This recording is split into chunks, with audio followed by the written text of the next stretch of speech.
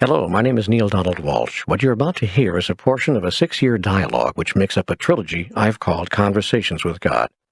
This program contains material from the third volume of that trilogy and touches on subjects such as the fastest way to wisdom, the 5 natural emotions and how to use them as our friends, and the nature of psychic ability. Also in this volume is a discussion of the origin of the myth of Satan, and a wonderful clarification of the nature of time and how all things are happening at once. Now, if you're coming to the Conversations with God material for the first time, a brief explanation may be in order here. In 1992, I had reached a low point in my life. Nothing was working. My relationships were falling apart. My career was coming to an end. Even my health was failing. In anguish and despair, I called out to God, begging for answers to the questions which plague all of us at moments like that. What does it take to make life work? And what have I done to deserve a life of such continuing struggle? One night I awoke in a fit of anger and wrote all these questions out on a yellow legal pad. To my astonishment, even as I wrote them, I began to receive answers. I found my pen moving effortlessly across the page as I wrote out the thoughts being given to me by what I can only describe as a voiceless voice. I was receiving answers to my questions, and all I had to do was take dictation. This I did, intermittently, for 6 years, engaging in an ongoing dialogue covering an extraordinary range of topics. For once I started receiving answers, I did not stop asking questions. This program is an audio presentation of a portion of that material. Because I received this dictation from a voiceless voice, that is, a voice having neither male nor female characteristics, it was important to me that the words of God on the audio program be assigned to both a man and a woman, so that the voice would not be gender-specific. I want to thank Edward Asner and Ellen Burstyn for reading this material with me and making it come alive. As we open this portion of the dialogue, I'm keenly aware that I'm not worthy to represent myself as a man of God or a messenger of truth. I should be the last person to assume that role, or even to presume to. I do an injustice to the truth by presuming to speak it, when my whole life has been a testimony to my weaknesses. For these reasons, I asked God to relieve me of my duties as His scribe, and that she find someone else whose life renders them worthy of such an honor. Here was God's answer. I should like to finish what we started here, though you are under no obligation to do so. You have no duties to me or to anyone else, though I see that your thought that you do has led you to much guilt. Well, I've let some people down, including my own children. Everything that has happened in your life has happened perfectly in order for you and all the souls involved with you to grow in exactly the way you've needed and wanted to grow. That's a perfect out, constructed by everyone in the New Age who wishes to escape responsibility for their actions and avoid any unpleasant outcomes. I feel that I've been selfish, incredibly selfish, most of my life, doing what pleases me, regardless of its impact on others. There is nothing wrong in doing what pleases you. But so many people have been hurt, let down. There is only the question of what pleases you most. You seem to be saying that what now pleases you most are behaviors which do little or no damage to others. That's putting it mildly. On purpose. You must learn to be gentle with yourself and stop judging yourself. Well, that's hard, particularly when others are so ready to judge. I feel I'm going to be an embarrassment to you, to the truth. But if I insist on completing and publishing this trilogy, I'll be such a poor ambassador for your message as to discredit it. You cannot discredit truth. Truth is truth, and it can neither be proven nor disproven. It simply is. The wonder and the beauty of my message cannot and will not be affected by what people think of you. Indeed, you are one of the best ambassadors because you've lived your life in a way that you call less than perfect. People can relate to you, even as they judge you. And if they see that you are truly sincere, they can even forgive you your sordid past. Yet I tell you this, so long as you are still worried about what others think of you, you are owned by them. Only when you require no approval from outside yourself can you own yourself. Well, my concern was more for the message than for me. I was concerned that the message would get besmirched. If you are concerned about the message, then get the message out. Do not worry about besmirching it. The message will speak for itself. Remember what I have taught you. It is not nearly so important how well a message is received as how well it is sent. Remember this also. You teach what you have to learn. It is not necessary to have achieved perfection to speak of perfection. It is not necessary to have achieved mastery to speak of mastery. It is not necessary to have achieved the highest level of evolution to speak of the highest level of evolution. Seek only to be genuine. Strive to be sincere. If you wish to undo all the damage you imagine yourself to have done, demonstrate that in your actions. Do what you can do. Then let it rest. That's easier said than done. Sometimes I feel so guilty. Guilt and fear are the only enemies of man. Yeah, but guilt is important. It tells us when we've done wrong. There is no such thing as wrong. There's only that which does not serve you, does not speak the truth about who you are and who you choose to be. Guilt is the feeling that keeps you stuck in who you are not. But guilt is the feeling that at least lets us notice we've gone astray. Awareness is what you're talking about, not guilt. I tell you this. Guilt is a blight upon the land, the poison that kills the plant. You will not grow through guilt, but only shrivel and die. Awareness is what you seek. But awareness is not guilt, and love is not fear. Fear and guilt, I say again, are your only enemies. Love and awareness are your true friends. Yet do not confuse the one with the other, for one will kill you, while the other gives you life. Then I should not feel guilty about anything? Never, ever. What good is there in that? It only allows you to not love yourself, and that kills any chance that you could love another. And I should fear nothing? Fear and caution are two different things. Be cautious. Be conscious. But do not be fearful. For fear only paralyzes, while consciousness mobilizes. Be mobilized, not paralyzed. I was always taught to fear God. I know. And you have been paralyzed in your relationships with me ever since.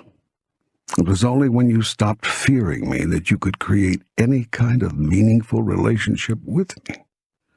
If I could give you any gift, any special grace that would allow you to find me, it would be fearlessness. Blessed are the fearless, for they shall know God.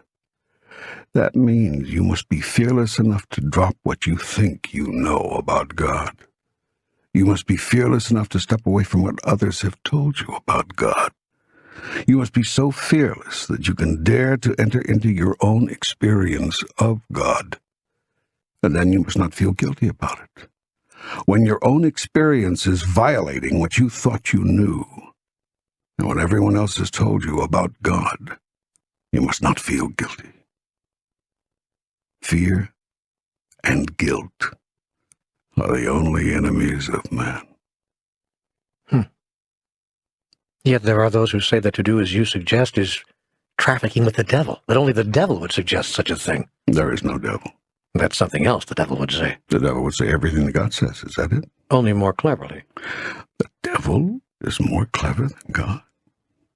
Well, let's say more cunning. And so the devil connives by saying what God would say? Well, with just a little twist, just enough to get one off the path to lead one astray. I think we have to have a little talk about the devil. Well, we talked a lot about this in Book 1. Not enough, apparently. Besides, there may be those who haven't read Book 1, or Book 2 for that matter. So I think a good place for us to begin would be to summarize some of the truths found in those books. That will set the stage for the larger universal truths in this third book. And we'll get to the devil again, too, early on. I want you to know how and why such an entity was invented. Okay, all right, you win. I'm already into the dialogue, so apparently it's going to continue. But there's one thing people should know as I enter this third conversation. Half a year has passed since I wrote the first words presented here. It's now November 25th, 1994, the day after Thanksgiving. It's taken 25 weeks to get this far. 25 weeks since your last words to my words. A lot has happened in those 25 weeks, but one thing that's not happened is that this book has not moved 1 inch forward. Why is this taking so long? Do you see how you can block yourself? Do you see how you can sabotage yourself? Do you see how you can stop yourself in your tracks just when you're onto something good? You've been doing this all your life. Hey, wait a minute. I'm not the one who's been stalling on this project. I can't do anything. Can't write a single word unless I feel moved to, unless I feel, I hate to use the word, but I guess I have to, inspired to come to a yellow legal pad and continue. And inspiration is your department, not mine. I see. So you think I've been stalling, not you. Something like that, yes. My wonderful friend, this is so much like you and other human beings. You sit on your hands for half a year doing nothing about your highest good, actually pushing it from you, then blame someone or something outside of yourself for not getting anywhere. Do you not see a pattern here? Well, I tell you this, there is never a time when I am not with you. Never a moment when I am not ready. Have I not told you this before? well, yes, but I am always with you, even unto the end of time. Yet I will not impose my will on you ever. I choose your highest good for you, but above that, I choose your will for you. And this is the surest measure of love. When I want for you what you want for you, then I truly love you. When I want for you what I want for you, then I am loving me through you. So too, by the same measure, can you determine whether others love you and whether you truly love others. For love chooses not for itself, but only seeks to make possible the choices of the beloved other. Well, that seems to directly contradict what you put in Book 1 about love being not at all concerned with what the other is being, doing, and having, and only with what the self is being, doing, and having. It brings up other questions as well, like, what of the parent who shouts at the child, "Hey, get out of the street," or better yet, risks his own life to run out into swirling traffic and snatch the child up? What of that parent? Is she not loving her child? Yet she's imposed her own will. Remember, the child was in the street because it wanted to be. How do you explain these contradictions? There is no contradiction, yet you cannot see the harmony, and you will not understand this divine doctrine about love until you understand that my highest choice for me is the same as your highest choice for you. And that is because you and I are one. You see, the divine doctrine is also a divine dichotomy, and that is because life itself is a dichotomy, an experience within which two apparently contradictory truths can exist in the same space at the same time. In this case, the apparently contradictory truths are that you and I are separate, and you and I are one. The same apparent contradiction appears in the relationship between you and everyone else. I stand by what I said in Book 1. The biggest mistake people make in human relationships is to be concerned for what the other is wanting, being, doing, or having. Be concerned only for the self. What is the self being, doing, or having? What is the self wanting, needing, choosing? What is the highest choice for the self? I also stand by another statement I made in that book. The highest choice for the self becomes the highest choice for another when the self realizes that there is no one else. The mistake, therefore, is not in choosing what is best for you, but rather in not knowing what is best. This stems from not knowing who you really are, much less who you are seeking to be. I don't understand. Well, let me give you an illustration. If you're seeking to win the Indianapolis 500, driving 150 miles per hour might be what is best for you. If you're seeking to get to the grocery store safely, it might not. You're saying it's all contextual. Yes, all of life is. What is best depends on who you are and who you seek to be. You cannot intelligently choose what is best for you until you intelligently decide who and what you are. Now, I, as God, know what I am seeking to be. I therefore know what is best for me. And what is that? Tell me, what is best for God? This ought to be interesting. What is best for me is giving you what you decide is best for you. Because what I am trying to be is myself expressed and I am being this through you. Are you following this? Yes. Believe it or not, I actually am. Good. Now I will tell you something you may find difficult to believe. I'm always giving you what is best for you, though I admit that you may not always know it. This mystery clears up a bit now that you begin to understand what I am up to. I am God. I am the goddess, I am the supreme being, the all of everything, the beginning and the end. the Alpha and Omega. I am the sum and the substance, the question and the answer, the up and the down of it, the left and the right, the here and the now, the before and the after. I am the light, and I am the darkness that creates the light and makes it possible. I am the goodness without end, and the badness which makes the goodness good. I am all of these things, the all of everything, and I cannot experience any part of myself without experiencing all of myself. And this is what you do not understand about me. You want to make me the one and not the other, the high and not the low, the good and not the bad. Yet in denying half of me, you deny half of yourself, and in so doing, you can never be who you really are. I am the magnificent everything, and what I am seeking is to know myself experientially. I am doing this through you and through everything else that exists, and I am experiencing myself as magnificent through the choices I make, for each choice is self-creative. Each choice is definitive. Each choice represents me, that is, represents me as who I choose to be right now. Yet I cannot choose to be magnificent unless there is something to choose from.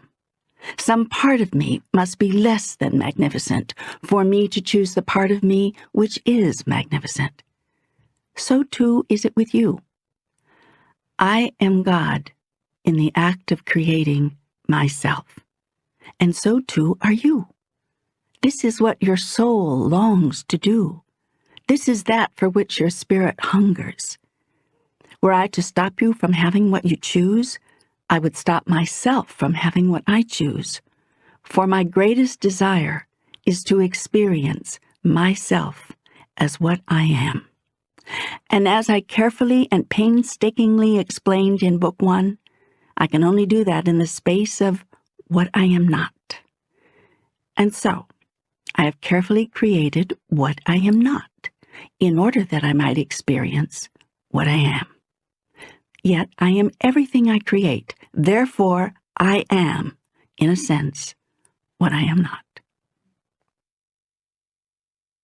Whoa, how can someone be what they are not? Easy, you do it all the time. Just watch your behaviors. Seek to understand this. There is nothing that I am not. Therefore, I am what I am, and I am what I am not. This is the divine dichotomy.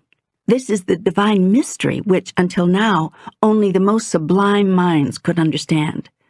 I have revealed it for you here in a way that more can understand. This was the message of Book 1, and this basic truth you must understand, you must deeply know, if you are to understand and know the even more sublime truths to come here in Book 3. Yet let me now get to one of those more sublime truths, for it is contained in the answer to the second part of your question. I was hoping we were going to get back to that part of my question. How is the parent loving the child if he says or does what is best for the child, even if he has to thwart the child's own will to do it? Or does the parent demonstrate the truest love by letting the child play in traffic? Oh, this is a wonderful question, and it's the question asked by every parent in some form or another since parenting began. The answer is the same for you as a parent as it is for me as God. So what is the answer? Patience, my son. Patience. All good things come to those who wait. Have you never heard of that? Yeah, my father used to say it, and I hated it. I can understand that. But do have patience with yourself, especially if your choices are not bringing you what you think you want. The answer to the second part of your question, for example. You say that you want the answer, but you are not choosing it. You know you are not choosing it because you do not experience having it. In truth, you have the answer, and have had it all along. You simply are not choosing it. You are choosing to believe you do not know the answer, and so you do not. Yes, we went all over this, too, in Book 1. I have everything I choose to have right now, including a complete understanding of God, yet I will not experience that I have it until I know that I do. Precisely. You put it perfectly. But how can I know that I do until I experience that I do? How can I know something I haven't experienced? Wasn't there a great mind who said, all knowing is experience? He was wrong. Knowing does not follow experience. It precedes it. In this, half the world has it backwards. So you mean that I have the answer to the second part of my question, and I just don't know that I do? Exactly. Yet if I don't know that I do, then I don't. That's the paradox, yes. I don't get it. Except that I do. Indeed. So how can I get to this place of knowing that I know something if I don't know that I know? To know that you know, act as if you do.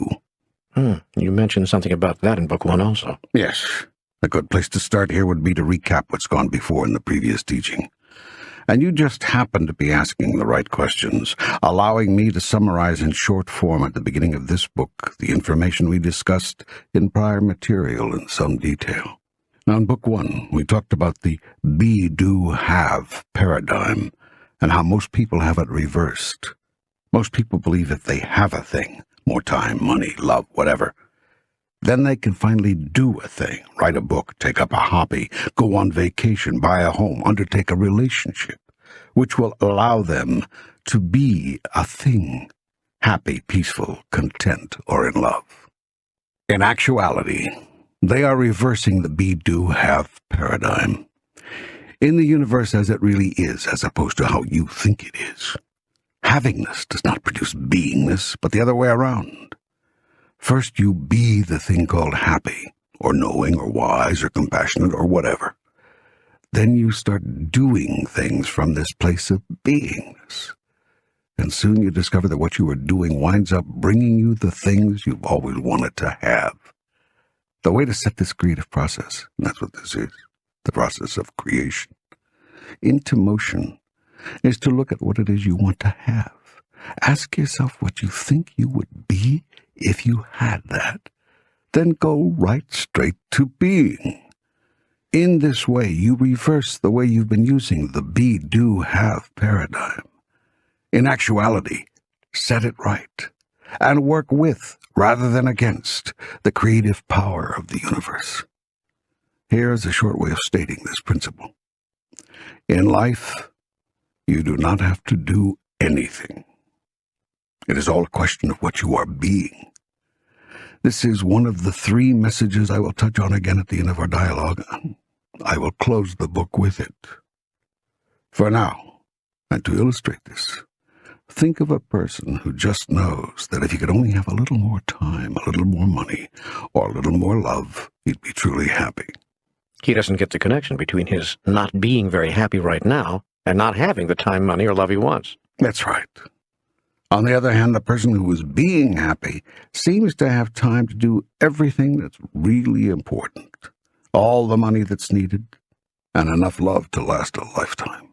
He finds he has everything he needs to be happy by being happy to begin with. Exactly.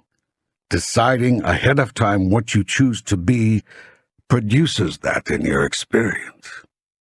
To be or not to be, that is the question. Precisely.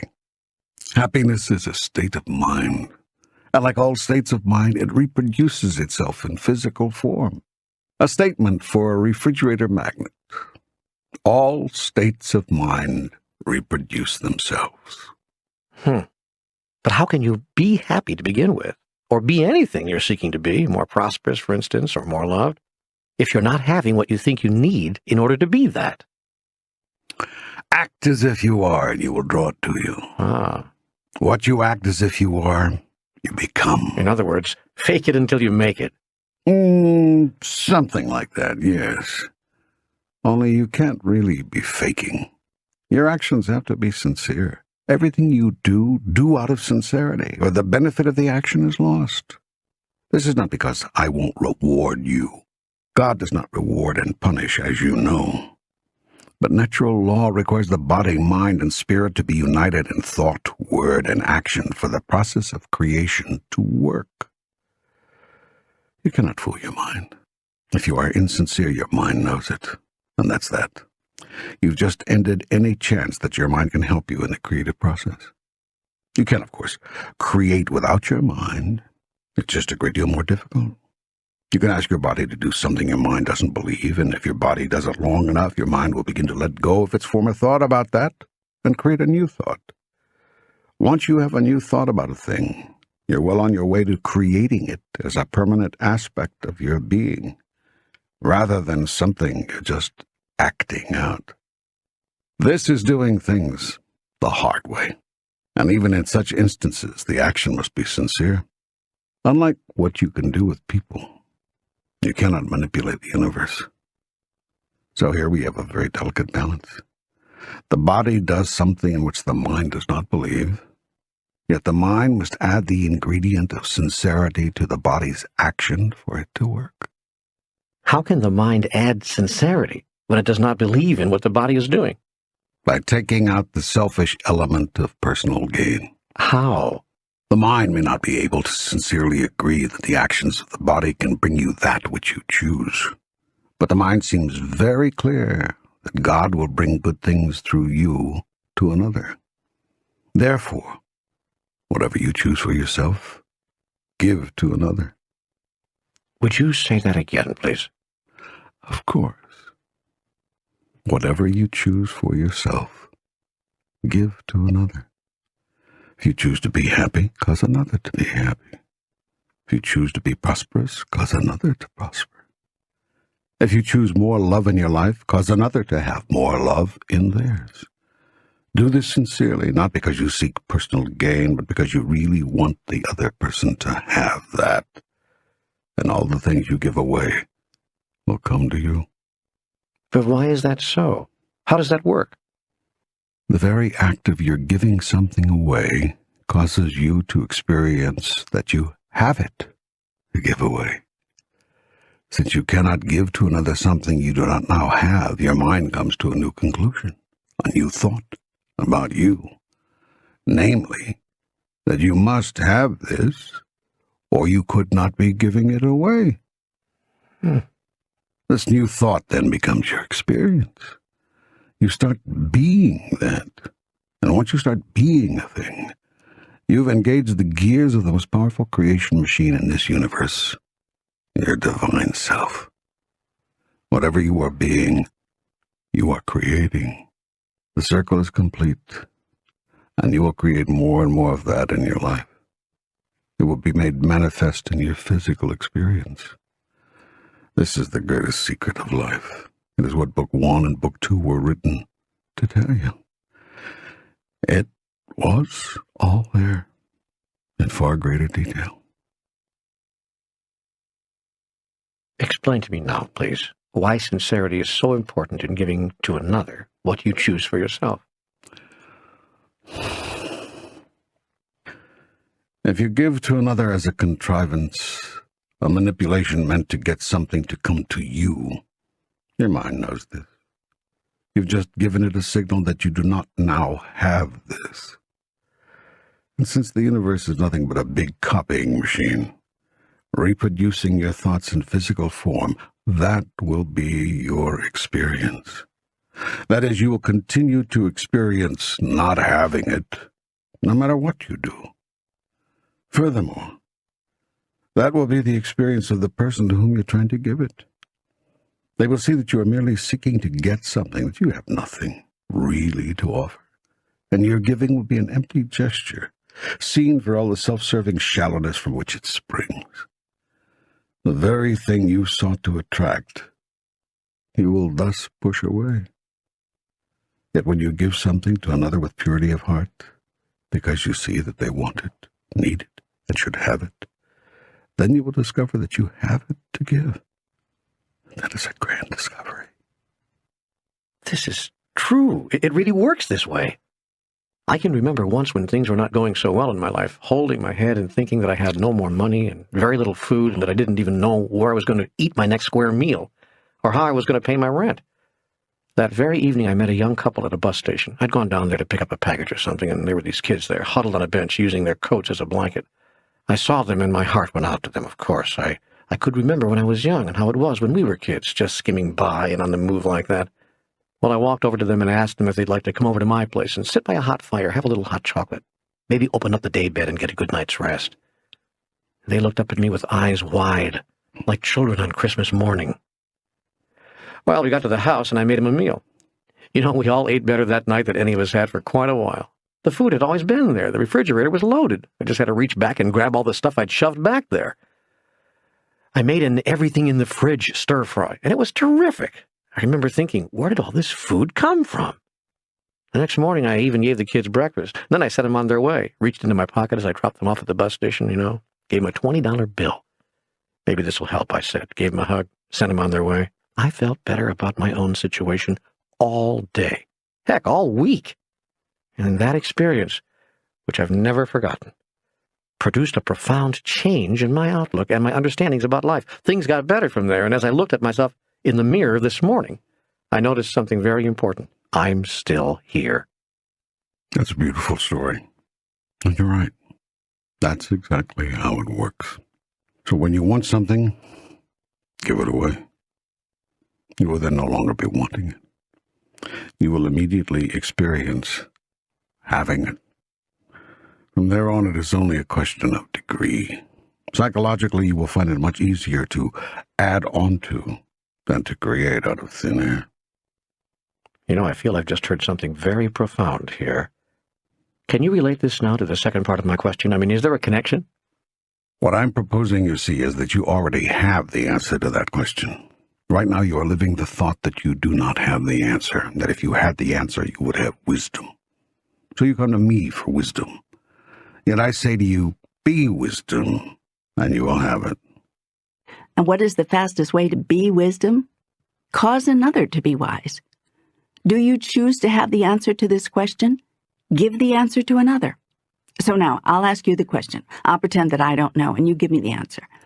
How can the parent who pulls a child out of traffic be truly loving the child if love means that you want for the other what they want for themselves? I don't know. I know you don't, but if you thought you did, what would your answer be? Well, I'd say that the parent did want for the child what the child wanted, which was to stay alive.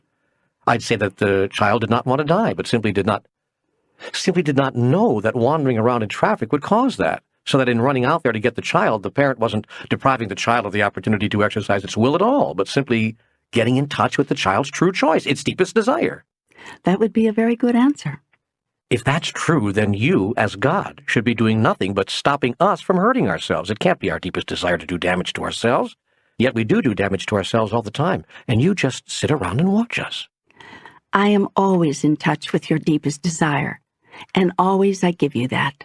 Even when you do something that would cause you to die, if that is your deepest desire, that is what you get, the experience of dying. I never, ever interfere with your deepest desire. Do you mean that when we do damage to ourselves, that's what we wanted to do? That's our deepest desire? You cannot do damage to yourself. You are incapable of being damaged. Damage is a subjective reaction, not an objective phenomenon. You can choose to experience damage to yourself out of any encounter or phenomenon, but that is entirely your decision. Given that truth, the answer to your question is yes. When you have damaged yourself, it is because you wanted to. But I'm speaking on a very high esoteric level, and that is not really where your question is coming from. In the sense that you mean it, as a matter of conscious choice, I would say that no. Every time you do something that damages yourself, it is not because you wanted to.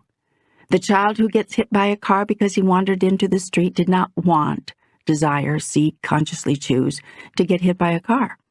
The man who keeps marrying the same kind of woman, one who is all wrong for him, packaged in different forms, does not want, desire, seek, consciously choose to keep creating bad marriages. The person who hits a thumb with a hammer could not be said to have wanted the experience. It was not desired, sought, consciously chosen. Yet all objective phenomena are drawn to you subconsciously. All events are created by you unconsciously. Every person, place, or thing in your life was drawn to you by you, was self-created, if you will, to provide you with the exact and perfect conditions, the perfect opportunity to experience what you next wish to experience as you go about the business of evolving. Nothing can happen in your life, I say to you, nothing can occur which is not a precisely perfect opportunity for you to heal something, create something, or experience something that you wish to heal, create, or experience in order to be who you really are. And who really am I? Whomever you choose to be. Whatever aspect of divinity you wish to be, that's who you are. That can change at any given moment. Indeed, it often does from moment to moment. Yet, if you want your life to settle down, to stop bringing you such a wide variety of experiences, there's a way to do that. Simply stop changing your mind so often about who you are and who you choose to be. Well, that may be easier said than done. What I see is that you are making these decisions at many different levels. The child who decides to go out into the street to play in traffic is not making a choice to die. She may be making a number of other choices, but dying is not one of them. The mother knows that. The problem here is not that the child has chosen to die, but that the child has made choices that could lead to more than one outcome, including her dying. That fact is not clear to her. It is unknown to her. It is the missing data which stops the child from making a clear choice, a better choice. So you see, you have analyzed it perfectly. Now I, as God, will never interfere with your choices, but I will always know what they are. Therefore, you may assume that if a thing happens to you, it is perfect that it did so, for nothing escapes perfection in God's world. The design of your life, the people, places, and events in it, all have been perfectly created by the perfect creator of perfection itself, you, and me, in, as, and through you. Now, we can work together in this co-creative process consciously or unconsciously. You can move through life aware or unaware. You can walk your path asleep or awake. You choose. Wait, go back to that comment about making decisions at many different levels. You said that if I wanted life to settle down, I should stop changing my mind about who I am and who I wish to be. When I said that that may not be easy, you made the observation that all of us are making our choices at many different levels. Can you elaborate on that? What does that mean? What are the implications? If all you desired is what your soul desired, everything would be very simple. If you listen to the part of you which is pure spirit, all of your decisions would be easy and all the outcomes joyous. That is because the choices of spirit are always the highest choices. They don't need to be second-guessed. They don't need to be analyzed or evaluated.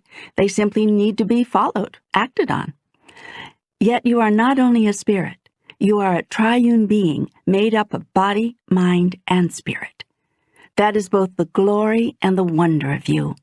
For you often make decisions and choices at all three levels simultaneously, and they by no means always coincide. It is not uncommon for your body to want one thing, while your mind seeks another, and your spirit desires yet a third. This can be especially true of children, who are often not yet mature enough to make distinctions between what sounds like fun to the body and what makes sense to the mind, much less what resonates with the soul. So the child waddles into the street. Now, as God, I am aware of all your choices, even those you make subconsciously. I will never interfere with them, but rather just the opposite. It is my job to ensure that your choices are granted. In truth, you grant them to yourself. What I have done is put a system into place that allows you to do that. This system is called the process of creation and is explained in detail in Book 1. When your choices conflict, when body, mind, and spirit are not acting as one, the process of creation works at all levels, producing mixed results. If, on the other hand, your being is in harmony and your choices are unified, astonishing things can occur. Your young people have a phrase, having it all together, which could be used to describe this unified state of being. There are also levels within levels in your decision-making. This is particularly true at the level of the mind. Your mind can and does make decisions and choices from one of at least three interior levels: logic, intuition, emotion, and sometimes from all three. producing the potential for even more inner conflict. And within one of those levels, emotion, there are 5 more levels. These are the 5 natural emotions: grief, anger, envy, fear, and love. And within these also, there are 2 final levels: love and fear. The 5 natural emotions include love and fear, yet love and fear are the basis of all emotions. The other 3 of the 5 natural emotions are outgrowths of these 2. Ultimately, all thoughts are sponsored by love or fear. This is the great polarity. This is the primal duality. Everything ultimately breaks down to one of these. All thoughts, ideas, concepts, understandings, decisions, choices, and actions are based in one of these. And in the end, there is really only one: love. In truth, love is all there is. Even fear is an outgrowth of love, and when used effectively, expresses love. Fear expresses love? In its highest form, yes. Everything expresses love. When the expression is in its highest form. Does the parent who saves the child from being killed in traffic express fear or love? Well, both, I suppose. Fear for the child's life and love, enough to risk one's own life to save the child. Precisely. And so here we see that fear in its highest form becomes love, is love, expressed as fear. Similarly, moving up the scale of natural emotions, grief, anger, and envy are all some form of fear, which in turn is some form of love. One thing leads to another. Do you see? The problem comes in When any of the 5 natural emotions become distorted, then they become grotesque and not recognizable at all as outgrowths of love, much less as God, which is what absolute love is. I've heard of the 5 natural emotions before, from my wonderful association with Dr. Elizabeth Kubler-Ross. She taught me about them. Indeed, it was I who inspired her to teach about this. So I see that when I make choices, much depends on where I'm coming from. That where I'm coming from could be several layers deep. Yes, that is what is so. Please tell me. I'd like to hear about it again because I've forgotten so much of what Elizabeth taught me. Tell me all about the 5 natural emotions. Grief is a natural emotion. It's that part of you which allows you to say goodbye when you don't want to say goodbye. To express, push out, propel the sadness within you at the experience of any kind of loss. It could be the loss of a loved one or the loss of a contact lens. When you are allowed to express your grief, you get rid of it. Children who are allowed to be sad when they are sad feel very healthy about sadness when they are adults, and therefore usually move through their sadness very quickly. Children who are told, there, don't cry, have a hard time crying as adults. After all, they've been told all their life not to do that, so they repress their grief. Grief that is continually repressed becomes chronic depression, a very unnatural emotion. People have killed because of chronic depression. Wars have started. Nations have fallen. Anger is a natural emotion. It is the tool you have which allows you to say, no, thank you. It does not have to be abusive, and it never has to be damaging to another.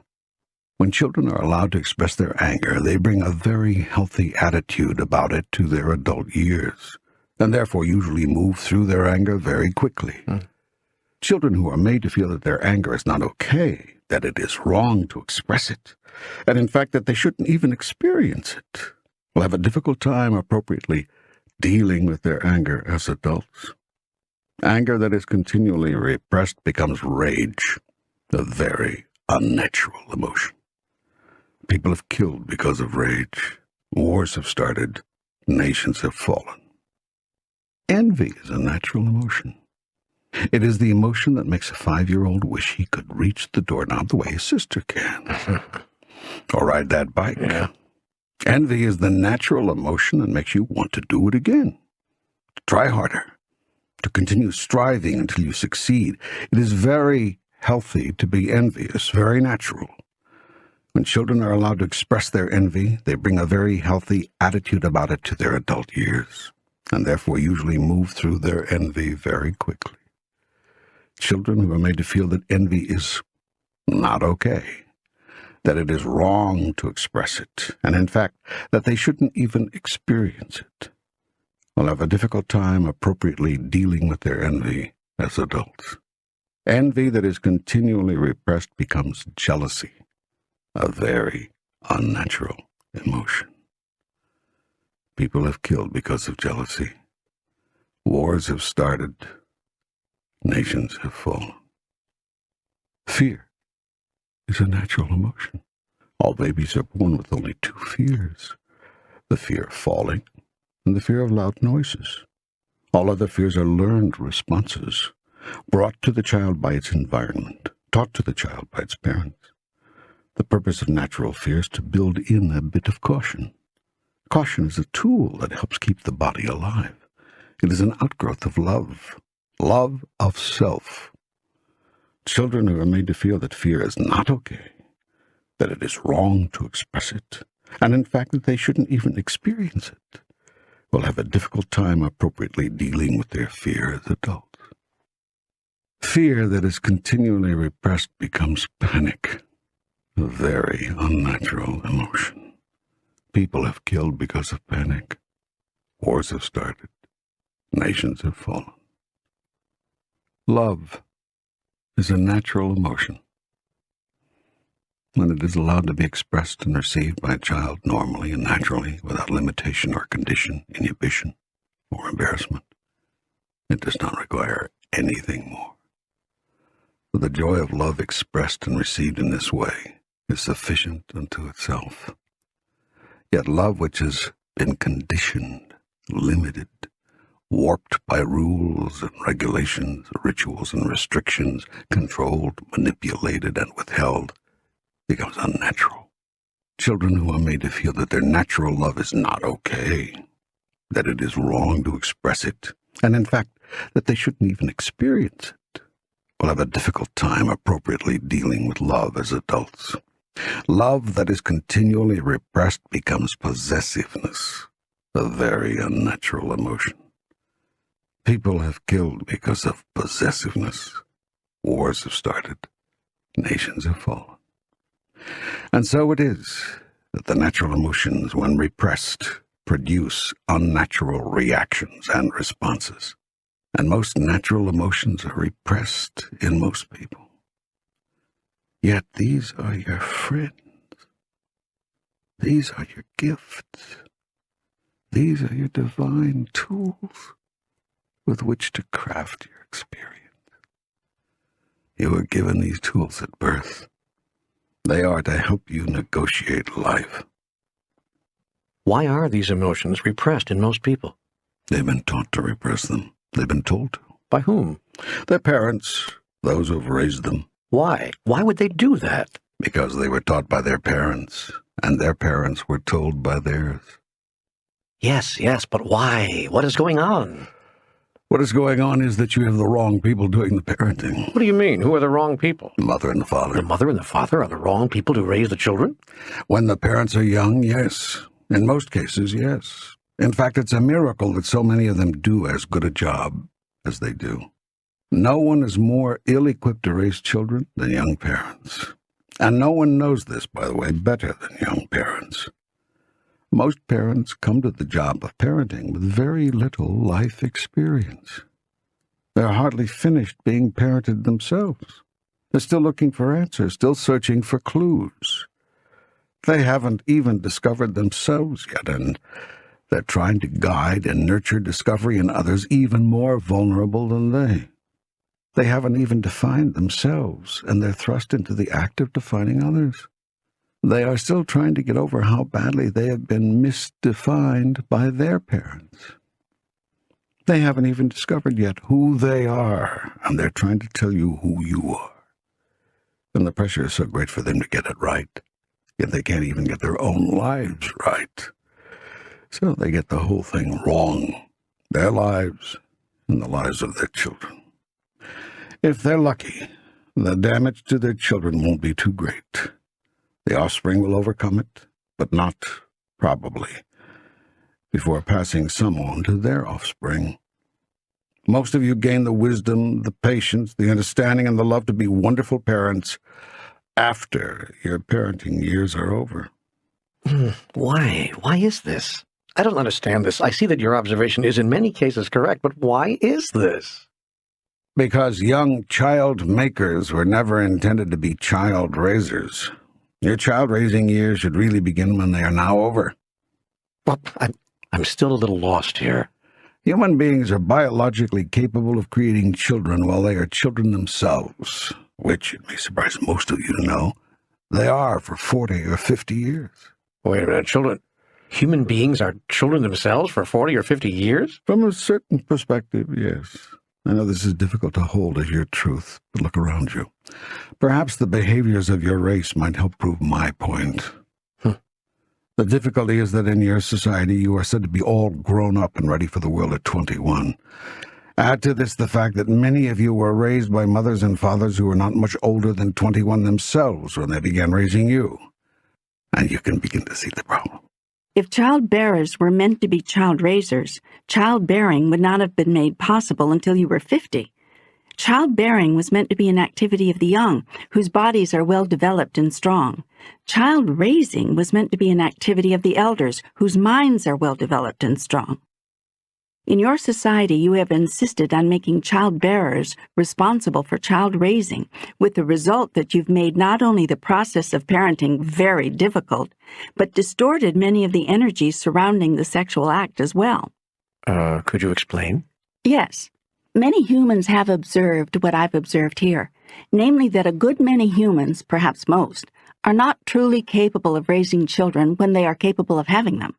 However, having discovered this, humans have put in place exactly the wrong solution. Rather than allow younger humans to enjoy sex and, if it produces children, have the elders raise them, you tell young humans not to engage in sex until they are ready to take on the responsibility of raising children.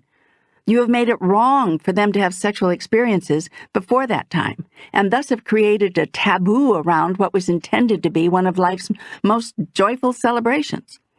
Of course, this is a taboo to which offspring will pay little attention, and for good reason. It is entirely unnatural to obey it. Human beings desire to couple and copulate as soon as they feel the inner signal which says they are ready. This is human nature.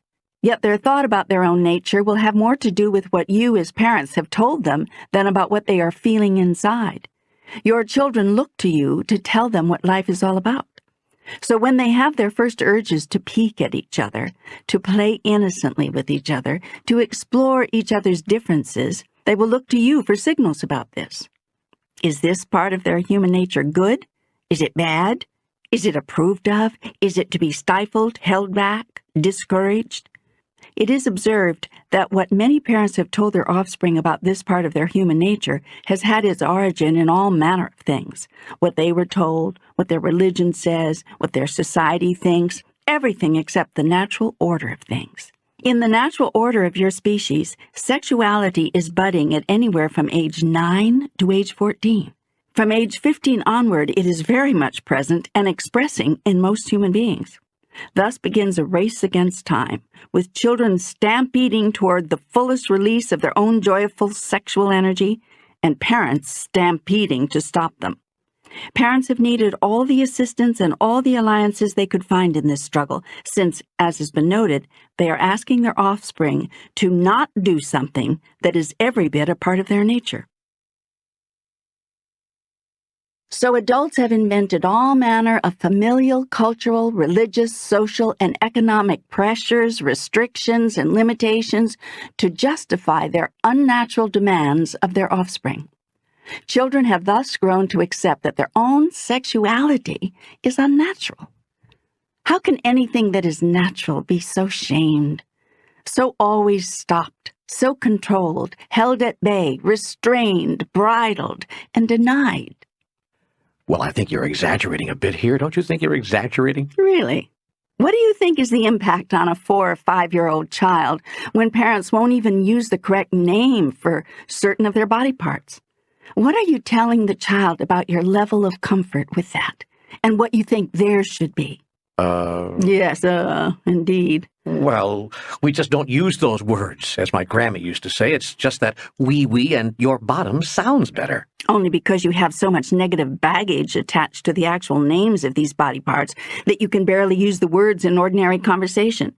At the youngest ages, of course, children don't know why parents feel this way, but merely are left with the impression, the often indelible impression, that certain body parts are not okay, and that anything having to do with them is embarrassing, if not wrong.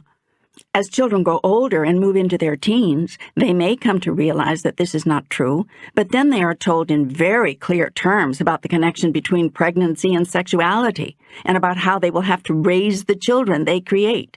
And so they now have another reason for feeling that sexual expression is wrong, and the circle is complete. What this has caused in your society is confusion, and not a little havoc, which is always the result of fooling around with nature.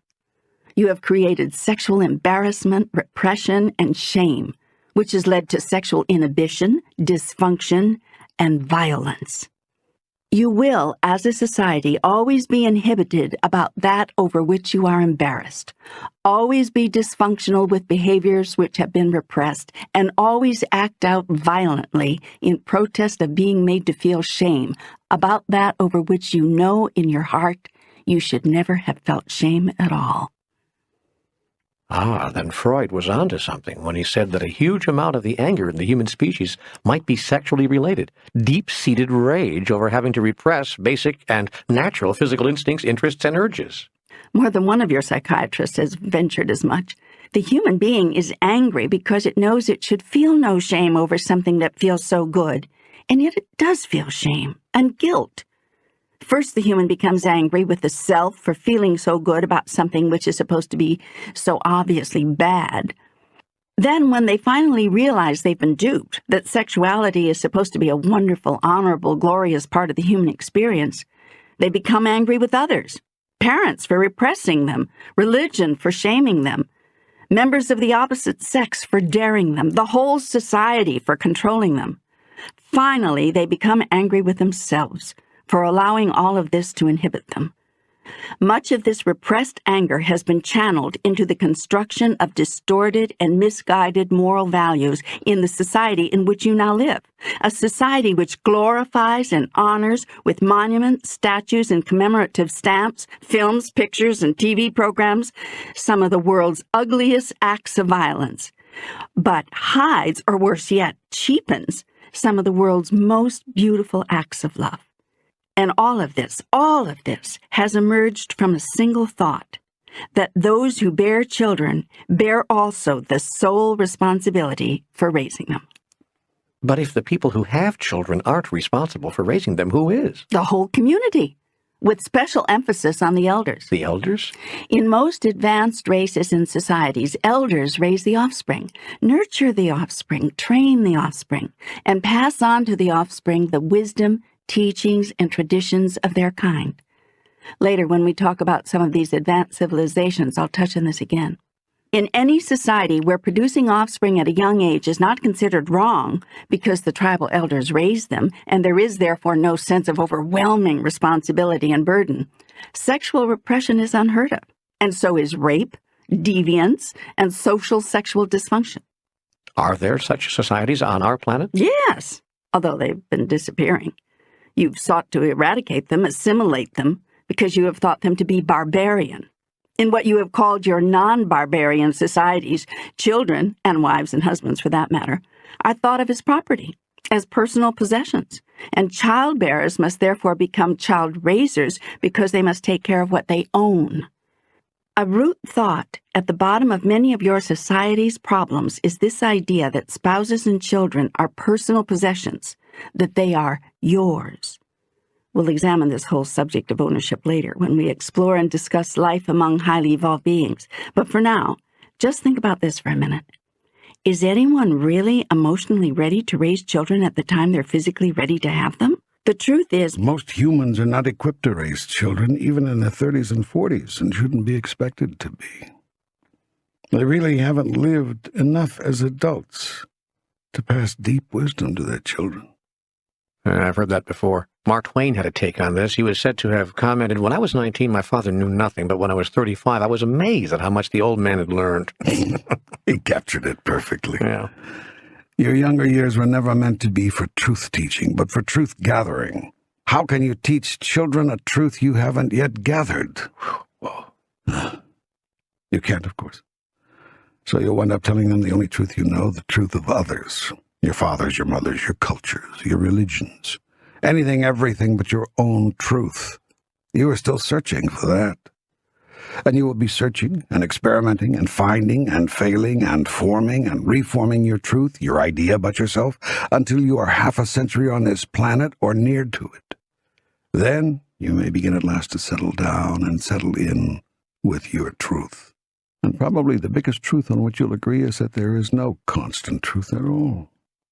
The truth, like life itself, is a changing thing, a growing thing, an evolving thing, and that just when you think that process of evolution has stopped, it has not, but only really just begun. Yes, I've already come to that. I'm just past 50, and I've arrived at that. Good. You're now a wiser man, an elder.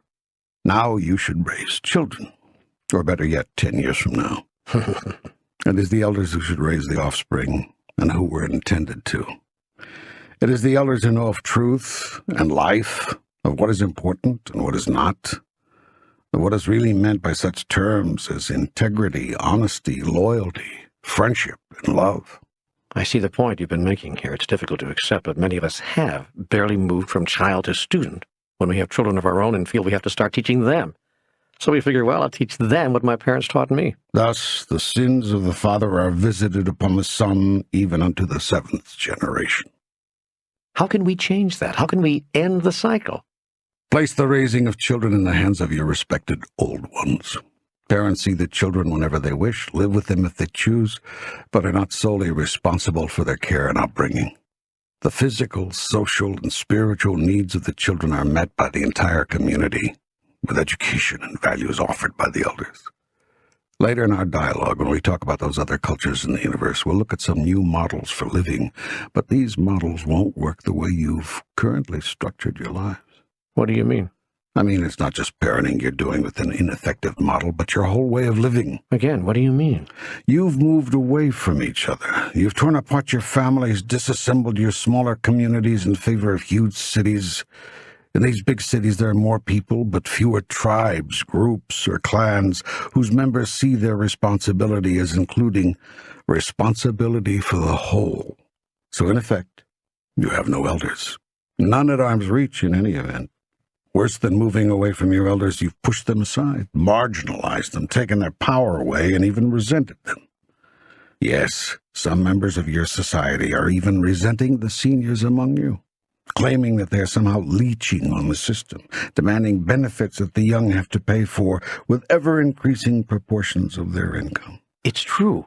I know it's true. Some sociologists are now predicting a generation war, with older people being blamed for requiring more and more while contributing less and less. And there are so many more older citizens now, what with the baby boomers moving into their senior years and people living longer in general. Yet if your elders aren't contributing, it's because you have not allowed them to contribute. You've required them to retire from their jobs just when they could really do the company some good, and to retire from most active, meaningful participation in life, just when their participation could bring some sense to the proceedings. Not just in parenting, but in politics, economics, and even in religion, where elders at least had a toehold. You've become a youth-worshipping, elder-dismissing society. Yours has also become a singular society rather than a plural one, that is, a society made up of individuals rather than groups. As you have both individualized and youthened your society, you have lost much of its richness and resource. Now you are without both, with too many of you living in emotional and psychological poverty and depletion. I'm going to ask you again, is there any way we can end this cycle? First, recognize and acknowledge that it's real. So many of you are living in denial. So many of you are pretending that what's so is simply not so. You are lying to yourselves, and you do not want to hear the truth, much less tell it. This, too, we'll talk about again later when we take that look at the civilizations of highly evolved beings, because this denial, this failure to observe and acknowledge what's so, is not an insignificant thing. And if you truly want to change things, I hope you will just allow yourself to hear me. The time has come for truth-telling, plain and simple. Are you ready? I am. That's why I came to you. That's how this whole conversation began. Truth is often uncomfortable. It is only comforting to those who do not wish to ignore it. Then truth becomes not only comforting, but inspiring. For me, this whole three-part dialogue has been inspiring. Please, go on. There's some good reason to be upbeat, to feel optimistic. I observe that things have begun to change. There's more emphasis among your species on creating community and building extended families than ever in recent years. And more you are honoring your elders, producing meaning and value in and from their lives. This is a big step in a wonderfully useful direction.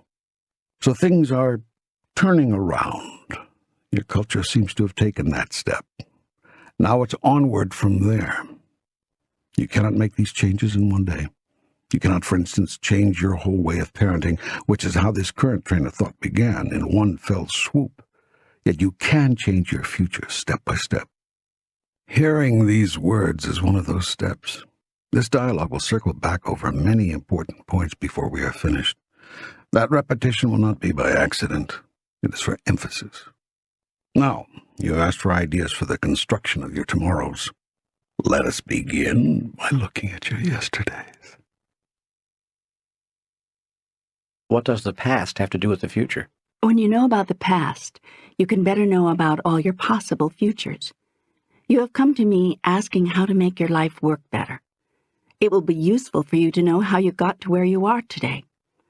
I would speak to you of power and of strength, and the difference between the two. And I would chat with you about this Satan figure you have invented, how and why you invented him, and how you decided that your God was a he and not a she. I would speak to you of who I really am, rather than who you have said I am in your mythologies. I would describe to you my beingness in such a way that you will gladly replace the mythology with the cosmology, the true cosmology of the universe, in its relationship to me. I would have you know about life, how it works, and why it works the way it works. When you know those things, then you can decide what you wish to discard of that which your race has created. For this third portion of our conversation, this third book, is about building a newer world, creating a new reality. You have been living too long, my children, in a prison of your own devise. It is time to set yourself free. You have imprisoned your 5 natural emotions, repressing them and turning them into very unnatural emotions, which have brought unhappiness, death, and destruction to your world. The model of behavior for centuries on this planet has been, do not indulge your emotions. If you're feeling grief, get over it. If you're feeling angry, stuff it. If you're feeling envious, be ashamed of it. If you're feeling fear, rise above it. If you're feeling love, control it, limit it, wait with it, run from it, do whatever you have to do to stop from expressing it full out, right here, right now. It is time to set yourself free. In truth, you have imprisoned your holy self, and it is time to set yourself free. Boy, I'm starting to get excited here. How do we start? Where do we begin? In our brief study of how it all got to be this way, let us go back to the time when your society reorganized itself. That is when men became the dominant species and then decided it was inappropriate to display emotions, or in some cases, to even have them. What do you mean when society reorganized itself? What are we talking about here? In an earlier part of your history, you lived on this planet in a matriarchal society. Then there was a shift, and the patriarchy emerged. When you made that shift, you moved away from expressing your emotions. You labeled it weak to do so. It was during this period that males also invented the devil and the masculine god. Males invented the devil? Yes. Satan was essentially a male invention. Ultimately, all of society went along with it, but the turning away from emotions and the invention of an evil one was all part of a male rebellion against the matriarchy, a period during which women ruled over everything from their emotions. They held all governmental posts, all religious positions of power, all places of influence in commerce, science, academia, healing. Well, what power did men have? None. Men had to justify their existence, for they had very little importance beyond their ability to fertilize female eggs and move heavy objects. They were very much like worker ants and bees. They did the heavy physical labor and made sure that children were produced and protected. It took men hundreds of years to find and to create a larger place for themselves in the fabric of their society. Centuries passed before males were even allowed to participate in their clan's affairs, to have a voice or a vote in community decisions. They weren't considered by women to be intelligent enough to understand such matters. Boy, it's difficult to imagine that any society would actually prohibit one whole class of people from even voting based simply on gender. I like your sense of humor about this, I really do. Shall we go on? Please. Centuries more passed before they could think of actually holding the positions of leadership for which they finally had the chance to vote. Other posts of influence and power within their culture were similarly denied them. When males finally obtained positions of authority within society, when they at last rose above their former place as baby makers and virtual physical slaves, it's to their credit that they did not ever turn the tables on women, but have always accorded females the respect, power, and influence that all humans deserve regardless of gender. There's that humor again. Oh, I'm sorry. Do I have the wrong planet? Let's get back to our narrative. But before we go on about the invention of the devil, let us talk a bit about power. Because this, of course, is what the invention of Satan was all about. You're going to make the point now that men have all the power in today's society, right? Well, let me just jump ahead of you and tell you why I think this happened. You said that in the matriarchal period, men were very much like worker bees serving the queen bee. You said they did the difficult physical work and made sure that children were produced and protected. And I felt like saying, so what's changed? What do they do now? That's what they do. And I'll bet that many men would probably say that not a great deal has changed, except that men have extracted a price for maintaining their thankless role. They do have more power. Actually, most of the power. Okay, most of the power. But the irony I see here is that both genders think that they're handling the thankless tasks while the other is having all the fun. Men resent women who are attempting to take back some of their power because men say they'll be damned if they'll do all that they have to do for the culture and not at least have the power it takes to do it. And women resent men keeping all the power, saying they'll be damned if they'll continue doing for the culture what they do and still remain powerless. You've analyzed it correctly. And both men and women are damned to repeat their own mistakes in an endless cycle of self-inflicted misery until one side or the other gets that life is not about power, but about strength, and until both see that it's not about separation, but unity. For it is in the unity that inner strength exists, and in the separation that it dissipates, leaving one feeling weak and powerless, and hence struggling for power.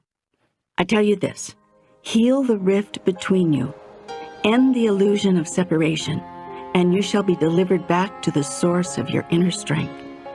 That is where you will find true power, the power to do anything, the power to be anything, the power to have anything. For the power to create is derived from the inner strength that is produced through unity. This is true of the relationship between you and your God, just as it is remarkably true of the relationship between you and your fellow humans. Stop thinking of yourself as separate, and all the true power that comes from the inner strength of unity is yours as a worldwide society and as an individual part of that whole to wield as you wish. Yet remember this, power comes from inner strength. Inner strength does not come from raw power. In this, most of the world has it backwards. Power without inner strength is an illusion. Inner strength without unity is a lie that has not served the race, but that has nevertheless deeply embedded itself into your race consciousness. For you think that inner strength comes from individuality and from separateness, and that is simply not so.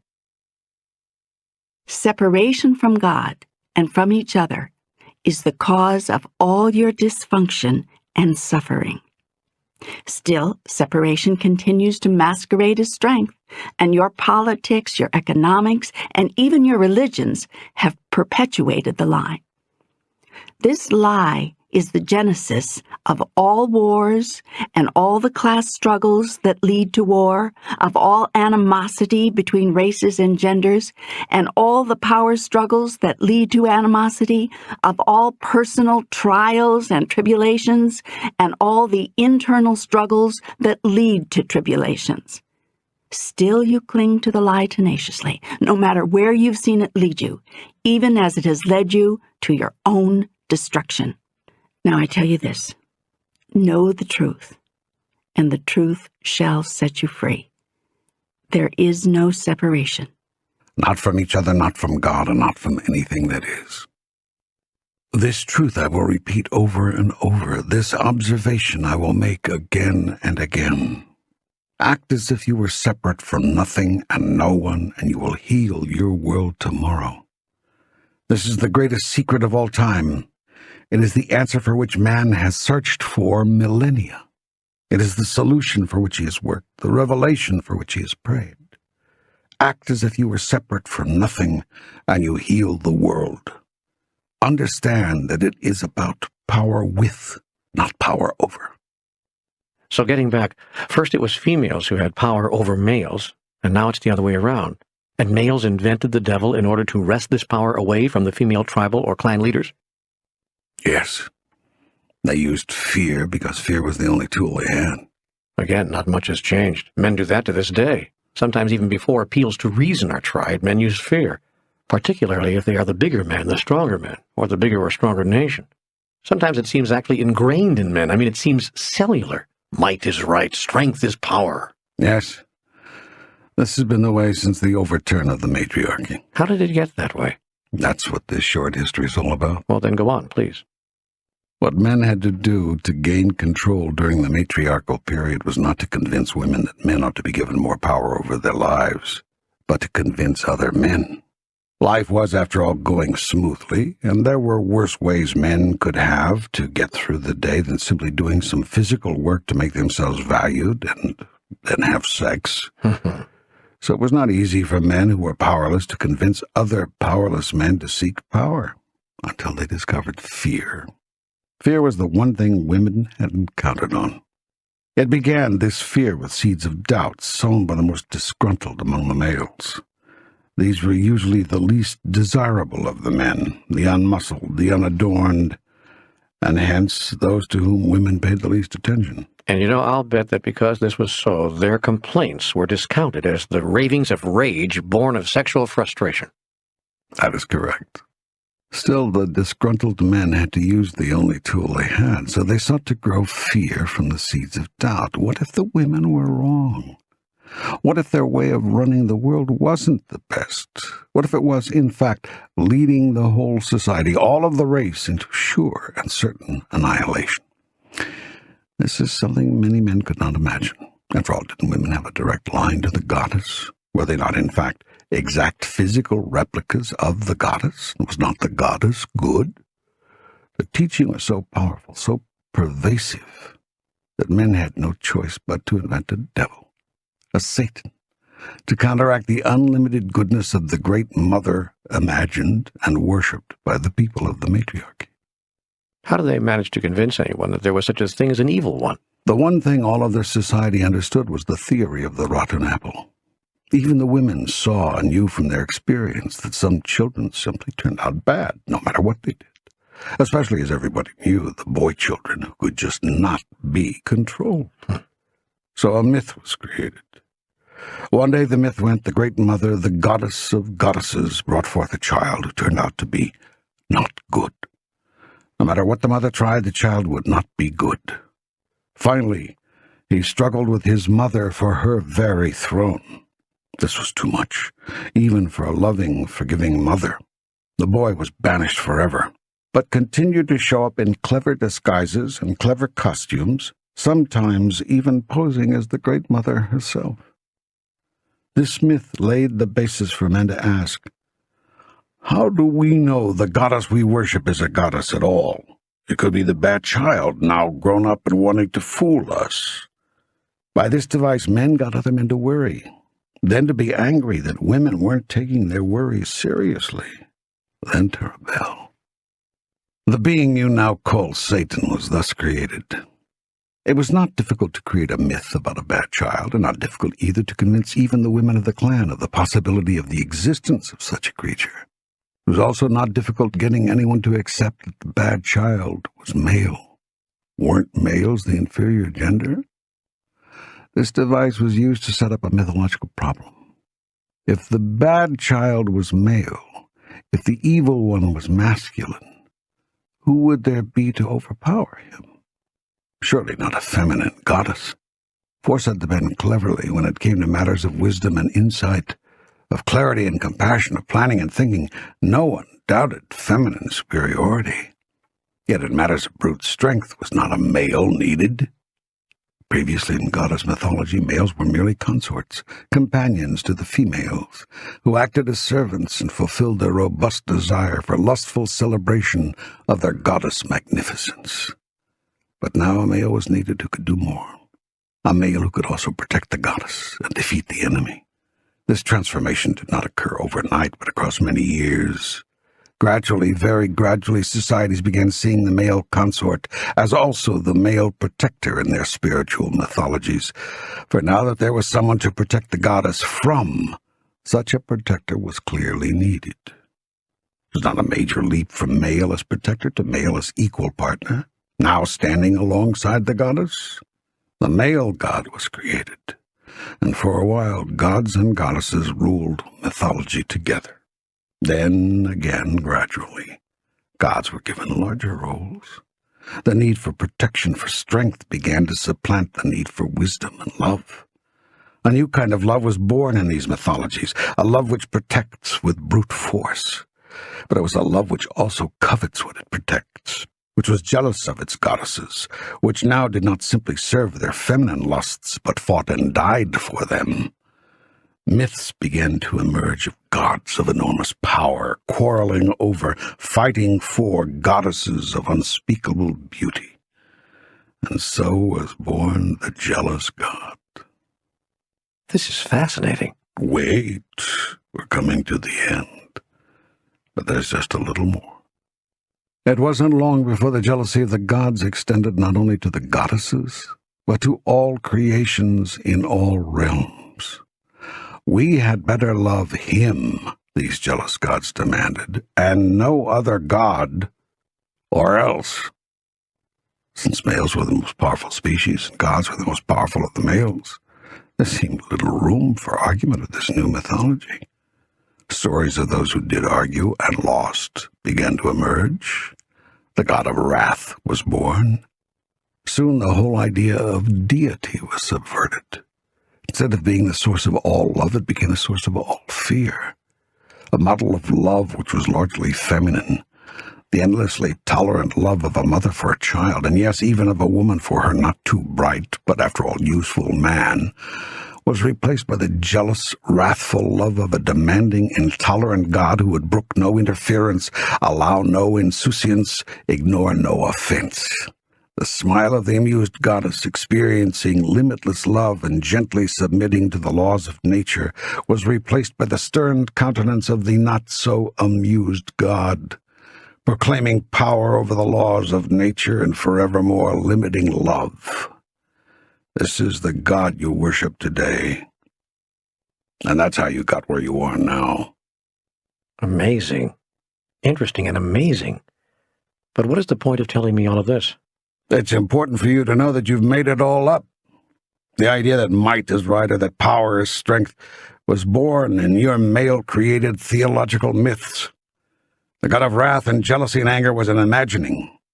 It's something you imagined for so long it became real. Some of you still consider it real today, yet it has nothing to do with ultimate reality or what's really going on here. And what is that? What's going on is that your soul yearns for the highest experience of itself it can imagine. It came here for that purpose, to realize itself, that is, make itself real, in its experience. Then it discovered pleasures of the flesh, not just sex, but all manner of pleasures. And as it indulged in these pleasures, it gradually forgot the pleasures of the spirit. These too are pleasures, greater pleasures than the body could ever give you. But the soul forgot this. Okay, now we're getting away from all the history and back into something you've touched on before in this dialogue. Could you go over this again? Well, we're not actually getting away from the history. We're tying everything in together. You see, it's really quite simple. The purpose of your soul, its reason for coming to the body, is to be and express who you really are. The soul yearns to do this, yearns to know itself and its own experience. This yearning to know is life seeking to be. This is God choosing to express. The God of your histories is not the God who really is. That is the point. Your soul is the tool through which I express and experience myself. Doesn't that pretty much limit your experience? It does, unless it doesn't. That's up to you. You get to be the expression and the experience of me at whatever level you choose. There have been those who have chosen very grand expressions. There have been none higher than Jesus the Christ, though there have been others who have been equally as high. Christ is not the highest example. He is not God made man. Christ is the highest example. He is simply not the only example to reach that highest state. Christ is God made man. He is simply not the only man made of God. Every man is God made man. You are me expressing in your present form. Yet don't worry about limiting me, about how limited that makes me, for I am not limited and never have been. Do you think you are the only form that I have chosen? Do you think you are the only creatures whom I've imbued with the essence of me? I tell you, I am in every flower, every rainbow, every star in the heavens, and everything in and on every planet rotating around every star. I am the whisper of the wind, the warmth of your sun, the incredible individuality and the extraordinary perfection of every snowflake. I am the majesty in the soaring flight of eagles, and the innocence of the doe in the field, the courage of lions, the wisdom of the ancient ones. And I am not limited to the modes of expression seen on your planet alone. You do not know who I am, but only think you do. Yet think not that who I am is limited to you, or that my divine essence, this most Holy Spirit, was given to you and you alone.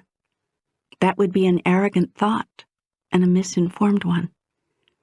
My beingness is in everything.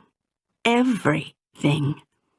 The allness is my expression. The wholeness is my nature. There is nothing that I am not, and something I am not cannot be. My purpose in creating you, my blessed creatures, was so that I might have an experience of myself as the creator of my own experience. Some people don't understand. Help all of us to understand. The one aspect of God that only a very special creature could create was the aspect of myself as the creator. I am not the god of your mythologies, nor am I the goddess.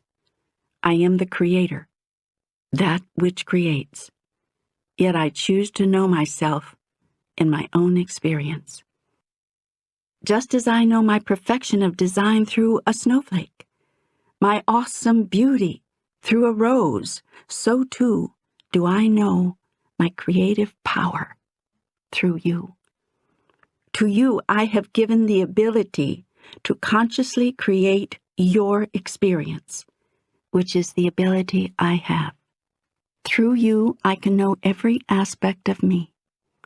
The perfection of the snowflake, the awesome beauty of the rose, the courage of lions, the majesty of eagles, all resides in you.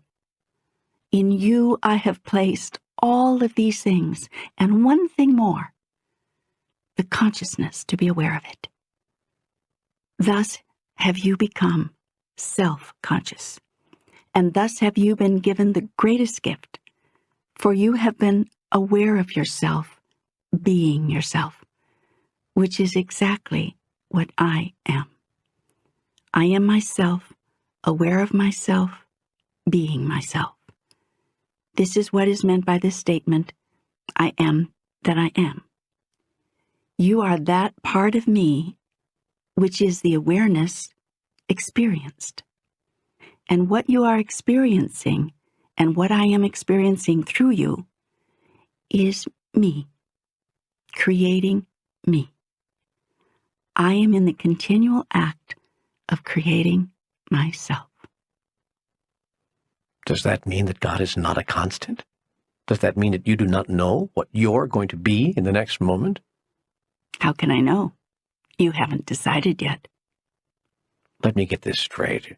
I am deciding all of this? Yes, you are me, choosing to be me. You are me, choosing to be what I am and choosing what I am going to be. All of you, collectively, are creating that. You are doing it on an individual basis as each of you decides who you are and experiences that, and you are doing it collectively as the co-creative collective being that you are. I am the collective experience of the lot of you. And you really don't know who you're going to be in the next moment? I was being lighthearted a moment ago. Of course I know. I already know all of your decisions, so I know who I am, who I have always been, and who I will always be. How can you know what I'm going to choose to be, do, and have in the next moment, much less what the whole human race is going to choose? Simple. You've already done the choosing. Everything you're ever going to be, do, or have, you've already done. You're doing it right now. Do you see? There's no such thing as time. Yeah, well, this too we've discussed before. It's worth reviewing here. Yes, tell me again how this works. Past, present, and future are concepts you have constructed, realities you have invented, in order to create a context within which to frame your present experience. Otherwise, all of our experiences would be overlapping. They actually are overlapping, that is, happening at the same time. You simply don't know this. You've placed yourself in a perception shell that blocks out the total reality. I've explained this in detail in Book 2. It might be good for you to reread that material in order to place what's being said here into context. The point I'm making here is that everything is happening at once. Everything. So yes, I do know what I'm going to be, what I am, and what I was. I know this always. That is, always. So you see, there is no way you can surprise me. Your story, the whole worldly drama, was created so that you could know who you are in your own experience. It's also been designed to help you forget who you are, so that you might remember who you are once again and create it. Because I can't create who I am if I'm already experiencing who I am. I can't create being 6 feet tall if I am already 6 feet tall. I'd have to be less than 6 feet tall, or at least think that I am. Exactly. You understand it perfectly. And since it is the greatest desire of the soul, God, to experience itself as the creator, and since everything has already been created, we had no choice other than to find a way to forget all about our creation. I'm amazed that we found a way, trying to forget that we are all one, and that the one of us which we are is God. Must be like trying to forget that a pink elephant is in the room. How could we be so mesmerized? Well, you've just touched on the secret reason for all of physical life. It is life in the physical which has so mesmerized you, and rightly so, because it is, after all, an extraordinary adventure. What we used here to help us forget is what some of you would call the pleasure principle. The highest nature of all pleasure is that aspect of pleasure which causes you to create who you really are in your experience right here, right now, and to recreate and recreate and recreate again who you are at the next highest level of magnificence. That is the highest pleasure of God. The lower nature of all pleasure is that part of pleasure which causes you to forget who you really are. Do not condemn the lower nature, for without it, you could not experience the higher. It's almost as if the pleasures of the flesh at first cause us to forget who we are, then become the very avenue through which we remember. There you have it. You've just said it. And the use of physical pleasure as an avenue to remembering who you are is achieved by raising up through the body the basic energy of all life.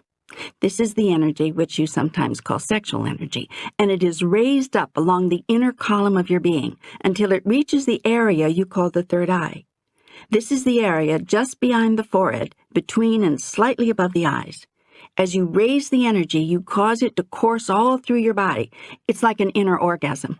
How is this done? How do you do that? You think it up. I mean that, just as I said it. You literally think it up, the inner pathway of what you have called your chakras. Once the life energy is raised up repeatedly, one acquires a taste for this experience, just as one acquires a hunger for sex. The experience of the energy being raised is very sublime. It quickly becomes the experience most desired. Yet you never completely lose your hunger for the lowering of the energy, for the basic passions, nor ought you to try. For the higher cannot exist without the lower in your experience, as I have pointed out to you many times. Once you get to the higher, you must go back to the lower in order to experience again the pleasure of moving to the higher. This is the sacred rhythm of all life. You do this not only by moving the energy around inside your body, you also do this by moving around the larger energy inside the body of God. You incarnate as lower forms, then evolve into higher states of consciousness. You are simply raising the energy in the body of God. You are that energy. And when you arrive at the highest state, you experience it fully. Then you decide what next you choose to experience and where in the realm of relativity you choose to go in order to experience it. You may wish to again experience yourself becoming yourself. It is a grand experience indeed, and so you may start all over again on the cosmic wheel. Is this the same as the karmic wheel? No, there is no such thing as a karmic wheel, not the way you have imagined it. Many of you have imagined that you are on not a wheel but a treadmill, in which you are working off the debts of past actions and trying valiantly not to incur any new ones. This is what some of you have called the karmic wheel. It's not so very different from a few of your Western theologies, for in both paradigms you are seen as an unworthy sinner, seeking to gain the purity to move on to the next spiritual level. The experience which I've described here, on the other hand, I am calling the cosmic wheel, because there is nothing of unworthiness, debt repayment, punishment, or purification. The cosmic wheel simply describes the ultimate reality, or what you might call the cosmology of the universe. It is the cycle of life, or what I sometimes term the process. It is a picture phrase describing the no beginning and no end nature of things, the continually connected path to and from the all of everything, on which the soul joyfully journeys throughout eternity. It is the sacred rhythm of all life, by which you move the energy of God. Wow, I've never had that all explained to me so simply. I don't think I've ever understood all of this so clearly. Well, clarity is what you brought yourself here to experience. That was the purpose of this dialogue. So I'm glad you're achieving that. In truth, there is no lower or higher place on the cosmic wheel. How can there be? It's a wheel, not a ladder. That's excellent. That is an excellent imagery and an excellent understanding. Therefore, condemn not that which you call lower, basic animal instincts of man, yet bless them, honoring them as the path through which and by which you find your way back home. This is going to relieve a lot of people of a lot of guilt around sex. It's why I've said play, play, play with sex and with all of life. Mix what you call the sacred with the sacrilegious, for until you see your altars as the ultimate place for love and your bedrooms as the ultimate place for worship, you see nothing at all. You think sex is separate from God? I tell you this, I am in your bedroom every night. So go ahead, mix what you call the profane and the profound, so that you can see that there is no difference, and experience all as one. Then when you continue to evolve, you will not see yourself as letting go of sex, but simply enjoying it at a higher level. For all of life is SEX, synergistic energy exchange. And if you understand this about sex, you will understand this about everything in life, even the end of life, what you call death. At the moment of your death, you will not see yourself as letting go of life, but simply enjoying it at a higher level. When at last you see that there is no separation in God's world, that is, nothing which is not God, then at last will you let go of this invention of man which you have called Satan. If Satan exists, he exists as every thought you ever had of separation from me. You cannot be separate from me, for I am all that is. Men invented the devil to scare people into doing what they wanted, under the threat of separation from God if they did not.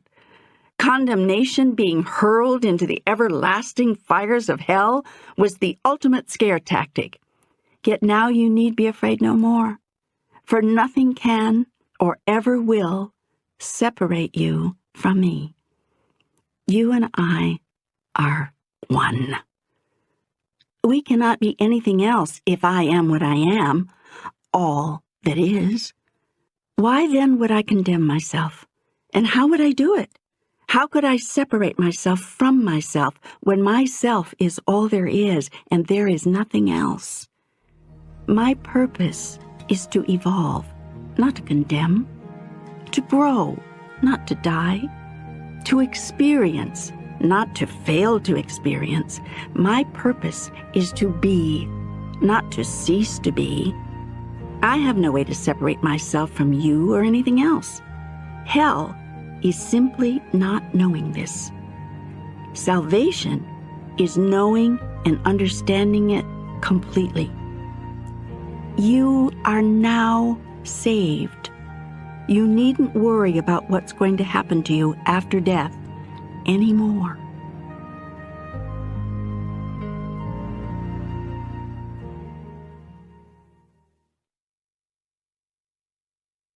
Can we talk about this death business for a minute? You said this third book was going to be about higher truths, about universal truths. Well, through all the conversations we've had, we haven't talked that much about death and what happens after that. Let's do that now. Let's get to that. Fine. What do you want to know? Well, what happens when you die? What do you choose to have happen? You mean that what happens is whatever we choose to have happen? Do you think that just because you've died, you stop creating? I don't know. That's why I'm asking you. Fair enough. You do know, incidentally, but I see you've forgotten, which is great. Everything's gone according to plan. When you die, you do not stop creating. Is that definitive enough for you? Yes. Good. Now, the reason you do not stop creating when you die is that you don't ever die. You cannot, for you are life itself, and life cannot not be life. Therefore, you cannot die. So at the moment of your death, what happens is you go on living. This is why so many people who have died do not believe it, because they do not have the experience of being dead. On the contrary, they feel, because they are, very much alive. So there's confusion. The self may see the body lying there, all crumpled up, not moving, yet the self is suddenly moving all over the place. It has the experience often of literally flying all over the room, then of being everywhere in the space, all at once. And when it desires a particular point of view, it suddenly finds itself experiencing that. If the soul, the name we will now give to the self, wonders, gee, why is my body not moving? It will find itself right there, hovering right over the body, watching the stillness curiously. Someone enters the room and the soul thinks, who is that? Immediately the soul is in front of or next to that person. Thus, in a very short time, the soul learns that it can go anywhere with the speed of its thought. A feeling of incredible freedom and lightness overtakes the soul, and it usually takes a little while for the entity to get used to all this bouncing around with every thought. If the person had children, and should think of those children, immediately the soul is in the presence of those children wherever they are. Thus the soul learns that not only can it be wherever it wants with the speed of its thought, it can be in 2 places at once, or 3 places, or 5.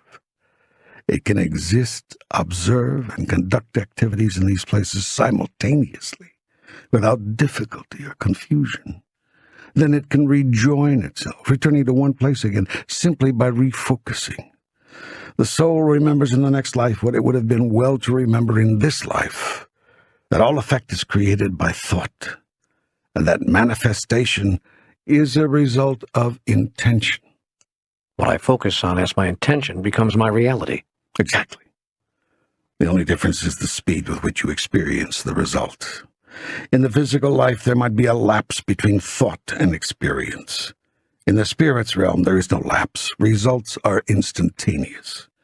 Newly departed souls therefore learn to monitor their thoughts very carefully, because whatever they think of, they experience. I use the word learn here very loosely, more as a figure of speech than an actual description. The term remember would be more accurate. If physicalized souls learn to control their thoughts as quickly and as efficiently as spiritualized souls, their whole lives would change. In the creation of individual reality, thought control, or what some might call prayer, is everything. Prayer? Thought control is the highest form of prayer. Therefore, think only on good things and righteous. Dwell not in negativity and darkness. And even in moments when things look bleak, especially in those moments, see only perfection, express only gratefulness, and then imagine only what manifestation of perfection you choose next. In this formula is found tranquility. In this process is found peace. In this awareness is found joy. That's extraordinary. That's an extraordinary piece of information. Thanks for bringing that through me. Thanks for letting it come through. Sometimes you are cleaner than at other times. Some moments you are more open, like a strainer which has just been rinsed. It is more open. There are more holes open. Good way of putting it. I do my best. To recap then, souls released from the body quickly remember to monitor and control their thoughts very carefully, for whatever they think of, that is what they create and experience. I say again, it is the same for souls still residing with the body, except the results are usually not as immediate. And it is the time lapse between thought and creation, which can be days, weeks, months, or even years, which creates the illusion that things are happening to you, not because of you. This is an illusion, causing you to forget that you are at cause in the matter. As I have described now several times, this forgetting is built into the system. It is part of the process, for you cannot create who you are until you forget who you are. So the illusion causing forgetfulness is an effect created on purpose. When you leave the body, it will therefore be a big surprise to see the instant, obvious connection between your thoughts and your creations. It will be a shocking surprise at first, and then a very pleasant one, as you begin to remember that you were at cause in the creation of your experience, not at the effect of it. Why is there such a delay between thought and creation before we die, and no delay at all after we die? Because you are working within the illusion of time. There's no delay between thought and creation away from the body, because you are also away from the parameter of time. In other words, as you have said so often, time does not exist. Not as you understand it. The phenomenon of time is really a function of perspective. Why does it exist while we are with the body? You have caused it to by moving into, by assuming your present perspective. You use this perspective as a tool with which you can explore and examine your experiences much more fully, by separating them into individual pieces rather than a single occurrence.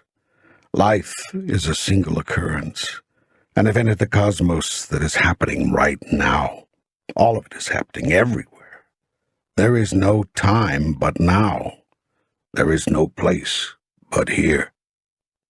Here and now is all there is. Yet you chose to experience the magnificence of here and now in its every detail, and to experience your divine self as the here and now creator of that reality. There are only two ways, two fields of experience in which you could do that: time and space. So magnificent was this thought that you literally exploded with delight. In that explosion of delight was created space between the parts of you, and the time it took to move from one part of yourself to another.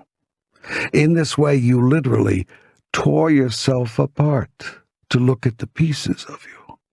You might say that you were so happy, you fell to pieces. You've been picking up the pieces ever since. That's all my life is. I'm just putting together the pieces, trying to see if they make any sense. And it is through the device called time that you've managed to separate the pieces, to divide the indivisible, thus to see it and experience it more fully as you are creating it. Even as you look at a solid object through a microscope, seeing that it is not solid at all, but actually a conglomeration of a million different effects, different things all happening at once, and thus creating the larger effect. So too do you use time as the microscope of your soul. Consider the parable of the rock. Once there was a rock filled with countless atoms, protons, neutrons, and subatomic particles of matter. These particles were racing around continually in a pattern, each particle going from here to there, and taking time to do so. Yet going so fast that the rock itself seemed to move not at all. It just was. There it lay, drinking in the sun, soaking up the rain, and moving not at all. "What is this inside of me that is moving?" the rock asked. "It is you," said a voice from afar. "Me?" replied the rock. "Why, that is impossible. I'm not moving at all. Anyone can see that." "Yes, from a distance," the voice agreed. "From way over here, you do look as if you were solid, still, not moving. But when I come closer, when I look very closely at what is actually happening, I see that everything that comprises what you are is moving. It is moving at incredible speed through time and space in a particular pattern which creates you as the thing called rock. And so you are like magic. You are moving and not moving at the same time." "But," asked the rock, "which then is the illusion? The oneness, the stillness of the rock? Or the separateness and the movement of its parts?" To which the voice replied, "Which then is the illusion? The oneness, the stillness of God, or the separateness and movement of its parts?" And I tell you this, upon this rock I will build my church, for this is the rock of ages. This is the eternal truth that leaves no stone unturned. I've explained it all for you here in this little story. This is the cosmology. Life is a series of minute, incredibly rapid movements. These movements do not affect at all the immobility and the beingness of everything that is. Yet, just as with the atoms of the rock, it is the movement which is creating the stillness right before your eyes. From this distance, there is no separateness. There cannot be. For all that is all there is, and there is nothing else. I am the unmoved mover. From the limited perspective with which you view all that is, you see yourself as separate and apart, not one unmovable being, but many, many beings constantly in motion. Both observations are accurate. Both realities are real. And when I die, I don't die at all, but simply shift into awareness of the macrocosm, where there is no time or space now and then, before and after. Precisely. You've got it. Let me see if I can say it back to you. Let me see if I can describe it. Go ahead. Well, from a macro perspective, there is no separateness, and from way back there, all the particles of everything merely look like the whole. As you look at the rock at your feet, you see the rock, right then and there, as whole, complete, and perfect. Yet even in the fraction of a moment that you hold that rock in your awareness, there's a lot going on within that rock. There's incredible movement at incredible speed of the particles of that rock. And what are those particles doing? They're making the rock what it is. As you look at this rock, you do not see this process. Even if you're conceptually aware of it, to you it's all happening now. The rock isn't becoming a rock. It is a rock right here, right now. Yet if you were the consciousness of one of the submolecular particles inside that rock, you would experience yourself moving at insane speed, first here, then there. And if some voice outside the rock said to you, it's all happening at once, you would call it a liar or a charlatan. Still, from the perspective of a distance from the rock, the idea that any part of the rock is separate from any other part, and further is moving around at insane speed, would appear to be the lie. From that distance could be seen what could not be seen up close, that all is one, and that all the movement hasn't moved anything. You have it. You have a grasp of it.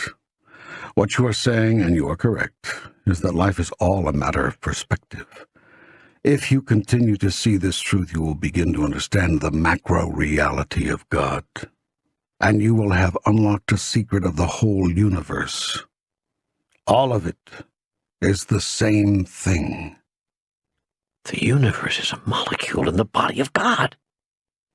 That's actually not so very far off. And it is to the macro reality that we return in consciousness when we do the thing called die? Yes. Yet even the macro reality to which you return is but a micro reality of an even larger macro reality, which is a smaller part of a larger reality still, and so on and on and on, forever and ever and even forevermore, world without end.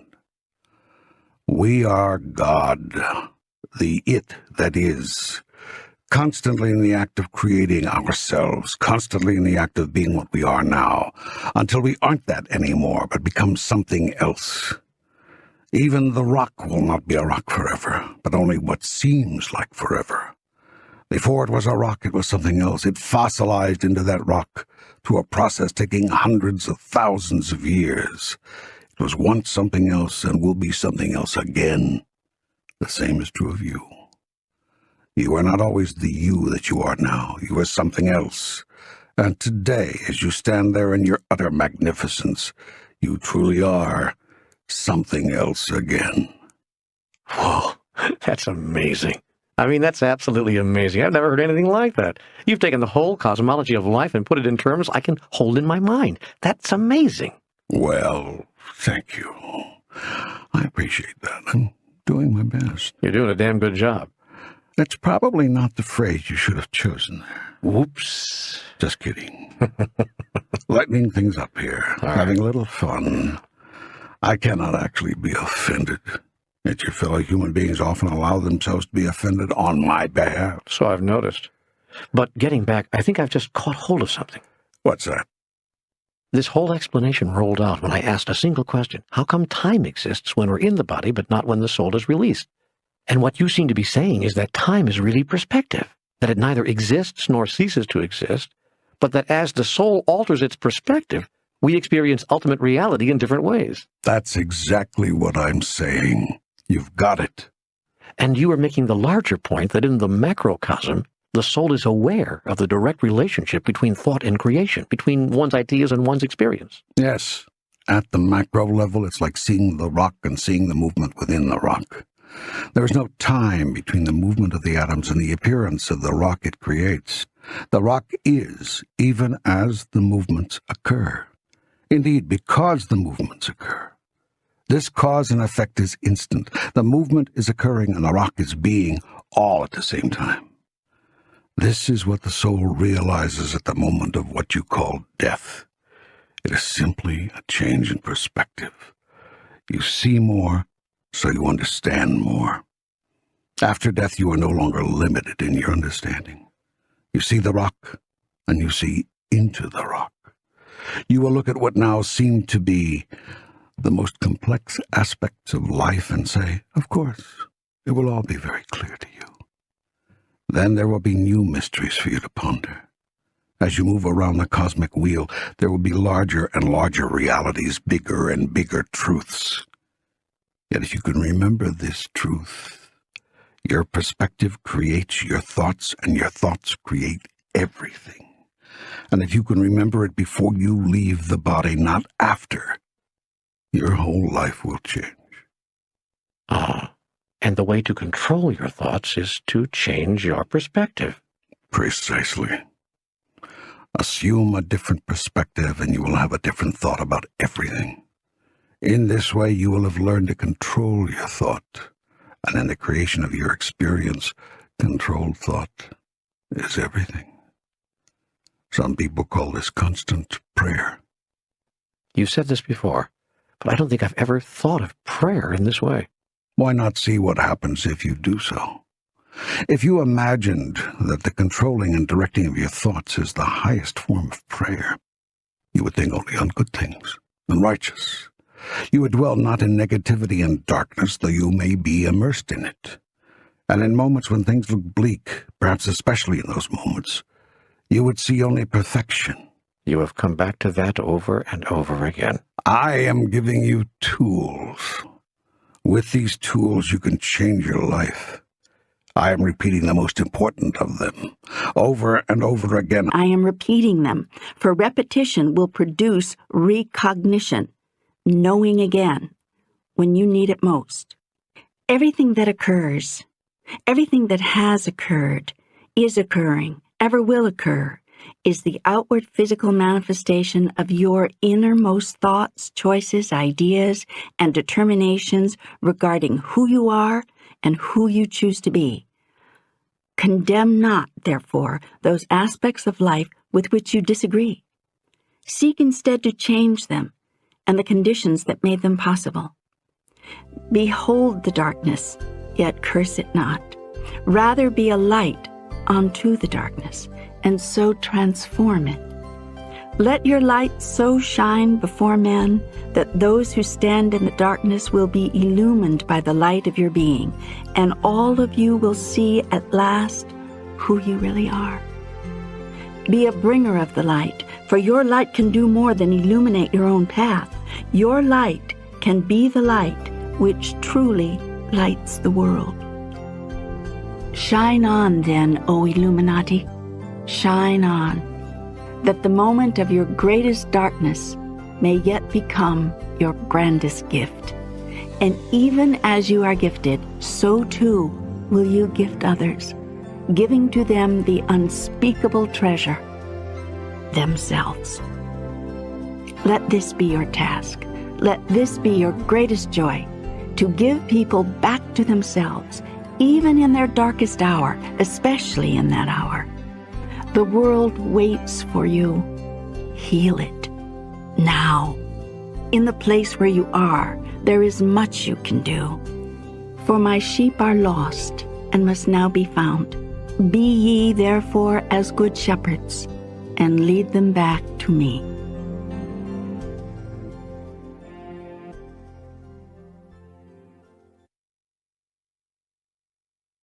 Thank you. Thank you for that call and for that challenge. Thank you for that placement of the goal before me. Thank you for always keeping me heading in the direction you know I really want to take. That is why I come to you.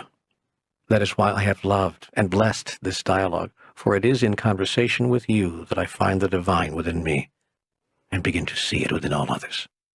My dearly beloved, the heavens rejoice when you say that. That is the very reason I have come to you, and will come to everyone who calls to me, even as I come now to those others who are hearing these words. For this conversation was never intended to be with you alone. It was intended for millions around the world, and it has been placed in each person's hands just exactly when they have needed it, sometimes in the most miraculous ways. It has brought them to the wisdom they themselves have called forth, perfectly suited for this moment in their lives. This is the wonder of what has been happening here, that each of you is producing this result by yourself. It looks as if someone else gave you this material, brought you to this conversation, opened you to this dialogue, yet you brought yourself here. So let us now explore together the remaining questions which you have held in your heart. May we, please, then speak more of life after death? You were explaining what happens to the soul after death, and I so want to know as much about that as I can. We will speak of it then, until your yearning has been satisfied. I said earlier that what happens is whatever you want to happen. I meant that. You create your own reality, not only when you are with the body, but when you are away from it. At first you may not realize this, and so you may not be consciously creating your reality. Your experience will then be created by one of two other energies, your uncontrolled thoughts or the collective consciousness. To the degree that your uncontrolled thoughts are stronger than the collective consciousness, to that degree you will experience them as reality. To the degree that the collective consciousness is accepted, absorbed, and internalized, to that degree you will experience it as your reality.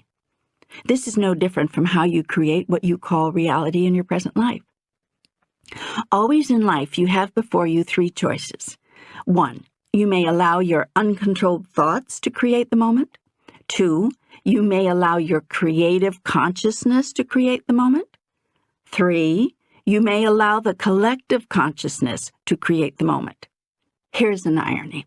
In your present life, you find it difficult to create consciously from your individual awareness, and, indeed, often assume your individual understandings to be wrong, given all that you are seeing around you, and so you surrender to the collective consciousness, whether it serves you to do so or not. In the first moments of what you call the afterlife, on the other hand, you may find it difficult to surrender to the collective consciousness, given all that you are seeing around you, which may be unbelievable to you, and so you will be tempted to hold to your own individual understandings, whether they serve you or not. I would tell you this. It is when you are surrounded by lower consciousness that you will benefit more from remaining with your individual understandings. And when you are surrounded by higher consciousness, that you receive greater benefit from surrender. It may therefore be wise to seek beings of high consciousness. I cannot overemphasize the importance of the company you keep. In what you call the afterlife, there is nothing to worry about on this score, for you will instantly and automatically be surrounded by beings of high consciousness and by high consciousness itself. Still, you may not know that you are being so lovingly enveloped. You may not immediately understand. It may therefore seem to you as if you are having things happen to you, that you are at the whim of whatever fortunes are working at the moment. In truth, you experience the consciousness in which you die. Some of you have expectations without even knowing it. All your life you've had thoughts about what occurs after death, and when you die, those thoughts are made manifest. And you suddenly realize, make real, what you've been thinking about. And it is your strongest thoughts, the ones you've held most fervently, that, as always in life, will prevail. Then a person could go to hell. If people believed all during life that hell is a place which most certainly existed and that God will judge the quick and the dead, that he will separate the wheat from the chaff and the goats from the sheep, and that they are surely going to hell, given all they have done to offend God, then they would go to hell. They would burn in the everlasting fires of damnation. How could they escape it? You've said repeatedly throughout this dialogue that hell does not exist, yet you also say that we create our own reality and have the power to create any reality at all out of our thought about it. So hellfire and damnation could and does exist for those who believe in it. Nothing exists in ultimate reality save that which is. You are correct in pointing out that you may create any sub-reality you choose, including the experience of hell as you describe it. I've never said at any point in this entire dialogue that you could not experience hell. I said that hell does not exist. Most of what you experience does not exist, yet you experience it nonetheless. This is unbelievable. A friend of mine named Barnett Bain just produced a movie about this. I mean, about this exactly. It's August 7th, 1998, as I speak these words, and I'm inserting this in the dialogue in between lines of a discussion of 2 years ago, and I have never done this before, but just before sending this to the publisher, I was rereading the manuscript one last time, and I realized, hold it! Robin Williams has just made a movie about exactly what we're talking about here. It's called What Dreams May Come, and it's a startling depiction on film of what you've just said. I am familiar with it. You are? God goes to the movies? God makes movies. Whoa. Yes. You never saw Oh, God? Well, sure, but I never... What do you think, God only writes books? So is the Robin Williams movie literally true? I mean, is that how it is? No. No movie or book or other human explanation of the divine is literally true. Not even the Bible? The Bible is not literally true? No. And I think you know that. Well, what about this book? Surely this book is literally true. No, I hate to tell you this, but you're bringing this through your personal filter. Now, I will agree that the mesh on your filter is thinner, finer. You've become a very good filter. But you are a filter nonetheless. Yeah, I know that. I just wanted it stated again here, because some people take books like this and movies like What Dreams May Come as, well, as literal truth. And I want to stop them from doing that. The writers and producers of that film brought some enormous truth through an imperfect filter. The point they sought to make is that you will experience after death exactly what you expect and choose to experience. They made that point very effectively. Now, shall we get back to where we were? Yes. I'd like to know just what I wanted to know when I was watching that movie. If there is no hell, yet I am experiencing hell, what the hell is the difference? There wouldn't be any as long as you remain in your created reality. Yet you will not create such a reality forever. Some of you won't experience it for more than what you would call a nanosecond, and therefore you will not experience, even in the private domains of your own imagination, a place of sadness or suffering. Well, what would stop me from creating such a place for all eternity if I believed all my life that there was such a place, and that something I had done had caused me to deserve such a place? Your knowledge and understanding. Just as in this life your next moment is created out of the new understandings you've gained from your last moment, so too in what you call the afterlife will you create a new moment from what you've come to know and understand in the old. And one thing you will come to know and understand very quickly is that you are at choice always about what you wish to experience. That is because in the afterlife, results are instantaneous, and you will not be able to miss the connection between your thoughts about a thing and the experience those thoughts create. You will understand yourself to be creating your own reality.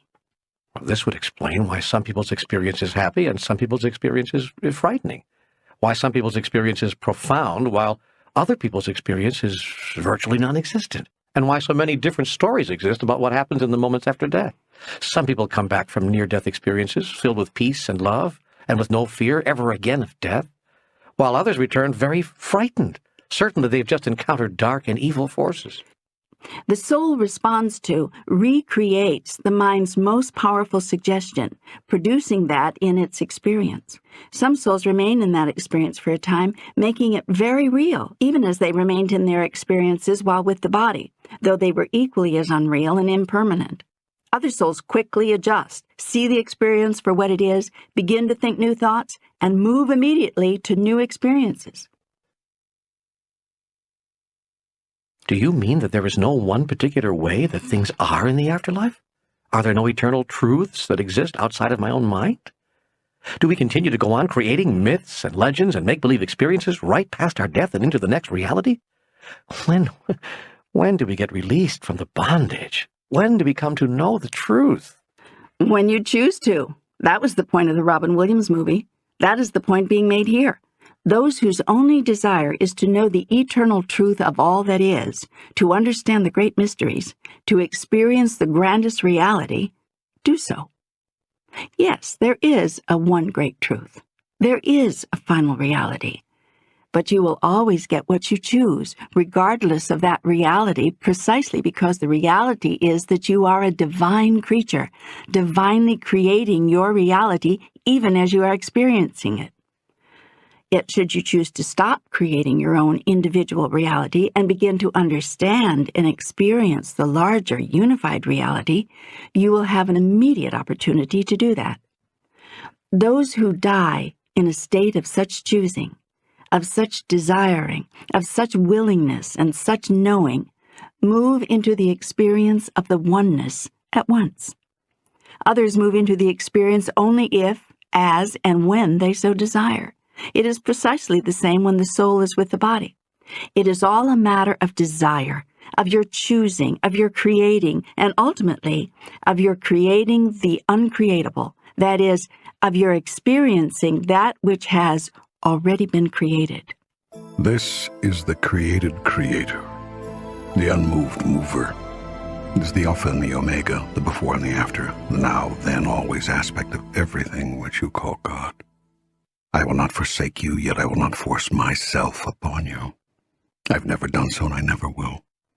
You may return to me whenever you wish, now, while you are with the body, or after you have left it. You may return to the one and experience the loss of your individual self whenever it pleases you. You may also recreate the experience of your individual self whenever you choose. You may experience any aspect of the all that is that you wish, in its tiniest proportion or its grandest. You may experience the microcosm or the macrocosm. I may experience the particle or the rock. Yes, good, you are getting this. When you reside with the human body, you are experiencing a smaller portion than the whole. That is, a portion of the microcosm, although by no means the smallest portion thereof. When you reside away from the body in what some would call the spirit world, you've enlarged by quantum leaps your perspective.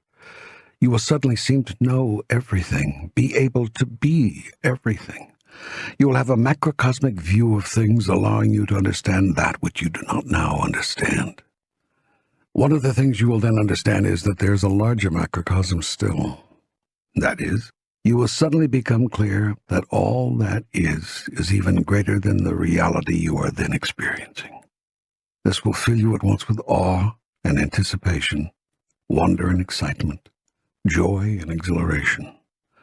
For you will then know and understand what I know and understand, that the game never ends. Will I ever get to a place of true wisdom? In the time after your death, you may choose to have every question you ever had answered, and open yourself to new questions you never dreamed existed. You may choose to experience oneness with all that is, and you will have a chance to decide what you wish to be, do, and have next. Do you choose to return to your most recent body? Do you choose to experience life again in human form, but of another kind? Do you choose to remain where you are in the spirit world, at the level you are then experiencing? Do you choose to go further in your knowing and experiencing? Do you choose to lose your identity altogether and now become part of the oneness? What do you choose? What do you choose? What do you choose? Always that is the question I will be asking you. Always that is the inquiry of the universe. For the universe knows nothing except how to grant your fondest wish, your greatest desire. Indeed, it is doing that every moment, every day. The difference between you and me is that you are not consciously aware of this. I am. Tell me, will my relatives, my loved ones, meet me after I die and help me understand what's going on as some people say they will? Will I be reunited with those who have gone before? Will we be able to spend eternity together? What do you choose? You choose for these things to happen? Then they will. Okay, I'm confused. Are you saying that all of us have free will and that this free will extends even past our deaths? Yes, that is what I am saying. Well, if that's true, then the free will of my loved ones would have to coincide with mine. They must have the same thought and desire that I have when I'm having it, or they wouldn't be there for me when I die. Further, what if I wanted to spend the rest of eternity with them and one or two of them wanted to move on? Maybe one of them wanted to move higher and higher, into this experience of reunification with the oneness, as you put it. Then what? There is no contradiction in the universe. There are things that look like contradictions, but there are none in fact. Should a situation arise such as the one you described, it's a very good question, by the way, what will happen is that you will both be able to have what you choose. Both? Both. May I ask how? You may. Okay, how? What is your thought about God? Do you think that I exist in one place only? No, I think you exist everywhere at once. I believe God is omnipresent. Well, you are right about that. There is nowhere that I am not. Do you understand this? I think so. Good. So what makes you think it's any different with you? Well, because you're God and I'm a mere mortal. I see. We're still hung up on this mere mortal thing. Okay. Suppose I assume for the sake of discussion that I too am God, or at least made up of the same stuff as God. Then are you saying that I too can be everywhere, all the time? It is merely a matter of what the consciousness chooses to hold in its reality. In what you would call the spirit world, what you can imagine, you can experience. Now, if you want to experience yourself being one soul in one place at one time, you may do that. Yet if you wish to experience your spirit being larger than that, being in more than one place at one time, you may do that as well. Indeed, you may experience your spirit as being anywhere you wish, any time. That is because in truth there is only one time and one place, and you are in all of it always. You may thus experience any part or parts of it you wish, whenever you choose. But what if I want my relatives to be with me, but one of them wants to be a part of the all that is somewhere else? What then? It is not possible for you and your relatives not to want the same thing. You and I and your relatives and I, all of us, are one and the same. The very act of your desiring something is the act of me desiring something, since you are simply me, acting out the experience called desire. Therefore, what you desire, I desire. Your relatives and I are also one and the same. Therefore, what I am desiring, they are desiring. So it follows then that what you desire, your relatives are also desiring. On earth, it is also true that all of you desire the same thing. You desire peace. You desire prosperity. You desire joy. You desire fulfillment. You desire satisfaction and self-expression in your work, love in your life, health in your body. You all desire the same thing. You think this is a coincidence? It is not. It is the way life works. I am explaining that to you right now. Now, the only thing that's different on earth from the way it is in what you call the spirit world is that on earth, while you all desire the same thing, you all have different ideas about how to go about having it. So you're all going in different directions, seeking the same thing. It is these differing ideas you have that produce your differing results. These ideas might be called your sponsoring thoughts.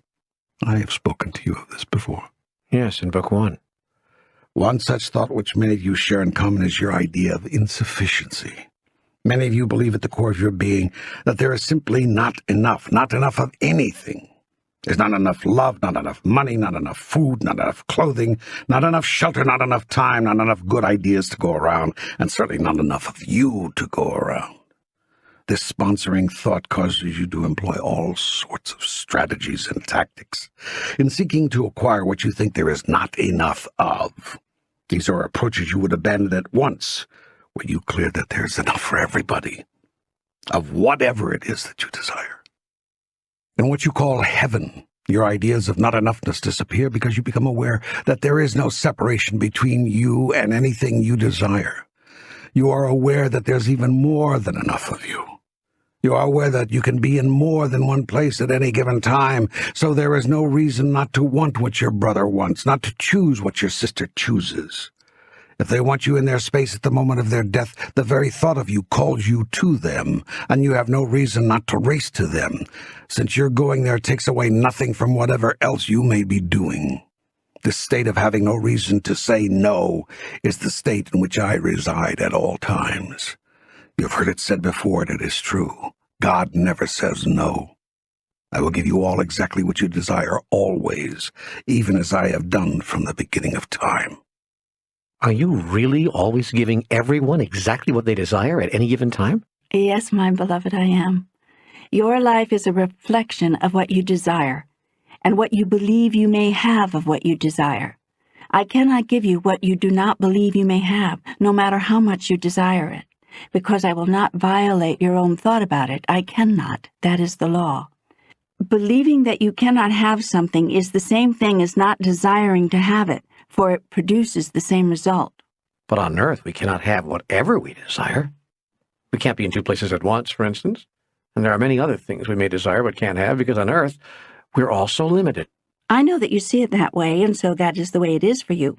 For one thing that remains eternally true is that you'll always be given the experience you believe you will be given. Thus, if you say that you cannot be in two places at once, then you cannot be. But if you say that you can be anywhere you wish with the speed of your thought, and can even make yourself manifest in physical form in more than one place at any given time, then you may do that. No, you see, that's where this dialogue leaves me. I want to believe that this information is coming straight from God, but when you say things like that, I get all crazy inside because I just can't believe that. I mean, I just don't think that what you said there is true. Nothing in the human experience has demonstrated that. On the contrary, saints and sages of all religions have been said to have done both of these things. Does it take a very high level of belief, an extraordinary level of belief, the level of belief attained by one being in 1,000 years? Yes. Does that mean it is impossible? No. How can I create that belief? How can I get to that level of belief? You cannot get there. You can only be there. And I'm not trying to play with words. I mean that. This kind of belief, what I would call complete knowing, is not something you try to acquire. In fact, if you are trying to acquire it, you cannot have it. It is something you simply are. You simply are this knowing. You are this being. Such beingness comes out of a state of total awareness. It can come out of only such a state. If you are seeking to become aware, then you cannot be. It's like trying to be 6 feet tall when you are 4'9". You cannot be 6 feet tall. You can only be what you are, 4'9". You will be 6 feet tall when you grow into that. When you are 6 feet tall, you will then be able to do all the things that 6-foot tall people can do. And when you are in a state of total awareness, then you will be able to do all the things that beings in a state of total awareness can do. Do not, therefore, try to believe that you can do these things. Try instead to move to a state of total awareness. Then belief will no longer be necessary. Complete knowing will work its wonders. Once, when I was meditating, I had the experience of total oneness, of total awareness. It was wonderful. It was ecstatic. Ever since then, I've been trying to have that experience again. I sit in meditation and try to have that total awareness again, but I've never been able to. This is the reason, right? You're saying to me that as long as I am seeking to have something, I cannot have it, because my very seeking is a statement that I do not now have it. The same wisdom you've been giving me throughout this dialogue. Yes. Now you understand it. It's becoming more clear to you now. That is why we keep going around in circles here. That is why we keep repeating things, revisiting things. You get it the third, the fourth, maybe the fifth time around. Well, I'm glad I asked the question, because this could be dangerous stuff, this business about you can be in 2 places at once, or you can do anything you want to do. This is the kind of stuff that makes people run to jump off the Empire State Building shouting, "I'm God, look at me, I can fly." You'd better be in a state of total awareness before you do that.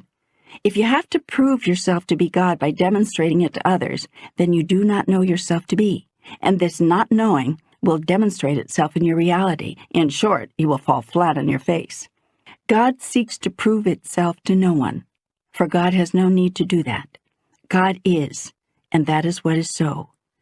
Those who know themselves to be one with God, or have the experience of God within, have no need, nor do they seek to prove that to anyone, least of all themselves.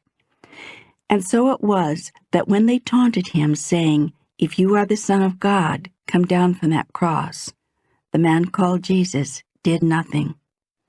Yet 3 days later, quietly and unobtrusively, when there were no witnesses and no crowds and no one to whom to prove anything, he did something a great deal more astonishing, and the world has been talking about it ever since.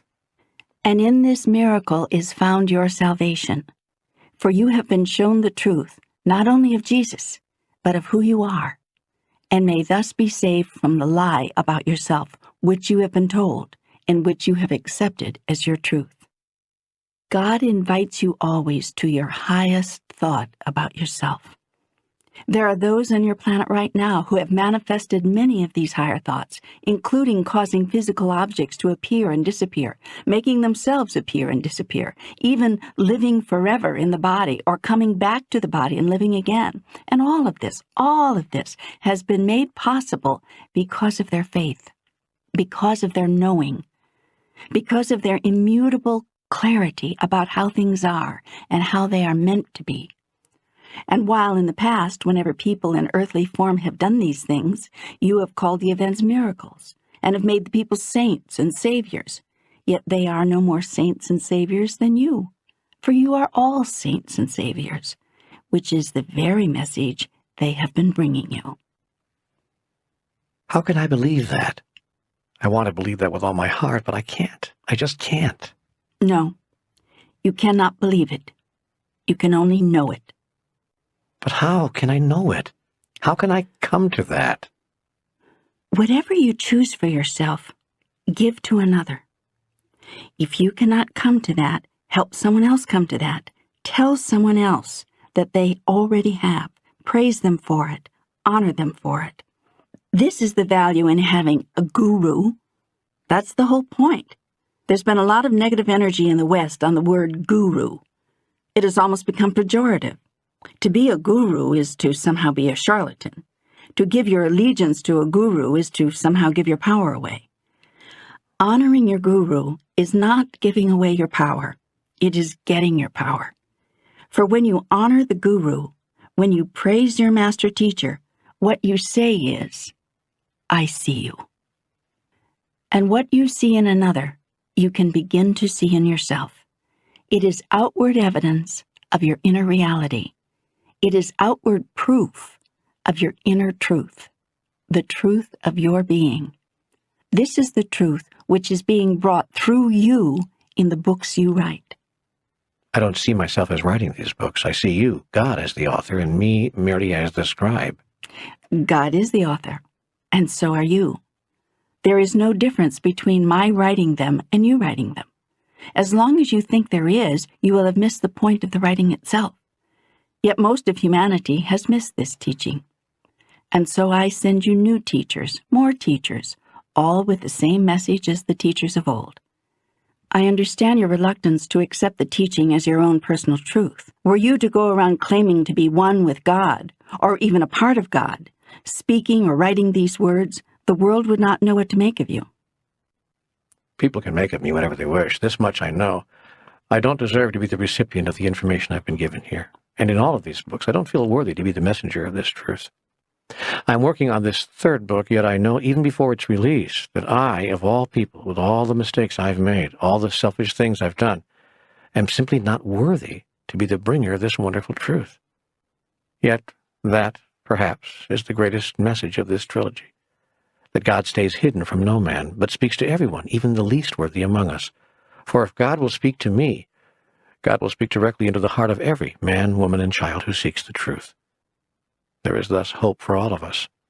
None of us is so horrible that God would forsake us, nor so unforgivable that God would turn away. Is that what you believe? All of that which you have just written? Yes. Then so be it, and so shall it be with you. Yet I tell you this, you are worthy, as is everyone else. Unworthiness is the worst indictment ever visited upon the human race. You have based your sense of worthiness on the past, while I base your sense of worthiness on the future. The future. The future. Always the future. That is where your life is, not in the past. The future. That is where your truth is, not in the past. What you have done is unimportant compared to what you are about to do. How you have erred is insignificant compared to how you are about to create. I forgive your mistakes, all of them. I forgive your misplaced passions, all of them. I forgive your erroneous notions, your misguided understandings, your hurtful actions, your selfish decisions, all of them. Others may not forgive you, but I do. Others may not release you from your guilt, but I do.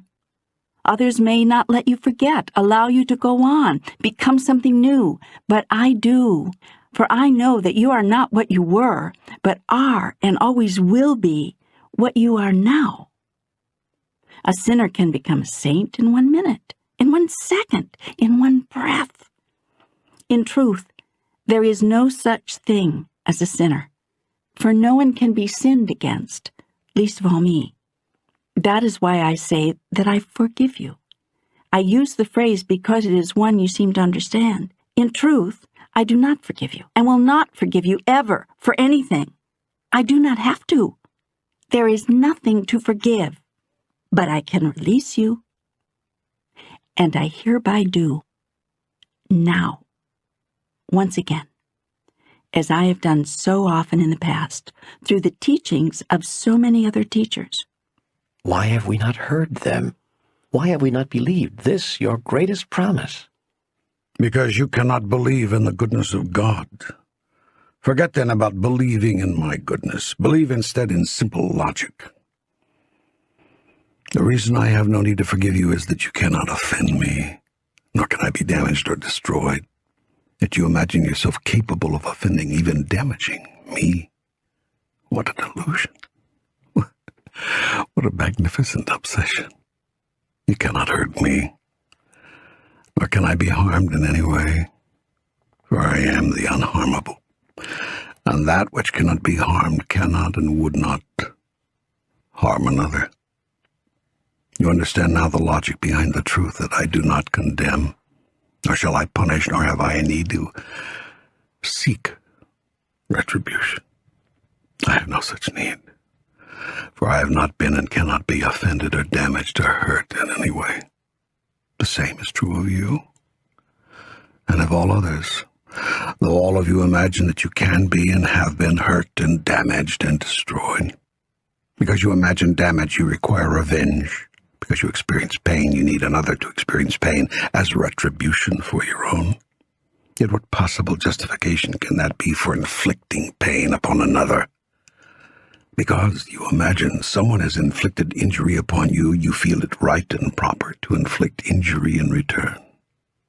That which you say is not okay for human beings to do to each other is okay for you to do so long as you are justified. This is insanity. And what you do not see in this insanity is that all people who inflict pain on others assume themselves to be justified. Every action a person takes is understood by that person to be the right action, given what it is they seek and desire. By your definition, what they seek and desire is wrong, but by their definition, it is not.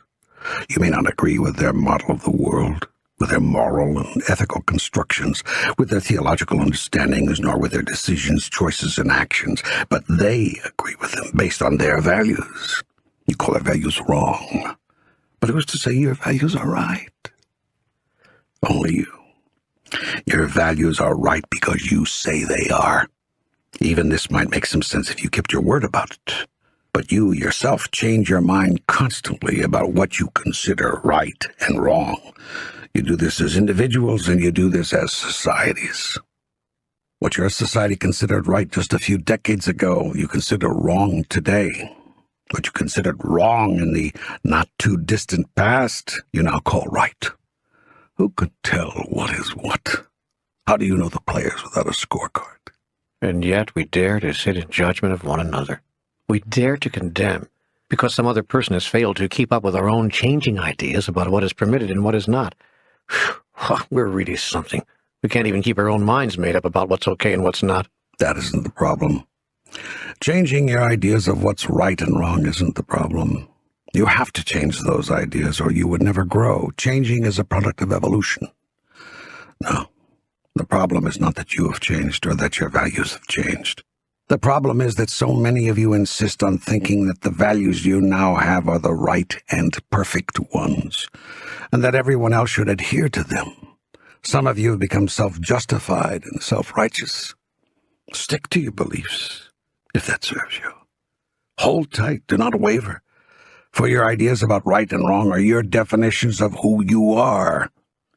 Yet do not require that others define themselves according to your terms.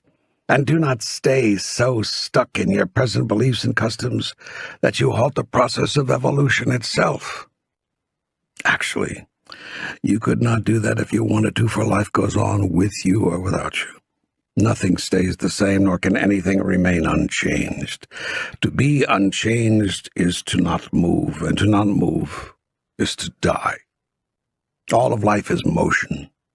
Even rocks are filled with motion. Everything moves, everything. There is nothing that is not in motion. Therefore, by the very fact of motion, nothing is the same from one moment to the next. Nothing. Remaining the same or seeking to moves against the laws of life. This is foolish because in this struggle, life will always win. So change. Yes, change. Change your ideas of right and wrong. Change your notions of this and that. Change your structures, your constructions, your models, your theories. Allow your deepest truths to be altered. Alter them yourself, for goodness sake. I mean that quite literally. Alter them yourself, for goodness sake. Because your new idea of who you are is where the growth is. Your new idea of what is so is where evolution accelerates. Your new idea of the who, what, where, when, how, and why of it is where the mystery gets solved, the plot unravels, the story ends. Then you can begin a new story, and a grander one. Your new idea about all of it is where the excitement is, where the creation is, where God in you is made manifest and becomes fully realized. No matter how good you think things have been, they can be better. No matter how wonderful you think your theologies, your ideologies, your cosmologies, they can be full of even more wonder. For there are more things in heaven and earth than are dreamt of in your philosophy. Be open, therefore. Be open. Don't close off the possibility of new truths because you've been comfortable with an old one. Life begins at the end of your comfort zone. Yet be not quick to judge another. Rather seek to avoid judgment, for another person's wrongs were your rights of yestermorn. Another person's mistakes are your own past actions, now corrected. Another person's choices and decisions are as hurtful and harmful, as selfish and unforgivable as many of your own have been. It is when you just can't imagine how another person could do such a thing that you've forgotten where you came from and where both you and the other person are going. And to those of you who think yourselves to be the evil ones, who think yourselves to be unworthy and irredeemable, I tell you this: there's not a one among you who is lost forever, nor will there ever be. For you are all in the process of becoming. You are all moving through the experience of evolution. That is what I am up to, through you. I remember a prayer I was taught as a child. Lord, I am not worthy that thou shouldst enter under my roof, yet say but the word, and my soul shall be healed. You have said these words, and I feel healed. I no longer feel unworthy. You have a way of making me feel worthy. If I could give one gift to all human beings, that would be it. You have given them that gift with this dialogue. I would like to keep on giving it when this conversation is over. This conversation will never be over. Well, then, when this trilogy is complete. There will be ways for you to do that.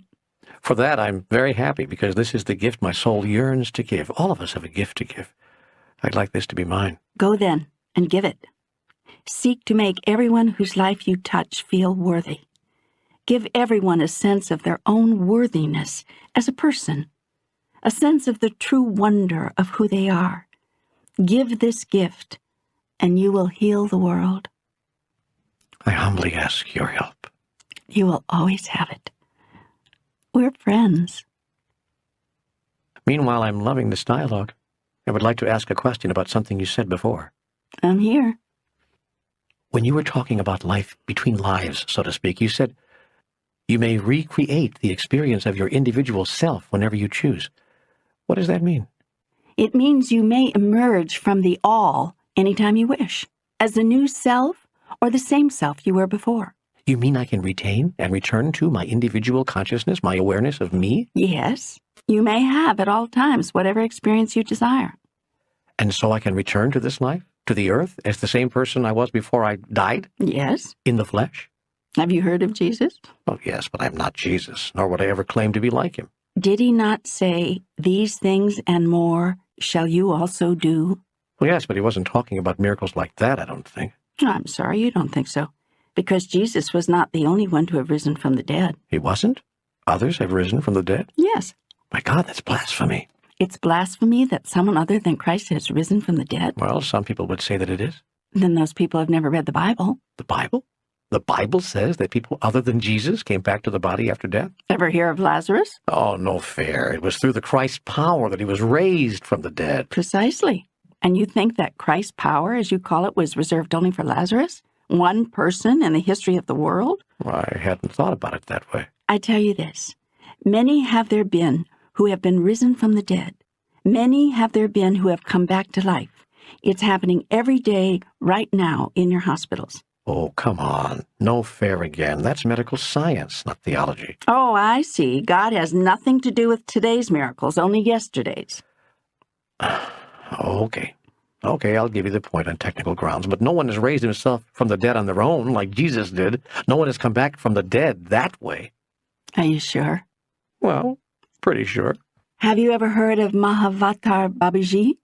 I don't think we should bring Eastern mystics into this. A lot of people don't buy that stuff. I see. Well, of course, they must be right. Well, let me get this straight. Are you saying that souls can return from the so-called dead in spirit form or in physical form, if that's what they desire? You're beginning to understand now. All right, then why haven't more people done it? Why don't we hear about it every day? This kind of thing would make international news. Actually, a lot of people do it in spirit form. Not many, I'll admit, choose to return to the body. Ha, there, I gotcha. Why not? If this is so easy, why don't more souls do it? It's not a question of ease, it's a question of desirability. Meaning? Meaning, it's a very rare soul who desires to return to physicality in the same form as before. If a soul chooses to return to the body, it almost always does so with another body, a different one. In this way, it begins a new agenda, experiences new rememberings, undertakes new adventures. Generally, souls leave bodies because they're finished with them. They've completed what they joined with the body to do. They've experienced the experience they were seeking. What about people who die by accident? Were they finished with their experience, or was it cut off? Do you still imagine people die by accident? You mean they don't? Nothing in this universe occurs by accident. There is no such thing as an accident, nor is there any such thing as coincidence. If I could convince myself that was true, I would never mourn again for those who have died. Mourning for them is the last thing they would want you to do.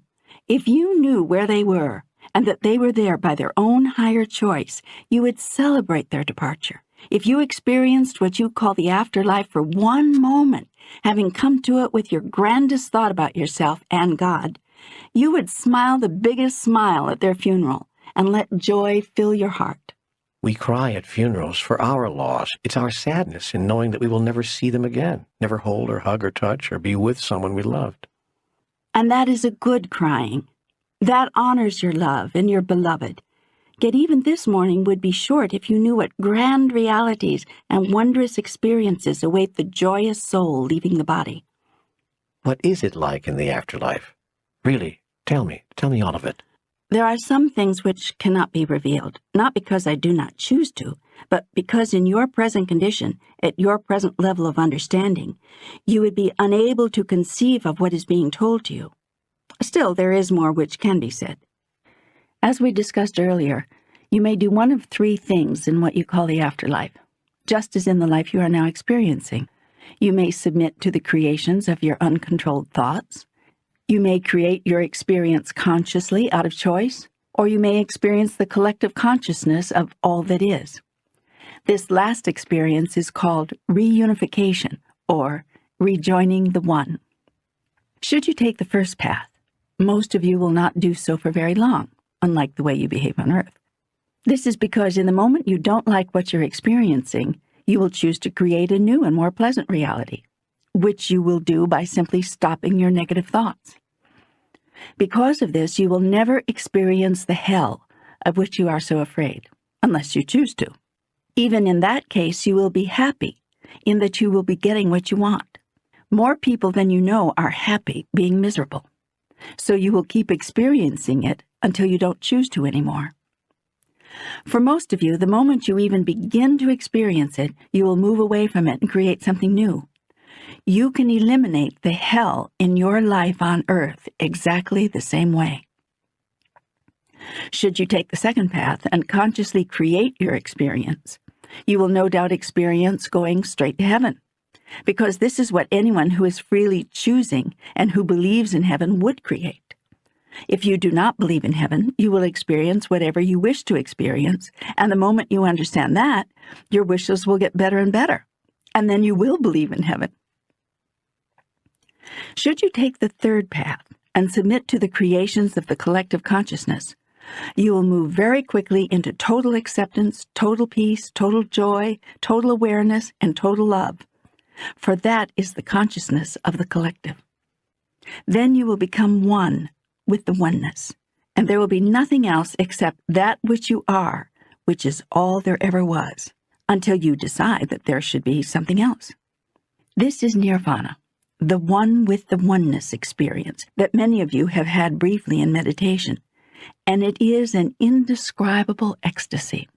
After you experience the oneness for an infinite time, no time, you will cease to experience it, because you cannot experience the oneness as oneness unless and until that which is not one also exists. Understanding this, you will create, once again, the idea and the thought of separation or disunity. Then you will keep traveling on the cosmic wheel, keep going, keep circling, keep on being forever and ever, and even forevermore. You will return to the oneness many times, an infinite number of times, and for an infinite period each time, and you will know that you have the tools to return to the oneness at any point on the cosmic wheel. You may do so now, even as you are hearing this. You may do so tomorrow in your meditation. You may do so at any time.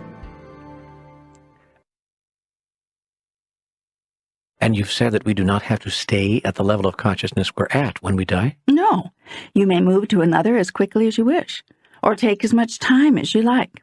If you die in a state of limited perspective and uncontrolled thoughts, you'll experience whatever that state brings you until you don't want it anymore. Then you'll wake up, become conscious, and start experiencing yourself creating your reality. You'll look back at the first stage and call it purgatory. The second stage, when you can have anything you want with the speed of your thought, you'll call heaven. The third stage, when you experience the bliss of the oneness, you'll call nirvana. I have one more thing I'd like to explore along these lines. It's not about after death, but it is about experiences outside the body. Can you explain those to me? What's happening there? The essence of who you are has simply left the physical body. This can happen during normal dreaming, often during meditation, and frequently in a sublime form while the body is in deep sleep. During such an excursion, your soul can be anywhere it wishes. Frequently, The person reporting such an experience has no aftermemory of having made volitional decisions about this. They may experience it as just something that happened to me. However, nothing which involves an activity of the soul is non-volitional. How can we be shown things? How can things be revealed to us during one of these experiences if all we are doing is creating as we go along? Seems to me that the only way things could be revealed to us would be if those things existed separate from us, not as part of our own creation. I need some help with this. Nothing exists separate from you, and everything is your own creation. Even your apparent lack of understanding is your own creation. It is literally a figment of your imagination. You imagine that you do not know the answer to this question, and so you do not. Yet as soon as you imagine that you do, you do. You allow yourself to do this sort of imagining so that the process can go on. The process? Life, the eternal process. In those moments during which you experience yourself being revealed to yourself, whether these are what you call out-of-body experiences or dreams or magic moments of wakefulness when you are greeted by crystal clarity, what has happened is that you have simply slipped into remembering. You are remembering what you have already created, and these rememberings can be very powerful. They can produce a personal epiphany. Once you've had such a magnificent experience, it can be very difficult to go back to real life in a way that blends well with what other people are calling reality. That is because your reality has shifted. It has become something else. It has expanded, grown, and it cannot be shrunk again. It's like trying to get the genie back in the bottle. It can't be done. Well, is that why so many people who come back from out-of-body experiences or so-called near-death experiences sometimes seem very different? Exactly. And they are different because now they know so much more. Yet frequently, the further they get from such experiences, the more time that passes, the more they revert to their old behaviors. because they have again forgotten what they know. Is there any way to keep remembering? Yeah. Act out your knowingness in every moment. Keep acting on what you know rather than what the world of illusion is showing you. Stay with it no matter how deceiving appearances are. This is what all masters have done and do. They judge not by appearances, but act according to what they know. And there is another way to remember. Yes? Cause another to remember. That which you wish for yourself, give to another. That's what I feel I'm doing with these books. That is exactly what you are doing. The longer you keep on doing it, the less you will have to do it. The more you send this message to another, the less you will have to send it to yourself. Because myself and the other are one, and what I give to another, I give to myself. You see?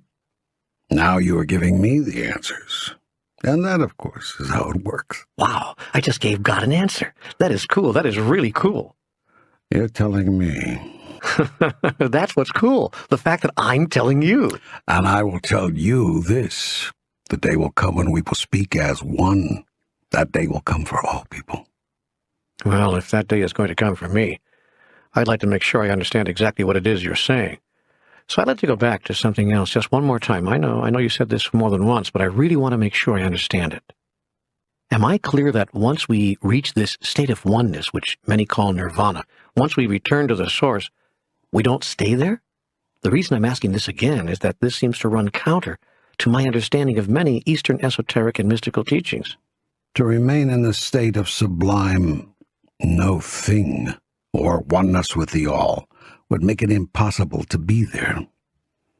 As I've just explained, that which is cannot be, except in the space of that which is not. Even the total bliss of oneness cannot be experienced as total bliss unless something less than total bliss exists. So, something less than the total bliss of total oneness had to be, and continually has to be, created. But when we are in total bliss, when we have merged once more with the oneness, when we have become everything no-thing, how can we even know that we exist? I mean, since there's nothing else that we are experiencing, I don't know. I don't seem to be able to understand this. This is one thing I can't seem to get a handle on. You are describing what I call the divine dilemma. This is the same dilemma God has always had, and that God solved with the creation of that which was not God, or thought it was not. God gave and gives again in every instant, a part of itself to the lesser experience of not knowing itself, so that the rest of itself can know itself as who and what it really is. Thus, God gave his only begotten Son that you might be saved. You see now from where this mythology has sprung. Well, I think that we're all God, that we are constantly, every one of us, journeying from knowing to knowing again, from being to not being to being again, from oneness to separation to oneness again, in a never-ending cycle. That this is the cycle of life, what you call the cosmic wheel. Exactly. Precisely. That is well said.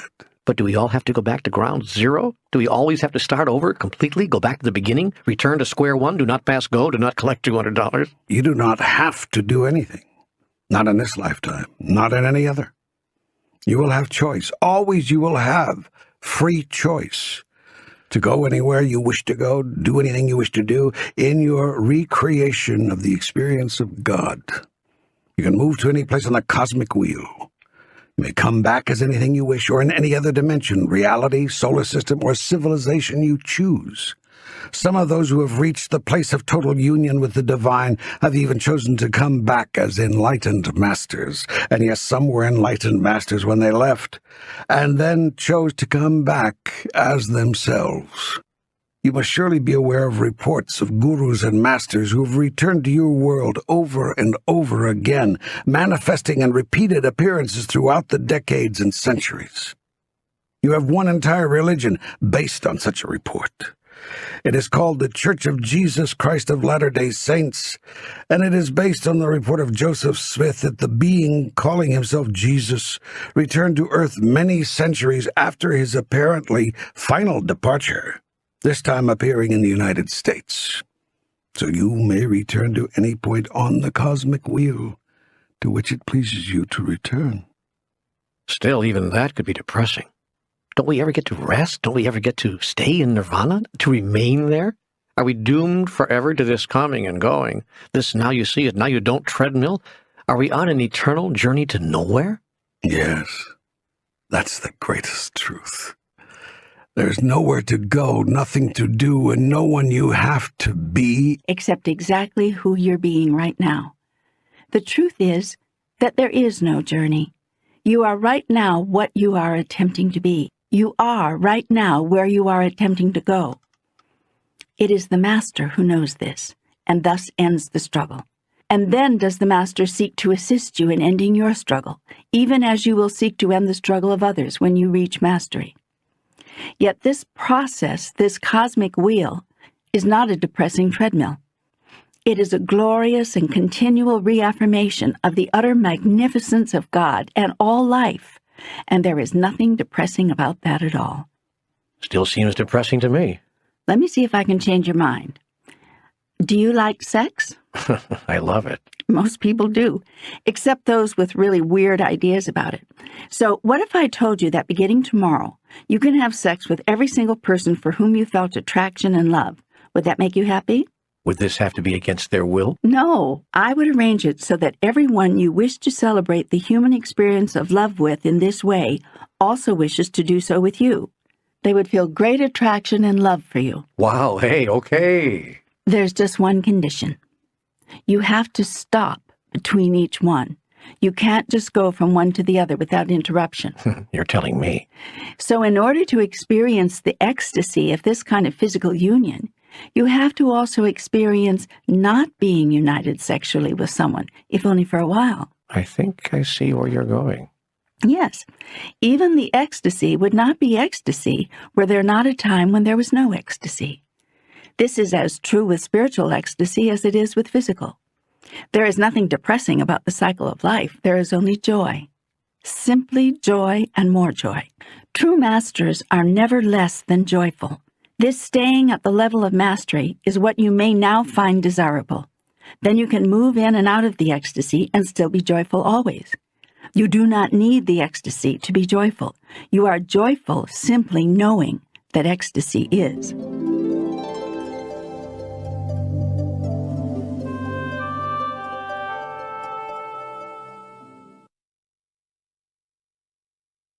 I'd like to change the subject now if I could and talk about earth changes. But before I do, I'd like to make just an observation if I could. It seems as though there are a lot of things being said here more than once.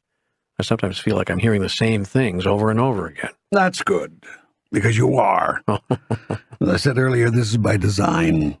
This message is like a spring. When it is coiled, it circles back onto itself. One circle covers the other, and it seems to be literally going around in circles. Mm-hmm. Only when the spring is uncoiled will you see that it stretches out in a spiral, farther than you could have ever imagined. Yes, you are right. Much of what is being said has been said a number of times in different ways, sometimes in the same way. The observation is correct. When you are finished with this message, you should be able to repeat its essential points virtually verbatim. The day may come when you may wish to. Okay, fair enough. Now, moving forward, a bunch of people seem to think that I have a direct line to God, and they want to know, is our planet doomed? I know I've asked this before, but now I'd really like a direct answer. Will the earth changes occur, as so many are predicting? And if not, what are all those psychics seeing? A made-up vision? Should we be praying, changing? Is there anything we can do, or is it all sadly hopeless? I will be happy to address those questions, but we will not be moving forward. We won't? No, because the answers have already been given you in my several previous explanations of time. Ah, you mean the part about everything that's ever going to happen has already happened? Yes. But what is the everything that has already happened? How did it happen? What happened? All of it happened. All of it has already happened. Every possibility exists as fact, as completed events. How can that be? I don't understand how that can be. I'm going to put this in terms to which you can better relate. See if this helps. Have you ever watched children use a CD-ROM to play a computerized video game? Yes. Have you ever asked yourself how the computer knows how to respond to every move the child makes with the joystick? Yes, actually, I have wondered that. It's all on the disk. The computer knows how to respond to every move the child makes because every possible move has already been placed on the disk, along with its appropriate response. That's spooky. Almost surreal. What? That every ending and every twist and turn producing that ending is already programmed on the disk. There's nothing spooky about it. It's just technology. And if you think that the technology of video games is something, wait till you see the technology of the universe. Think of the cosmic wheel as that CD-ROM. All the endings already exist. The universe is just waiting to see which one you choose this time. And when the game is over, whether you win, lose, or draw, the universe will say, "Want to play again?" Your computer disk doesn't care whether you win or not, and you can't hurt its feelings. It just offers you a chance to play again. All the endings already exist, and which ending you experience depends on the choices you make. Whoa. So God is nothing more than a CD-ROM. I wouldn't put it that way exactly. Okay. But throughout this dialogue, I've been trying to use illustrations that embody concepts everyone can hold in their understanding. So I think the CD-ROM illustration is a good one. In many ways, life is like a CD-ROM. All the possibilities exist and have already occurred.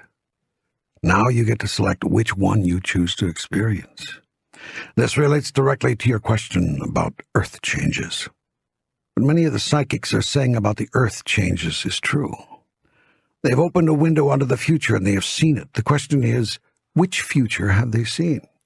As with the end of the game on the CD-ROM, there is more than one version. In one version, the earth will be in upheaval. In another version, it won't. Actually, all of the versions have already happened. Remember? Time... I know. Time does not exist. That's right. And so? So everything's happening at once. Right again. All that has ever happened is happening now and ever will happen, exists right now. Just as all the moves in the computer game exist right now on that disk. So if you think it would be interesting for the doomsday predictions of the psychics to come true, focus all your attention on that, and you can draw that to yourself. And if you think you would like to experience a different reality, focus on that, and that is the outcome you can draw to you. So you won't tell me whether the earth changes will occur or not, is that it? I'm waiting for you to tell me. You will decide by your thoughts, words, and actions. Okay, well, how about the year 2000 computer problem? There are those who are saying now that what we are now calling the Y2K glitch is going to be the cause of a great upheaval in our social and economic systems. Will it be? What do you say? What do you choose? Do you think that you have nothing to do with any of this? I tell you, that would be inaccurate. Won't you just tell us how this will all turn out? I am not here to predict your future, and I will not do that. This much I can tell you. This much anybody can tell you. If you are not careful, you will get exactly where you are going. If, therefore, you don't like the way you are headed, change direction. How do I do that? How do I affect such a large outcome? What should we do in the face of all these predictions of disaster by persons of psychic or spiritual authority? Go inside. Search your place of inner wisdom. See what this calls on you to do, then do it. If that means write your politicians and your industrialists, asking them to take action on environmental abuses that could lead to earth changes, do it. If that means bringing your community leaders together to work on the Y2K problem, do it. And if that means just walking your path, sending out positive energy every day, and keeping those around you from falling into a panic which brings on a problem, do it. Most important of all, do not be afraid. You cannot die in any event, so there's nothing to be afraid of. Be aware of the process unfolding, and quietly know that everything is going to be okay with you. Seek to get in touch with the perfection of all things. Know that you will be exactly where you have to be in order to experience exactly what you choose as you go about creating who you really are. This is the way to peace. In all things, see the perfection. Finally, Don't try to get out of anything. What you resist persists. I told you that in the first book, and it's true. People who are sad about what they see in the future, or what they've been told about the future, are failing to stay in the perfection. Okay, any other advice? Celebrate. Celebrate life. Celebrate self. Celebrate the prediction. Celebrate God. Celebrate. Play the game. Bring joy to the moment, whatever the moment seems to bring, because joy is who you are and who you will always be. God cannot create anything imperfect.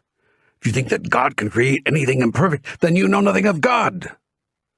So celebrate. Celebrate the perfection. Smile and celebrate and see only the perfection. And that which others call the imperfection will not touch you in any way which is imperfect for you. You mean I can avoid the Earth shifting on its axis, or being smashed by a meteor, or being crumpled by earthquakes, or being caught in a confusing and hysterical aftermath of Y2K? You can definitely avoid being affected negatively by any of that. That isn't what I asked you. But it is what I answered. Face the future fearlessly, understanding the process and seeing the perfection of all of it. That peace, that serenity, that calmness will lead you away from most of the experiences and outcomes others would have called negative. What if you are wrong about all of this? What if you are not God at all, but just the overworkings of my fertile imagination? Back to that question, huh? Yeah. Well, what if? So what? Can you think of a better way to live? All I'm saying here is to stay calm, stay peaceful, stay serene in the face of these dire predictions of planet-wide calamity, and you will have the best outcome possible. Even if I'm not God and I'm just you, making it all up. Can you get any better advice? No, I think not. So, as usual, it makes no difference whether I'm God or not.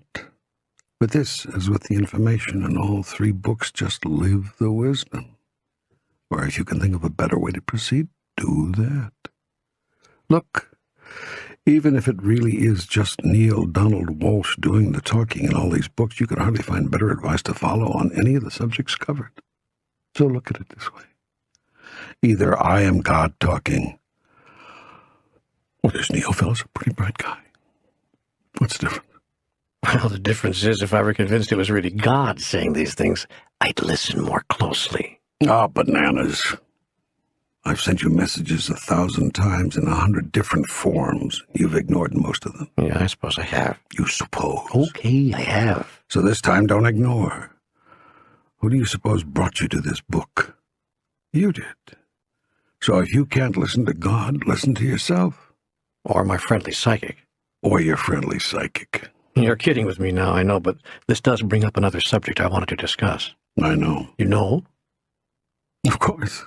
You want to discuss psychics. How did you know? I'm psychic. Hey, I'll bet you are. You're the mother of all psychics. You're the chief honcho, the top banana, the big cheese. You're the man, the boss, the unit, the chairman of the board. My man, you have got it right. Give me 5. Cool, brother. Right on. So what I want to know is, what is psychic power? You all have what you call psychic power. It is truly a 6th sense. And you all have a 6th sense about things. Psychic power is simply The ability to step out of your limited experience into a broader view, to step back, to feel more than what the limited individual you have imagined yourself to be would feel, to know more than he or she would know. It is the ability to tap into the larger truth all around you, to sense a different energy. How does one develop this ability? Develop is a good word. It's sort of like muscle. You all have them, yet some of you choose to develop them, whereas in others they remain undeveloped and far less useful. To develop your psychic muscle, you must exercise it, use it, every day, all the time. Right now, the muscle is there, but it's small, it's weak, it's underused. So you'll get an intuitive hit now and then, but you won't act on it. You'll get a hunch about something, but you'll ignore it. You'll have a dream or an inspiration, but you'll let it pass, paying it scant attention. Thank goodness you did pay attention to the hit you had about this book, or you wouldn't be hearing these words now. You think you came to these words by accident? By chance? So the first step in developing psychic power is to know you have it and to use it. Pay attention to every hunch you have, every feeling you feel, every intuitive hit you experience. Pay attention. Then act on what you know. Don't let your mind talk you out of it. Don't let your fear pull you away from it. The more that you act on your intuition fearlessly, the more your intuition will serve you. It was always there, only now you're paying attention to it. But I'm not talking about the always finding a parking space kind of psychic ability. I'm talking about real psychic power, the kind that sees into the future, the kind that lets you know things about people you'd have no way of knowing otherwise. That's what I was talking about, too. Well, how does this psychic power work? Should I listen to people who have it? If a psychic makes a prediction, can I change it, or is my future set in stone? How can some psychics tell things about you the minute you walk into the room? What if I were... Wait. That's 4 different questions there. Let's slow down a bit and try one at a time. All right. How does psychic power work? There are 3 rules of psychic phenomena that will allow you to understand how psychic power works. Let's go over them. 1. All thought is energy. 2. All things are in motion. 3. All time is now. Psychics are people who have opened themselves to the experiences these phenomena produce, vibrations. Sometimes formed as pictures in the mind, sometimes a thought in the form of a word. The psychic becomes adept at feeling these energies. This may not be easy at first because these energies are very light, very fleeting, very subtle, like the slightest breeze on a summer night that you think you felt rustle your hair, but maybe didn't. Like the faintest sound in the farthest distance that you think you heard but can't be sure. Like the dimmest flicker of an image at the corner of your eye that you swore was there, but when you look head-on, it's gone, vanished. Was it there at all? That's the question the beginning psychic is always asking. The accomplished psychic never asks, because to ask the question sends the answer away. Asking the question engages the mind, and that's the last thing a psychic wants to do. Intuition does not reside in the mind.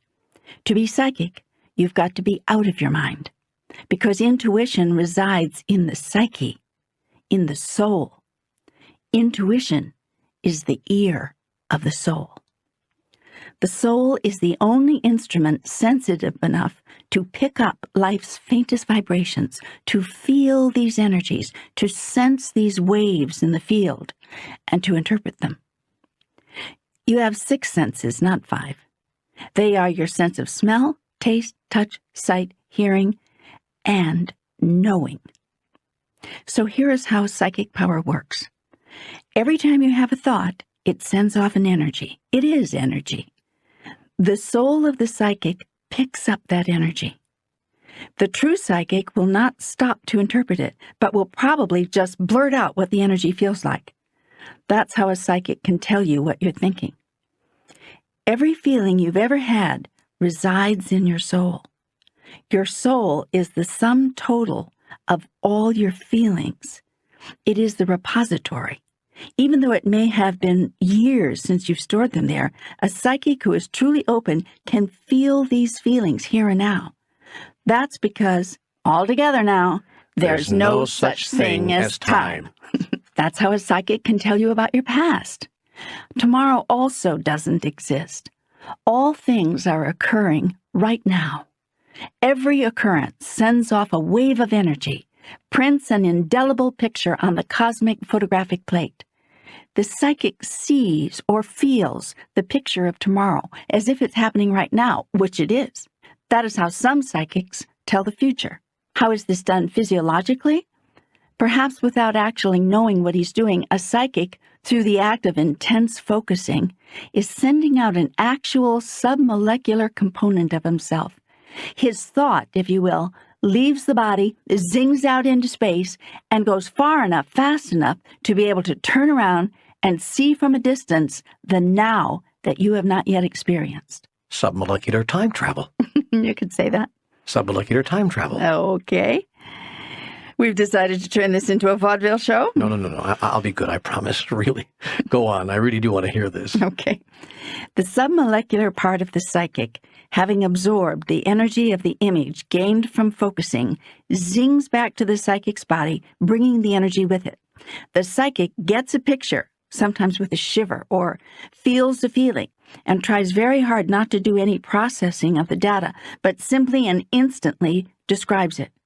The psychic has learned not to question what he's thinking or suddenly seeing or feeling, but merely to allow it to come through as untouched as possible. Weeks later, if the event pictured or felt actually occurs, the psychic is called a clairvoyant, which of course is true. Well, if that's the case, how come some predictions are wrong? That is, that they never happen.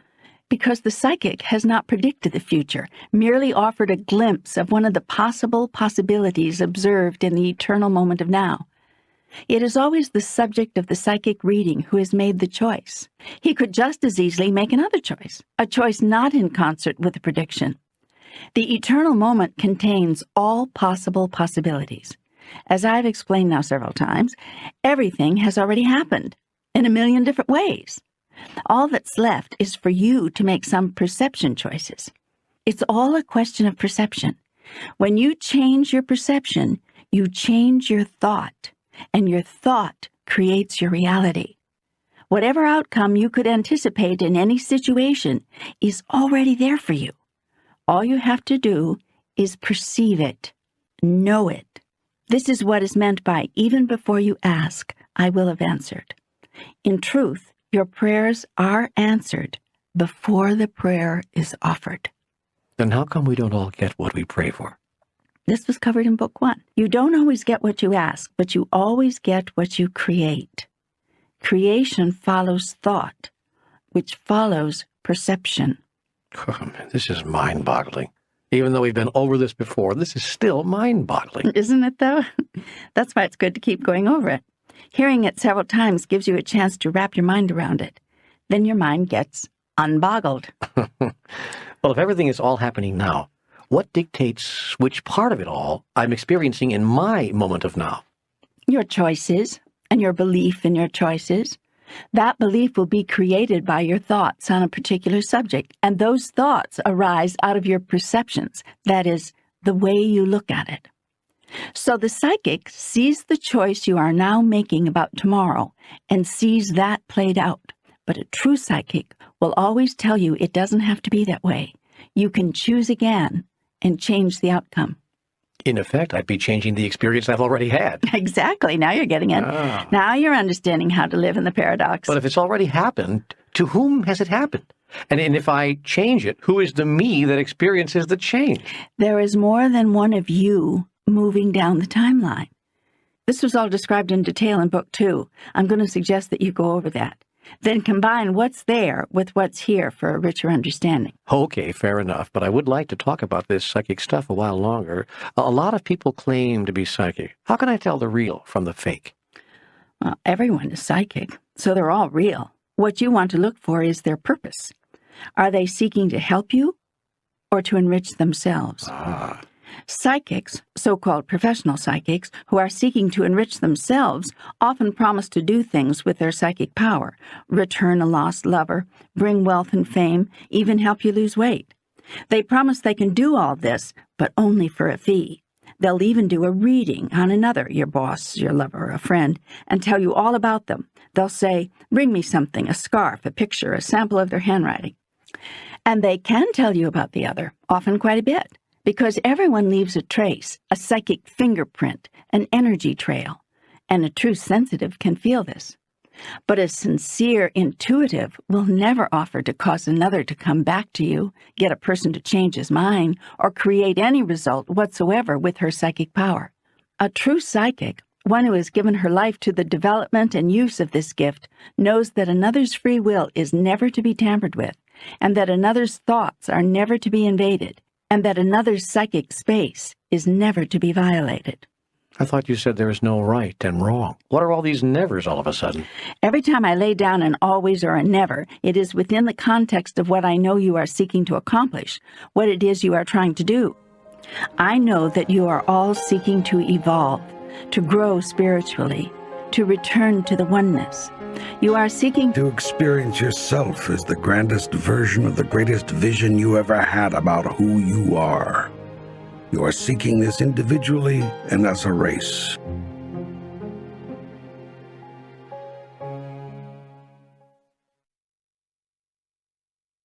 Now there are no rights and wrongs, no do's and don'ts in my world, as I have said many times.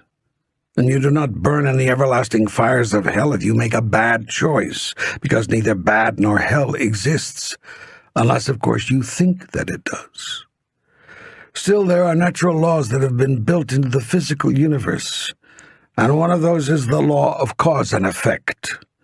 One of the most important laws of cause and effect is this: all caused effect is ultimately experienced by the self. What does that mean? Whatever you cause another to experience, you will one day experience. Members of your New Age community have a more colorful way of putting it. What goes around comes around. Right. Others know this as the Jesus injunction. Do unto others as you would have it done unto you. Jesus was teaching the law of cause and effect.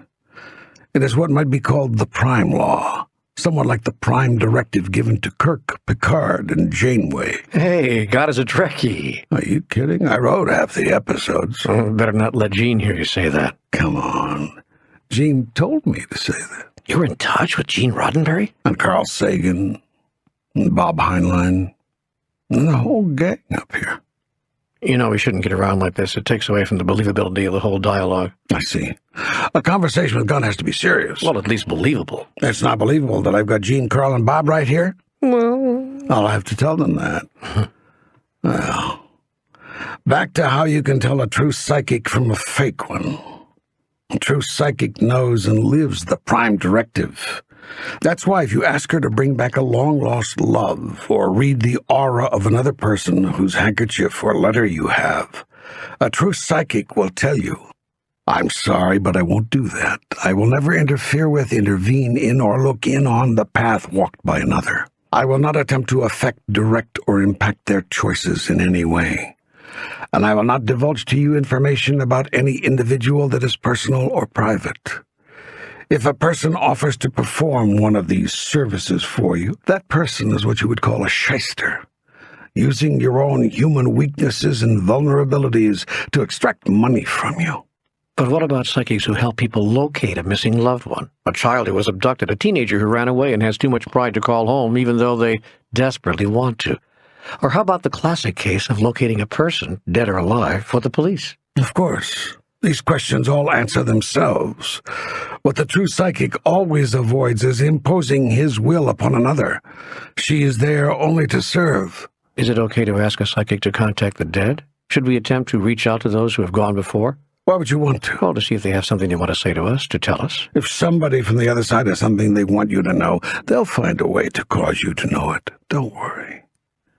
The aunt, the uncle, the brother, the sister, the father, the mother, the spouse, and lover who have gone before are continuing their own journey, experiencing complete joy, moving toward total understanding.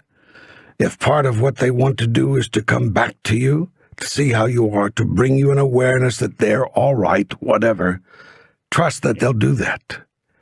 Then watch for the sign and catch it. Don't dismiss it as just your imagination, wishful thinking, or coincidence. Watch for the message and receive it. I know a lady who was nursing her dying husband, and she begged him, if he had to go, please come back to her and let her know that he was all right. Well, he promised he would, and died 2 days later. Not a week went by when the lady was awakened one night by the feeling that someone had just sat down on the bed beside her. When she opened her eyes, she could have sworn she saw her husband sitting at the foot of the bed, smiling at her. But when she blinked and looked again, he was gone. She told me the story later, saying then that she must have been hallucinating. Yes, that's very common. You receive signs, irrefutable, obvious signs, and you ignore them, or dismiss them as your own mind playing tricks on you.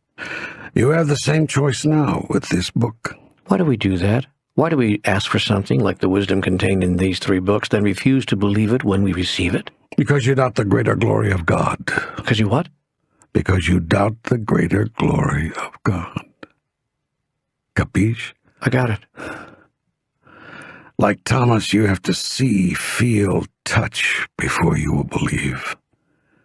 Yet that which you wish to know cannot be seen, felt, or touched. It is of another realm, and you are not open to that. You are not ready. Yet do not fret. When the student is ready, the teacher will appear. So, you're saying then, to get back to the original line of questioning, that we should not go to a psychic or a seance seeking to contact those on the other side. I'm not saying that you should or shouldn't do anything. I'm just not sure what the point would be. Well, supposing you had something you wanted to say to the other, rather than something you wanted to hear from them. Do you imagine that you could say it and they not hear it? The slightest thought having to do with a being existing on what you call the other side brings that being's consciousness flying to you. You cannot have a thought or an idea about a person who is what you call deceased without that person's essence becoming completely aware of it. It is not necessary to use a medium to produce such communication.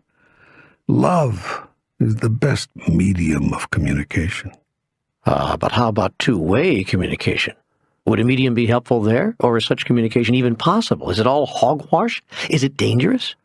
You are talking now about communication with spirits. Mm-hmm. Yes, such communication is possible. Is it dangerous? Virtually everything is dangerous if you are afraid. What you fear, you create. Yet there is really nothing to be afraid of.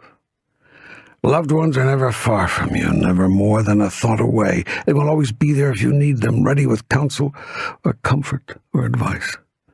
If there's a high level of stress on your part about a loved one being okay, they will send you a sign, a signal, a little message that will allow you to know everything's fine.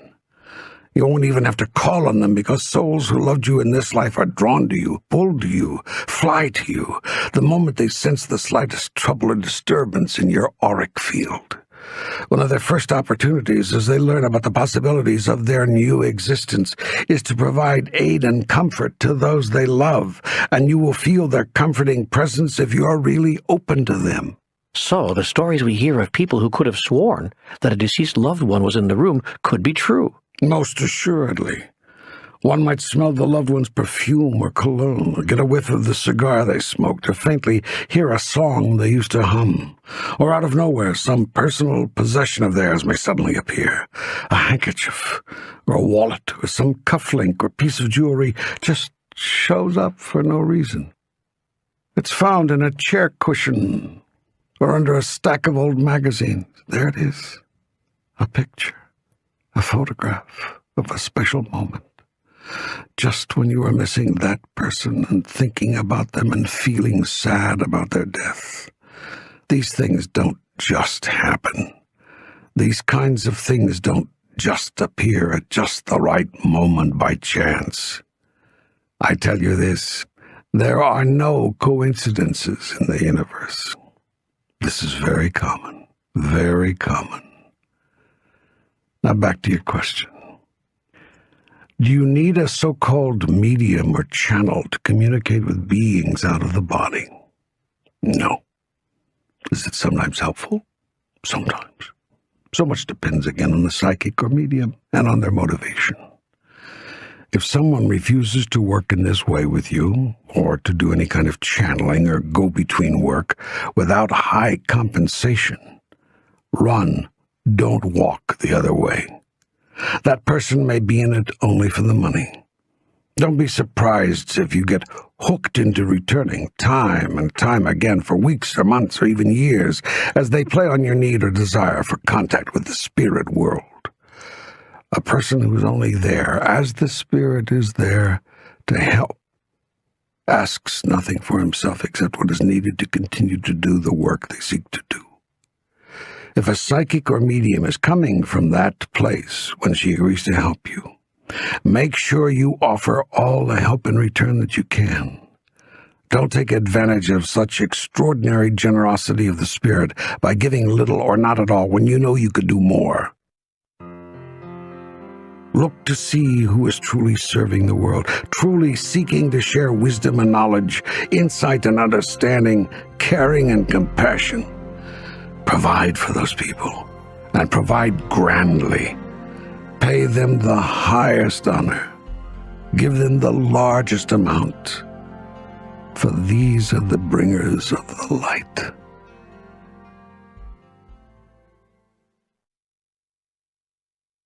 Will you speak to me about reincarnation? Sure. Many religions say that reincarnation is a false doctrine, that we get only one life here, one chance. I know. That is not accurate. How can they be so wrong about something so important? How can they not know the truth about something so basic? You must understand that humans have many fear-based religions whose teachings surround a doctrine of a God who is to be worshipped and feared. It was through fear that your entire Earth society reformed itself from the matriarchy to the patriarchy. It was through fear that the early priests got people to mend their wicked ways and heed the word of the Lord. It was through fear that churches gained and controlled their membership. One church even insisted that God would punish you if you did not go to church every Sunday. Not going to church was declared a sin, and not just any church. One had to attend one particular church. If you went to a church of a different denomination, that too was a sin. This was an attempt at control, pure and simple, using fear. The amazing thing is, it worked. Hell, it still works. Say, you're God. Don't swear. Who is swearing? I was making a statement of fact. I said, hell, it still works. People will always believe in hell and in a God who would send them there as long as they believe that God is like man, ruthless, self-serving, unforgiving, and vengeful. In days past, most people could not imagine a God who might rise above all of that. So they accepted the teaching of many churches to fear the terrible vengeance of the Lord.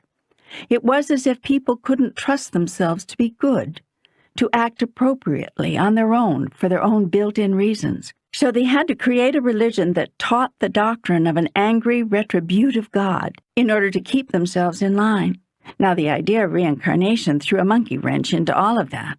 How so? What made that doctrine so threatening? The church was proclaiming that you'd better be nice or else, and along came the reincarnationists saying, you'll have another chance after this, and another chance after that, and still more chances. So don't worry, do the best you can. Don't become so paralyzed with fear that you can't budge. Promise yourself to do better and get on with it. Naturally, the early church couldn't hear of such a thing, so it did two things. First, it denounced the doctrine of reincarnation as heretical. Then it created the sacrament of confession. Confession could do for the churchgoer what reincarnation promised. That is, give him another chance. So then we had a setup where God would punish you for your sins unless you confessed them. In that case, you could feel safe, knowing that God had heard your confession and had forgiven you. Yes, but there was a catch. Oh? This absolution could not come directly from God. It had to flow through the church, whose priests pronounced penances which had to be performed. These were usually prayers which were required of the sinner. So now you had two reasons to keep up your membership. The church found confession to be such a good drawing card that soon it declared it to be a sin not to go to confession.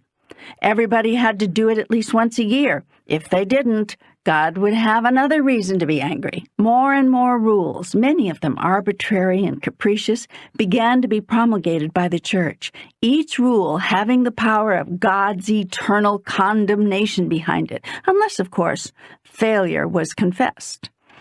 Then the person was forgiven by God and condemnation avoided. But now there was another problem. People figured out that this must mean they could do anything as long as they confessed it. The church was in a quandary. Fear had left the hearts of the people. Church attendance and membership dropped. People came to confess once a year, said their penances, were absolved of their sins, and went on with their lives. There was no question about it. A way had to be found to strike fear into the heart again. So, purgatory was invented. Purgatory? Purgatory. This was described as a place something like hell, but not eternal. This new doctrine declared that God would make you suffer for your sins, even if you confess them. Under the doctrine, a certain amount of suffering was decreed by God for each non-perfect soul, based on the number and type of sins committed. There were mortal sins and venial sins. Mortal sins would send you right to hell if not confessed before death. Once more, church attendance shot up. Collections were up too, and especially contributions. For the doctrine of purgatory also included a way one could buy one's way out of the suffering. I'm sorry? According to the church's teaching, one could receive a special indulgence, but again, not directly from God, only from an official of the church. These special indulgences freed one from the suffering in purgatory, which they had earned with their sins, or at least part of it. Something like time off for good behavior. Yes, but of course these reprieves were granted to very few. Generally, those who made a conspicuous contribution to the church. For a really huge sum, one could obtain a plenary indulgence. This meant no time in purgatory at all. It was a non-stop ticket straight to heaven. This special favor from God was available for even fewer. Royalty, perhaps, and the super rich. The amount of money, jewels, and land given to the church in exchange for these plenary indulgences was enormous. But the exclusivity of all this brought great frustration and resentment to the masses. No pun intended. The poorest peasant hadn't a hope of gaining a bishop's indulgence, and so the rank and file lost faith in the system, with attendance threatening to drop once again. Well, now what did they do? They brought in the novena candles. People could come to the church and light a novena candle for the poor souls in purgatory, and by saying a novena, a series of prayers in a particular order that took some time to complete, they could knock years off the sentence of the dearly departed, extricating them from purgatory sooner than God would otherwise have allowed. They couldn't do anything for themselves, but at least they could pray for mercy for the departed. Of course, it would be helpful if a coin or two were dropped through the slot for each candle lit. A lot of little candles were flickering behind a lot of red glass, and a lot of pesos and pennies were being dropped into a lot of tin boxes in an attempt to get me to ease up on the suffering being inflicted on the souls in purgatory. Wow, man, this is unbelievable. And you mean people could not see right through all that? People didn't see it as the desperate attempt of a desperate church to keep its members desperate to do anything to protect themselves from this desperado they called God? You mean people actually bought this stuff? Quite literally. No wonder the church declared reincarnation to be an untruth. Yes. Yet when I created you, I did not create you so that you could live one lifetime, an infinitesimal period, really, given the age of the universe, make the mistakes you are inevitably going to make, then hope for the best at the end. I've tried to imagine setting it up that way, but I can never figure out what my purpose would be. You could never figure it out either. That's why you've had to keep saying things like, "The Lord works in mysterious ways, his wonders to perform." Oh, yeah. But I don't work in mysterious ways. Everything I do has a reason, and it's perfectly clear. I've explained why I created you and the purpose of your life many times now during this trilogy. Reincarnation fits perfectly into that purpose, which is for me to create and experience who I am through you, lifetime after lifetime, and through the millions of other creatures of consciousness I have placed in the universe. Well, then there is life on other planets. Of course there is. Do you really believe that you are alone in this gigantic universe? But that's another topic we can get to later. Promise? Promise. Okay. So your purpose as a soul is to experience yourself as all of it. We are evolving. We are becoming. Becoming what? We do not know. We cannot know until we get there. But for us, the journey is the joy. And as soon as we get there, as soon as we create the next highest idea of who we are, we'll create a grander thought, a higher idea, and continue the joy forever. Are you with me here? Yes, and by this time I almost could repeat this verbatim. Good. So the point and purpose of your life is to decide and to be who you really are. You're doing that every day. With every action, with every thought, with every word, that's what you're doing. Now, to the degree that you're pleased with that, pleased with who you are in your experience, to that degree you'll stick more or less with the creation, making only minor adjustments here and there to get it closer and closer to perfect. Paramahansa Yogananda is an example of a person who was very close to perfect as an out-picturing of what he thought of himself. He had a very clear idea about himself and about his relationship to me, and he used his life to out-picture that.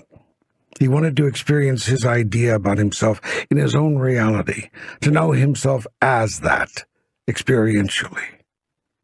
Babe Ruth did the same thing.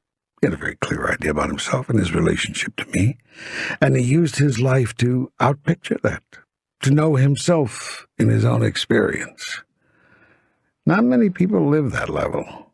Now, granted, the master and the babe had two entirely different ideas about themselves, yet they both played them out magnificently. They also both had different ideas about me, that's for sure, and were coming from different levels of consciousness about who I am and about their true relationship to me. And those levels of consciousness were reflected in their thoughts, words, and actions. One was in a place of peace and serenity most of his life and brought deep peace and serenity to others. The other was in a place of anxiousness, turmoil, and occasional anger, particularly when he couldn't get his way, and brought turmoil to the lives of those around him. Both were good-hearted, however. There was never a softer touch than the babe. And the difference between the two is that one had virtually nothing in terms of physical acquisitions, but never wanted more than what he got, while the other had everything and never got what he really wanted. If that were the end of it for George Herman, I suppose we could all feel a little sad about that. But the soul that embodied itself as Babe Ruth is far from finished with this process called evolution. It has had an opportunity to review the experiences it produced for itself, as well as the experiences it produced for others, and now gets to decide what next it would like to experience as it seeks to create and recreate itself in grander and grander versions. We'll drop our narrative regarding these two souls here because both have already made their next choice regarding what they want to now experience. And in fact, both are now experiencing that. You mean both have already reincarnated into other bodies? It would be a mistake to assume that reincarnating, returning to another physical body, was the only option open to them. Well, what are the other options? In truth, whatever they want them to be. I've already explained here what occurs after what you call your death. Some souls feel that there's a lot more they would like to know, and so they find themselves going to a school, whereas other souls, what you call old souls, teach them. And what do they teach them? That they have nothing to learn, that they never had anything to learn, that all they ever had to do was remember who and what they really are. They are taught that the experience of who they are is gained in the acting out of it, in being it. They are reminded of this by having it gently shown to them. Other souls have already remembered this by the time they get to, or soon after they get to, the other side. I'm using language now with which you are familiar, speaking in your vernacular, to keep as much as possible the words out of the way. These souls may then seek the immediate joy of experiencing themselves as whatever they wish to be. They may select from the million, cajillion aspects of me and choose to experience that right then and there. Some may opt to return to physical form to do that. Any physical form? Any. Then it's true that souls could return as animals, that God could be a cow, and that cows really are sacred. Holy cow. I'm sorry. You've had a whole lifetime to do stand-up comedy. Well. By the way, looking at your life, you've done a pretty good job of it. Chaboom! That was a rim shot. If I had a cymbal here, I'd give you a cymbal crash. Thank you. But seriously, folks. The answer to the question you are basically asking, can a soul return as an animal, is yes, of course. The real question is, would it? The answer is probably not. Do animals have souls? Anyone who has ever stared into the eyes of an animal already knows the answer to that. Then how do I know it is not my grandmother come back as my cat? The process we are discussing here is evolution. Self-creation and evolution. And evolution proceeds one way, upward, ever upward. The soul's greatest desire is to experience higher and higher aspects of itself. And so it seeks to move upward, not downward on the evolutionary scale, until it experiences what has been called nirvana, total oneness with the all, that is, with me. But if the soul desires higher and higher experiences of itself, why would it even bother returning as a human being? Surely that can't be a step upward. If the soul returns to human form, it is always in an effort to further experience, and thus further evolve. There are many levels of evolution observable and demonstrated in humans. One could come back for many lifetimes, many hundreds of lifetimes, and continue to evolve upward. Yet upward movement, the grandest desire of the soul, is not achieved with return to a lower life form. Thus, such a return does not occur. Not until the soul reaches ultimate reunion with all that is. Well, that must mean there are new souls coming into the system every day, taking lower life forms. No. Every soul that was ever created was created at once. We are all here, now. But as I've explained before, when a soul, a part of me, reaches ultimate realization, it has the option to start over, to literally forget everything, so that it can remember all over again and recreate itself anew once more. In this way, God continues to re-experience itself. Souls may also choose to recycle through a particular life form at a particular level as often as they like. Without reincarnation, without the ability to return to a physical form, the soul would have to accomplish everything it seeks to accomplish within one lifetime, which is 1 billion times shorter than the blink of an eye on the cosmic clock. So yes, of course, reincarnation is a fact. It's real, it's purposeful, and it's perfect. Okay, but there's one thing I'm confused about. You said there is no such thing as time, that all things are happening right now. Is that correct? It is. And then you implied, and in Book 2 you went into depth on this, that we exist all the time on different levels or at various points in the space-time continuum. That's true. Okay, so now here's where it gets crazy. If one of the me's on the space-time continuum dies, then comes back here as another person, then who am I? I would have to be existing as two people at once. And if I kept on doing this through all eternity, which you say I do, then I'm being 100 people at once, 1,000, 1,000,000. 1,000,000 versions of 1,000,000 people at 1,000,000 points on the space-time continuum. Yes. Oh, I don't understand that. My mind can't grasp that. Actually, you've done well. It's a very advanced concept, and you've done pretty well with it. But if that's true, then I, the part of me that is immortal, must be evolving in 1 billion different ways, in 1 billion different forms at 1 billion different points on the cosmic wheel in the eternal moment of now. Right again. That's exactly what I'm doing. No, I said that's what I must be doing. Right again. That's just what I said. No, I said... I know what you said. You said just what I said you said. The confusion here is that you still think there's more than one of us here. There's not? There was never more than one of us here, ever. Are you just finding that out? You mean I've just been talking to myself here? Something like that. You mean you're not God? That's not what I said. You mean you are God? That's what I said. But if you're God, and you're me, and I'm you, then I'm God. Thou art God. Yes, that is correct. You grok it in fullness. But I'm not only God. I'm also everyone else. Yes. But does that mean that no one and nothing else exists but me? Have I not said, I and my Father are one? Yes, but... And have I not said, we are all one? Yes, but I didn't know you meant that literally. I thought you meant that figuratively. I thought it was more of a philosophical statement, not a statement of fact. It's a statement of fact. We are all one. That is what is meant by, whatsoever ye do unto the least of these, ye do unto me. Do you understand now? Yes. Ah, at last. At long last. But And you'll forgive me for arguing this, but when I'm with another, my spouse, for instance, or my children, it feels that I am separate from them, that they are other than me. Consciousness is a marvelous thing.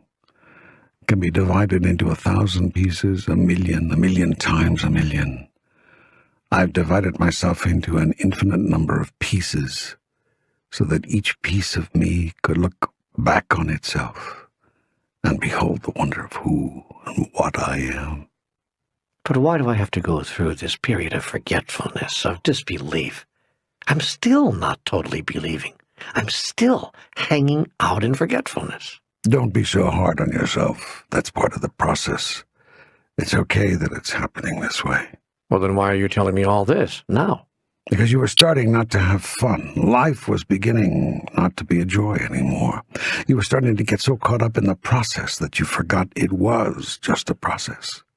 And so you called out to me. You asked me to come to you, to help you understand, to show you the divine truth, to reveal to you the greatest secret, the secret you've kept from yourself, the secret of who you are.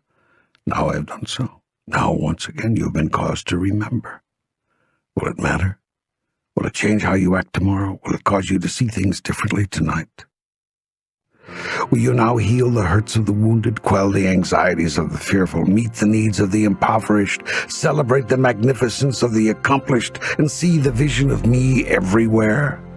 Will this latest remembrance of truth change your life and allow you to change the lives of others? Or will you return to forgetfulness, fall back into selfishness, revisit and reside again in the smallness of who you imagined yourself to be before this awakening? Which will it be?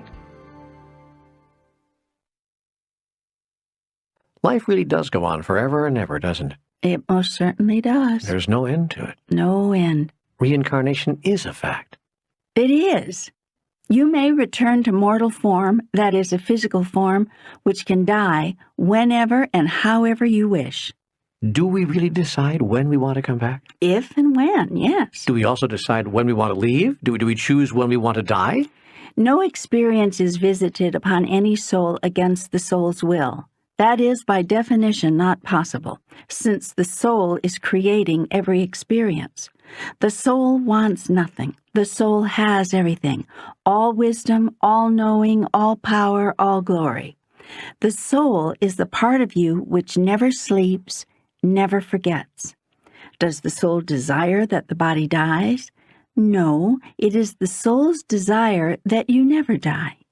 Yet the soul will leave the body, change its bodily form, leaving most of the material body behind at the drop of a hat when it sees no purpose in remaining in that form. If it's the soul's desire that we never die, why do we? You don't. You merely change form. Well, all right, if it's the soul's desire that we never do that, then why do we? That is not the soul's desire. You are a shapeshifter. When there is no further usefulness in staying in a particular form, the soul changes form, willfully, voluntarily, joyfully, and moves on the cosmic wheel. Joyfully? With great joy. You mean no soul dies regretfully? No soul dies, ever. I mean no soul has regrets that the current physical form is changing, is about to die. The body never dies, but merely changes form with the soul. Yet I understand your meaning, so for now I use the vocabulary you have established. If you have a clear understanding of what you wish to create with regard to what you have chosen to call the afterlife, or if you have a clear set of beliefs that support an after-death experience of reuniting with God, then no, the soul never, ever has regrets over what you call death. Death in that instance is a glorious moment, a wonderful experience. Now the soul can return to its natural form, its normal state. There is an incredible lightness, a sense of total freedom, a limitlessness, and an awareness of oneness that is at once blissful and sublime. It is not possible for the soul to regret such a shift.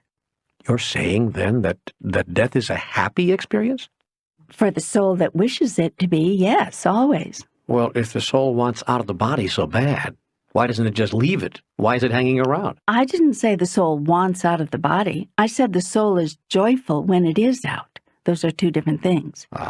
You can be happy doing one thing and happy then doing another. The fact that you are joyful doing the second does not mean you are unhappy doing the first. The soul is not unhappy being with the body. Quite to the contrary. The soul is pleased to be you in your present form. That does not preclude the possibility that the soul might be equally pleased to be disconnected from it. Well, there's obviously much about death I don't understand. Yes, and that's because you don't like to think about it. Yet you must contemplate death and loss the instant you perceive any moment of life, or you will not have perceived life at all, but know only the half of it. Each moment ends the instant it begins. If you don't see this, you'll not see what is exquisite in it, and you will call the moment ordinary. Each interaction begins to end the instant it begins to begin. Only when this is truly contemplated and deeply understood does the full treasure of every moment and of life itself open to you. Life cannot give itself to you if you do not understand death. You must do more than understand it. You must love it, even as you love life. Your time with each person would be glorified if you thought it was your last time with that person. Your experience of each moment would be enhanced beyond measure if you thought it was the last such moment. Your refusal to contemplate your own death leads to your refusal to contemplate your own life. You don't see it for what it is. You miss the moment and all it holds for you. You look right past it instead of right through it. When you look deeply at something, you see right through it. To contemplate a thing deeply is to see right through it. Then the illusion ceases to exist. Then you see a thing for what it really is. Only then can you truly enjoy it, that is, place joy into it. To enjoy is to render something joyful. Even the illusion you can then enjoy, for you will know it is an illusion, and that is half the enjoyment. It is the fact that you think it is real that causes you all the pain. Nothing is painful which you understand is not real. Let me repeat that. Nothing is painful which you understand is not real. It's like a movie, a drama, played out on the stage of your mind. You are creating the situation and the characters. You are writing the lines. Nothing is painful the moment you understand that nothing is real. This is as true of death as it is of life. When you understand that death too is an illusion, then you can say, "O death, where is thy sting?" You can even enjoy death. You can even enjoy someone else's death. Does that seem strange? Does that seem a strange thing to say? Only if you do not understand death and life. Death is never an end, but always a beginning. A death is a door opening, not a door closing. When you understand that life is eternal, you understand that death is your illusion, keeping you very concerned with and therefore helping you believe that you are your body. Yet you are not your body, and so the destruction of your body is of no concern to you. Death should teach you that what is real is life, and life teaches you that what is unavoidable is not death, but impermanence. Impermanence is the only truth. Nothing is permanent. All is changing, in every instant, in every moment. Were anything permanent, it could not be, for even the very concept of permanence depends upon impermanence to have any meaning. Therefore, even permanence is impermanent. Look at this deeply. Contemplate this truth. Comprehend it, and you comprehend God. This is the Dharma, and this is the Buddha. This is the Buddha Dharma. This is the teaching and the teacher. This is the lesson and the master. This is the object and the observer, rolled into one. They never have been other than one. It is you who have unrolled them so that your life may unroll before you. Yet as you watch your own life roll out before you, do not yourself become unraveled. Keep yourself together. See the illusion, enjoy it, but do not become it. You are not the illusion, but the creator of it. You are in this world, but not of it. So use your illusion of death. Use it. Allow it to be the key that opens you to more of life.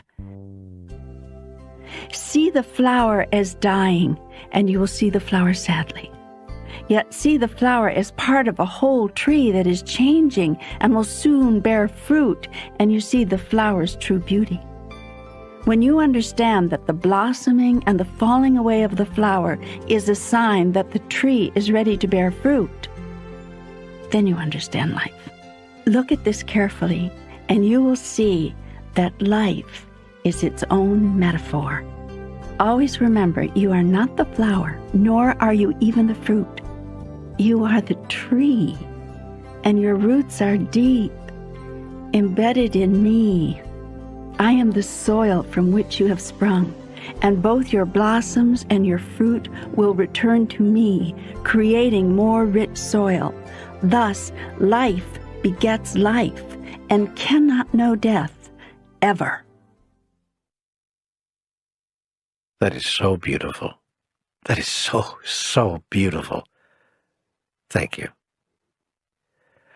Will you speak to me now of something that is troubling me? I need to talk about suicide. Why is there such a taboo against the ending of one's life? Indeed. Why is there? You mean it's not wrong to kill yourself? The question cannot be answered to your satisfaction because the question itself contains two false concepts. It is based on two false assumptions. It contains two errors. The first false assumption is that there is such a thing as right and wrong. The second false assumption is that killing is possible.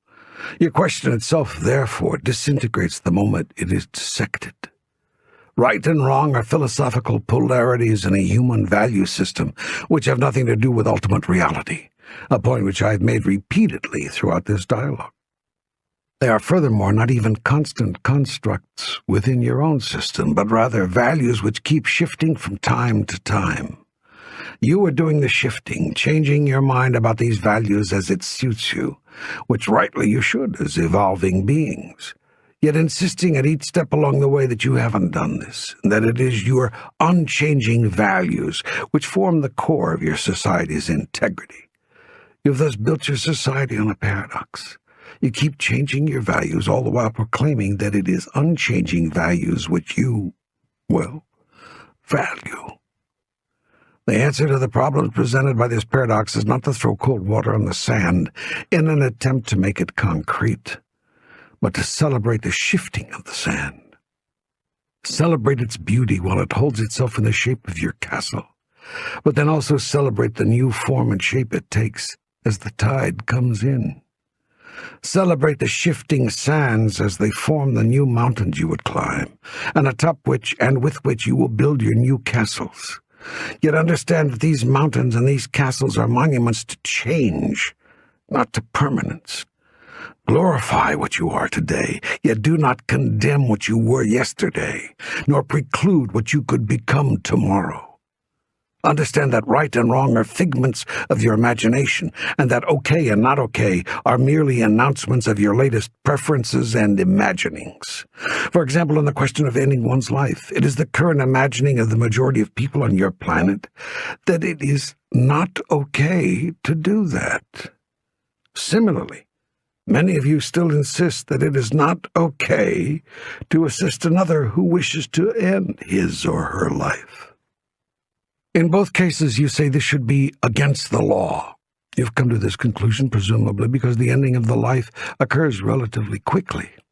Actions which end a life over a somewhat longer period of time are not against the law, even though they achieve the same result.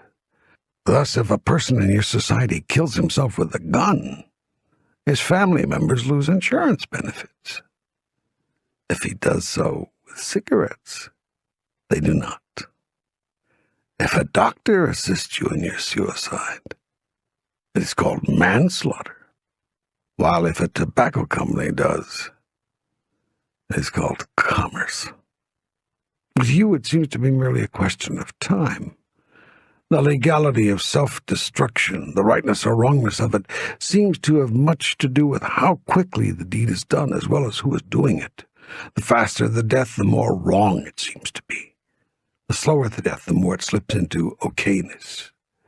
Interestingly, this is the exact opposite of what a truly humane society would conclude. By any reasonable definition of what you would call humane, the shorter the death, the better. Yet your society punishes those who would seek to do the humane thing and rewards those who would do the insane. It is insane to think that endless suffering is what God requires, and that a quick, humane end to the suffering is wrong. Punish the humane, reward the insane. This is a motto which only a society of beings with limited understanding could embrace. So you poison your system by inhaling carcinogens, you poison your system by eating food treated with chemicals that over the long run kill you, and you poison your system by breathing air which you have continually polluted. You poison your system in 100 different ways over 1,000 different moments, and you do this knowing these substances are no good for you. But because it takes a longer time for them to kill you, you commit suicide with impunity. If you poison yourself with something that works faster, you are said to have done something against moral law. Now I tell you this, it is no more immoral to kill yourself quickly than it is to kill yourself slowly. So a person who ends his own life is not punished by God? I do not punish. I love. What of the often heard statement that those who think they're going to escape their predicament or end their condition with suicide only find that they're facing the same predicament or condition in the afterlife, and therefore escaped and ended nothing? Your experience in what you call the afterlife is a reflection of your consciousness at the time you enter it. Yet you are always a being of free will, and may alter your experience whenever you choose. So loved ones who have ended their physical life are okay? Yes, they are very okay. There's a wonderful book on this subject called Stephen Lives by Anne Purrier. It's about her son who ended his life when he was a teenager. So many people have found it helpful. Anne Purrier is a wonderful messenger, as is her son. So you can recommend this book? It is an important book. It says more on this subject than we are saying here, and those who have deep hurts or lingering issues surrounding the experience of a loved one ending their life will be open to healing through this book. It is sad that we even have such deep hurts or issues. But much of that, I think, is a result of what our society has laid on us about suicide. In your society, you often do not see the contradictions of your own moral constructions. The contradiction between doing things that you know full well are going to shorten your life, but doing them slowly, and doing things that will shorten your life quickly, is one of the most glaring in the human experience. Yet they seem so obvious when you spell them out like this. Why can't we see such obvious truths on our own? Because if you saw these truths, you would have to do something about them. This you do not wish to do, so you have no choice but to look right at something and not see it. But why would we not want to do something about these truths if we saw them? Because you believe that in order to do something about them, you would have to end your pleasures. And ending pleasures is something you have no desire to do. Most of the things which cause your slow deaths are things which bring you pleasure or result from those things. And most of the things which bring you pleasure are things which satisfy the body. Indeed, this is what marks yours as a primitive society. Your lives are structured largely around seeking and experiencing pleasures of the body. Of course, all beings everywhere seek to experience pleasures. There's nothing primitive in that. In fact, it is the natural order of things. What differentiates societies and beings within societies is what they define as pleasurable. If a society is structured largely around pleasures of the body, it is operating at a different level from a society structured around pleasures of the soul. And understand, too, that this does not mean that your Puritans were right, and that all pleasures of the body should be denied. It means that in elevated societies, pleasures of the physical body do not make up the largest number of pleasures which are enjoyed. They are not the prime focus. The more elevated a society or being, the more elevated are its pleasures. Wait a minute. That sounds like such a value judgment. I thought that you, God, didn't make value judgments. Is it a value judgment to say that Mount Everest is higher than Mount McKinley? Is it a value judgment to say that Aunt Sarah is older than her nephew Tommy? Are these value judgments or observations? I've not said it is better to be elevated in one's consciousness. In fact, it is not, any more than it is better to be in fourth grade than in first. I am simply observing what fourth grade is. And we are not in fourth grade on this planet. We are in first, is that it? My child, you are not yet even in kindergarten. You are in nursery school. Now, how can I not hear that as an insult? Why does it sound to me as if you're putting the human race down? Because you are deeply ego-invested in being something you are not, and in not being what you are. Most people hear insults when only an observation has been made, if what is being observed is something they don't want to own. Yet until you hold a thing, you cannot let it go, and you cannot disown that which you have never owned. You cannot change that which you do not accept. Precisely. Enlightenment begins with acceptance, without judgment of what is. This is known as moving into the isness. It is in the isness where freedom will be found. What you resist persists. What you look at disappears. That is, it ceases to have its illusory form. You see it for what it is, and what is can always be changed. It is only what is not that cannot be changed. Therefore, to change the isness, move into it. Do not resist it. Do not deny it. What you deny, you declare. What you declare, you create. Denial of something is recreation of it, for the very act of denying something places it there. Acceptance of something places you in control of it. That which you deny you cannot control, for you have said it is not there. Therefore, what you deny controls you. The majority of your race does not want to accept that you have not yet evolved to kindergarten. It does not want to accept that the human race is still in nursery school, yet this lack of acceptance is exactly what keeps it there. You are so deeply ego-invested in being what you are not, highly evolved, that you are not being what you are, evolving. You are thus working against yourself, fighting yourself, and hence evolving very slowly. The fast track of evolution begins with admitting and accepting what is, not what is not. And I will know that I have accepted what is when I no longer feel insulted as I hear it described. Exactly. Are you insulted if I say you have blue eyes? So now I tell you this. The more elevated a society or being, the more elevated are its pleasures. What you call pleasure is what declares your level of evolution. Help me, will you, with this term elevated? What do you mean by that? Your being is the universe in microcosm. You and your whole physical body are composed of raw energy, clustered around 7 centers or chakras. Study the chakra centers and what they mean. There are hundreds of books written about this. This is wisdom I have given the human race before. What is pleasurable or stimulates your lower chakras is not the same as what is pleasurable to your higher chakras. The higher you raise the energy of life through your physical being, the more elevated will be your consciousness. Well, here we go again. That seems to argue for celibacy. That seems to be the whole argument against expression of sexual passion. People who are elevated in their consciousness don't come from their root chakra, their first or lowest chakra, in their interactions with other humans. That's true. But I thought you've said throughout this dialogue that human sexuality was to be celebrated, not repressed. That is correct. Well, help me out here then, will you? Because we seem to have a contradiction here. The world is full of contradictions, my son. Lack of contradictions is not a necessary ingredient in truth. Sometimes greater truth lies within the contradiction. What we have here is divine dichotomy. Well, then help me understand the dichotomy, because all my life I've heard about how desirable it was, how elevated it was to raise the Kundalini energy out of the root chakra.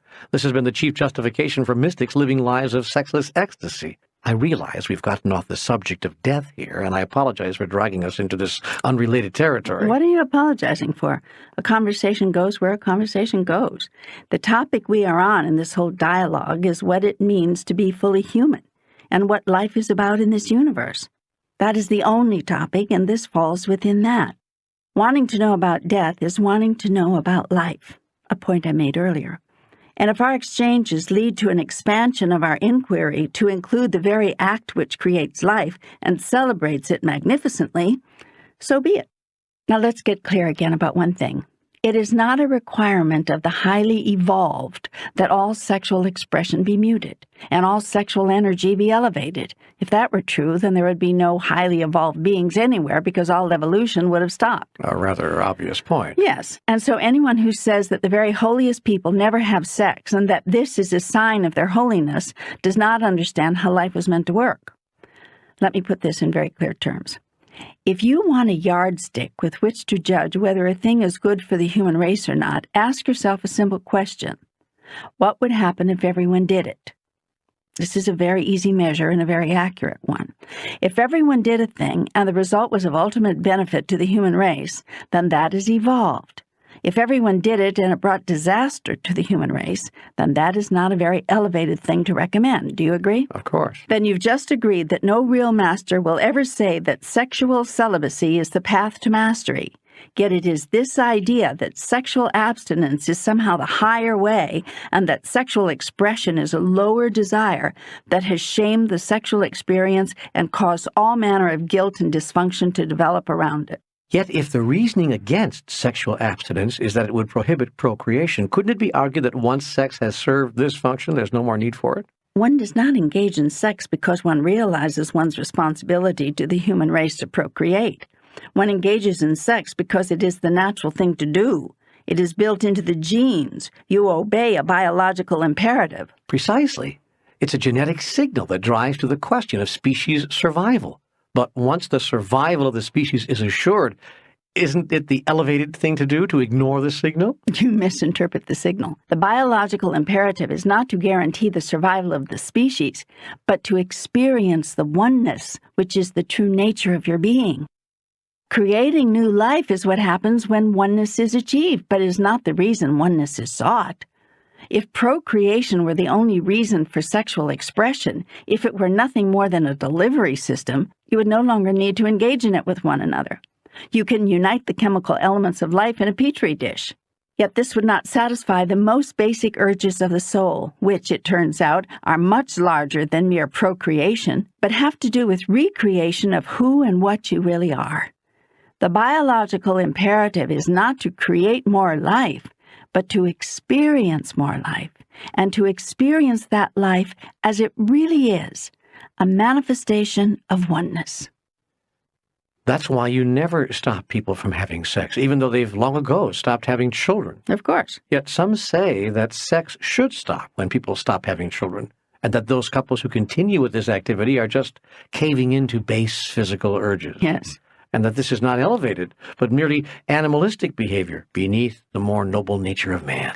Well, this gets us back to the subject of chakras, or energy centers. I said earlier that the higher you raise the energy of life through your physical being, the more elevated will be your consciousness.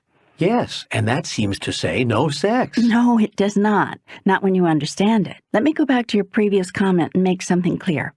There is nothing ignoble or unholy about having sex. You've got to get that idea out of your mind and out of your culture. There is nothing base or gross or less than dignified, much less sanctified, about a passionate, desire-filled sexual experience. Physical urges are not manifestations of animalistic behavior. Those physical urges were built into the system by me. Who do you suppose created it that way? Yet physical urges are but one ingredient in a complex mixture of responses that you all have to each other. Remember, you are a three-part being with 7 chakra centers. When you respond to one another from all 3 parts and all 7 centers at the same time, then you have the peak experience you are looking for, that you have been created for. And there is nothing unholy about any of these energies, yet if you choose just one of them, that is unholy. It is not being whole. When you are not being whole, you are being less than yourself. That is what is meant by unholy. Wow, I get it. I get it. The admonition against sex for those who choose to be elevated was never an admonition from me. It was an invitation. An invitation is not an admonition, yet you have made it so. And the invitation was not to stop having sex, but to stop being unwhole. Whatever you are doing, having sex or having breakfast, going to work or walking on the beach, jumping rope or reading a good book, whatever you are doing, do it as a whole being, as the whole being you are. If you are having sex from only your lower chakra center, you are operating from the root chakra alone and missing by far the most glorious part of the experience. Yet if you are being loving with another person and coming from all 7 energy centers while you are being that, now you are having a peak experience. How can this not be holy? It can't. I'm unable to imagine such an experience, not being holy. And so the invitation to raise the life energy through your physical being to the top chakra was never meant to be a suggestion or a demand that you disconnect from the bottom. If you have raised the energy to your heart chakra, or even to your crown chakra, that doesn't mean it cannot be in your root chakra as well. Indeed, if it is not, you are disconnected. When you have raised the life energy to your higher centers, you may or may not choose to have what you would call a sexual experience with another. But if you do not, it will not be because to do so would be to violate some cosmic law on holiness, nor will it make you somehow more elevated. And if you do choose to be sexual with another, it will not lower you to a root chakra only level unless you do the opposite of disconnecting at the bottom and disconnect from the top. So here is the invitation, not an admonition, but an invitation. Raise your energy, your life force, to the highest level possible in every moment, and you will be elevated. This has nothing to do with having sex or not having sex. It has to do with raising your consciousness no matter what you are doing. I get it. I understand. Although I don't know how to raise my consciousness, I don't think I know how to raise the life energy through my chakra centers, and I'm not sure most people even know what these centers are.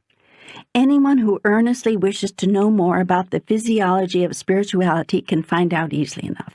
I have sourced this information before in very clear terms. You mean in other books, through other writers? Yes, read the writings of Deepak Chopra. He is one of the clearest enunciators right now on your planet. He understands the mystery of spirituality and the science of it. And there are other wonderful messengers as well. Their books describe not only how to raise your life force up through your body, but also how to leave your physical body. You can remember through these additional readings how joyous it is letting the body go. Then you will understand how it could be that you might never again fear death. You will understand the dichotomy, how it is a joy to be with the body and a joy to be free of it.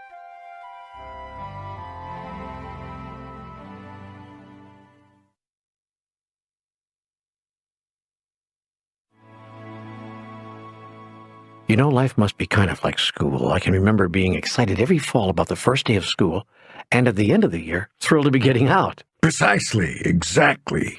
You've hit it. That's it, exactly. Only life is not a school. Yes, I remember. You explained all of that in Book 1. Until then, I thought life was a school, and that we had to come here to learn our lessons. You helped me tremendously in Book 1 to see that this was a false doctrine. I'm glad. That's what we're trying to do here with this trilogy, bring you to clarity. And now you're clear about why and how the soul can be overjoyed after death without necessarily ever regretting life. But you asked a larger question before, and we should revisit it. I'm sorry?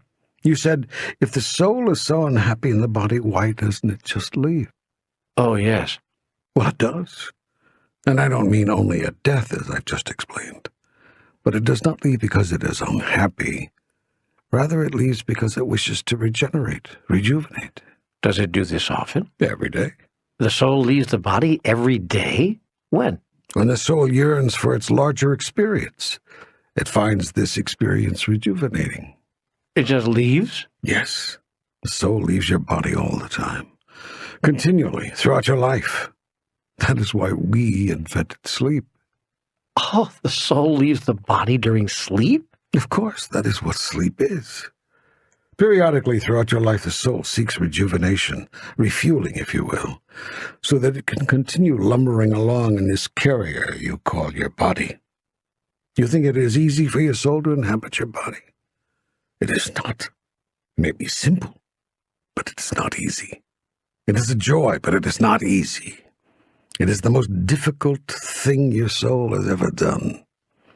The soul, which knows a lightness and a freedom which you can't imagine, yearns for that state of being again, just as a child who loves school can yearn for summer vacation. Just as an adult who yearns for company can also, while having company, yearn to be alone. The soul seeks the true state of being. The soul is lightness and freedom. It is also peace and joy. It is also limitlessness and painlessness, perfect wisdom and perfect love. It is all these things and more, yet it experiences precious few of these things while it is with the body. And so it made an arrangement with itself. It told itself it would stay with the body as long as it needs to in order to create and experience itself as it now chooses, but only if it could leave the body whenever it wished. It does this daily, through the experience you call sleep. Sleep is the experience of the soul leaving the body? Yes. Well, I thought we fell asleep because the body needed rest. You are mistaken. It is the other way around. The soul seeks the rest, and so causes the body to fall asleep. The soul literally drops the body, sometimes right where it is standing, when it is tired of the limits, tired of the heaviness, and lack of freedom of being with the body. It will just leave the body when it seeks refueling, when it becomes weary of all the non-truth and false reality and imagined dangers, and when it seeks once again reconnection, reassurance, restfulness, and reawakening for the mind. When the soul first embraces a body, it finds the experience extremely difficult. It is very tiring, particularly for a newly arriving soul. That is why babies sleep a lot. When the soul gets over the initial shock of being attached to a body once more, it begins to increase its tolerance for that. It stays with it more. At the same time, the part of you called your mind moves into forgetfulness, just as it was designed to do. Even the soul's flights out of the body, taken now on a less frequent, but still usually daily, basis, do not always bring the mind back to remembrance. Indeed, during these times the soul may be free, but the mind may be confused. Thus the whole being may ask, where am I? What am I creating here? These searchings may lead to fitful journeys, even frightening ones. You call these trips nightmares. Sometimes just the opposite will occur. The soul will arrive at a place of great remembering. Now the mind will have an awakening. This will fill it with peace and joy, which you will experience in your body when you return to it. The more your whole being experiences the reassurance of these rejuvenations, and the more it remembers what it is doing and trying to do with the body, the less your soul will choose to stay away from the body. For now it knows that it came to the body for a reason and with a purpose. Its desire is to get on with that and to make best use of all the time with the body that it has. The person of great wisdom needs little sleep. Are you saying that you can tell how evolved a person is by how much sleep that person needs? Almost, yes. You could almost say that. Sometimes the soul chooses to leave the body just for the sheer joy of it, though. It may not be seeking reawakening for the mind or rejuvenation for the body. It may simply be choosing to recreate the sheer ecstasy of knowing the oneness. So it would not always be valid to say that the more sleep a person gets, the less evolved that person is. Still, it is not a coincidence that as beings become more and more aware of what they are doing with their bodies, and that they are not their bodies, but that which is with their bodies, they become willing and able to spend more and more time with their bodies, and thus appear to need less sleep. Now, some beings even choose to experience both the forgetfulness of being with the body and the oneness of the soul at once. These beings can train a part of themselves to not identify with the body while they are still with the body, thus experiencing the ecstasy of knowing who they really are without having to lose human wakefulness in order to do it. How do they do this? How can I do this? It is a question of awareness, of reaching a state of total awareness, as I said before. You cannot do totally aware, you can only be totally aware. How? How? There must be some tools you can give me. Daily meditation is one of the best tools with which to create this experience. With it, you can raise your life energy to the highest chakra, and even leave your body while you are awake. In meditation, you place yourself in a state of readiness to experience total awareness while your body is in a awakened state. This state of readiness is called true wakefulness. You do not have to be sitting in meditation to experience this. Meditation is simply a device, a tool, as you put it. But you do not have to do sitting meditation in order to experience this.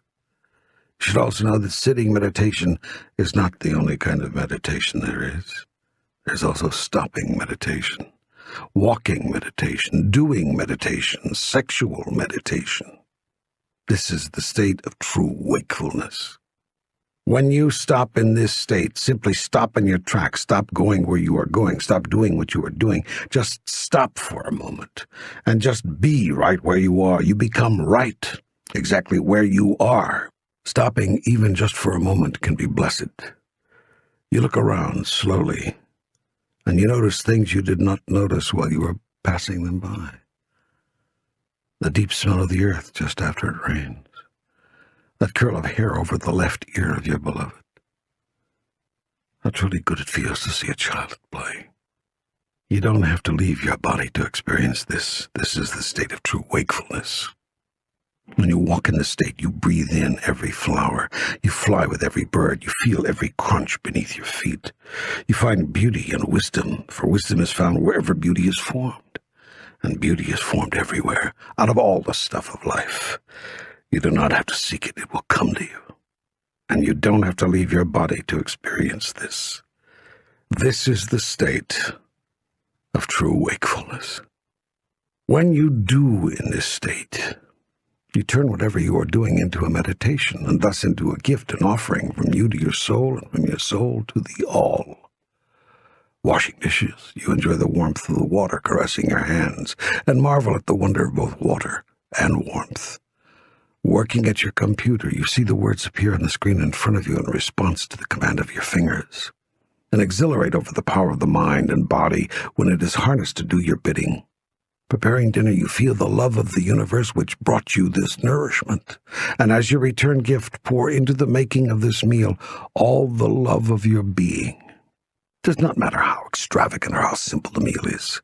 Soup can be loved into deliciousness. You don't have to leave your body to experience this. This is the state of true wakefulness. When you experience sexual energy exchange in this state, you know the highest truth of who you are.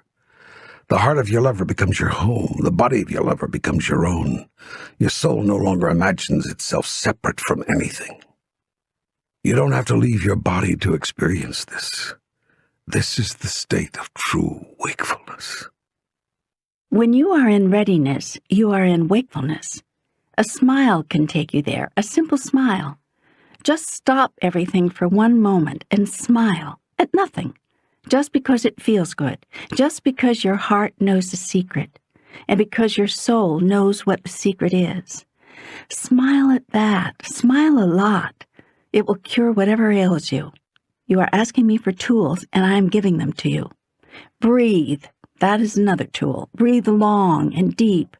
Breathe slowly and gently. Breathe in the soft, sweet nothingness of life, so full of energy, so full of love. It is God's love you are breathing. Breathe deeply, and you can feel it. Breathe very, very deeply, and the love will make you cry for joy. For you have met your God, and your God has introduced you to your soul. Once this experience has taken place, life is never the same. People talk of having been to the mountaintop or having slipped into sublime ecstasy. Their beingness is changed forever. Thank you. I understand. It's the simple things, the simple acts, and the purest. Yes, but know this. Some people meditate for years and never experience this. It has to do with how open one is, how willing, and also how able to move away from any expectation. Should I meditate every day? Oh, as in all things, there are no shoulds or shouldn'ts here. It is not a question of what you should do, but what you choose to do. Some souls seek to walk in awareness. Some recognize that in this life most people are sleepwalking, unconscious.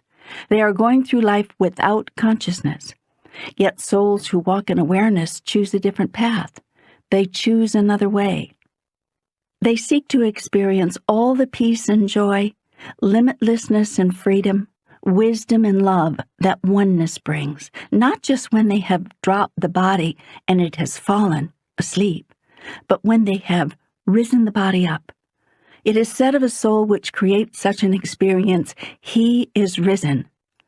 Others in the so-called New Age term this a process of consciousness raising.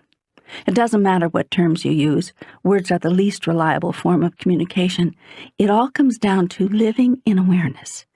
And then it becomes total awareness. And what is it of which you eventually become totally aware? You eventually become totally aware of who you are. Daily meditation is one way you may achieve this, yet it requires commitment, dedication, a decision to seek inner experience, not outer reward. And remember, the silences hold the secrets. And so the sweetest sound is the sound of silence. This is the song of the soul. If you believe the noises of the world rather than the silences of your soul, you will be lost. So daily meditation is a good idea. A good idea? Yes. Yet know again what I have just said here. The song of the soul may be sung many ways. The sweet sound of silence may be heard many times. Some hear the silence in prayer. Some sing the song in their work. Some seek the secrets in quiet contemplation, others in less contemplative surroundings. When mastery is reached, or even intermittently experienced, the noises of the world can be muffled, the distractions quieted, even in the midst of them. All of life becomes a meditation. All of life is a meditation in which you are contemplating the divine. This is called true wakefulness or mindfulness. Experienced in this way, everything in life is blessed. There is struggle and pain and worry no more.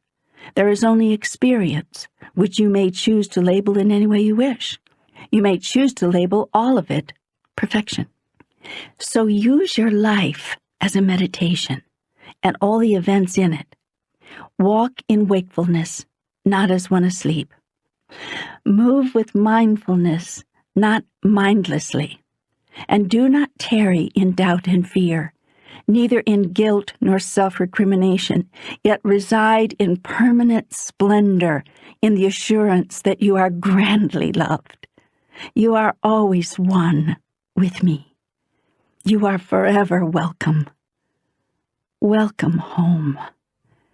For your home is in my heart and mine in yours. I invite you to see this in life as you will surely see it in death. Then you will know that there is no death, and that what you have called life and death are both part of the same unending experience. We are all that is, all that ever was, and all that ever will be. World without end. I love you. Do you know that? Yes. And I love you. Do you know that? I'm starting to. I'm really starting to. Good. Will you tell me some things about the soul, please? Sure. I'll try to explain within your limited realm of understanding, but do not allow yourself to become frustrated if certain things don't make sense to you. Try to remember that you're bringing this information through a unique filter, a filter which has been designed by you to shield you from too much remembering. Remind me again why I did that. The game would be over if you remembered everything. You came here for a particular reason, and your divine purpose would be thwarted if you understood how everything is put together. Some things will always remain a mystery at this level of consciousness, and it is right that they should. So do not try to solve all the mysteries. Not at one time, anyway. Give the universe a chance. It will unfold itself in due course. Enjoy the experience of becoming. Make haste slowly. Exactly. My father used to say that. Your father was a wise and wonderful man. Not many people would describe him that way. Not many people knew him. My mother did. Yes, she did. And she loved him. Yes, she did. And she forgave him. Yes, she did.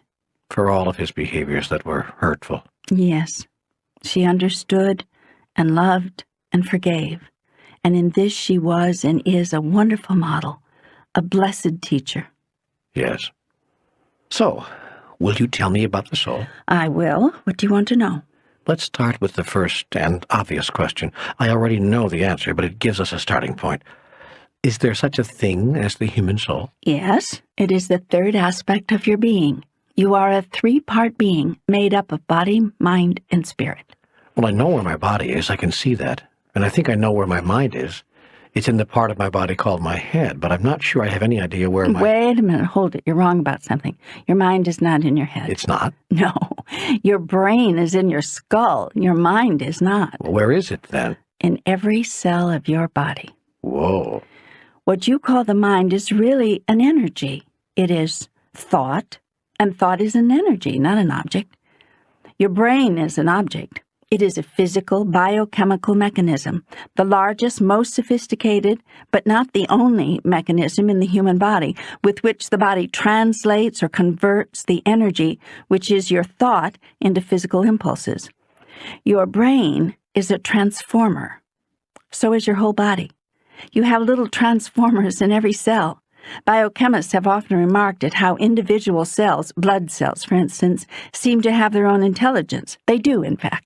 That goes not just for cells, but for larger parts of the body. Every man on the planet knows about a particular body part that often seems to have a mind of its own. Yes, and every woman knows how absurd men become when that is the body part they allow to influence their choices and decisions. Some women use that knowledge to control men. Undeniable. And some men control women through choices and decisions made from that place. Undeniable. Want to know how to stop the circus? Absolutely. This is what was meant earlier by all that talk about raising the energy of life to include all 7 chakra centers.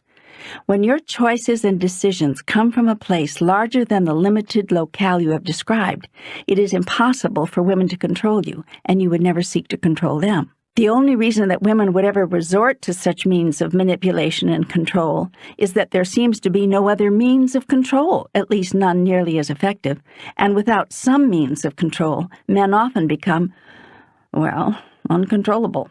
Yet if men would demonstrate more of their higher nature, and if women would appeal more to that part of men, the so-called battle of the sexes would be over, as would most other battles of any kind on your planet. As I've said earlier, this does not mean men and women should give up sex or that sex is part of a human being's lower nature. It means that sexual energy alone, when not raised to higher chakras and combined with the other energies that make one a whole person, produces choices and outcomes that do not reflect the whole person. These are often less than magnificent. The whole of you is magnificence itself. Yet anything less than the whole of you is less than magnificent. So if you want to guarantee that you'll produce a less than magnificent choice or outcome, make a decision from your root chakra center only. Then watch the results. They are as predictable as can be. I think I knew that. Of course you did. The largest question facing the human race is not when will you learn, but when will you act on what you've already learned. So the mind is in every cell? Yes. And there are more cells in your brain than anywhere else. So it seems as though your mind is there. Yet that is just the main processing center, not the only one. Good, I'm clear. So where is the soul? Where do you think it is? I don't know, behind the third eye? No. In the middle of my chest? To the right of my heart? Just beneath the breastbone? No. Okay, I give up. It is everywhere. Everywhere? Everywhere.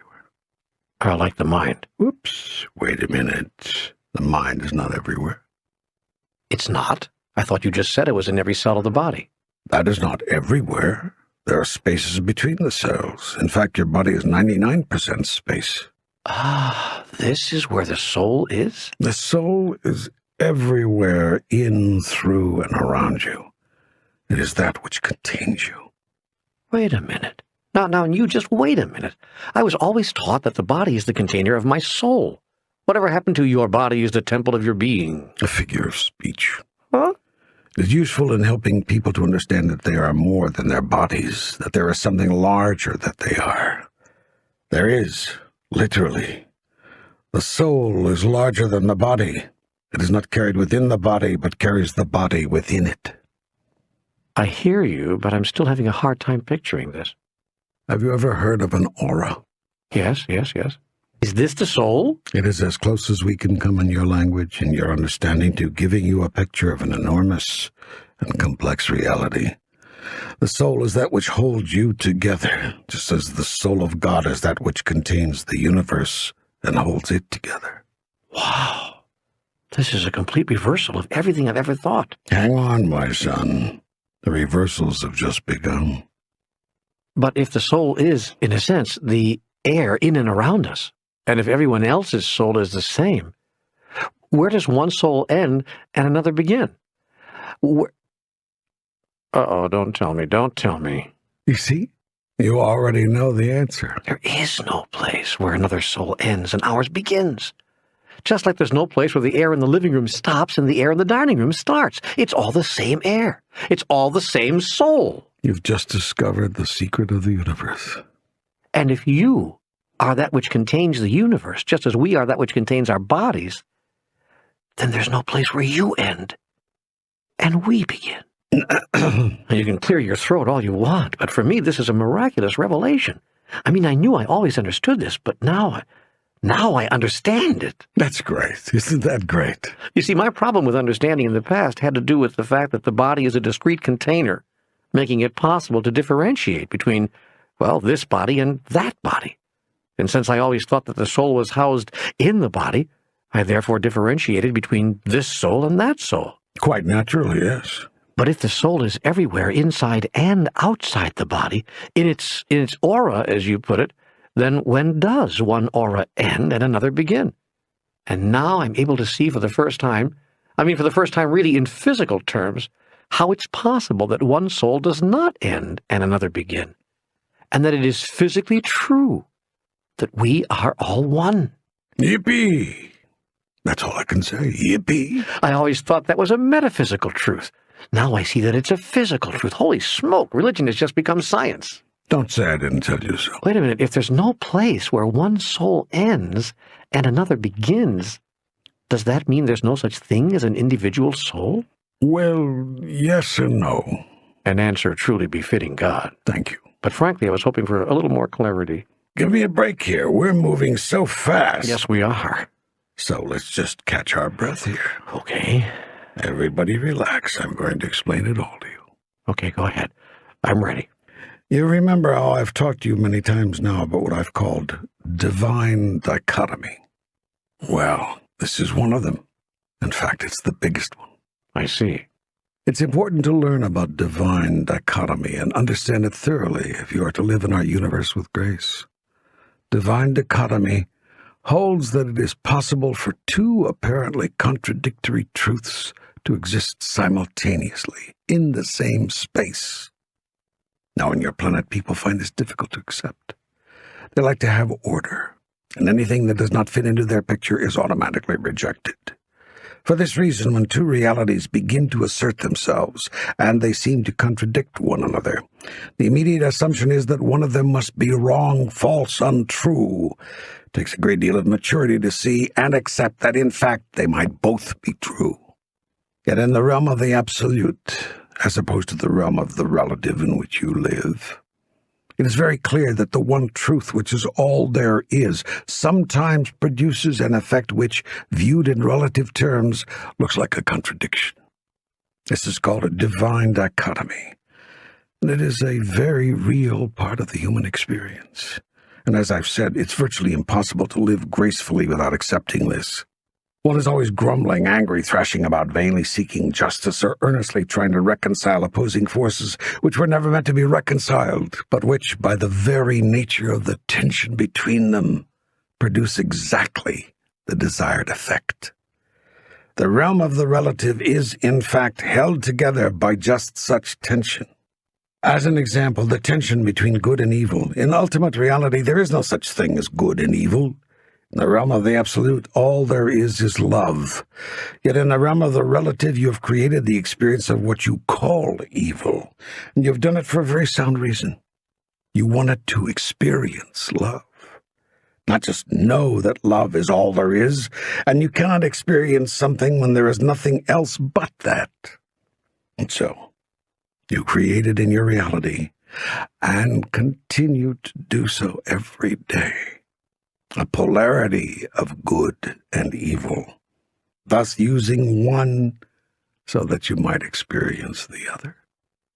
And here we have a divine dichotomy, two seemingly contradictory truths existing simultaneously in the same place. Specifically, there is such a thing as good and evil. All there is love. Thank you. Thank you for explaining this to me. You've touched on this before, but thank you for helping me understand divine dichotomy even better. You're welcome. Now, as I said, the greatest divine dichotomy is the one we are looking at now. There's only one being, and hence only one soul. And there are many souls in the one being. Here's how the dichotomy works.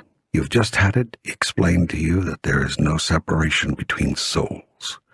The soul is the energy of life that exists within and around as the aura of all physical objects. In a sense, it is that which is holding all physical objects in place. The soul of God holds in the universe.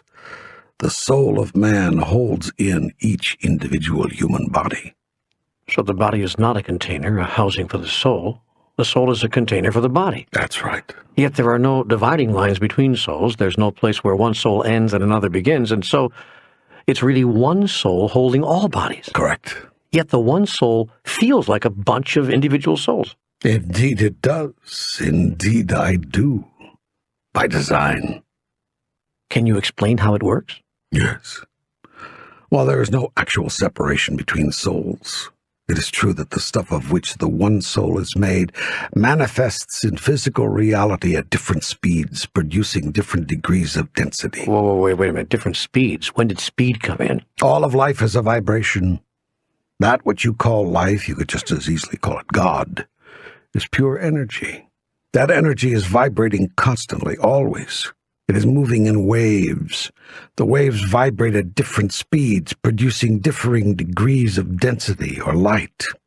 This in turn produces what you would call different effects in the physical world, actually different physical objects. Yet while the objects are different and discrete, the energy which produces them is exactly the same.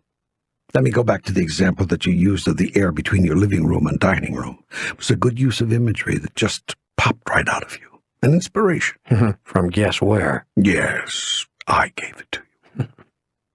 Now, you said there was no specific place between those two physical locations where the air of the living room stopped and the air of the dining room began. Yeah.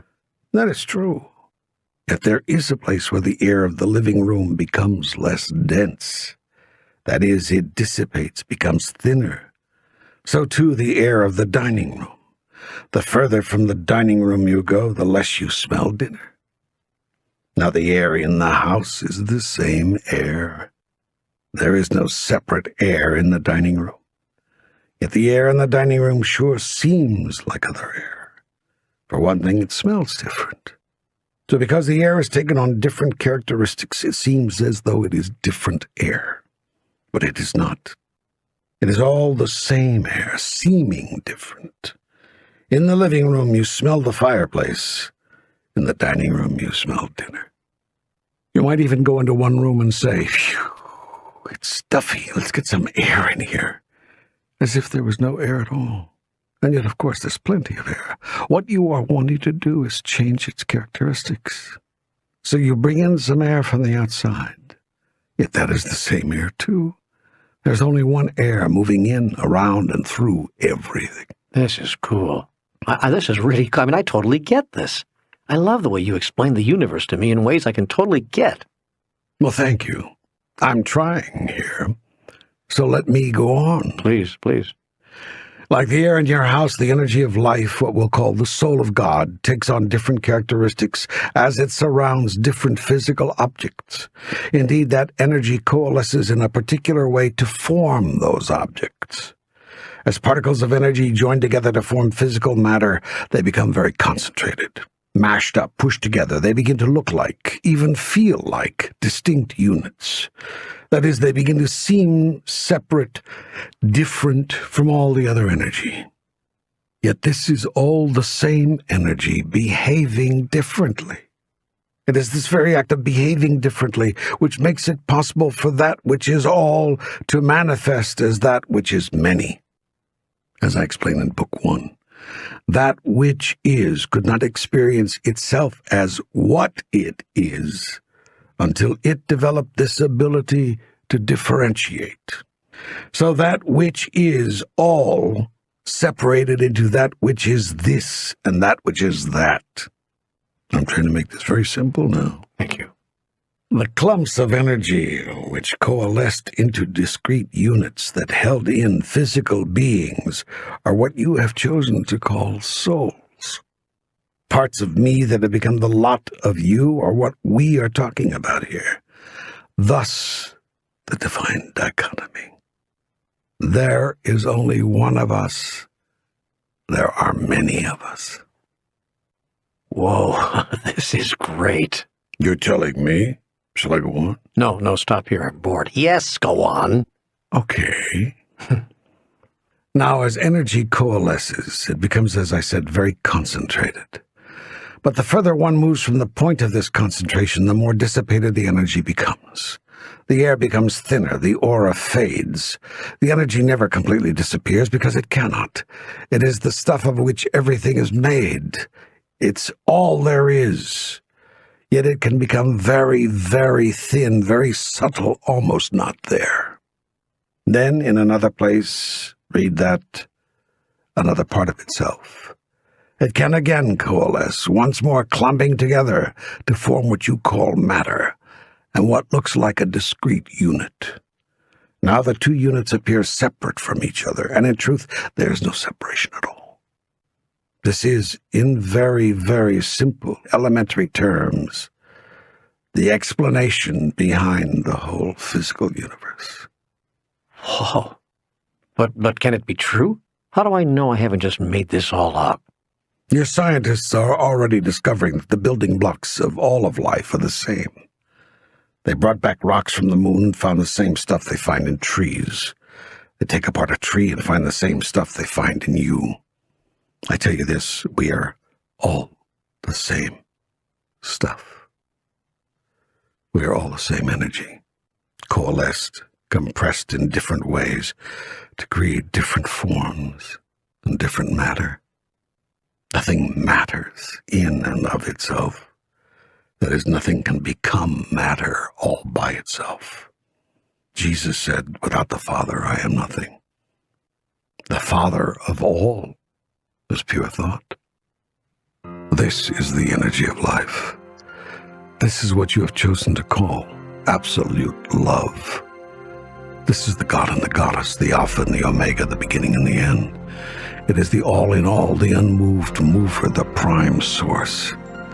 It is that which you have sought to understand from the beginning of time, the great mystery, the endless enigma, the eternal truth, There's only one of us, and so it is that which you are.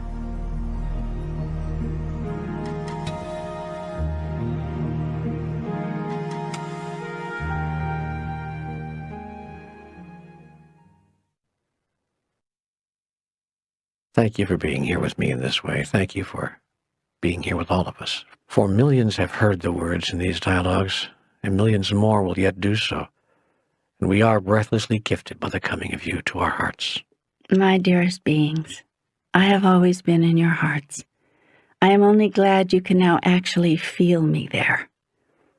I have always been with you. I have never left you. I am you, and you are me. And we shall never be separated, ever, because that is not possible. Yet, on some days, I feel so terribly alone. At some moments, I feel that I'm fighting this battle by myself. That's because you have left me, my child. You have abandoned your awareness of me. Yet where there is awareness of me, you can never be alone. How can I stay in my awareness?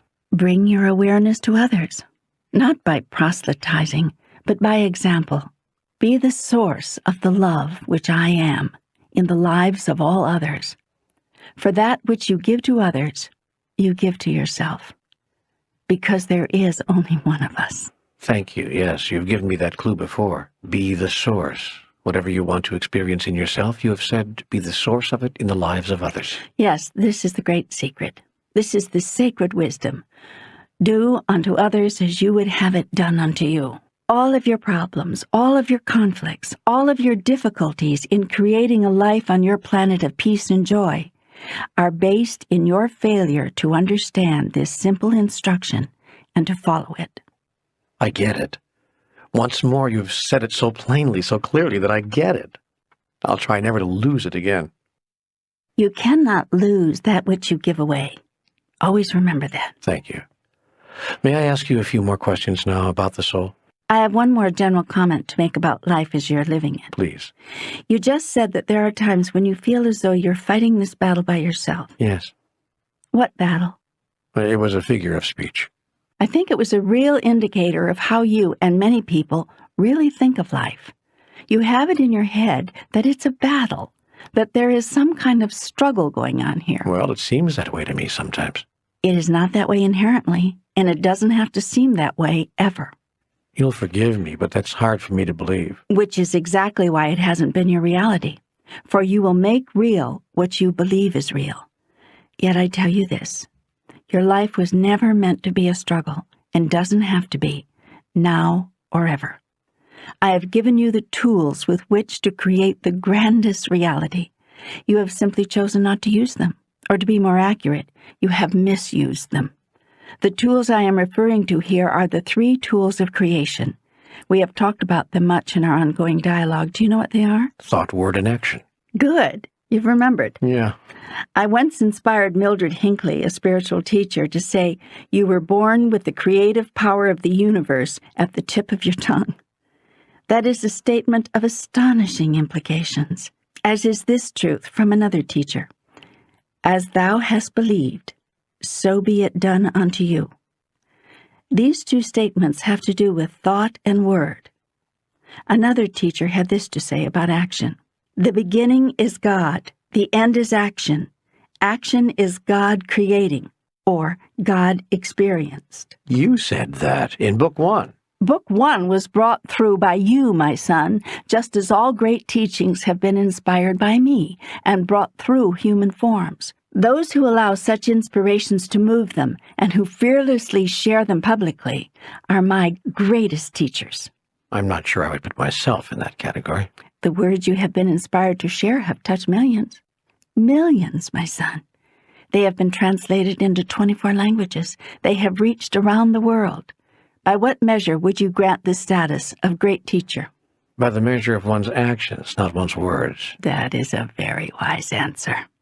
And my actions in this lifetime do not speak well of me and certainly do not qualify me as a teacher. You've just written off half the teachers who have ever lived. What are you saying? I'm saying what I said through Judith Schuckman in A Course in Miracles. You teach what you have to learn. Do you believe that you must be demonstrating perfection before you can teach how to reach it? And while you have made your share of what you would call mistakes, More than my share. you have also shown great courage in bringing this conversation with me forward. Or great foolhardiness. Why do you insist on putting yourself down like that? You all do it, every one of you. You deny your own greatness as you deny the existence of me in you. Not me. I've never denied that. What? Well, not recently. I tell you before the cock crows, you will deny me 3 times. Every thought of yourself as smaller than you really are is a denial of me. Every word about yourself that puts you down is a denial of me. Every action flowing through yourself that plays out a role of not good enough or lack or insufficiency of any kind is a denial indeed, not just in thought, not just in word, but in deed. I really didn't Do mean... not allow your life to represent anything but the grandest version of the greatest vision you ever had about who you are. Now, what is the greatest vision you've ever had for yourself? Is it not that you would one day be a great teacher? Well, Isn't it? yes. Then so be it. And so it is, until you once again deny it. I won't deny it again. You won't? No. Prove it. Prove it? Prove it. How? Say right now, I am a great teacher. Go ahead, say it. I am... You see, the problem is all this is going to be published. I'm aware that everything I'm writing on this legal pad is going to appear in print somewhere. People in Peoria are going to be reading this. Peoria? Try Beijing. Okay, China too, that's my point. People have been asking me, bugging me about Book 3 since the month after Book 2 came out.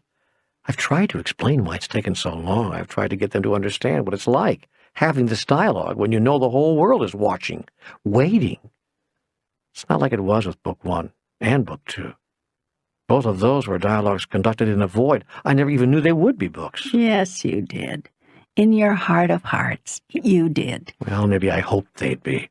But now I know, and it's different writing on this legal pad.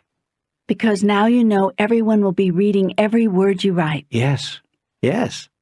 And now you want me to say that I'm a great teacher, and it's difficult in front of all these people. You want I should ask you to declare yourself in private? Is that how you think you empower yourself? I asked you to declare who you are in public precisely because you are in public here. The whole idea was to get you to say it in public. Public declaration is the highest form of visioning. Live the grandest version of the greatest vision you ever had about who you are. Begin the living of it by declaring it, publicly. The first step in making it so is saying it is so. But what of modesty? What of decorum? Is it seemly to declare our grandest idea about ourselves to everyone we see? Every great master has done so. Yes, but not arrogantly. How arrogant is, I am the life and the way? Is that arrogant enough for you? Now, you said you would never deny me again, yet you've spent the last 10 minutes trying to justify doing so. I'm not denying you. We were talking here about my greatest vision of me. Your greatest vision of you is me. That is who I am. When you deny the greatest part of you, you deny me. And I tell you, before the dawn tomorrow, you will do this 3 times. Unless I don't. Unless you don't. That is right. And only you can decide. Only you can choose. Now, do you know of any great teacher who was ever a great teacher in private? The Buddha, Jesus, Krishna, all were teachers in public, no? Yes, but there are great teachers who are not widely known. My mother was one. You just said so earlier. It's not necessary to be widely known to be a great teacher. Your mother was a harbinger, a messenger, a preparer of the way. She prepared you for the way by showing you the way. Yet you, too, are a teacher. And as good a teacher as you know your mother to be, she apparently did not teach you never to deny yourself. You will teach others. Oh, I want to so badly. That is what I want to do. Do not want to. You may not have what you want. You merely declare that you are in want of it. And that's where you will be left. and you will be left wanting. All right, okay, I don't want to. I choose to. That's better. That's much better. Now, what do you choose? I choose to teach others never to deny themselves. Good. And what else do you choose? I choose to teach others never to deny you, God, because to deny you is to deny themselves, and to deny themselves is to deny you. Good. And do you choose to teach this haphazardly, almost by chance, or do you choose to teach this grandly, as if on purpose? I choose to teach it on purpose, grandly, as my mother did. My mother did teach me never to deny myself. She taught it to me every day.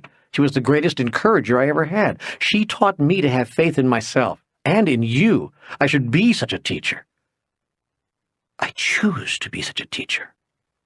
Of all the great wisdoms my mom taught me, she made her whole life a teaching, not just her words.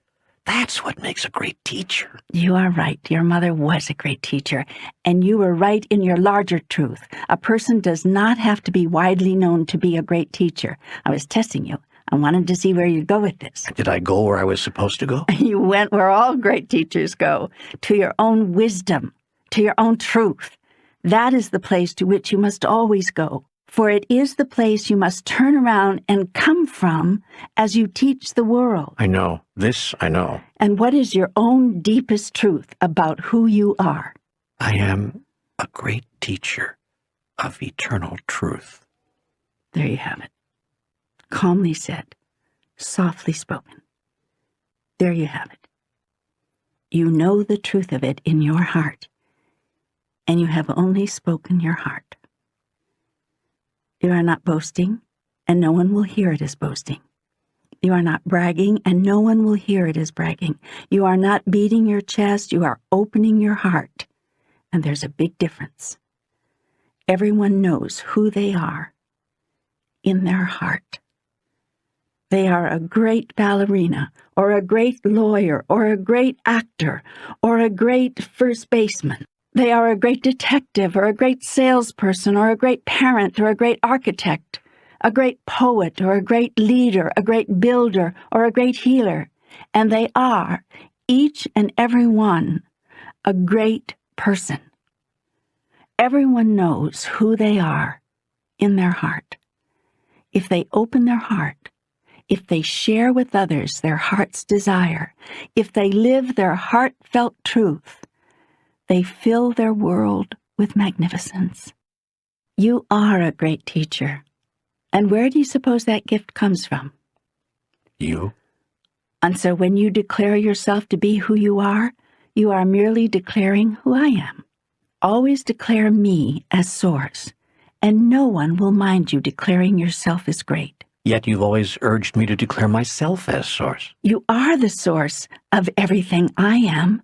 The great teacher with whom you are most familiar in your life said, I am the life and the way. He also said, all these things come to me from the Father. Without the Father, I am nothing. And he also said, I and the Father are one. Do you understand? There is only one of us. Exactly. Which brings us back to the human soul. Can I now ask some more questions about the soul? Go. Okay. How many souls are there? One. Yes, in the largest sense, I know, but how many individuations of the one that is all are there? Say, I like that word. I like the way you use that word. The one energy that is all energy individuates itself into many different parts. I like that. I'm glad. So how many individuations did you create? How many souls are there? I cannot answer that in terms you would understand. Try me. Is it a constant number, a changing number, an infinite number? Have you created new souls since the original batch? Yes, it is a constant number. Yes, it is a changing number. Yes, it is an infinite number. Yes, I've created new souls, and no, I have not. Okay, I don't understand. I know. So help me. Did you actually say that? Say what? So help me, God. Oh, clever, clever. Okay, so I'm going to understand this if it's the last thing I do, so help me God. I will. You are very determined, so I will help you. Although I warn you that it is difficult to grasp or understand the infinite from a perspective that is finite. We will nevertheless give it a whirl. Coolness. Yes, coolness. Well, let's begin by noticing that your questions infer that a reality exists called time. In truth, there's no such reality. There's only one moment, and that is the eternal moment of now. All things that have ever happened are happening now, and ever will happen are occurring in this moment. Nothing has happened before because there is no before. Nothing will happen after because there is no after. It is always and only right now. In the right now of things, I am constantly changing. The number of ways in which I individuate, I like your word, is therefore always different and always the same. Given that there is only now, the number of souls is always constant. But given that you like to think of now in terms of now and then, it is always changing. We touched on this earlier when we spoke of reincarnation and lower life forms and how souls come back. Since I'm always changing, the number of souls is infinite. Yet at any given point in time, it appears to be finite. And yes, there are new souls in the sense that they've allowed themselves, having reached ultimate awareness and unified with ultimate reality, to voluntarily forget everything and start over. They've decided to move to a new place on the cosmic wheel, and some have chosen to be young souls again. Yet all souls are part of the original batch. Since all are being created, were created, will be created in the only moment of now. So the number is finite and infinite, changing and unchanged, depending on how you look at it. Because of this characteristic of ultimate reality, I am often called the unmoved mover. I am that which is always moving and has never moved, is always changing, and has never changed. Okay, I get it. Nothing is absolute with you. Except that everything is absolute. Unless it's not. Exactly. Precisely. You do get it. Bravo. Well, the truth is I think I've always understood this stuff. Yes. Except when I haven't. That's right. Unless it's not. Exactly. Who's on first? No, what's on first? Who's on second? Ta-da! So you're Abbott and I'm Costello, and this is all just a cosmic vaudeville show. Except when it's not. There are moments and events you may want to take very seriously. Unless I don't. Unless you don't. So, returning once again to the subject of souls. Boy, that's a great book title there. The Subject of Souls. Maybe we'll do that one. Are you kidding? We already have. Unless we haven't. That's true. Unless it's not. You never know. Except when you do. You see, you are getting this. You're remembering now how it really is, and you're having fun with it. You're returning now to living lightly. You're lightening up. This is what is meant by enlightenment. Cool. Very cool, which means you're hot. Yep. That's what's called living within the contradiction. You've talked about it many times. All right, well, let's get back to this subject of souls. What's the difference between an old soul and a young soul? A body of energy, that is to say a part of me, can conceive of itself as young or old, depending on what it chooses after it reaches ultimate awareness. When they return to the cosmic wheel, some souls choose to be old souls and some choose to be young. Indeed, if the experience called young did not exist, neither could the experience called old. So some souls have volunteered to be called young, and some to be called old, so that the one soul, which is really all there is, could know itself completely. Similarly, some souls have chosen to be called good, and some bad for exactly the same reason. And this is why no soul is ever punished. For why would the one soul want to punish a part of itself for being a portion of the whole? This is all beautifully explained in the children's storybook, The Little Soul and the Sun, which lays it out simply for a child to understand. You know, you have a way of putting things so eloquently, of articulating terribly complex concepts so clearly that even a child can understand. Thank you. Also, here comes another question about souls. Are there such things as soul partners? Yes, but not the way you think of them. What's different? You have romanticized soul partner to mean the other half of you. In truth, the human soul, the part of me that individuates, is much larger than you have imagined. In other words, what I call the soul is bigger than I think. Much bigger. It is not the air in one room, it is the air in one entire house. That house has many rooms. The soul is not limited to one identity. It is not the heir in the dining room, nor does the soul split into two individuals who are called soul partners. It is not the heir in the living room, dining room combination. It is the heir in the whole mansion. And in my kingdom there are many mansions. And while it is the same air flowing around in and through every mansion, the air of the rooms in one mansion may feel closer. You might walk into those rooms and say, "It feels close in there." So that you understand, then, there is only one soul. Yet what you call the individuated soul is huge, hovering over, in, and through hundreds of physical forms. At the same time? There is no such thing as time. I can only answer this by saying yes and no. Some of the physical forms enveloped by your soul are living now in your understanding. Others individuated in forms that are now what you would call dead, and some have enveloped forms that live in what you call the future. It's all happening right now, of course, and yet your contrivance, called time, serves as a tool, allowing you a greater sense of the realized experience. So these hundreds of physical bodies my soul has enveloped, now that's an interesting word that you use there, are all my soul partners? That's closer to being accurate than the way you've been using the term, yes. And some of my soul partners have lived before? Yes, as you would describe it, yes. Whoa, hold it. I think I just got something here. Are these parts of me that have lived before what I would now describe as my former lives? Good thinking. You're getting it. Thank you. Yes, some of these are the other lives you've lived before, and some are not. And other parts of your soul are enveloping bodies that will be alive in what you call your future, and still others are embodied in different forms living on your planet right now. When you run into one of these, you may feel an immediate sense of affinity.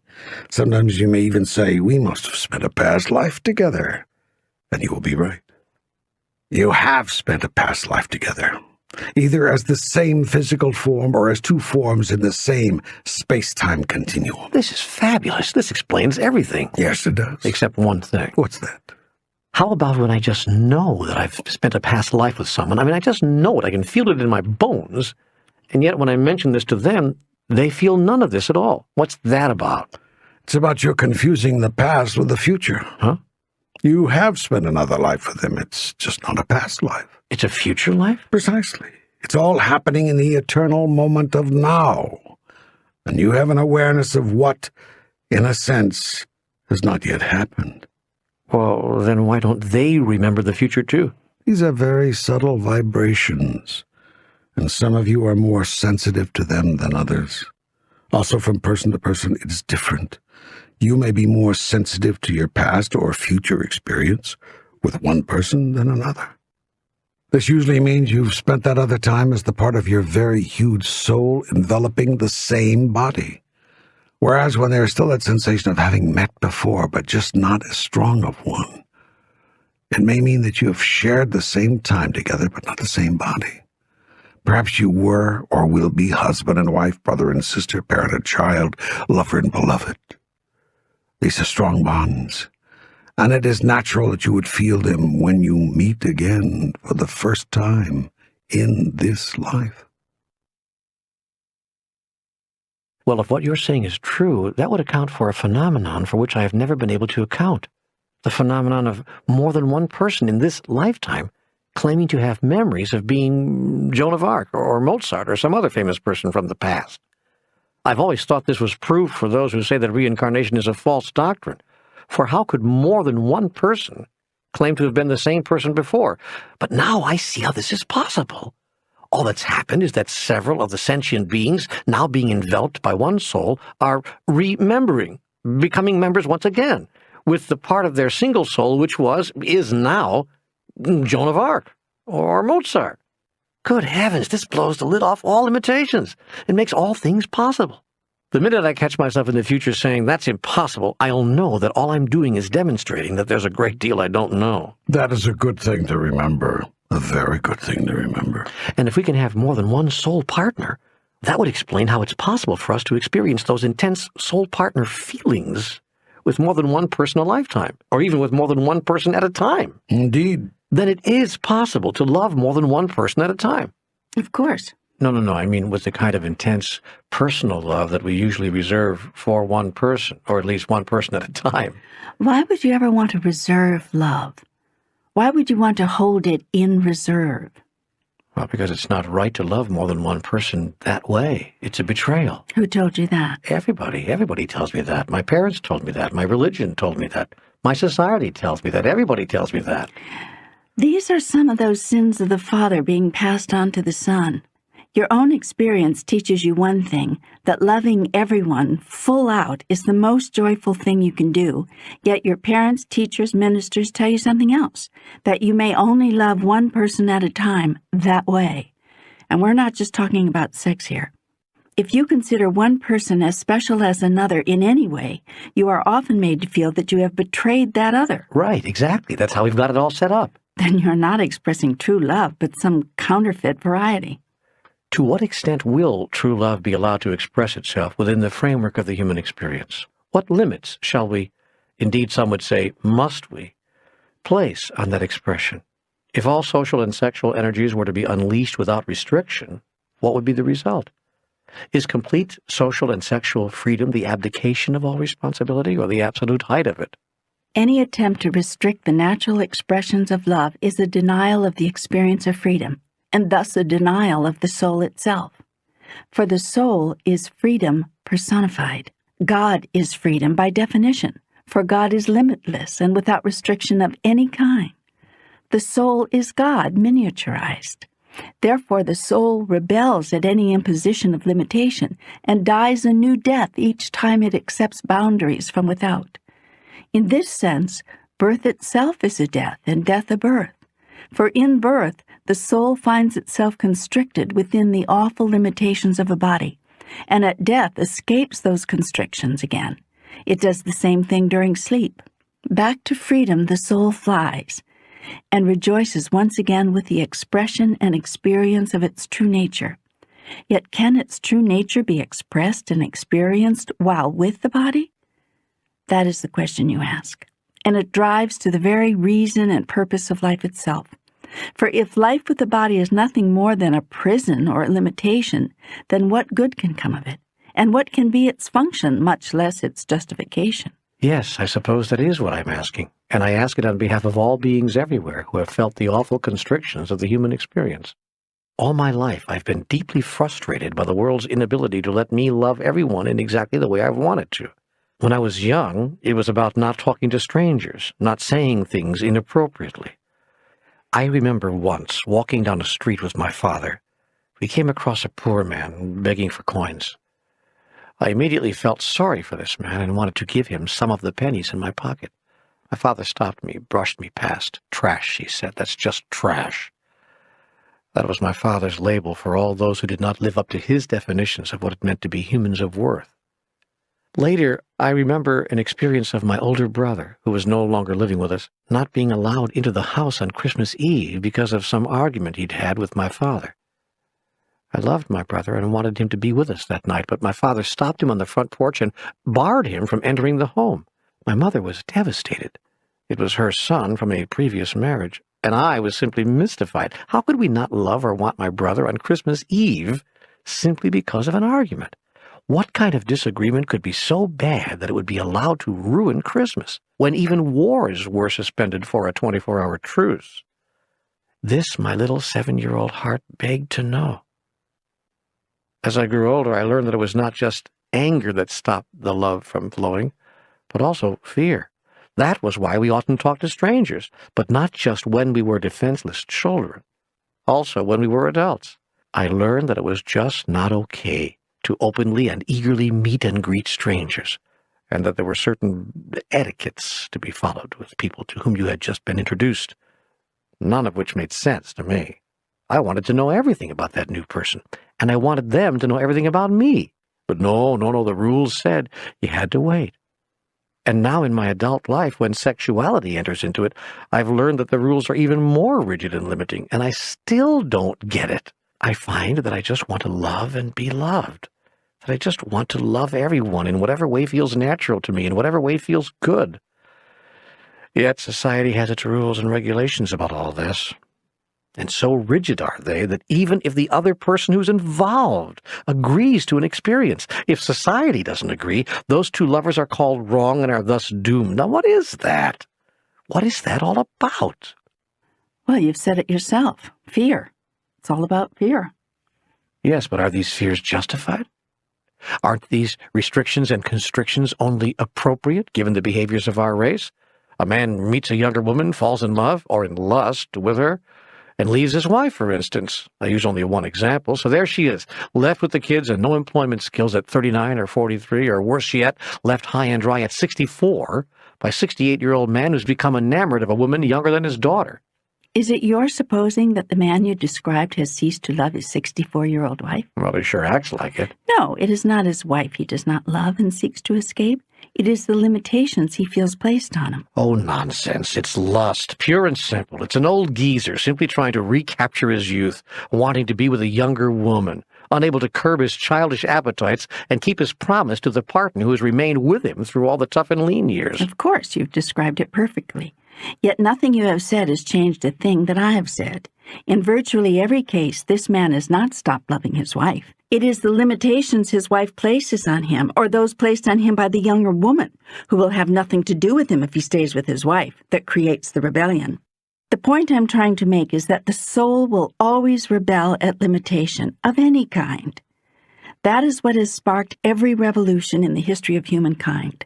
Not just the revolution which causes a man to leave his wife, or a wife to suddenly leave her husband, which, by the way, also happens.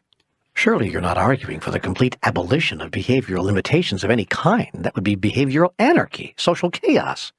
Surely you're not advocating people having affairs, or, take my breath away, open marriage. I do not advocate or fail to advocate anything.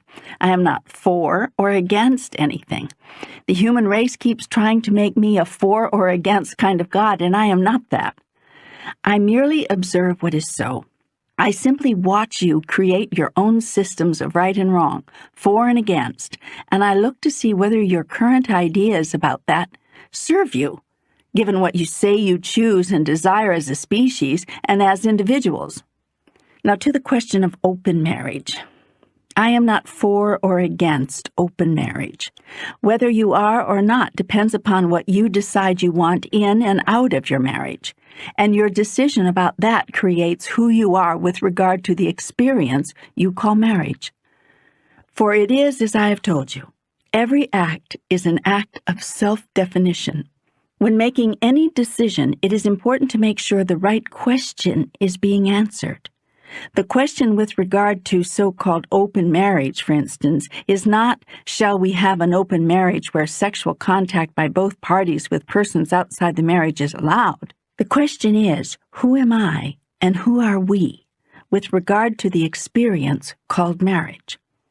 The answer to that question will be found in the answer to life's largest question, who am I, period, with regard to anything, in relationship to anything. Who am I, and who do I choose to be? As I have said repeatedly throughout this dialogue, the answer to that question is the answer to every question. God, that frustrates me. Because the answer to that question is so broad and so general that it answers no other question at all. According to these books, according to what you seem to be saying in this dialogue, I am love. That is who I really am. Excellent. You have learned. That is correct. You are love. Love is all there is. So you are love. I am love. And there is nothing which is not love. What about fear? Fear is that which you are not. Fear is false evidence appearing real. Fear is the opposite of love, which you have created in your reality so that you may know experientially that which you are. This is what is true in the relative world of your existence. In the absence of that which you are not, that which you are is not. Yes, we've been through this a number of times now in our dialogue, but it feels as though you have evaded my complaint. I said that the answer to the question of who you are, which is love, is so broad as to render it a non-answer. It is no answer at all to almost any other question. You say it is the answer to every question, and I say it's not the answer to any, much less to one as specific as, should our marriage be an open marriage? If that is true for you, it is because you do not know what love is. Does anybody? The human race has been trying to figure that one out since the beginning of time. Which does not exist. Which does not exist. Yes, I know. It's a figure of speech. Let me see if I can find, using your figures of speech, some words and some ways to explain what love is. Super, that'd be great. The first word that comes to mind is unlimited. That which is love is unlimited. Well, we're right back where we started from when we opened this subject. We're going around in circles. Circles are good. Don't berate them. Keep circling around the question. Circling is okay. Repeating is okay. Revisiting, restating is okay. I sometimes get impatient. Sometimes that's pretty funny. Okay. Go on with what you were saying. Love is that which is unlimited. There is no beginning and no end to it. No before and no after. Love always was, always is, and always will be. So love is also always. It's the always reality. Now we get back to another word we used before, freedom. For if love is unlimited and always, then love is free. Love is that which is perfectly free. Now in the human reality, you will find that you always seek to love and to be loved. You will find that you will always yearn for that love to be unlimited, and you will find that you will always wish you could be free to express it. You will seek freedom, unlimitedness, and eternality in every experience of love. You may not always get it, but that is what you will seek. You will seek this because this is what love is. And at some deep place, you know that, because you are love. And through the expression of love, you are seeking to know and to experience who and what you are.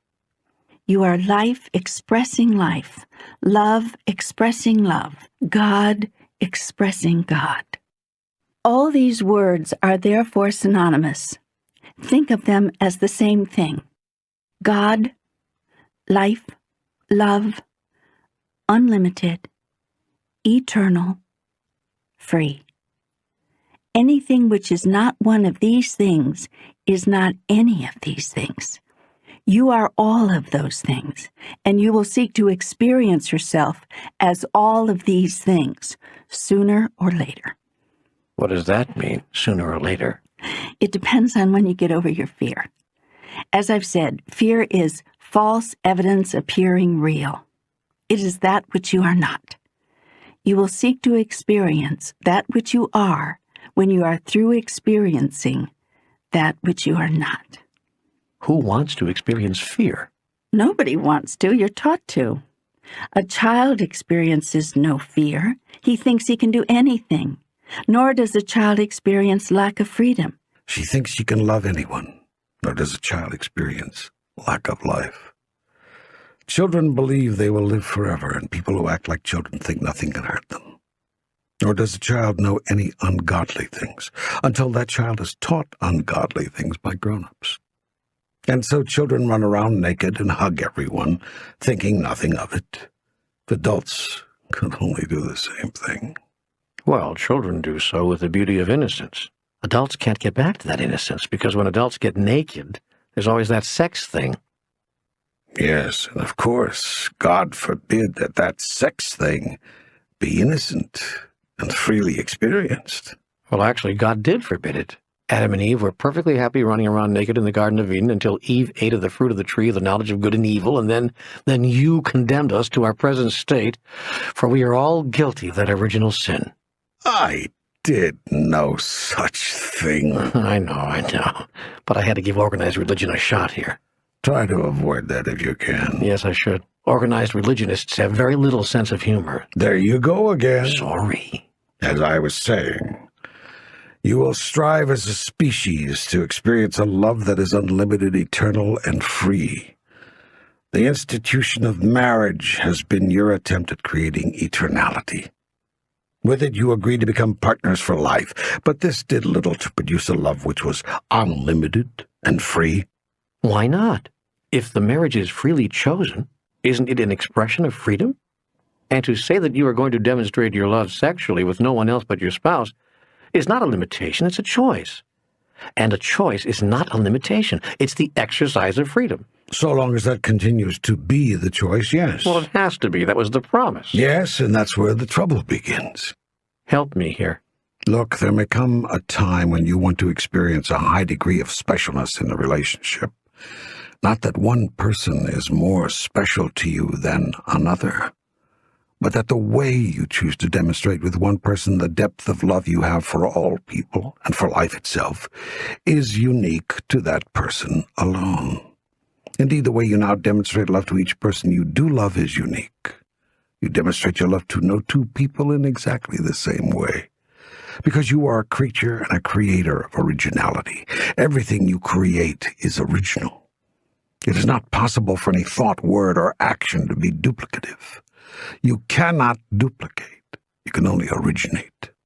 You know why no two snowflakes are alike? Because it is impossible for them to be. Creation is not duplication, and the Creator can only create. That is why no two snowflakes are alike. No two people are alike. No two thoughts are alike. No two relationships are alike. And no two of anything are alike. The universe and everything in it exists in singular form, and there truly is nothing else like it. And this is the divine dichotomy again. Everything is singular, yet everything is one. Exactly. Each finger on your hand is different, yet it is all the same hand. The air in your house is the air that is everywhere, yet the air from room to room is not the same, but feels markedly different. It is the same with people. All people are one, yet no two people are alike. You could not therefore love two people in the same way, even if you tried, and you would never want to, because love is a unique response to that which is unique. So when you demonstrate your love for one person, you are doing so in a way in which you cannot do so with another. Your thoughts, words, and actions, your responses, are literally impossible to duplicate, one of a kind, just as is the person for whom you have these feelings. If the time has come when you have desired this special demonstration with one person alone, then choose it, as you say. Announce it and declare it. Yet make your declaration an announcement moment to moment of your freedom, not your ongoing obligation. For true love is always free. An obligation cannot exist in the space of love. If you see your decision to express your love in a particular way with only one particular other as a sacred promise, never to be broken, the day may come when you will experience that promise as an obligation, and you will resent it. Yet if you see this decision not as a promise, made only once, but as a free choice made over and over, that day of resentment will never come. Remember this, there's only one sacred promise, and that is to tell and live your truth. All other promises are forfeitures of freedom, and that can never be sacred. For freedom is who you are. If you forfeit freedom, you forfeit yourself. And that is not a sacrament. That is a blasphemy. So are you saying we should never make promises? That we should never promise anything to anyone? As most of you are now living your life, there is a lie built into every promise. The lie is that you can know now how you will feel about a thing and what you will want to do about that thing on any given tomorrow. You cannot know this if you are living your life as a reactive being, which most of you are. Only if you are living life as a creative being can your promise not contain a lie. Creative beings can know how they are going to feel about a thing at any time in the future, because creative beings create their feelings rather than experiencing them. Until you can create your future, you cannot predict your future. Until you can predict your future, you cannot promise anything truthfully about it. Yet even one who both creates and predicts her future has the authority and the right to change. Change is a fundamental right of all creatures. Indeed, it is more than a right, for a right is that which is given. Change is that which is. Change is. That which is change. You are. You cannot be given this. You are this. Now, since you are change, and since change is the only thing constant about you, you cannot truthfully promise to always be the same. Do you mean that there are no constants in the universe? Are you saying that there is nothing which remains constant in all of creativity? The process you call life is a process of recreation. All of life is constantly recreating itself anew in each moment of now.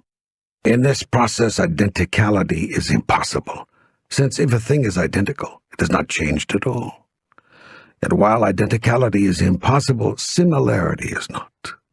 Similarity is the result of the process of change, producing a remarkably similar version of what went before. When creativity reaches a high level of similarity, you call that identicality. And from the gross perspective of your limited viewpoint, it is. Therefore, in human terms, there appears to be great constancy in the universe. That is, things seem to look alike and act alike and react alike. You see consistency here. This is good, for it provides a framework within which you may consider and experience your existence in the physical, viewed from the perspective of all life, that which is physical and that which is non-physical. The appearance of constancy disappears. Things are experienced as they really are, constantly changing. You're saying that sometimes the changes are so delicate, so subtle, that from our less discerning viewpoint they appear the same, sometimes exactly the same, when in fact they're not. Precisely. There are no such things as identical twins. Exactly, you have captured it perfectly. And yet we can recreate ourselves anew in a form sufficiently similar to produce the effect of constancy. Yes. And we can do this in human relationships, in terms of who we are and how we behave. Yes, although most of you find this very difficult. Because true constancy, as opposed to the appearance of constancy, violates the natural law, as we have just learned. And it takes a great master to even create the appearance of identicality. A master overcomes every natural tendency, remember? The natural tendency is toward change, to show up as identicality. In truth, he cannot show up identically from moment to moment, but she can show up as sufficiently similar to create the appearance of being identical. Yet people who are not masters show up identically all the time. I know people whose behaviors and appearances are so predictable you can stake your life on them. Yet it takes great effort to do this intentionally. The master is one who creates a high level of similarity, which you call consistency, intentionally. A student is one who creates consistency without necessarily intending to. A person who always reacts the same way to certain circumstances, for instance, will often say, "I couldn't help it." A master would never say that. Even if a person's reaction produces an admirable behavior, something for which they receive praise, their response will often be, "Well, it was nothing. It was automatic, really. Anybody would do it." A master would never do that either. A master, therefore, is a person who, quite literally, knows what he is doing. She also knows why. People not operating at levels of mastery often know neither. This is why it's so difficult to keep promises. This is one reason. As I said, until you can predict your future, you cannot promise anything truthfully. A second reason people find it difficult to keep promises is that they come into conflict with authenticity. What do you mean? I mean that their evolving truth about a thing differs from what they said their truth would always be. And so they are deeply conflicted. What to obey, my truth or my promise? Advice? I've given you this advice before. Betrayal of yourself in order not to betray another is betrayal nonetheless. It is the highest betrayal. But this would lead to promises being broken all over the place. Nobody's word on anything would matter. Nobody could be counted on for anything. Oh, so you've been counting on others to keep their word, have you? No wonder you've been so miserable. Who says I've been miserable? You mean this is the way you look and act when you've been happy? Okay, all right, so I've been miserable. Sometimes. Oh, a great deal of the time. Even when you've had every reason to be happy, you've allowed yourself to be miserable, worrying about whether you'll be able to hold on to your happiness. And the reason you've even had to worry about this is that holding on to your happiness has depended to a large degree on other people keeping their word. You mean that I don't have a right to expect, or at least hope, that other people will keep their word? Why would you want such a right? The only reason that another person would not keep their word to you would be because they didn't want to. Or they felt they couldn't, which is the same thing. And if a person did not want to keep his word to you, or for some reason felt he just couldn't, why on earth would you want him to? Do you really want someone to keep an agreement she does not want to keep? Do you really feel people should be forced to do things they don't feel they can do? Why would you want to force anyone to do anything against his will? Well, try this for a reason. Because to let them get away with not doing what they said they were going to do would hurt me or my family. So in order to avoid injury, you're willing to inflict injury. I don't see how it injures another simply to ask him to keep his word. Yet he must see it as injurious, or he would keep it willingly. So I should suffer the injury, Or watch my family or children suffer the injury rather than injure the one who made a promise by simply asking that it be kept? Do you really think that if you force another to keep a promise that you will have escaped injury? More damage has been done to others by persons leading lives of quiet desperation, that is, doing what they felt they had to do, than ever was done by persons freely doing what they wanted to do. When you give a person freedom, you remove danger. You don't increase it. Yes, letting someone off the hook on a promise or commitment made to you may look like it will hurt you in the short run, but it will never damage you in the long run, because when you give the other person their freedom, you give yourself freedom as well. And so now you are free of the agonies and the sorrows, the attacks on your dignity and your self-worth that inevitably follow when you force another person to keep a promise to you that he or she does not want to keep. The longer damage will far outweigh the shorter, as nearly everyone who has tried to hold another person to their word has discovered. Does this same idea hold true in business as well? How could the world do business that way? Actually, it is the only sane way to do business. The problem right now in your whole society is that it is based on force, legal force, which you call the force of law, and too often physical force, which you call the world's armed forces. You have not yet learned to use the art of persuasion. If not by legal force, the force of law through the courts, how would we persuade businesses to meet the terms of their contract or keep their agreements? Given your current cultural ethic, there may not be another way. Yet with the change of cultural ethic, the way you are now seeking to keep businesses, and individuals for that matter, from breaking their agreements will appear very primitive. Can you explain? You are now using force to make sure agreements are kept. When your cultural ethic is changed to include an understanding that you are all one, you would never use force, because that would only damage yourself. You would not slap your left hand with your right. Even if the left hand was strangling you? That is another thing which would not happen. You would stop strangling yourself. You would stop biting your nose to spite your face. You would stop breaking your agreements. And of course, your agreements themselves would be much different. You would not agree to give something of value which you have to another only if they had something of value to give you in exchange. You would never hold back on giving or sharing something until you got what you call a just return. You would give and share automatically, and so there would be far fewer contracts to break, because a contract is about the exchange of goods and services, whereas your life would be about the giving of goods and services, regardless of what exchange may or may not take place. Yet in this kind of one-way giving would your salvation be found, for you would have discovered what God has experienced, that what you give to another, you give to yourself. What goes around comes around. All things that proceed from you return to you. Sevenfold. So there is no need to worry about what you are going to get back. There is only a need to worry about what you are going to give out. Life is about creating the highest quality giving, not the highest quality getting. You keep forgetting, but life is not for getting. Life is for giving. And in order to do that, you need to be forgiving to others, especially those who do not give you what you thought you were going to get. This switch will entail a complete shift of your cultural story.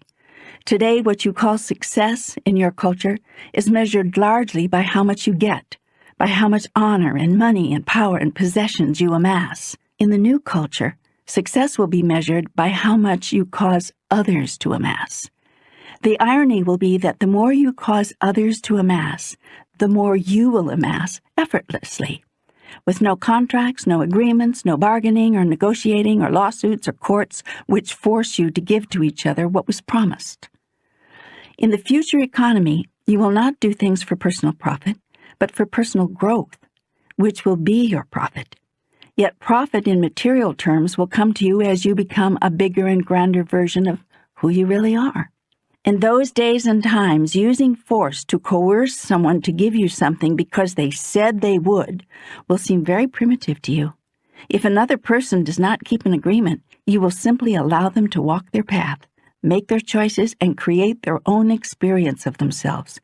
And whatever they have not given you, you will not miss, for you will know that there is more where that came from, and they are not your source of that, but you are.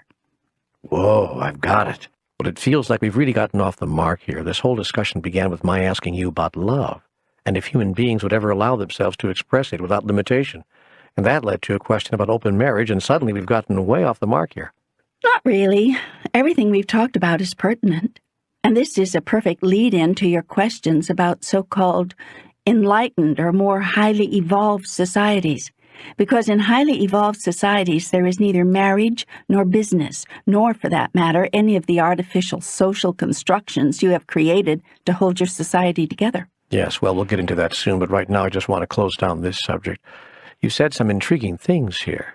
What all of it breaks down to is, as I get it, that most human beings can't keep promises, and so we shouldn't make them. That pretty much scuttles the institution of marriage. I like your use of the word institution here. Most people experience that when they are in a marriage. They are in an institution. Yes, it's either a mental institution or a penal institution, or at the very least, an institution of higher learning. Exactly, precisely. That's how most people experience it. Well, I was kidding along with you here, but I wouldn't say most people. There are still millions of people who love the institution of marriage and want to protect it. I'll stand by the statement. Most people have a very difficult time with marriage and do not like what it does to them. Your worldwide divorce statistics prove this. Are you saying that marriage should go? I have no preference in the matter, only... I know. Observations. Bravo. You keep wanting to make me a god of preferences, which I am not. Thank you for trying to stop that. Well, we've not only just scuttled marriage, we've also just scuttled religion. It is true that religions could not exist if the whole human race understood that God doesn't have preferences, because a religion purports to be a statement of God's preferences. And if you have no preferences, then religion must be a lie. Well, that's a harsh word. I would call it a fiction. It's just something you made up. Like we made up the fiction that God prefers us to be married? Yes, I don't prefer anything of the sort. But I notice you do. Why? Why do we prefer marriage if we know it is so difficult? Because marriage was the only way you could figure out to bring foreverness or eternality into your experience of love. It was the only way a female could guarantee her support and survival, and the only way a male could guarantee the constant availability of sex and companionship. So a social convention was created. A bargain was struck. You give me this and I'll give you that. In this, it was very much like business. A contract was made, and since both parties needed to enforce the contract, it was said to be a sacred pact with God, who would punish those who broke it. Later, when that didn't work, you created man-made laws to enforce it. But even that hasn't worked. Neither the so-called laws of God nor the laws of man have been able to keep people from breaking their marriage vows. How come? Because those vows, as you have them normally constructed, run counter to the only law that matters. Which is? Natural law. But it is the nature of things for life to express unity, oneness. Isn't that what I'm getting from all this? And marriage is our most beautiful expression of that. You know, what God has joined together, let no man put asunder, and all that. Marriage, as most of you have practiced it, is not particularly beautiful, for it violates two of the three aspects of what is true about each human being by nature. Will you go over it again? I think I'm just starting to pull this together. Okay. Once more from the top. Who you are is love. Mm-hmm. What love is unlimited, eternal, and free. Okay. Therefore, that is what you are. That is the nature of who you are. You are unlimited, eternal, and free by nature. Now, any artificial social, moral, religious, philosophical, economic, or political construction which violates or subordinates your nature is an impingement upon your very self, and you will rail against it. What do you suppose gave birth to your own country? Was it not, give me liberty or give me death? Well, you've given up that liberty in your country, and you've given it up in your lives, and all for the same thing, security. You are so afraid to live, so afraid of life itself, that you've given up the very nature of your being in trade for security. The institution you call marriage is your attempt to create security, as is the institution called government. Actually, they are both forms of the same thing, artificial social constructions designed to govern each other's behavior. Good grief. I never looked at it like that. I always thought that marriage was the ultimate announcement of love. As you have imagined it, yes, but not as you have constructed it. As you have constructed it, it is the ultimate announcement of fear.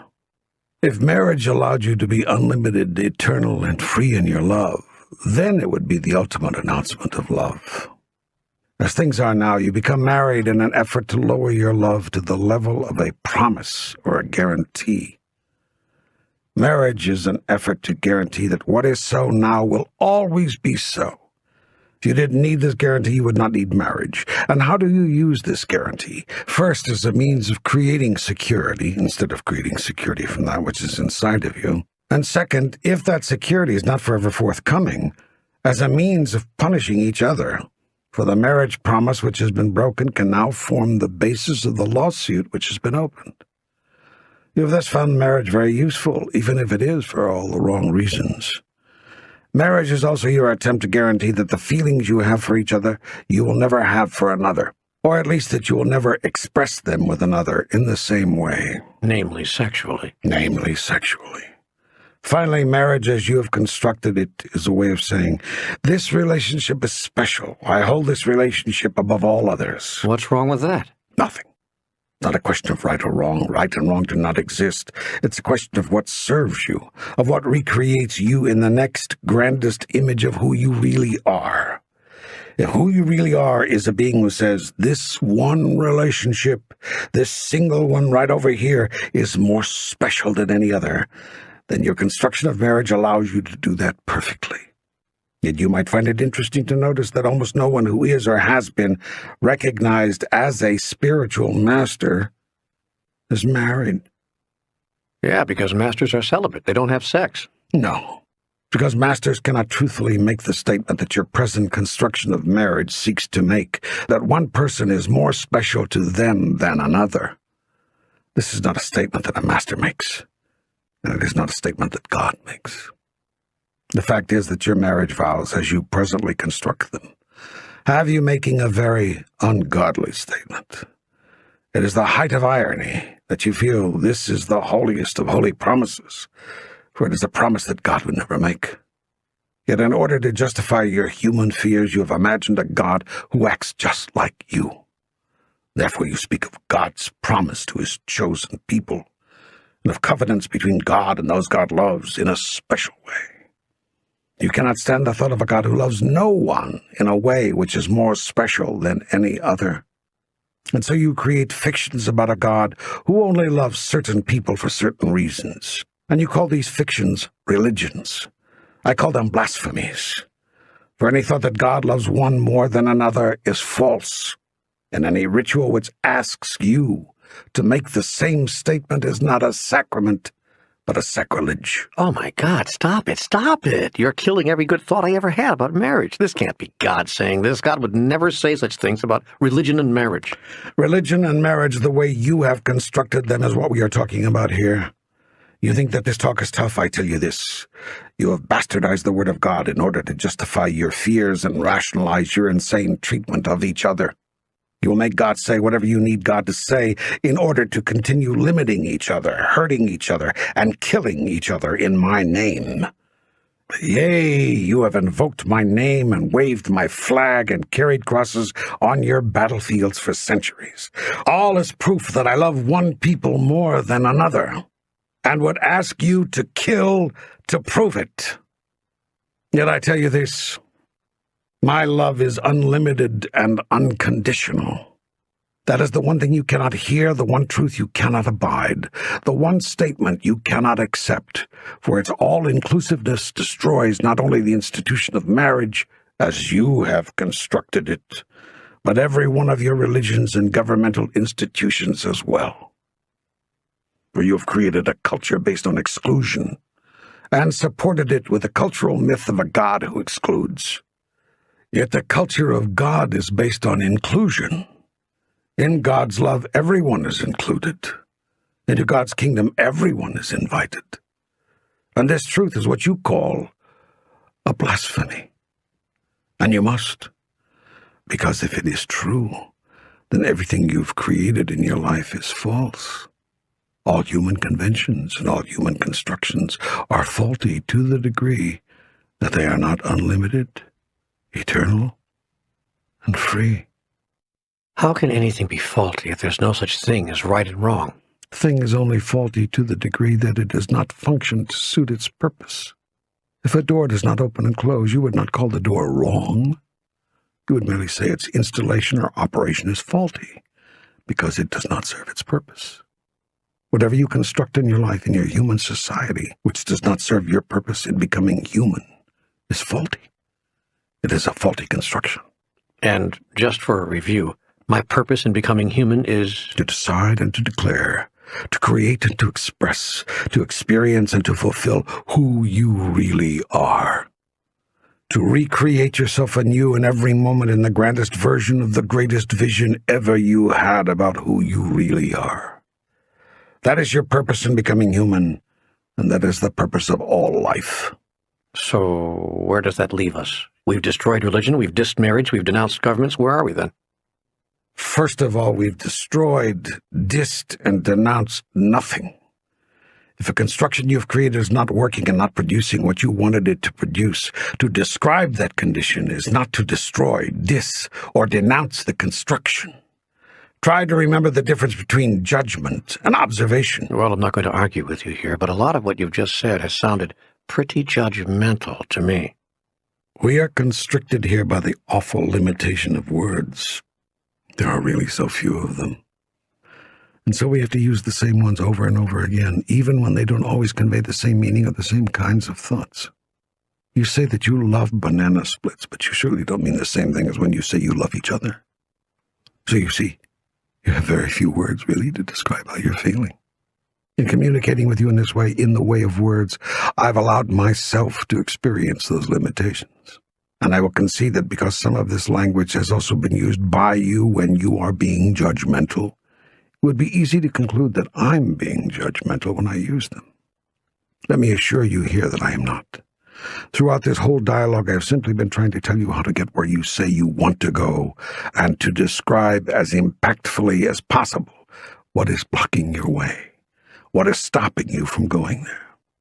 Now, with regard to religion, you say where you want to go is to a place where you can truly know God and love God. I'm simply observing that your religions do not take you there. Your religions have made God the great mystery and caused you not to love God, but to fear God. Religion has done little as well to cause you to change your behaviors. You're still killing each other, condemning each other, making each other wrong. And in fact, it is your religions which have been encouraging you to do so.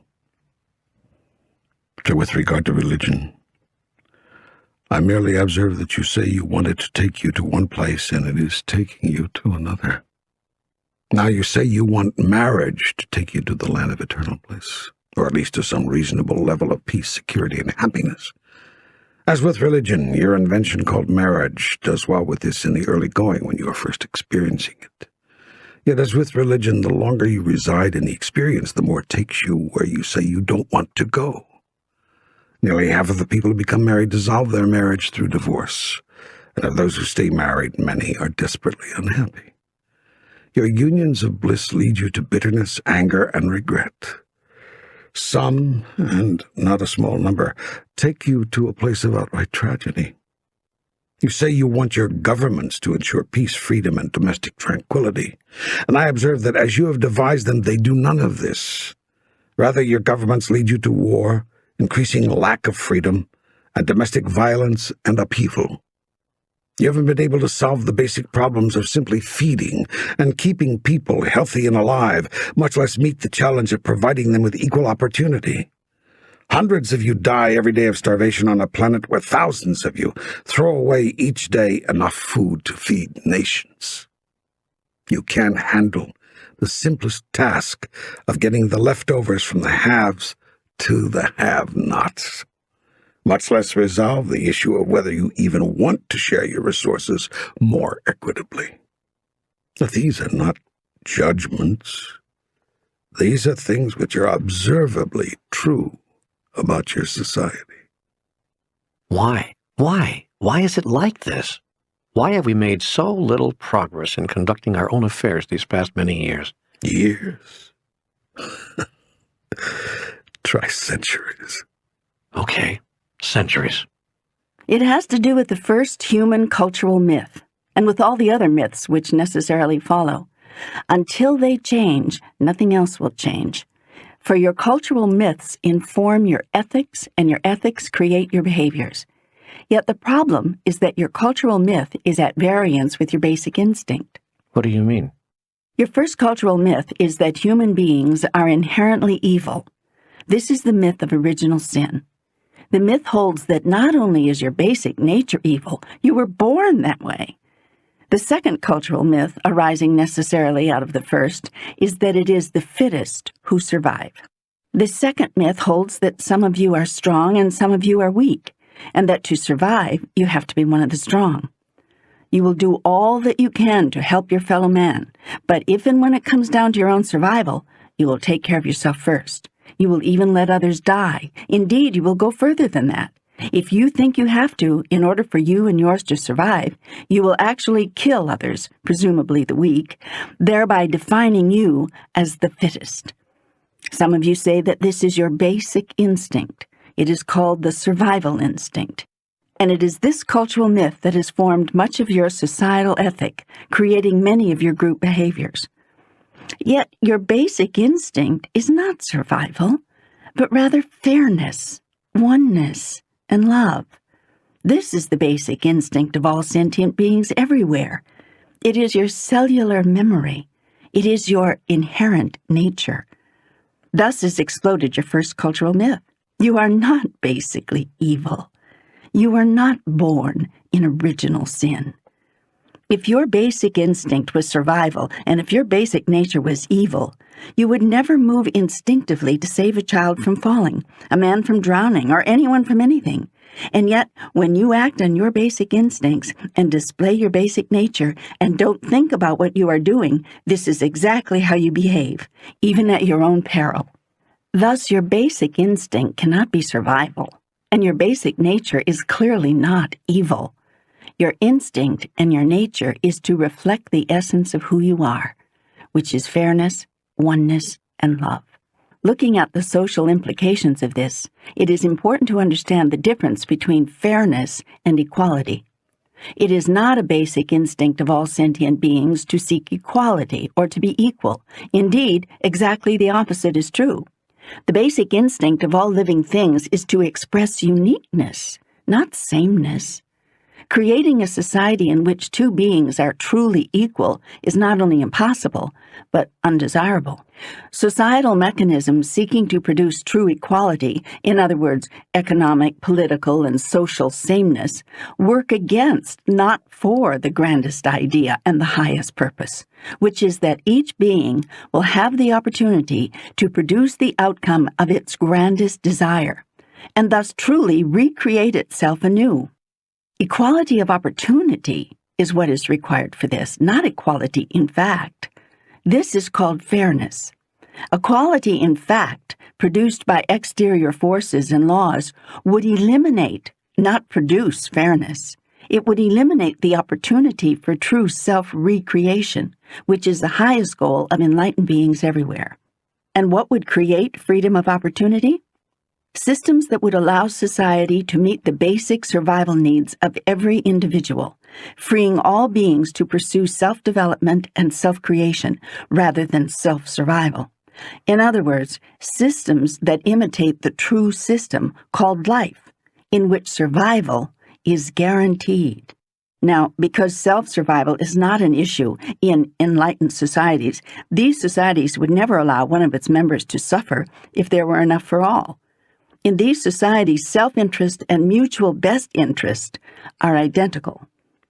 No society created around a myth of inherent evilness or survival of the fittest could possibly achieve such understanding. Yes, I see this, and this cultural myth question is something I want to explore along with the behaviors and ethics of more advanced civilizations later, in greater detail. But I'd like to double back one last time and resolve the questions I started off with here. One of the challenges of talking with you is that your answers lead us in such interesting directions I sometimes forget where I began. But in this case, I haven't. We were discussing marriage, and we were discussing love and its requirements. Well, love has no requirements. That's what makes it love.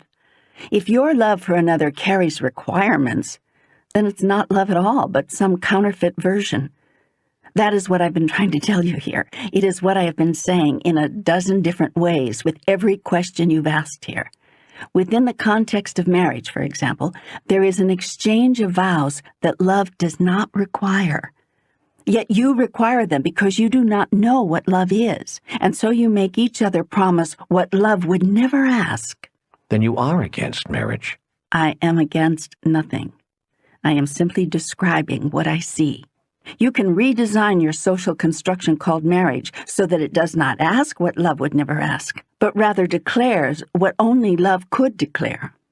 In other words, change the marriage vows. More than that, change the expectations on which the vows are based. These expectations are going to be difficult to change because they are your cultural heritage. They arise, in turn, from your cultural myths. Here we go again with the cultural myths routine. What's up with you about this? I'm hoping to point you in the right direction here.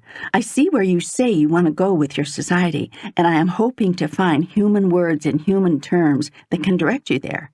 May I give you an example? Please. One of your cultural myths about love is that it's about giving rather than receiving. This has become a cultural imperative, and yet it is driving you crazy and causing more damage than you could ever imagine. It gets and keeps people in bad marriages. It causes relationships of all kinds to be dysfunctional. Yet no one, not your parents to whom you look for guidance, not your clergy to whom you look for inspiration, not your psychologists and psychiatrists to whom you look for clarity, not even your artists and writers to whom you look for intellectual leadership, will dare to challenge the prevailing cultural myth. And so, songs are written, stories are told, movies are made, guidance is given, prayers are offered, and parenting is done which perpetuates the myth. Then you are all left to live up to it. And you can't. Yet it is not you that is the problem. It is the myth. Love is not about giving rather than receiving? No. It isn't? No, it never has been. But you said yourself just a moment ago that love has no requirements. You said that's what makes it love. And so it is. Well, that sure sounds like giving rather than receiving to me. Then you need to reread Chapter 8 of Book 1. Everything I'm alluding to here, I've explained to you there. This dialogue was meant to be read in sequence and to be considered as a whole.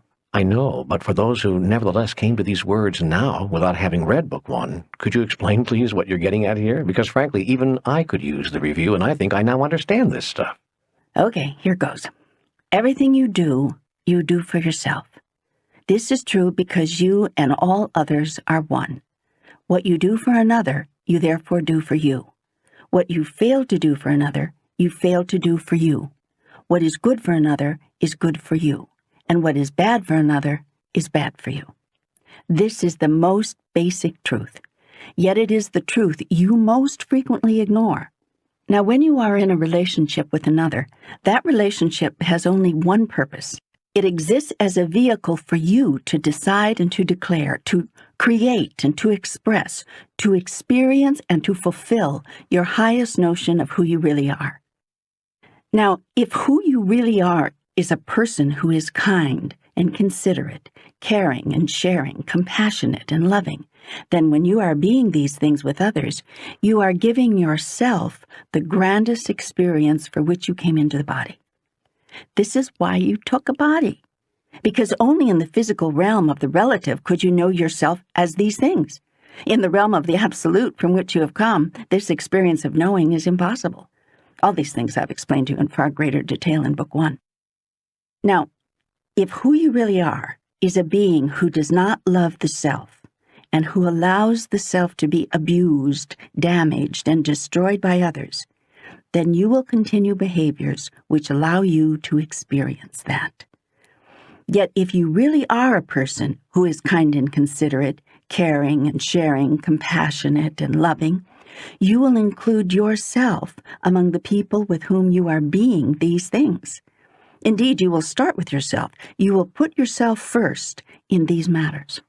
Everything in life depends on what you are seeking to be.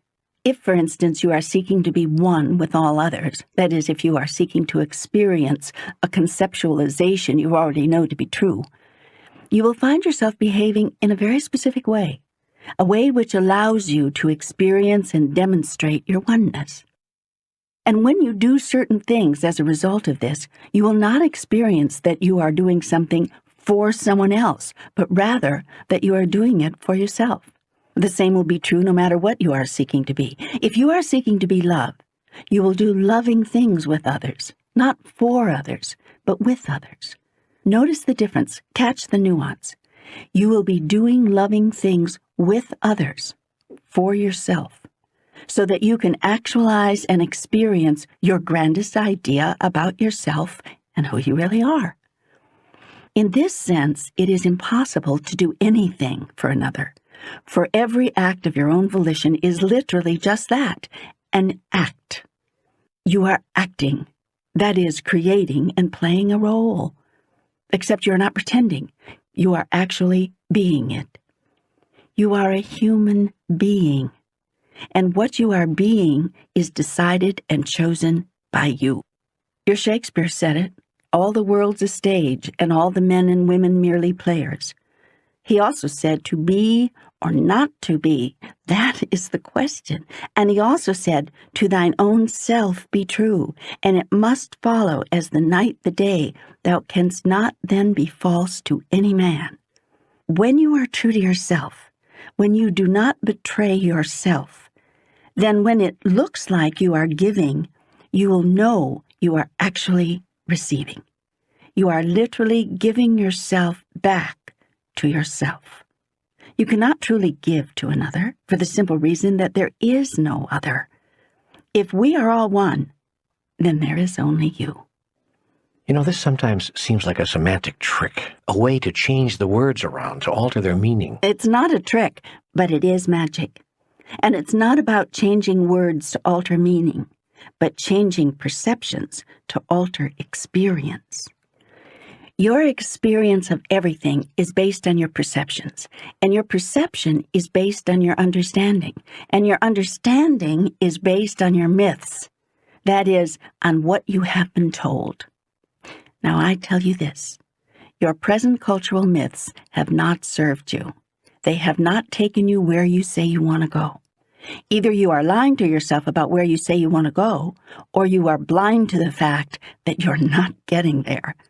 Not as an individual, not as a country, not as a species or a race. Are there other species which are? Oh, yes, decidedly. Okay, I've waited long enough. Now tell me about them.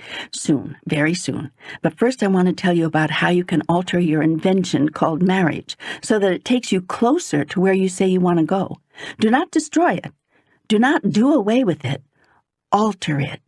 Yes, well, I do want to know about that. I do want to know whether there is any way that human beings will ever be allowed to express true love. So I end this section of our dialogue where I began it, I guess. What limits shall we, indeed, what limits, some would say, must we place on that expression? None. No limits at all. And that is what your marriage vows should state. That's amazing, because that's exactly what my marriage vows with Nancy did state. I know. When Nancy and I decided to get married, I suddenly felt inspired to write a whole new set of marriage vows. I I know. And Nancy joined me. She agreed that we couldn't possibly exchange the vows that had become traditional at weddings. I know. We sat down and created new marriage vows that defied the cultural imperative, as you might put it. Yes, you did. I was very proud. And as we were writing them, as we put the vows down on paper for the minister to read, I truly believe we were both inspired. Of course you were. Do you mean that? What do you think? I only come to you when you're writing books? Wow. Yes, wow. So why don't you put those marriage vows here? Huh? Go ahead. You've got a copy of them. Put them right here. Well, we didn't create them to share with the world. When this dialogue began, you didn't think any of it would be shared with the world. Go ahead. Put them in. Well, it's just that I don't want people to think that I'm saying we've written the perfect marriage vows. All of a sudden, you're worried about what people will think? Come on, you know what I mean. Look, no one says these are the perfect marriage vows. Well, okay. They're just the best anyone on your planet's come up with so far. Hey. Just kidding. Let's lighten up here, huh? Go ahead. Put the vows in. I'll take responsibility for them. And people will love them. It'll give them an idea of what we're talking about here. Why, you may even want to invite others to take these vows, which are not really vows at all, but marriage statements. Well, okay. Here's what Nancy and I said to each other when we got married, thanks to the inspiration we received. Why don't you be the minister? Okay. Neil and Nancy have not come here tonight to make a solemn promise or to exchange a sacred vow. Nancy and Neil have come here to make public their love for each other, to give notice to their truth, to declare their choice to live and partner and grow together, out loud and in your presence, out of their desire that we will all come to feel a very real and intimate part of their decision, and thus make it even more powerful. They've also come here tonight in the further hope that their ritual of bonding will help bring us all closer together. If you are here tonight with a spouse or a partner, let this ceremony be a reminder, a rededication of your own loving bond. We'll begin by asking the question, why get married? Neil and Nancy have answered this question for themselves, and they've told me their answer. Now I want to ask them one more time so that they can be sure of their answer, certain of their understanding, and firm in their commitment to the truth they share. And here the minister gets 2 red roses from the table. This is the ceremony of roses, in which Nancy and Neil share their understandings and commemorate that sharing. Now, Nancy and Neil, you have told me it is your firm understanding that you are not entering into this marriage for reasons of security, that the only real security is not in owning or possessing, nor in being owned or possessed, not in demanding or expecting, and not even in hoping that what you think you need in life will be supplied by the other, but rather in knowing that everything you need in life, all the love, all the wisdom, all the insight, all the power, all the knowledge, all the understanding, all the nurturing, all the compassion, and all the strength resides within you. And that you are not each marrying the other in hopes of getting these things, but in hopes of giving these gifts, that the other might have them in even greater abundance. Is that your firm understanding tonight? It is. It is. And Neil and Nancy, you have told me it is your firm understanding you are not entering into this marriage as a means of in any way limiting, controlling, hindering, or restricting each other from any true expression and honest celebration of that which is the highest and best within you, including your love of God, your love of life, your love of people, your love of creativity, your love of work, or any aspect of your being which genuinely represents you and brings you joy. Is that still your firm understanding tonight? It is. It is. Finally, Nancy and Neil, you have said to me that you do not see marriage as producing obligations, but rather as providing opportunities for growth, for full self-expression, for lifting your lives to their highest potential, for healing every false thought or small idea you ever had about yourself, and for ultimate reunion with God through the communion of your 2 souls. That this is truly a holy communion, a journey through life with one you love as an equal partner, sharing equally both the authority and the responsibilities inherent in any partnership, bearing equally what burdens there be, basking equally in the glories. Is that the vision you wish to enter into now? It is. It is. I now give you these red roses, symbolizing your individual understandings of these earthly things, that you both know and agree how life will be with you in bodily form and within the physical structure called marriage. Give these roses now to each other as a symbol of your sharing of these agreements and understandings with love. Now please, each of you take this white rose. It is a symbol of your larger understandings, of your spiritual nature, and your spiritual truth. It stands for the purity of your real and highest self, and of the purity of God's love, which shines upon you now and always. And here the minister gives Nancy the rose with my ring on the stem and gives me the rose with Nancy's ring on it. What symbols do you bring as a reminder of the promises given and received today? We each remove the rings from the stems, giving them to the minister, who holds them in her hand as she says, A circle is the symbol of the sun and the earth and the universe. It is a symbol of holiness and of perfection and peace. It is also the symbol of the eternality of spiritual truth, love, and life, that which has no beginning and no end. And in this moment, Neil and Nancy choose for it to also be a symbol of unity, but not of possession, of joining, but not of restricting, of encirclement, but not of entrapment. For love cannot be possessed, nor can it be restricted, and the soul can never be entrapped.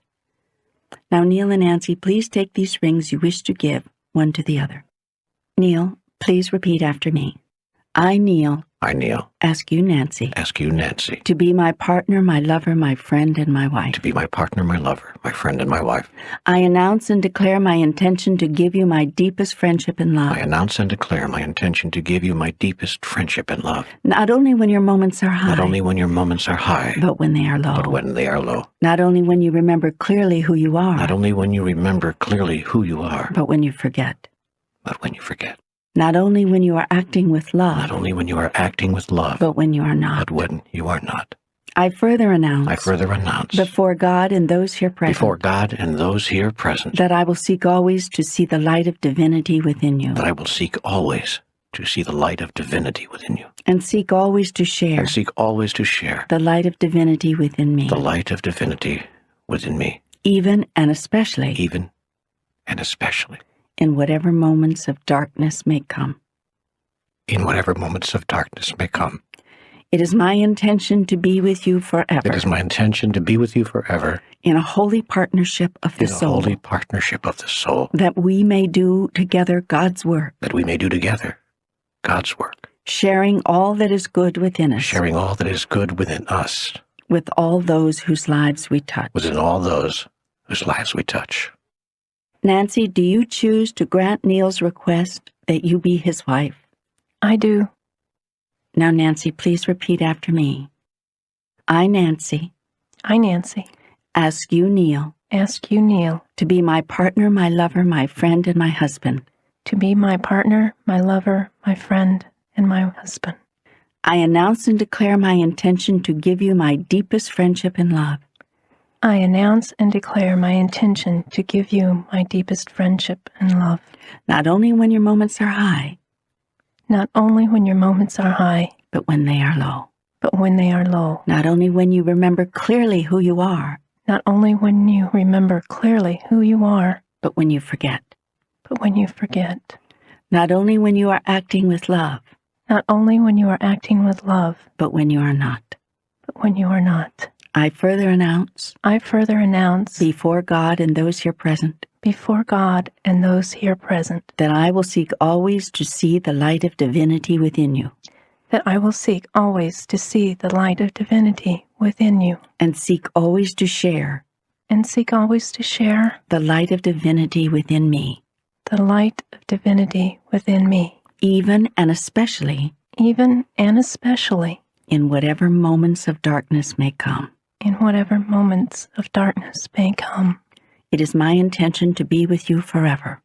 It is my intention to be with you forever, in a holy partnership of the soul, in a holy partnership of the soul, that we may do together God's work, that we may do together God's work, sharing all that is good within us, sharing all that is good within us, with all those whose lives we touch. with all those whose lives we touch. Neil, do you choose to grant Nancy's request that you be her husband? I do. Please then, both of you, take hold of the rings you would give each other and repeat after me. With this ring, With this ring, With this ring, I thee wed. I thee wed. I take now the ring you give me, I take now the ring you give me, and give it place upon my hand, and give it place upon my hand, that all may see and know that all may see and know of my love for you. of my love for you. We recognize with full awareness that only a couple can administer the sacrament of marriage to each other, and only a couple can sanctify it.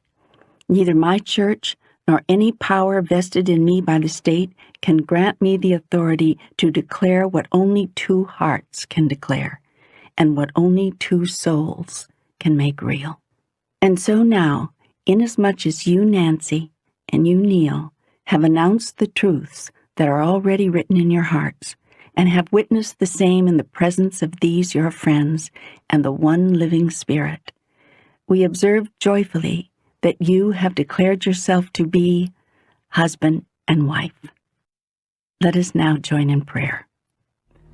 Spirit of love and life, out of this whole world, two souls have found each other. Their destinies shall now be woven into one design, and their perils and their joys shall not be known apart. Neil and Nancy, may your home be a place of happiness for all who enter it, a place where the old and the young are renewed in each other's company, a place for growing and a place for sharing, a place for music and a place for laughter, a place for prayer and a place for love. May those who are nearest to you be constantly enriched by the beauty and the bounty of your love for one another. May your work be a joy of your life that serves the world, and may your days be good and long upon the earth. Amen and amen. I'm so touched by that. I'm so honored, so blessed to have found someone in my life who could say those words with me and mean them. Dear God, thank you for sending me Nancy. You're a gift to her too, you know. I hope so. Trust me. You know what I wish? No, what? I wish that all people could make those marriage statements. I wish people could cut them out or copy them and use them for their wedding. I bet we'd see the divorce rate plummet. Some people would have a very hard time saying those vows, and many would have a hard time staying true to them. I just hope that we can stay true to them. I mean, the problem with putting those words here is that now we have to live up to them. You were not planning on living up to them? Well, of course we were, but we're human just like everybody else. Yet now if we fail, if we falter, if anything should happen to our relationship, or good grief, if we should ever choose to end it in its present form, all kinds of people are going to be disillusioned. Nonsense. They'll know that you're being true to yourself. They'll know that you have made a later choice, a new choice. Remember what I told you in Book 1? Do not confuse the length of your relationship with its quality. You're not an icon, and neither is Nancy, and no one should put you there, and you should not put yourself there. Just be human. Just be fully human. If at some later point you and Nancy feel you wish to reform your relationship in a different way, you have a perfect right to do that. That is the point of this whole dialogue. And it was the point of the statements we made. Exactly. I'm glad that you see that. Yes, I like those marriage statements, and I'm glad we put them in. It's a wonderful new way to begin a life together. No more asking the woman to promise to love, honor, and obey.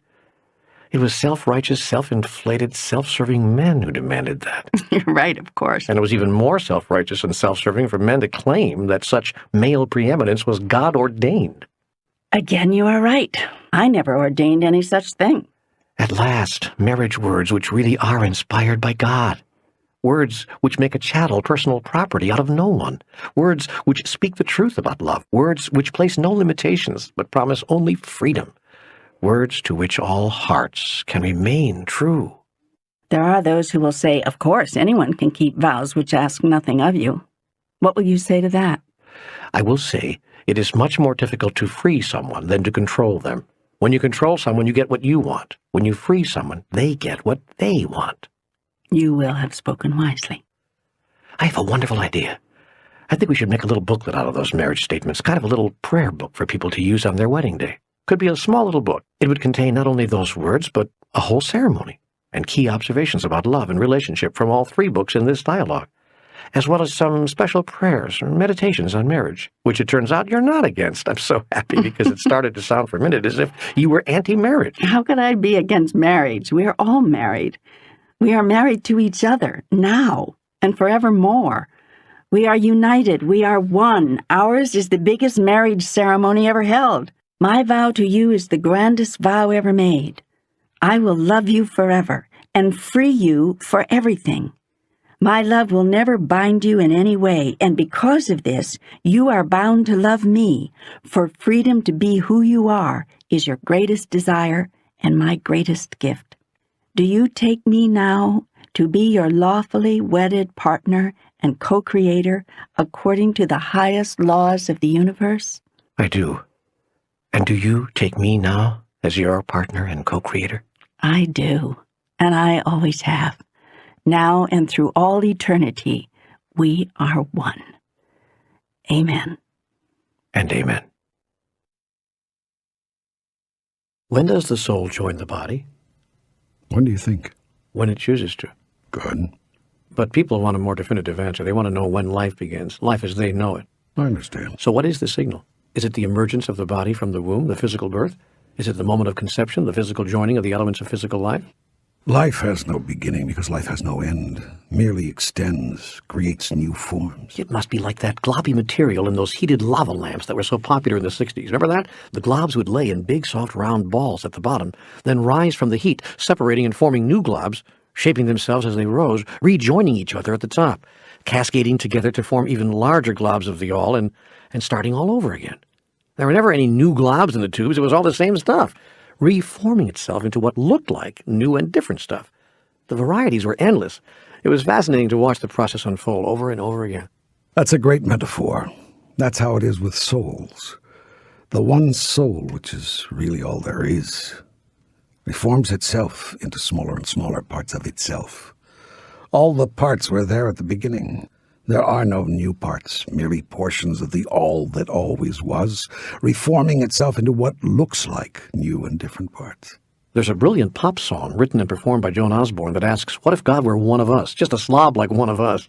I'm going to have to ask her to change the lyric line to, what if God was one of us, just a glob like one of us? Yeah, that's very good. And you know, her song was a brilliant song. It pushed people's buttons all over the place. People couldn't stand the thought that I am no better than one of them. That reaction is an interesting comment, not so much on God, but on the human race. If we consider it a blasphemy for God to be compared to one of us, what does that say about us? What indeed? Yet you are one of us. That's exactly what you've been saying here. So Joan was right. She certainly was, profoundly right. Well, I want to get back to my question. Can you tell us anything about when life as we know it starts? At what point does the soul enter the body? The soul doesn't enter the body is enveloped by the soul. Remember what I said before? The body does not house the soul, it is the other way around. Everything is always alive. There is no such thing as dead. There is no such state of being. That which is always alive simply shapes itself into a new form, a new physical form. That form is charged with living energy, the energy of life, always. Life, if you are calling life the energy that I am, is always there. It is never not there. Life never ends. So how can there be a point when life begins? Come on, help me out here. You know what I'm trying to get at. Yes, I do. You want me to enter the abortion debate. Yes, I do. I admit it. I mean, I've got God here, and I have a chance to ask the monumental question. When does life begin? And the answer is so monumental you can't hear it. Try me again. It never begins. Life never begins. Because life never ends. You want to get into biological technicalities so that you can make up a rule based on what you want to call God's law about how people should behave. Then punish them if they do not behave that way. What's wrong with that? That would allow us to kill doctors in the parking lots of clinics with impunity. Yes, I understand. You have used me and what you have declared to be my laws as justification for all sorts of things through the years. Oh, come on. Why won't you just say that terminating a pregnancy is murder? You cannot kill anyone or anything. No, but you can end its individuation, and in our language, that's killing. You cannot stop the process wherein which a part of me individually expresses in a certain way without the part of me that is expressing in that way agreeing. What? What are you saying? I am saying that nothing happens against the will of God. Life and all that is occurring is an expression of God's will. Read that, your will, made manifest. I have said in this dialogue, your will is my will. That is because there is only one of us. Life is God's will, expressing perfectly. If something was happening against God's will, it couldn't happen. By definition of who and what God is, it couldn't happen. Do you believe that one soul can somehow decide something for another?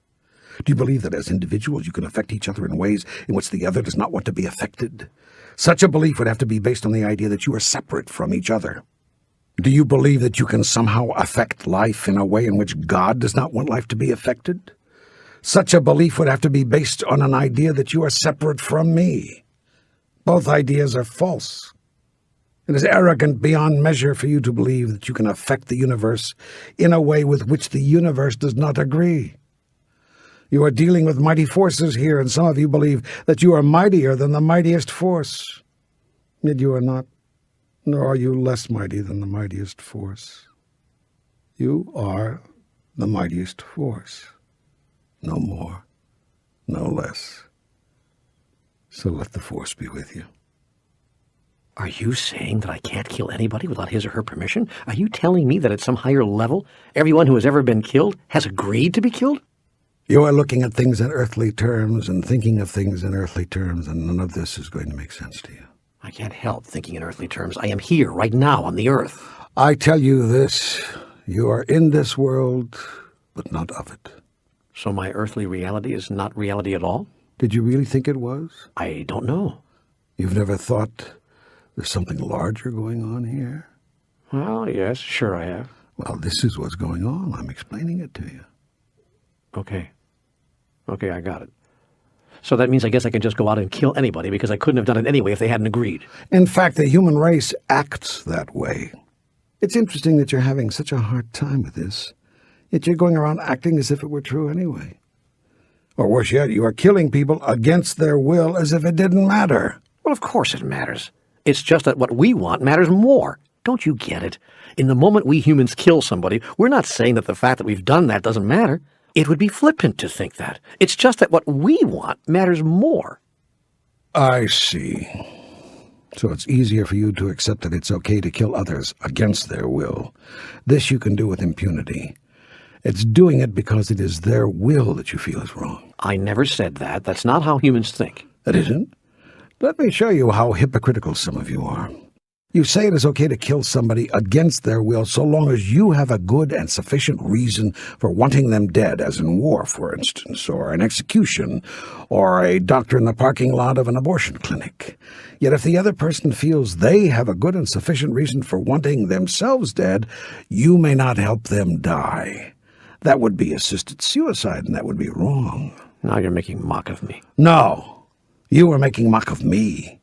You are saying that I would condone your killing someone against his will, and that I would condemn your killing someone in accordance with his will. This is insane. Still, you not only fail to see the insanity, you actually claim that those who point out the insanity are the ones who are crazy.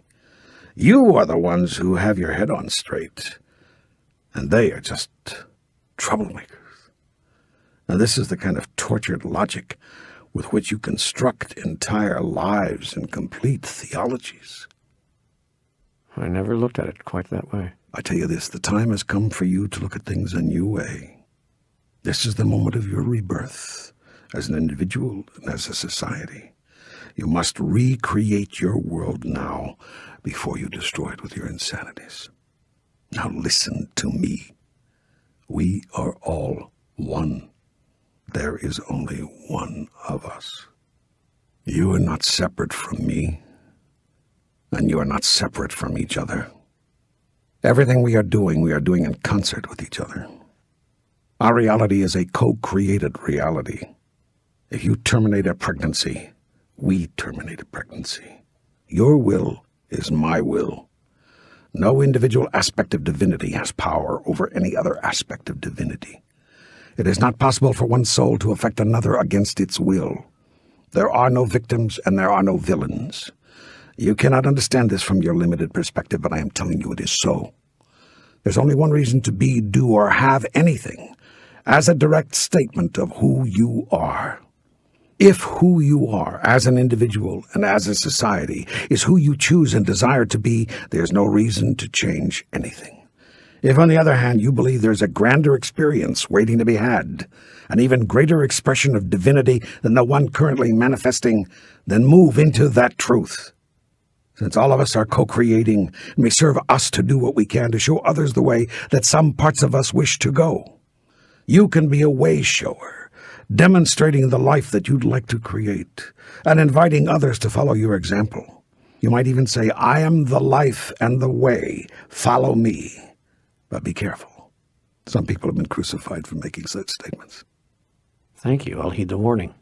I'll keep a low profile.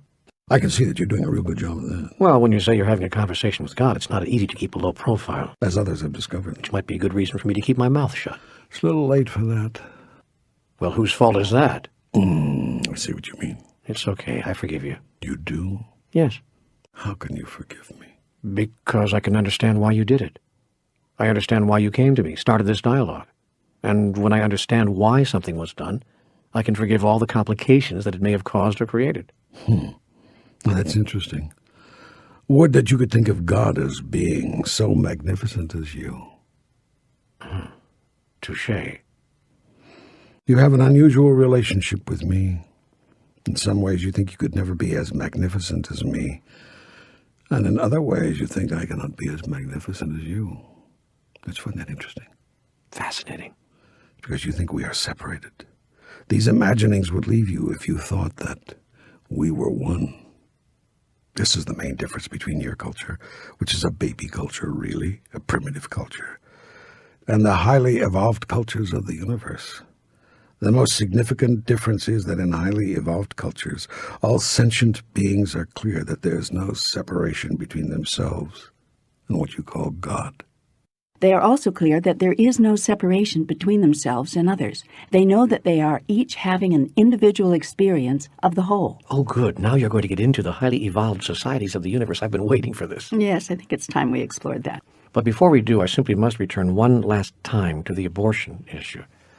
You're not saying here, are you, that because nothing can happen to the human soul against its will, it's okay to kill people? You're not condoning abortion or giving us a way out on this issue, are you? I'm neither condoning nor condemning abortion, any more than I condone or condemn war. The people of every country think I condone the war they are fighting and condemn the war that their opponent is fighting. The people of every nation believe they have God on their side. Every cause assumes the same thing. Indeed, every person feels the same thing, or at least hopes it is true whenever any decision or choice is made. And do you know why all creatures believe God is on their side? Because I am. And all creatures have an intuitive knowing of this. This is just another way of saying, your will for you is my will for you. And that is just another way of saying, I have given you all free will. There is no free will if to exercise it in certain ways produces punishment. That makes a mockery of free will and renders it counterfeit. So with regard to abortion or war, buying that car or marrying that person or having sex or not having sex, doing your duty or not doing your duty, there is no such thing as right or wrong, and I have no preference in the matter. You are all in the process of defining yourselves. Every act is an act of self-definition. If you are pleased with how you have created yourself, if it serves you, you will continue doing so in that way. If you are not, you will stop. This is called evolution. The process is slow because as you evolve, you keep changing your ideas about what really serves you. You keep changing your concepts of pleasure. Remember what I said earlier? You can tell how highly a person or society has evolved by what that being or society calls pleasure. And I will add here, by what it declares to serve it. If it serves you to go to war and kill other beings, you will do so. If it serves you to terminate a pregnancy, you will do so. The only thing that changes as you evolve is your idea of what serves you. And that is based on what you think you are trying to do. If you are trying to get to Seattle, it will not serve you to head towards San Jose. It is not morally wrong to go to San Jose. It simply doesn't serve you. The question of what you are trying to do then becomes a question of prime importance, not just in your life in general, but in every moment of your life specifically, because it is in the moments of life that a life itself is created. All of this was covered in great detail in the beginning of our Holy Dialogue, which you have come to call Book 1. I'm repeating it here because you seem to need a reminder, or you would never have asked me your question on abortion.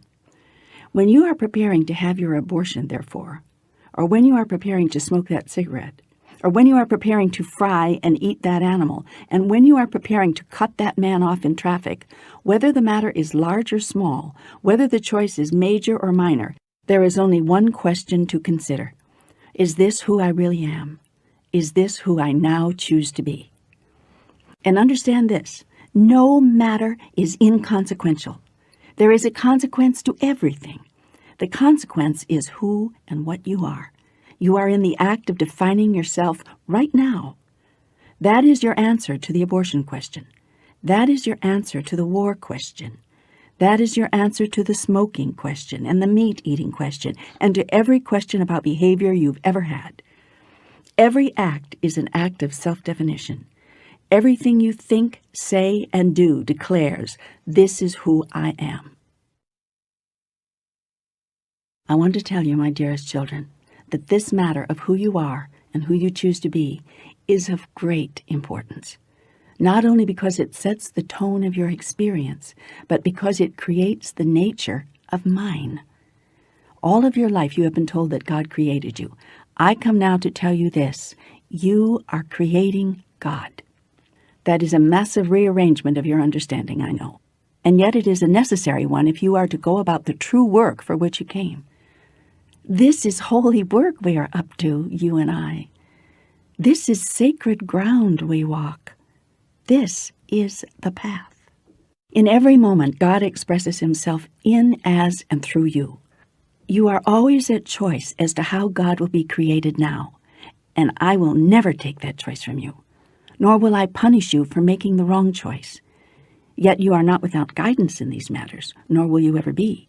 Built into you is an internal guidance system that shows you the way home. This is the voice that speaks to you always of your highest choice, that places before you your grandest vision. All you need do is heed that voice and not abandon the vision. Throughout your history, I've sent you teachers. During every day and time have my messengers brought you glad tidings of great joy. Holy scriptures have been written and holy lives have been lived, that you might know of this eternal truth. You and I are one. Now again I send you scriptures. You are writing them right now. Now again I send you messengers, seeking to bring you the word of God. Will you listen to these words? Will you hear these messengers? Will you become one of them? That is the great question. That is the grand invitation. That is the glorious decision. The world awaits your announcement, and you make that announcement with your life lived.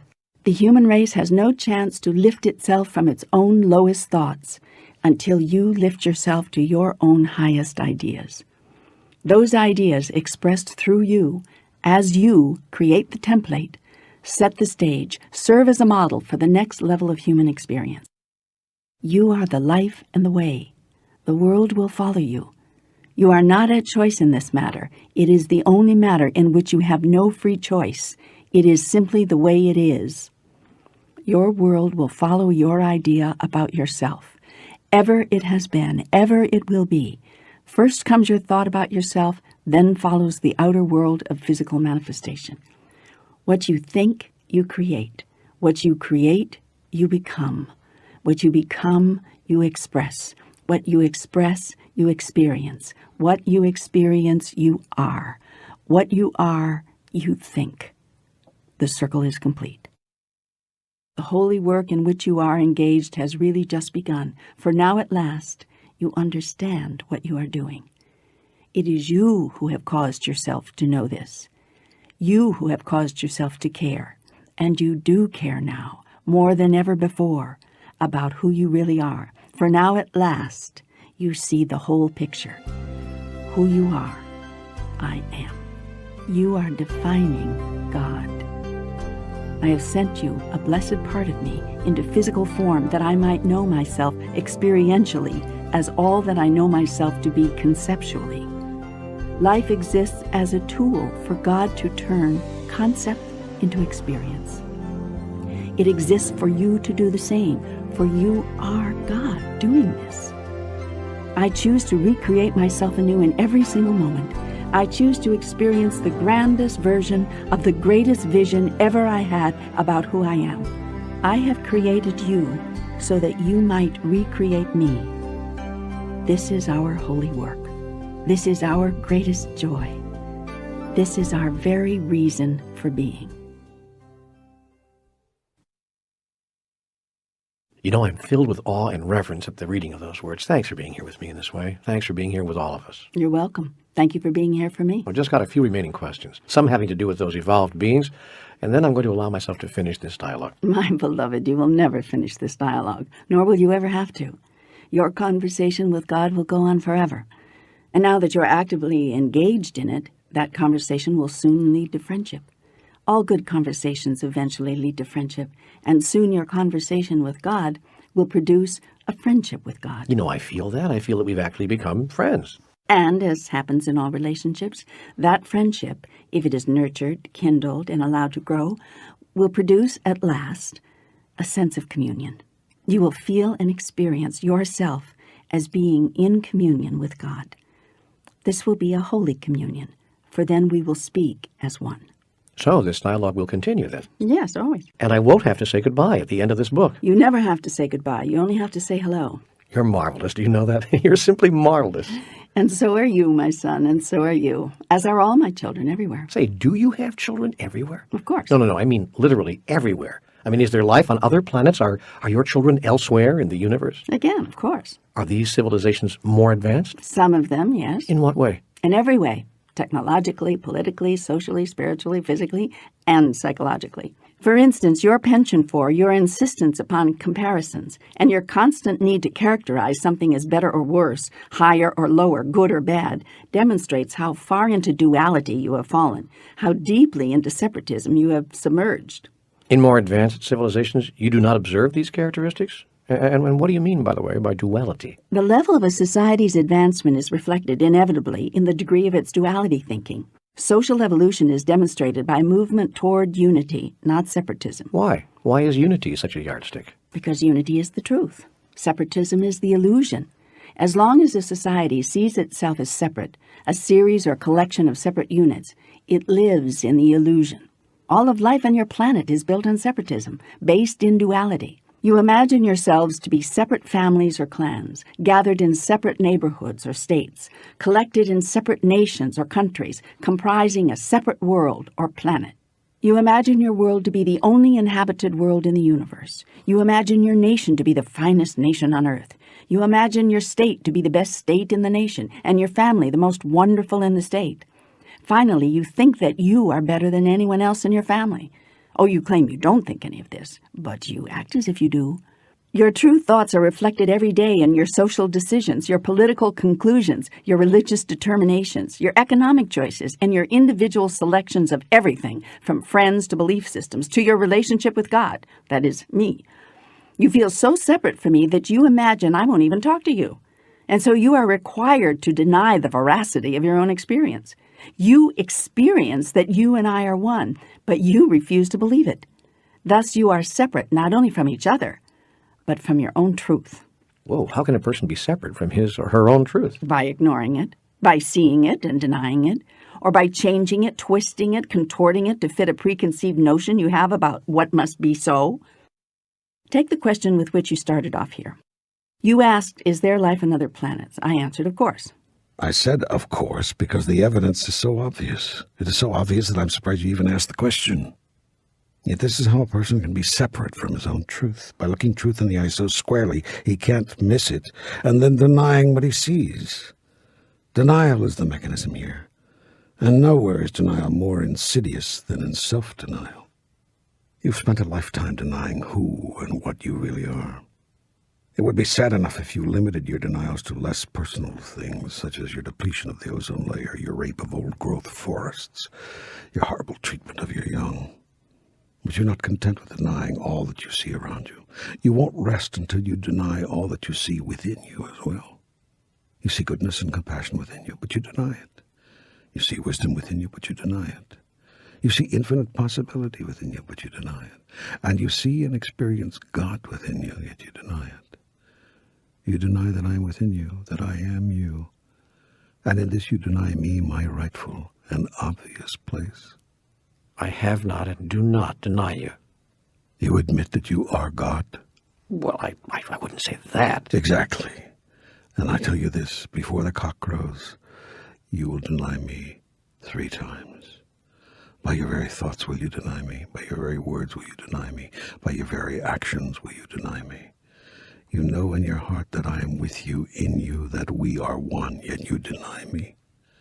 Or some of you say I exist, all right, but away from you, way out there somewhere. And the further away you imagine me to be, the further away you step from your own truth. As with so much else in life, from depletion of your planet's natural resources to the abuse of children in so many of your homes, you see it, but you don't believe it. But why? Why? Why do we see and yet not believe? Because you are so caught up in the illusion, you are so deep in the illusion that you cannot see past it. Indeed, you must not, for the illusion to continue. This is the divine dichotomy. You must deny me if you are to continue seeking to become me. And that is what you are wanting to do. Yet you cannot become what you already are, so denial is important. It is a useful tool. Until it is not anymore. The Master knows that denial is for those who are choosing to have the illusion continue. Acceptance is for those who choose now for the illusion to end. Acceptance, proclamation, demonstration. Those are the 3 steps to God. Acceptance of who and what you really are. Proclamation of it for all the world to hear, and demonstration in every way. Self-proclamation is always followed by demonstration. You will demonstrate yourself to be God, even as you now demonstrate what you think of yourself. Your whole life is a demonstration of that. Yet with this demonstration will come your greatest challenge. For the moment you stop denying yourself, others will deny you. The moment you proclaim your oneness with God, others will proclaim your partnership with Satan. The moment you speak the highest truth, others will say you speak the lowest blasphemy. And as happens with all masters who gently demonstrate their mastery, you will be both worshipped and reviled, elevated and denigrated, honored and crucified. Because while for you the cycle will be over, those who are still living in the illusion will not know what to make of you. Yet what will happen to me? I don't understand. I'm confused. I thought you've said over and over again that the illusion must go on, that the game must continue in order for there to be any game at all. Yes, I have said that, and it does. The game does go on. Because 1 or 2 of you end the cycle of illusion, that does not end the game. Not for you, and not for the other players. The game is not ended until all in all becomes one again. Even then it is not ended. For in the moment of divine reunion, all, will the bliss be so magnificent, so intense, that we, you, will literally burst wide open with gladness, exploding with joy, and the cycle will begin all over again. It will never end, my child. The game will never end, for the game is life itself, and life is who we are. But what happens to the individual element, or part of all, as you call it, which rises to mastery, which achieves all-knowing? That master knows that only his part of the cycle is complete. She knows that only her experience of the illusion has ended. Now the master laughs, because the master sees the master plan. The master sees that even with her completion of the cycle, the game goes on. The experience continues. The master then also sees the role he may now play in the experience. The master's role is to lead others to mastery. And so the master continues to play, but in a new way and with new tools. For seeing the illusion allows the master to step outside of it. This the master will do from time to time when it suits his purpose and pleasure. Thus she proclaims and demonstrates her mastery, and he is called God, Goddess by others. When all in your race are led to mastery and achieve it, then your race as a whole, for your race is a whole, will move easily through time and space. You will have mastered the laws of physics as you understood them, and you will seek to assist those belonging to other races and other civilizations in coming to mastery as well. Even as those of other races and other civilizations are doing so now with us? Exactly. Precisely. And only when all the races of all the universe have achieved mastery, or as I would put it, only when all of me has known the oneness, will this part of the cycle end. You've put it wisely. For the cycle itself will never end. Because the very ending of this part of the cycle is the cycle itself. Bravo, magnifico. You have understood. So yes, there is life on other planets, and yes, much of it is more advanced than your own. In what way? You never really did answer that question. Yes, I did. I said in every way. Technologically, politically, socially, spiritually, physically, psychologically. Yes, but give me some examples. Those are statements so broad that they are meaningless to me. You know, I love your truth. It's not everyone who would look God in the eye and announce that what he is saying is meaningless. So, what are you going to do about it? Exactly. You have exactly the right attitude. Because, of course, you're right. You can challenge me, confront me, and call me into question as much as you want, and I'm not going to do a damn thing. I may, however, do a blessed thing, such as I'm doing here with this dialogue. Is this not a blessed event? Yes, it is. And many people have been helped by this. Millions of people are being touched by this. I know that. It's all part of the master plan. The plan for how you become masters. You knew from the beginning that this trilogy would become a massive success, didn't you? Well, of course I did. Who do you suppose has made it such a success? Who do you imagine has caused those people who are hearing this to have found their way to it? I tell you this. I know every person who will come to this material, and I know the reason each has been brought, and so do they.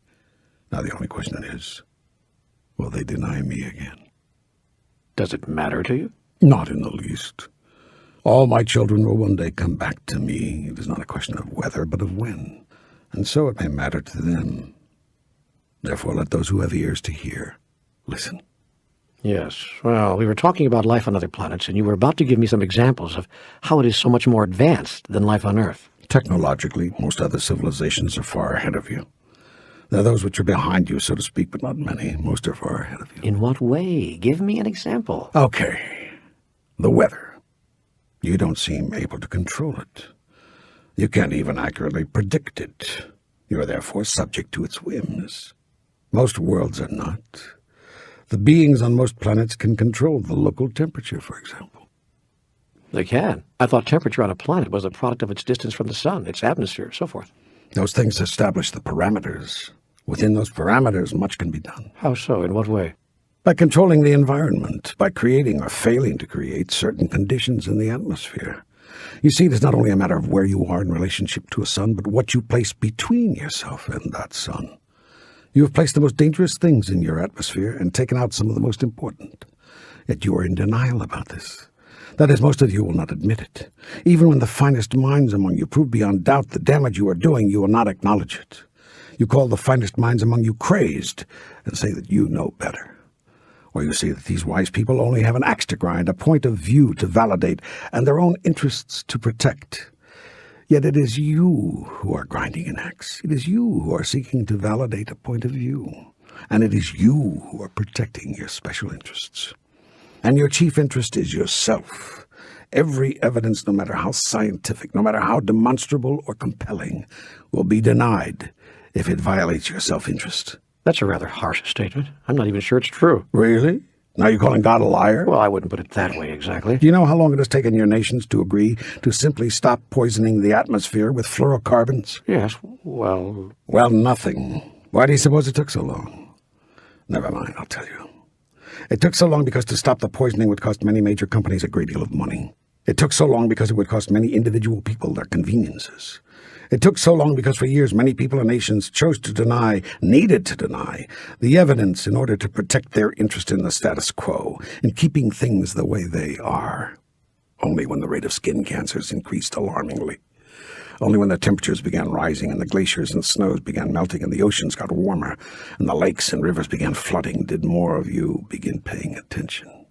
Only when your own self-interest demanded it that you see the truth that your finest minds had been placing before you for years. Well, what's wrong with self-interest? I thought you said in Book 1 that self-interest was the place to start. I did, and it is. Yet in other cultures and other societies on different planets, the definition of self-interest is much larger than it is on your world. It is very clear to enlightened creatures that what hurts one hurts the many, and that what benefits the few must benefit the many, or ultimately it benefits no one. On your planet, it is just the opposite. What hurts one is ignored by the many, and what benefits the few is denied the many. This is because your definition of self-interest is very narrow, barely reaching past the individual being to his loved ones, and to those only when they do his bidding. Yes, I said in Book 1 that in all relationships, do what is in the best interests of the self. But I also said that when you see what is in your highest self-interest, you will see that it is that which is also in the highest interest of the other.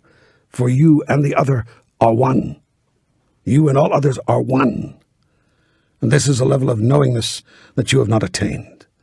You're asking about advanced technologies, and I tell you this, you cannot have advanced technologies in any beneficial way without advanced thinking. Advanced technology without advanced thought creates not advancement but demise. You've already experienced that on your planet, and you are very nearly about to experience it again. Whoa, wait a minute. What do you mean? What are you talking about? I am saying that once before on your planet you had reached the heights, beyond the heights really, to which you now are slowly climbing. You had a civilization on Earth more advanced than the one now existing, and it destroyed itself. Not only did it destroy itself, it nearly destroyed everything else as well.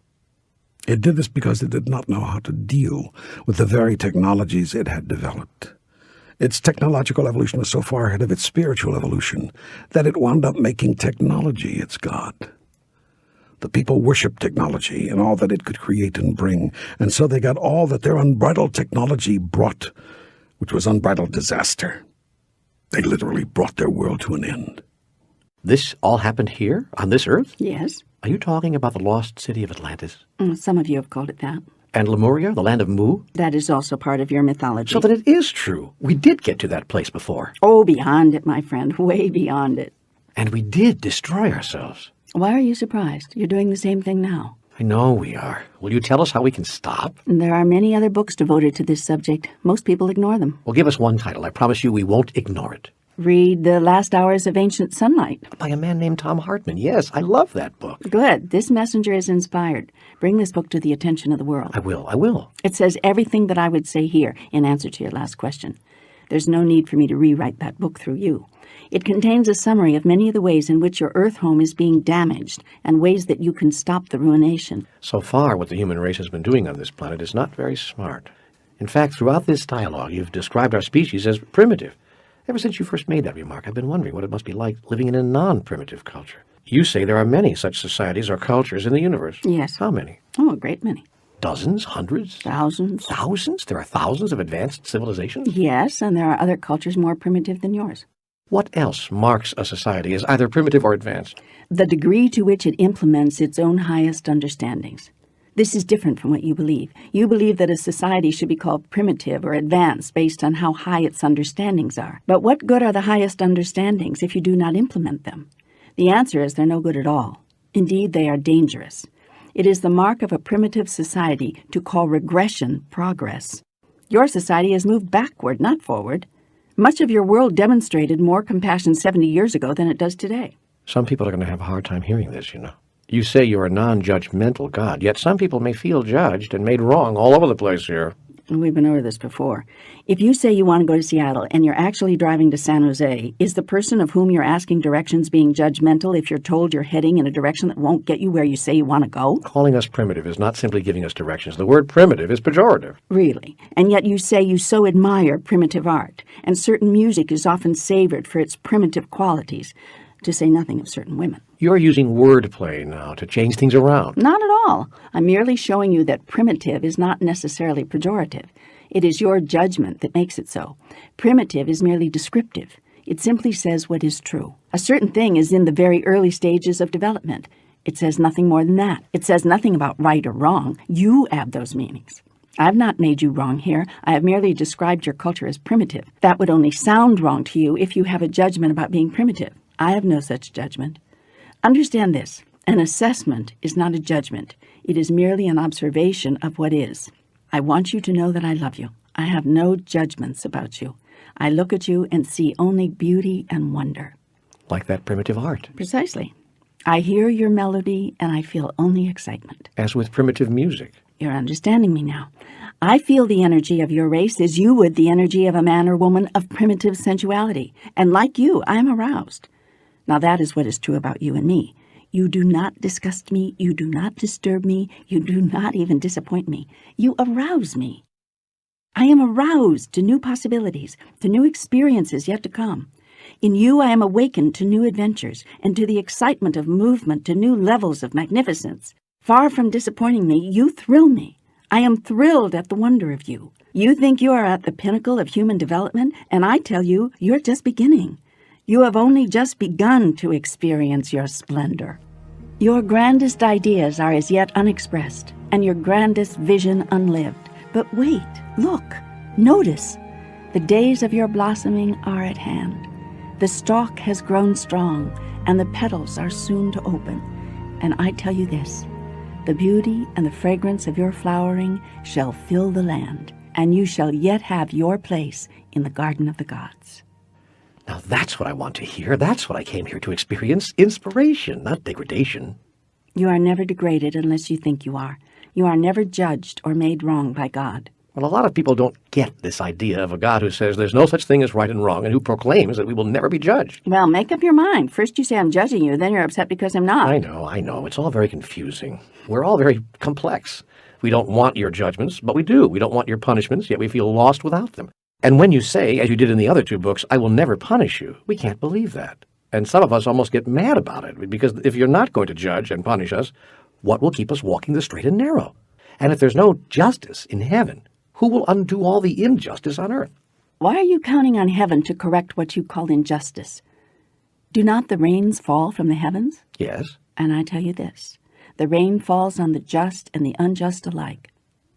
But what about vengeance is mine, saith the Lord? I never said that. One of you made that up, and the rest of you believed it. Oh. Justice is not something you experience after you act a certain way, but because you act a certain way. Justice is an act, not a punishment for an act. I see that the problem with our society is that we seek justice after an injustice has occurred rather than doing justice in the first place. Right on the head. You've hit the nail right on the head. Justice is an action, not a reaction. Do not therefore look to me to somehow fix everything in the end by imposing some form of celestial justice in the afterlife. I tell you this, there is no afterlife, but only life. Death does not exist. And the way you experience and create your life as individuals and as a society is your demonstration of what you think is just. And in this you do not see the human race as very evolved, do you? I mean, if the whole of evolution were placed on a football field, where would we be? On the 12-yard line. You're kidding. No. We're on the 12-yard line of evolution? Hey, you've moved from the 6 to the 12 in the past century alone. Any chance of ever scoring a touchdown? Of course. If you don't fumble the ball again. Again? As I've said, this isn't the first time your civilization has been at this brink. I want to repeat this because it is vital that you hear this. Once before on your planet, the technology you developed was far greater than your ability to use it responsibly. You're approaching the same point in human history again. It's vitally important that you understand this. Your present technology is threatening to outstrip your ability to use it wisely. Your society is on the verge of becoming a product of your technology, rather than your technology being a product of your society.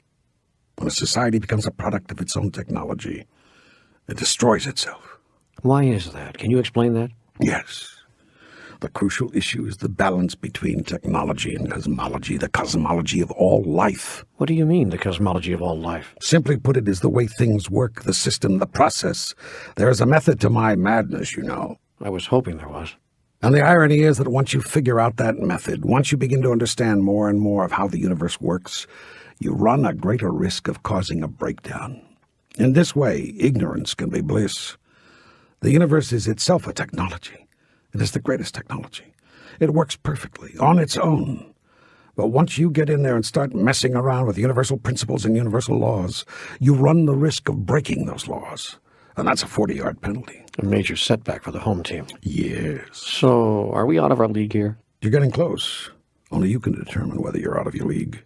You'll determine that with your actions. For instance, you know enough about atomic energy now to blow yourselves to kingdom come. Yeah, but we're not going to do that. We're smarter than that. We'll stop ourselves. Really? You keep proliferating your weapons of mass destruction the way you've been doing, and pretty soon they'll get into the hands of somebody who will hold the world hostage to them, or destroy the world trying. You're giving matches to children, then hoping they won't burn the place down, and you've yet to learn how to use the matches yourselves. The solution to all this is obvious. Take the matches away from the children, then throw your own matches away.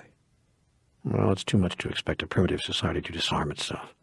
And so nuclear disarmament, our only lasting solution, appears out of the question. We can't even agree on a halt to nuclear testing. We are a race of beings singularly unable to control ourselves.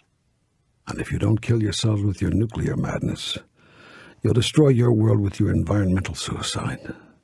You're dismantling your home planet's ecosystem, and you continue to say that you're not. As if that weren't enough, you're tinkering with the biochemistry of life itself, cloning and genetically engineering, and not doing so with sufficient care to have this be a boon to your species, but threatening instead to make it the greatest disaster of all time. If you are not careful, you will make the nuclear and environmental threats look like child's play. By developing medicines to do the work that your bodies were intended to do, you've created viruses so resistant to attack that they stand poised to knock out your entire species. Hey, you're getting me a little scared here. Is all lost then? Is the game over? No, but it is 4th and 10. It's time to throw a Hail Mary, and the quarterback is looking around for receivers in the clear. Are you clear? Are you able to receive this? I'm the quarterback, and the last time I looked, you and I were wearing the same colored jersey. Are we still on the same team? I thought there was only one team. Who's on the other team? Every thought which ignores our oneness, every idea which separates us, every action which announces that we are not united. The other team is not real, yet it is part of your reality, for you have made it so.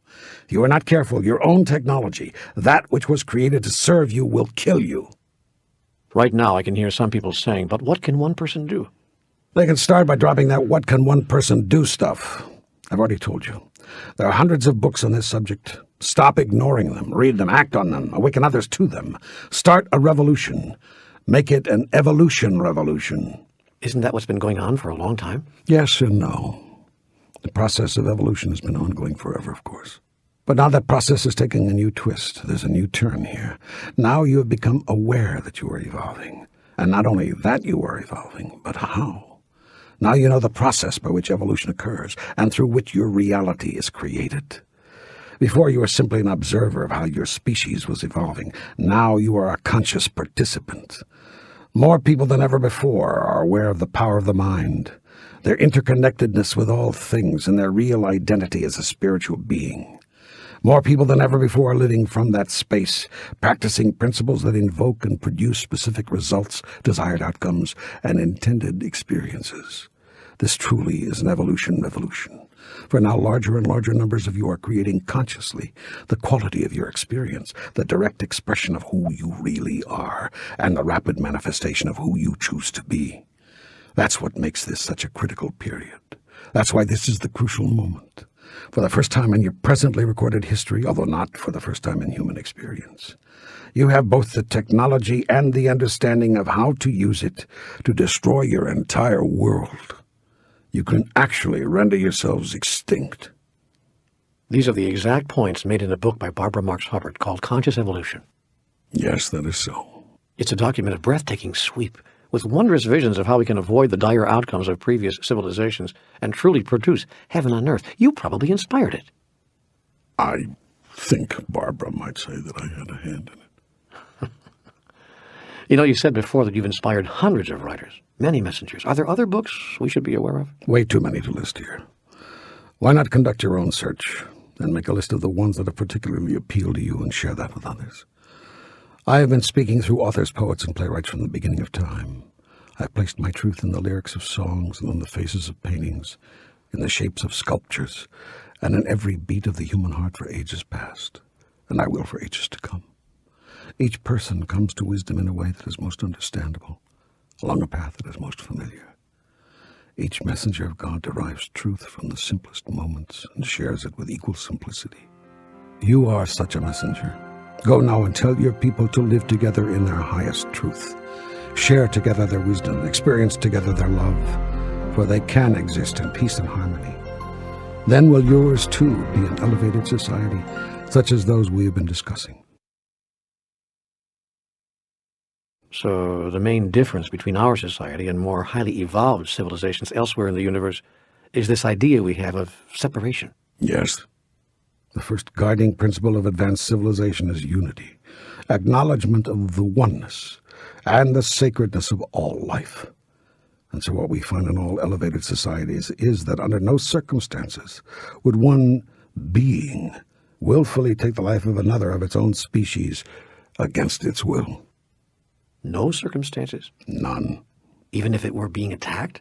Such a circumstance would not occur within that society or species. Well, perhaps not within the species, but what about from without? If a highly evolved species were attacked by another, it is a guarantee that the attacker would be the lesser evolved. Indeed, the attacker would be essentially a primitive being, for no evolved being would attack anyone. I see. The only reason a species under attack would kill another would be that the attacked being forgot who it really is. If the first being thought it was its corporal body, its physical form, then it might kill its attacker, for it would fear the end of its own life. If, on the other hand, the first being understood full well that it was not its body, it would never end the corporal existence of another, for it would never have a reason to. It would simply lay down its own corporal body and move into the experience of its non-corporal self. Like Obi-Wan Kenobi. Well, exactly. The writers of what you call your science fiction are often leading you to greater truth. I've got to stop here. This seems directly at variance with what was said in Book 1. What was that? Book 1 said that when someone is abusing you, it does no good to allow the abuse to continue. Book 1 said that when acting with love, include yourself among those you love. And the book seemed to say, do whatever it takes to stop the attack on you. It even said that war was okay as a response to attack. And now this is a direct quote, despots cannot be allowed to flourish, but must be stopped in their despotism. It also says choosing to be godlike does not mean you choose to be a martyr, and it certainly doesn't mean you choose to be a victim. Now you are saying that highly evolved beings would never end the corporal life of another. How can these statements stand side by side? Read the material in Book 1 again. Closely. My responses there were all given and must all be considered within the context you created, the context of your question. Read your statement on the bottom of page 127 in Book 1. In that statement, you allow as to how you are not now operating at a level of mastery. You say that other people's words and actions sometimes hurt you. Given that this is so, you asked how best to respond to these experiences of hurt or damage. My responses are all to be taken within that context. I first of all said that the day will come when the words and actions of others will not hurt you. Like Obi-Wan Kenobi, you will experience no damage, even when someone is killing you. This is the level of mastery that has been reached by the members of the societies I am now describing. The beings in these societies are very clear who they are and who they are not. It is very difficult to cause one of them to experience being damaged or hurt, least of all by placing their corporal body in danger. They would simply exit their body and leave it for you if you felt the need to hurt it so much. The next point I made in my response to you in Book 1 is that you react the way you do to the words and action of others because you have forgotten who you are. But I say there, that is all right. That is part of the growth process. It is part of evolution. Then I make a very important statement. All during your growth process, you must work at the level at which you are, the level of understanding, the level of willingness, the level of remembrance. Everything else I have said there is to be taken within that context. I have even said on page 129, I assume for the purpose of this discussion that you are still seeking to realize, make real, who you truly are. Within the context of a society of beings who do not remember who they really are, the responses I gave you in Book 1 stand as given. But you didn't ask me those questions here. You asked me here to describe the highly evolved societies of the universe. Not only with regard to the subject at hand, but with regard to all the other topics we will cover here, It will be beneficial if you do not see these descriptions of other cultures as criticisms of your own. There are no judgments here, nor will there be any condemnation if you do things differently, react differently than beings who are more evolved. And so what I have said here is that the highly evolved beings of the universe would never kill another sentient being in anger. First, they would not experience anger. Second, they would not end the corporal experience of any other being without that being's permission. And third, to answer specifically your specific inquiry, they would never feel attacked, even from outside their own society or species. Because to feel attacked, you have to feel that someone is taking something from you, your life, your loved ones, your freedom, your property, your possessions, something. And a highly evolved being would never experience that. Because a highly evolved being would simply give you whatever you thought you needed so badly that you were prepared to take it by force, even if it cost the evolved being its corporal life. Because the evolved being knows she can create everything all over again. She would quite naturally give it all away to a lesser being who did not know this. Highly evolved beings are therefore not martyrs, nor are they victims of anyone's despotism. Yet it goes beyond this. Not only is the highly evolved being clear that he can create everything all over again, he is also clear that he doesn't have to. He is clear that he needed none of it to be happy or to survive. He understands that he requires nothing exterior to himself, and that the himself which he is has nothing to do with anything physical. Lesser evolved beings and races are not always clear about this. Finally, the highly evolved being understands that she and her attackers are one. She sees the attackers as a wounded part of herself. Her function in that circumstance is to heal all wounds, so that the all-in-one can again know itself as it really is. Giving away all that she has would be like giving yourself an aspirin. Whoa, what a concept. What an understanding. But I need to go back to something you said earlier. You said that highly evolved beings... Let's abbreviate that as HEBs from now on. It's a long name to have to use over and over again. Good, okay. Well, you said that HEBs would never end the corporal experience of another without the being's permission. That's right. But why would one being give another being permission to end its physical life? There could be any number of reasons. It might offer itself as food, for instance, or to serve some other necessity, like stopping a war. You know, this must be why, even in our own culture, there are those who would never kill any animal for food or hides without asking the spirit of that being for permission. Yes, this is the way of your Native Americans, who would not even pick a flower, an herb, or a plant without having this communication. All of your indigenous cultures do the same. Interestingly, those are the tribes and cultures that you call primitive. Oh, man, are you telling me I can't even pick a radish without asking if it's okay? You can do anything you choose to do. You asked me what HEBs would do. So Native Americans are highly evolved beings? As with all races and species, some are and some are not. It's an individual thing. As a culture, though, they have reached a very high level. The cultural myths which inform much of their experience are very elevated. But you have forced them to mix their cultural myths with your own. Wait a minute, what are you saying? The red man was a savage. That's why we had to kill them by the thousands and put the rest in land prisons we called reservations. Why even now we take their sacred sites and put golf courses on them. We have to. Otherwise, they might honor their sacred sites and remember their cultural stories and perform their sacred rituals. We can't have that. I get the picture. No, really. Why, if we hadn't taken over and tried to erase their culture, they might have impacted ours. Then how would we have wound up? We'd be respecting the land and the air, refusing to poison our rivers. And then where would our industry be? The whole population would probably still be walking around naked, with no shame, bathing in the river, living off the land, instead of crowding into high-rises and condominiums and bungalows and going to work in the asphalt jungle. Why, we'd probably still be listening to ancient wisdom teachings around a campfire instead of watching TV. We would have made no progress at all. Well, fortunately, you know what's good for you. Tell me more about highly evolved civilizations and highly evolved beings, will you? Outside of the fact that they don't kill each other for any reason, what else makes them different from us?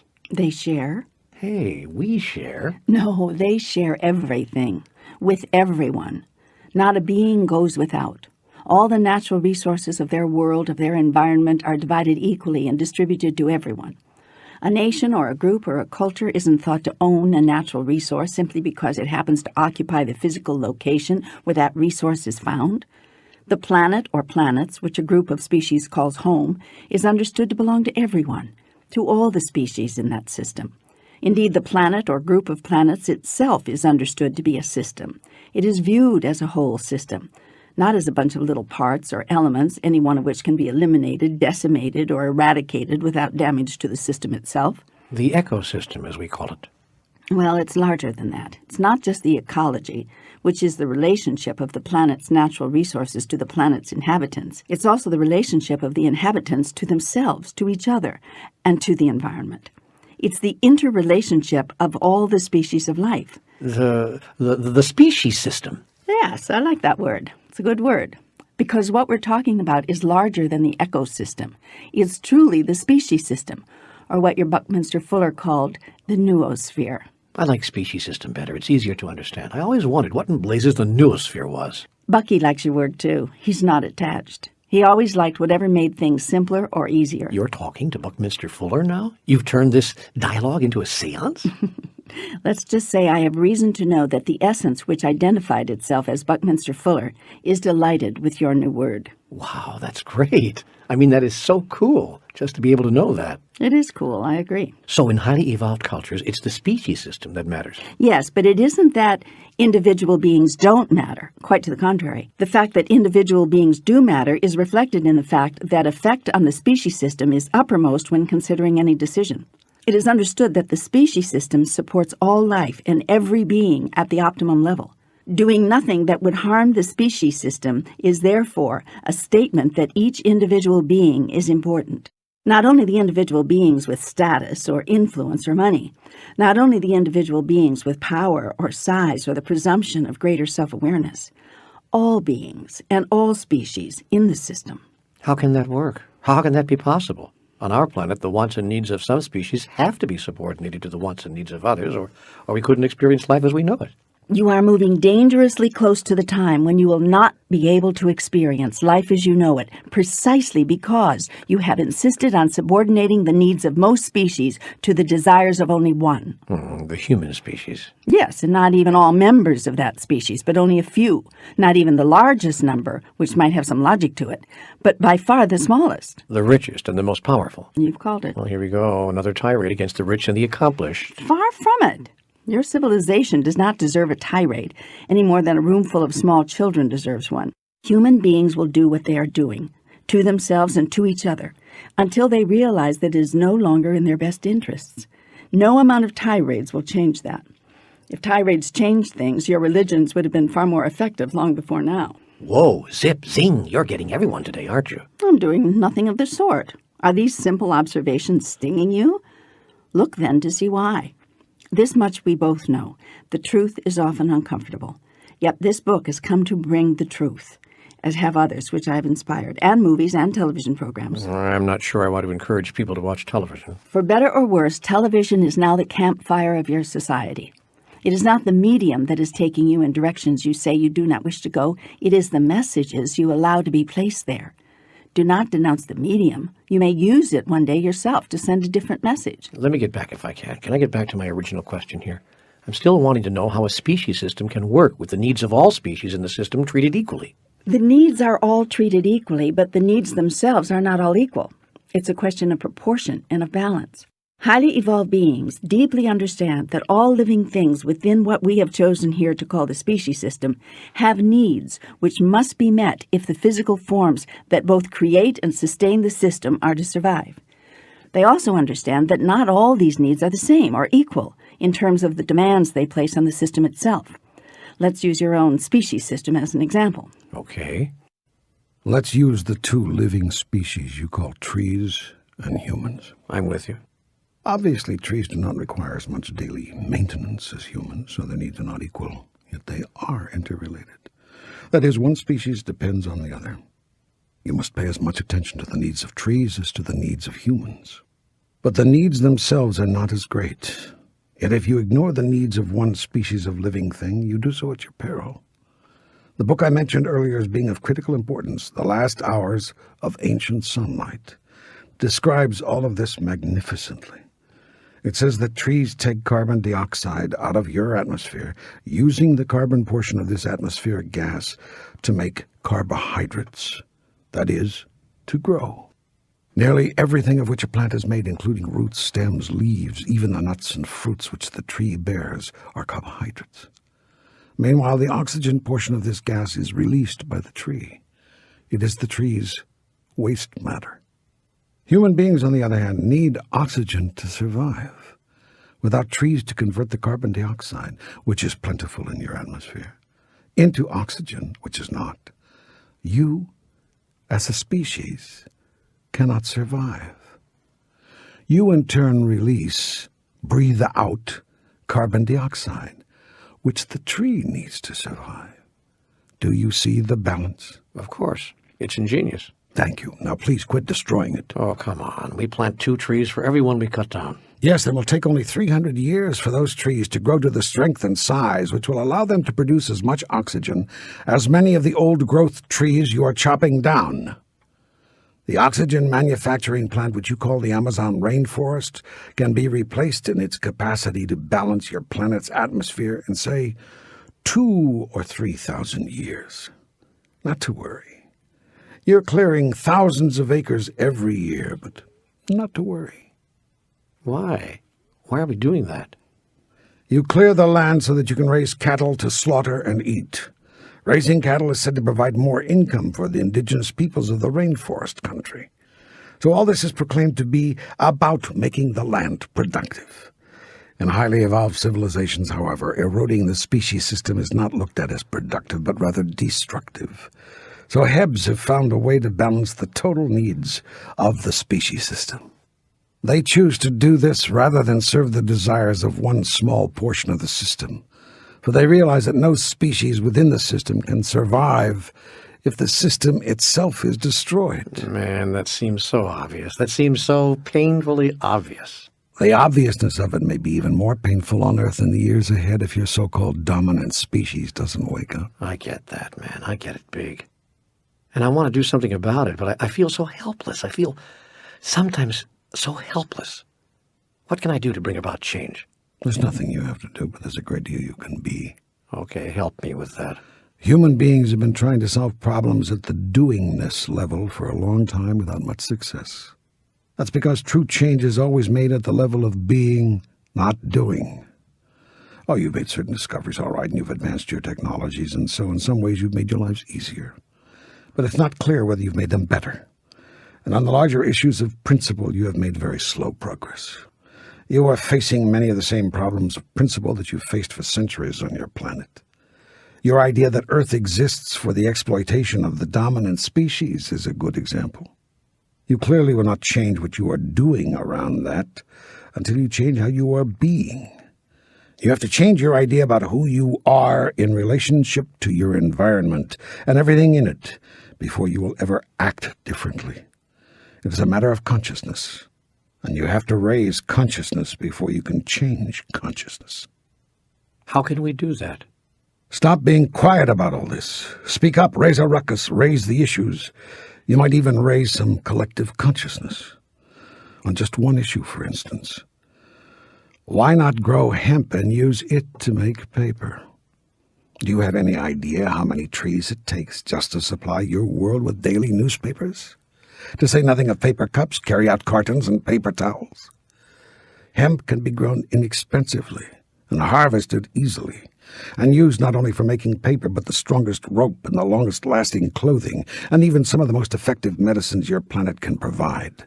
In fact, cannabis can be planted so inexpensively and harvested so easily and has so many wonderful uses that there's a huge lobby working against it. Too many would lose too much to allow the world to turn to this simple plant, which can be grown almost anywhere. This is just one example of how greed replaces common sense in the conduct of human affairs. So give this program to everyone you know, not only so that they get this, but so that they get everything else that's being said here. And there's still a great deal more. Yeah, but you know what? I'm getting depressed, like a lot of people said they felt after book 2.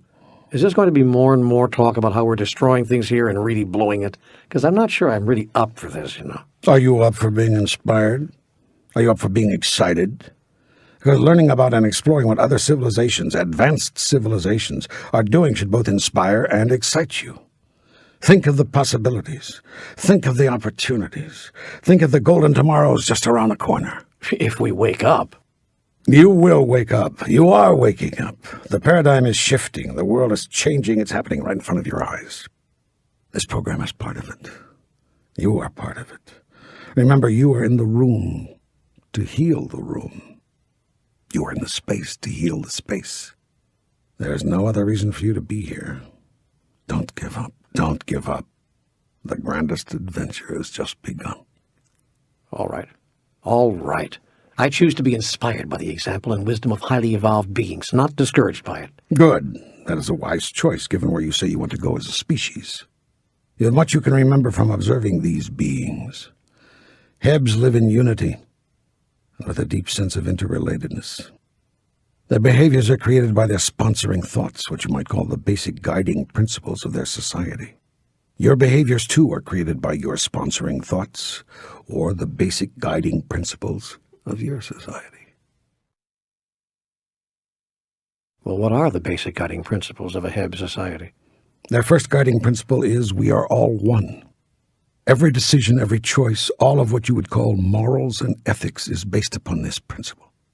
The second guiding principle is everything in the one interrelates. Under this principle, no one member of a species could or would keep something from another simply because he had it first, or it's his possession, or it's in short supply. The mutual dependency of all living things in the species system is recognized and honored. The relative needs of every species of living organism within the system are always kept in balance, because they are always kept in mind. Does this second guiding principle mean that there is no such thing as personal ownership? Not as you understand it. A Heb experiences personal ownership in the sense of holding personal responsibility for every good thing in his care. The closest word in your language to describe what a highly evolved being feels about what you would call a prized possession is stewardship. A Heb is a steward, not an owner. The word own and your concept behind it are not part of the culture of Hebs. There's no such thing as possession in the sense of something being a personal belonging.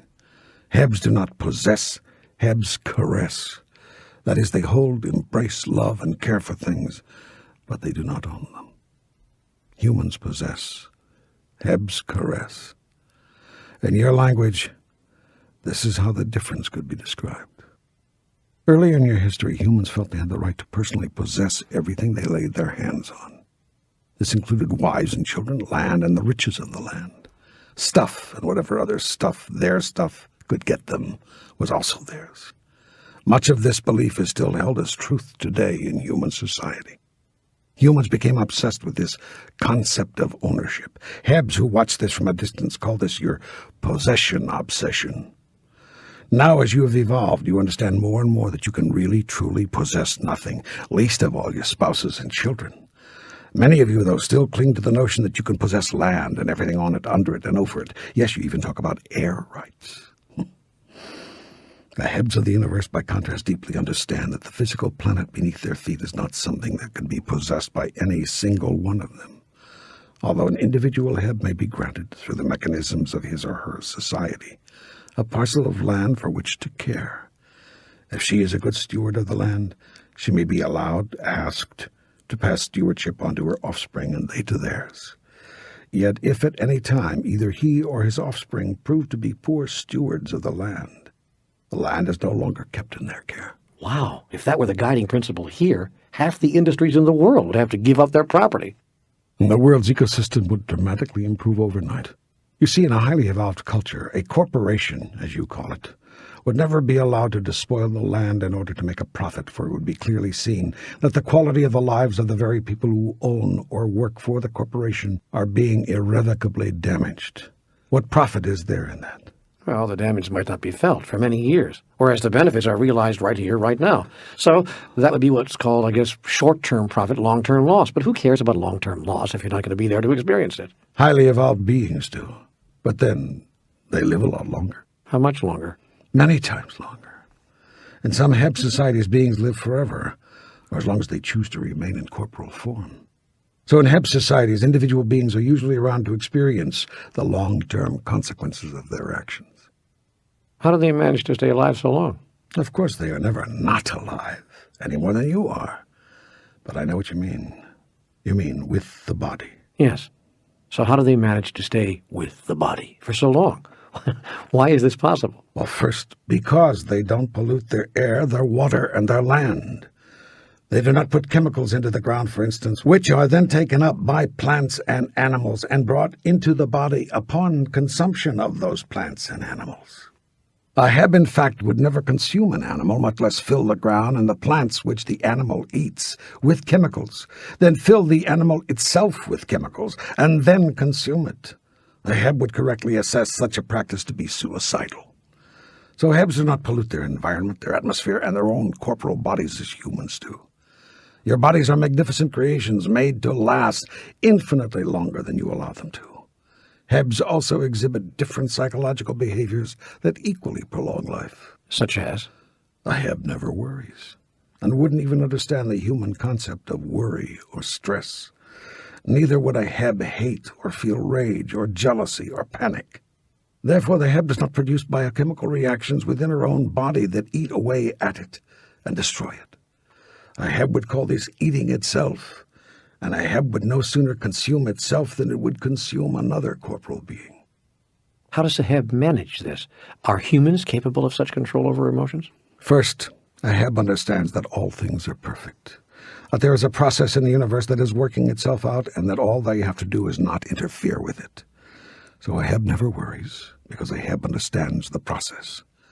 And to answer your second question, yes, humans have this control, although some don't believe they have it, and others simply don't choose to exercise it.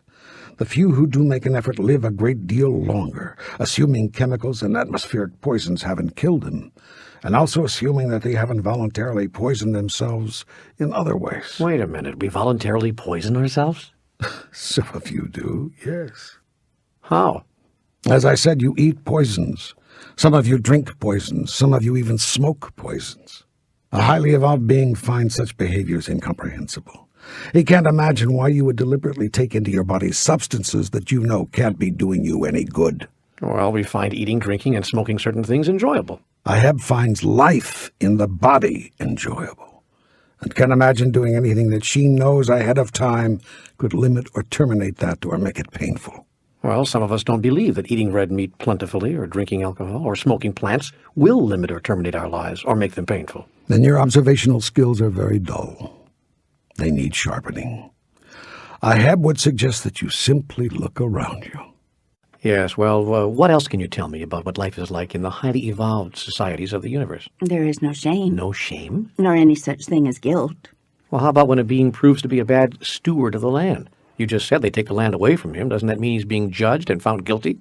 No, it means he's been observed and found unable. In highly evolved cultures, beings would never be asked to do something they've demonstrated an inability to do. What if they still wanted to do it? They would not want to. Why not?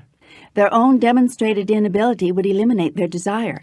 This is a natural outcome of their understanding that their inability to do a particular thing could potentially damage another. This they would never do, for to damage the other is to damage the self, and they know this. So it is still self-preservation that drives the experience, just like on Earth. Certainly.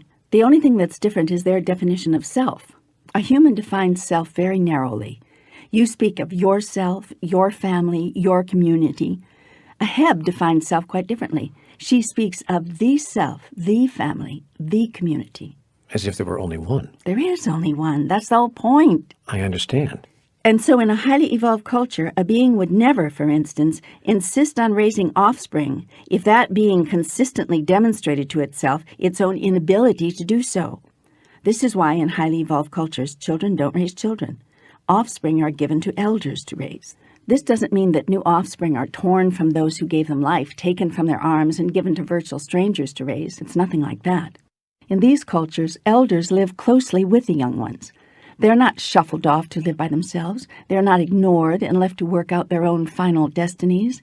They are honored, revered, and held close as part of a loving, caring, vibrant community. When a new offspring arrives, the elders are right there, deep within the heart of that community and that family, and their raising of the offspring is as organically correct as it feels in your society to have the parents do this. The difference is that though they always know who their parents are, the closest term in their language would be life-givers, these offspring are not asked to learn about the basics of life from beings who are still learning about the basics of life themselves.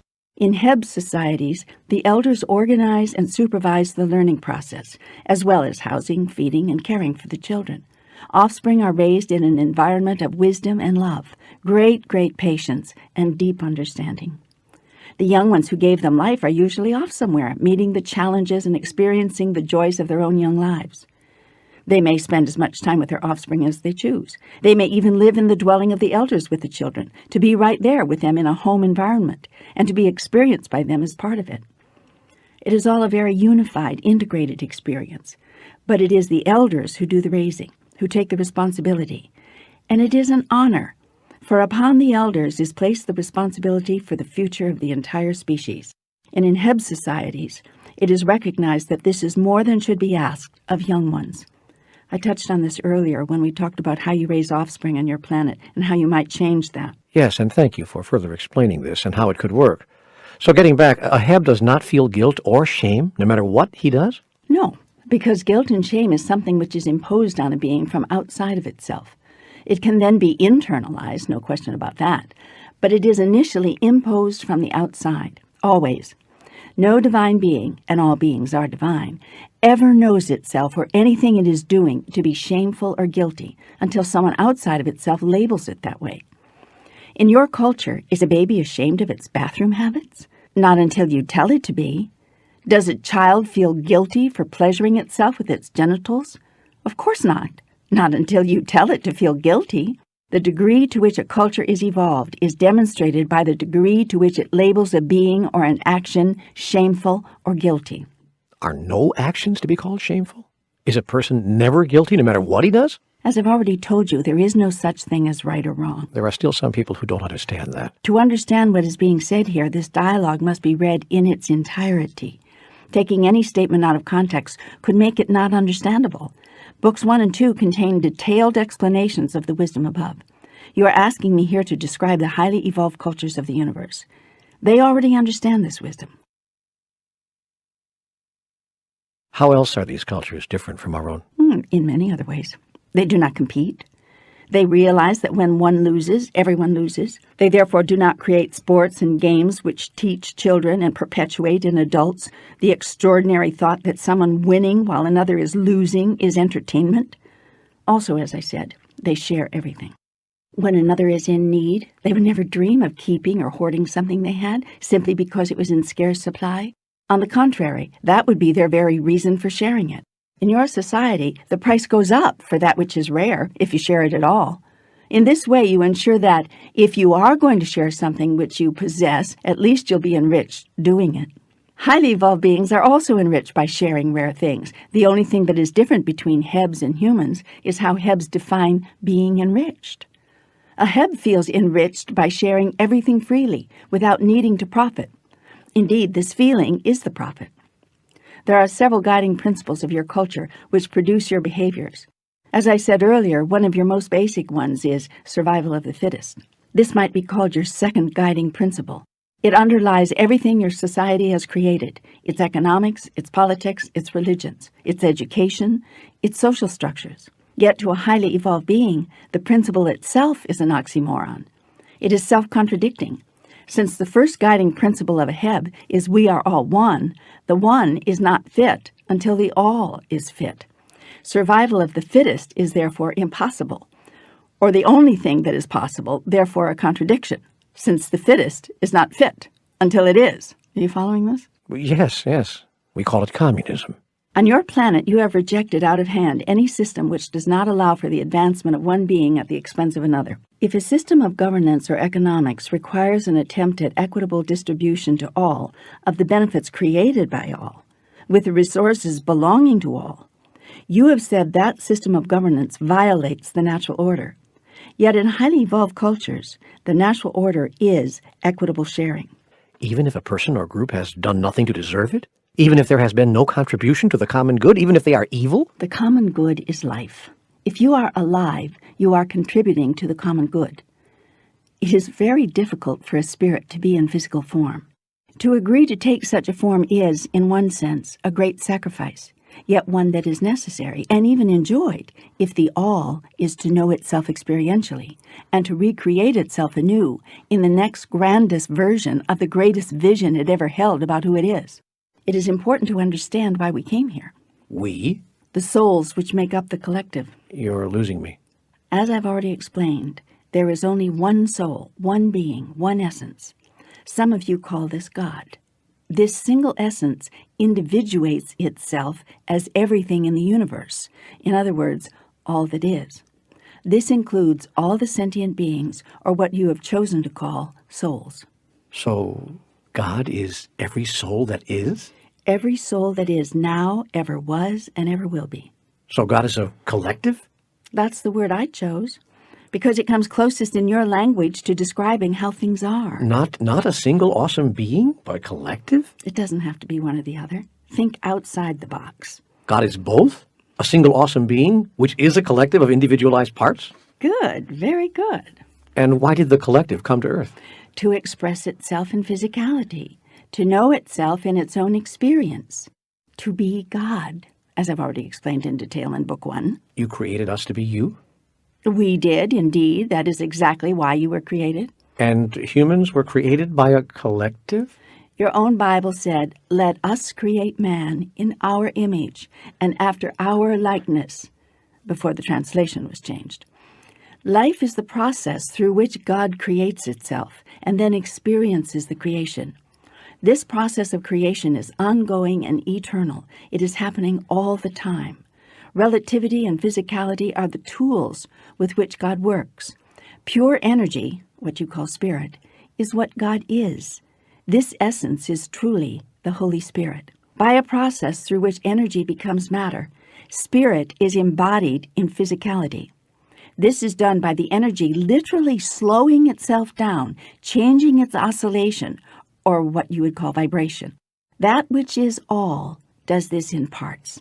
That is, parts of the whole do this. These individuations of spirit are what you have chosen to call souls. In truth, there is only one soul, reshaping and reforming itself. This might be called the Reformation.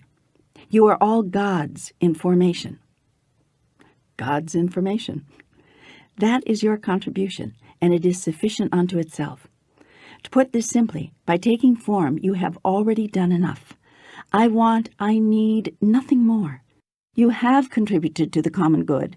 You have made it possible for that which is common, the one common element, to experience that which is good. Even you have written that God created the heavens and the earth, and the animals who walk upon the land, and the birds of the air, and the fishes of the sea, and it was very good.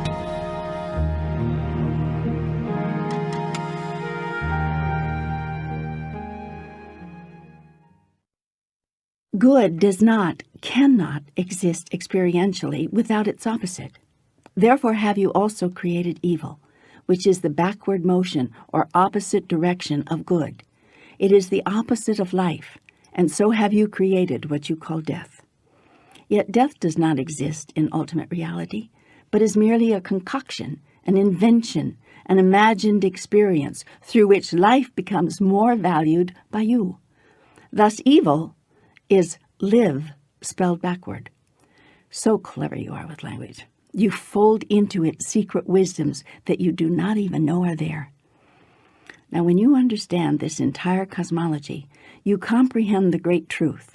You could then never demand of another being that it give you something in return for your sharing the resources and necessities of physical life. As beautiful as that is, there are still some people who would call it communism. If they wish to do so, then so be it. Yet I tell you this, until your community of beings knows about being in community, you will never experience Holy Communion and cannot know who I am. The highly evolved cultures of the universe understand deeply all that I have explained here. In those cultures, it would not be possible to fail to share, nor would it be possible to think of charging increasingly exorbitant prices the more rare a necessity became. Only extremely primitive societies would do this. Only very primitive beings would see scarcity of that which is commonly needed as an opportunity for greater profits. Supply and demand does not drive the Hebb system. This is part of a system that humans claim contributes to their quality of life and to the common good. Yet from the vantage point of a highly evolved being, your system violates the common good, for it does not allow that which is good to be experienced in common. Another distinguishing and fascinating feature of highly evolved cultures is that within them there is no word or sound for, nor any way to communicate the meaning of, the concept of yours and mine. Personal possessives do not exist in their language, and if one were to speak in earthly tongues, one could only use articles to describe things. Employing that convention, my car becomes the car I am now with. My partner or my children becomes the partner, or the children I am now with. The term now with, or in the presence of, is as close as your languages can come to describing what you would call ownership or possession. That which you are in the presence of becomes the gift. These are the two presents of life. Thus, in the language of highly evolved cultures, one could not even speak in terms of my life, but could only communicate the life I am in the presence of. This is something akin to your speaking of being in the presence of God.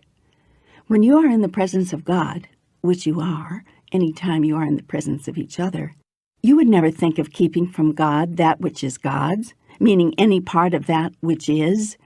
You would naturally share, and share equally, that which is God's with any part of that which is God. This is the spiritual understanding which undergirds the entire social, political, economic, and religious structures of all highly evolved cultures. This is the cosmology of all of life, and it is merely failure to observe this cosmology, to understand it and to live within it, which creates all of the discord of your experience on Earth. What are the beings like on other planets? I mean, physically. Take your pick. There are as many varieties of beings as there are species of life on your planet.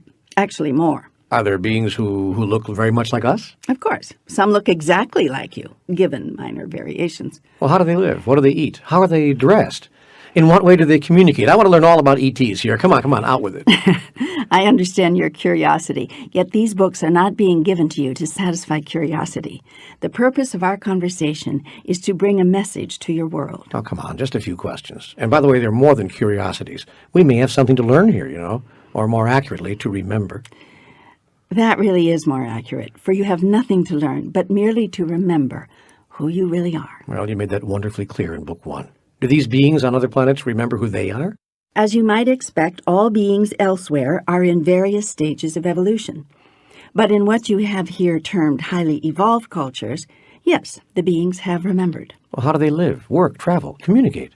Travel as you know it in your culture does not exist in highly evolved societies.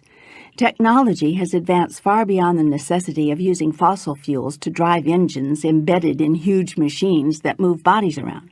In addition to what has been provided by new physical technologies, understandings of the mind and of the very nature of physicality itself have also advanced.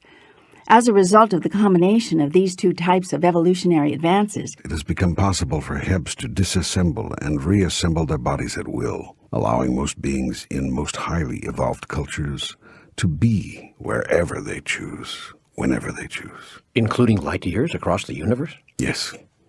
In most cases, yes. Such long-distance travel across galaxies is done like a stone skipping across water. No attempt is made to go through the matrix, which is the universe, but rather to skip around on it. That is the best imagery which can be found in your language to explain the physics of it. As for what you call in your society work, such a concept does not exist in most Heb cultures. Tasks are performed and activities are undertaken based purely on what a being loves to do and sees as the highest expression of self. Well, that's super if one can do it, but how does the menial labor get done? The concept of menial labor does not exist.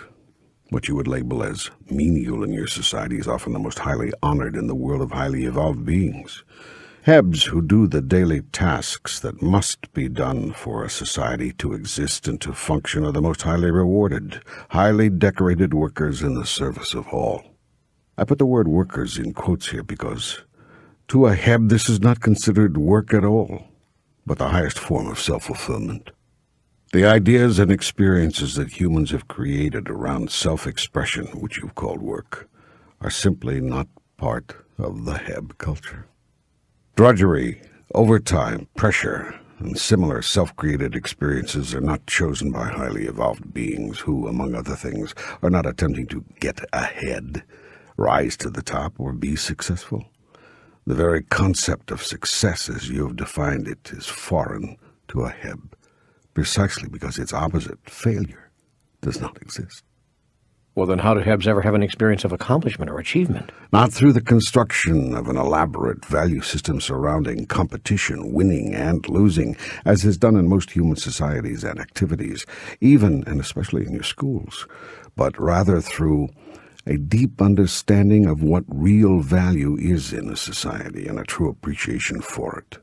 Achieving is defined as doing what brings value, not doing what brings fame and fortune, whether it is of value or not. Well, then Hebs do have a value system. Oh, yes, of course, but one very unlike most humans. Hebs value that which produces benefit to all. Well, so do we. Yes, but you define benefit so differently. You see greater benefit in throwing a little white sphere at a man with a bat, or taking one's clothes off on a big silver screen, than in leading offspring to remember life's greatest truths, or sourcing society's spiritual sustenance. So you honor and pay ball players and movie stars more than you do teachers and ministers. In this you have everything backward, given where you say that you want to go as a society. You have not developed very keen powers of observation. Hebs always see what's so and do what works.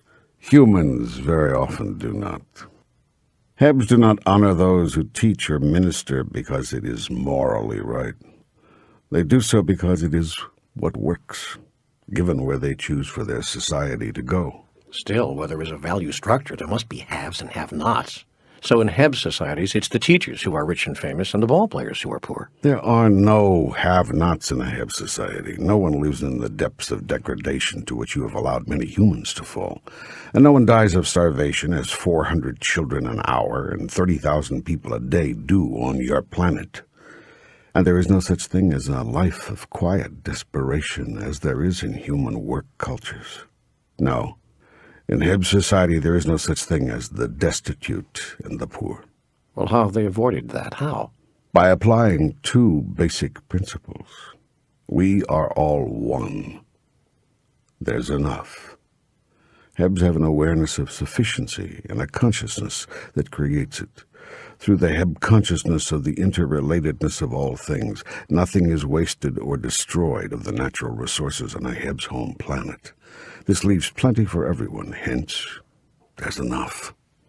The human consciousness of insufficiency, of not enoughness, is the root cause of all worry, all pressure, all competition, all jealousy, all anger, all conflict, and ultimately all killing on your planet. This, plus the human insistence on believing in the separation rather than the unity of all things, is what has created 90% of the misery in your lives, the sadness in your history, and the impotence of your previous efforts to make things better for everyone. If you would change these two elements of your consciousness, everything would shift. How? I want to do that, but I don't know how. Give me a tool, not just platitudes. Good, that's fair. So here's a tool. Act as if. Act as if you were all one. Just start acting that way tomorrow. See everyone as you, just having a difficult time. See everyone as you, just wanting a fair chance.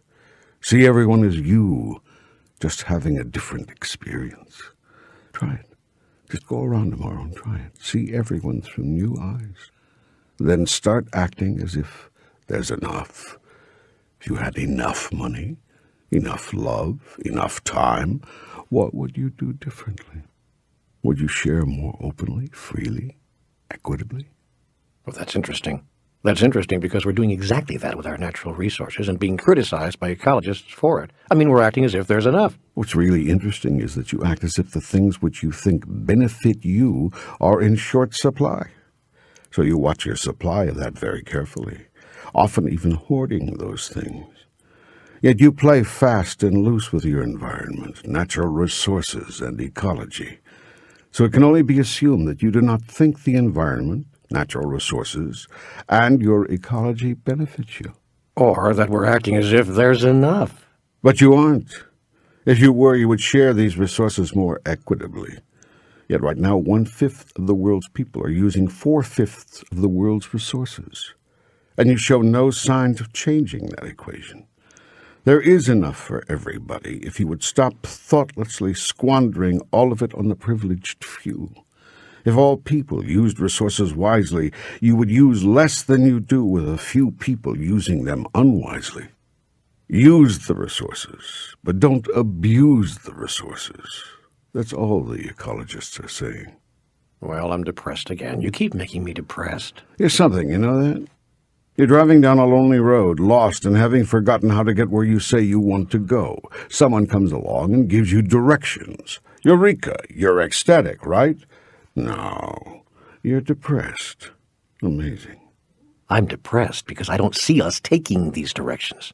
I don't see us even wanting to. I see us marching right into the wall, and yes, it depresses me. You are not using your powers of observation. I see hundreds of thousands of people cheering as they hear this. I see millions recognizing the simple truths here. And I see a new force for change growing in intensity on your planet. Entire thought systems are being discarded. Ways of governing yourselves are being abandoned. Economic policies are being revised. Spiritual truths are being re-examined. Yours is a race awakening. These noticements and observations need not be a source of discouragement. That you recognize them as truth can be tremendously encouraging if you allow this to be the fuel that drives the engine of change. You are the change agent. You are the one who can make a difference in how humans create and experience their lives. How? But what can I do? Be the difference. Be the change. Embody the consciousness of we are all one and there's enough. Change yourself. Change the world. You have given yourself this book and all the Conversations with God material so that you might remember once again how it was to live as highly evolved beings. We lived this way once before, didn't we? You mentioned earlier that we lived this way once before. Yes. In what you would call ancient times and ancient civilizations. Most of what I've been describing here has been experienced by your race before. Boy, now a part of me wants to be even more depressed. You mean we got there and then lost it all? What's the point of all this going around in circles that we're doing? Evolution. Evolution is not a straight line. You have a chance now to recreate the best experiences of your ancient civilizations while avoiding the worst. You don't have to let personal egos and advanced technology destroy your society this time. You can do it differently. You can make a difference. That could be very exciting to you if you allow it to be. Okay, I get it. And when I allow myself to think of it that way, I am excited, and I will make a difference. Tell me more. I want to remember as much as I can about how it was with us in our advanced ancient civilizations and how it is today, for that matter, with all highly evolved beings. How do they live? They live in clusters, or what your world would call communities. But for the most part, they have abandoned their version of what you call cities or nations. Oh, really? Why? Because cities became too big and no longer supported the purpose of clustering, but worked against that purpose. They produced crowded individuals instead of a clustered community. It's the same on this planet. There's more of a sense of community in our small towns and villages, even in our wide-open rural areas, than there is in most of our big cities. Yes, there's only one difference on that score between your world and the other planets we are now discussing. Which is? The inhabitants of those other planets have learned this. They've observed more closely what works. We, on the other hand, keep creating larger and larger cities, even though we see that they're destroying our very way of life. Yes. We even take pride in our rankings. A metropolitan area moves up from number 12 to number 10 on our list of biggest cities, and everyone thinks that's a cause for celebration. Chambers of Commerce actually advertise it. It is the mark of a primitive society to view regression as progress. You know, you said that before. You're getting me depressed again.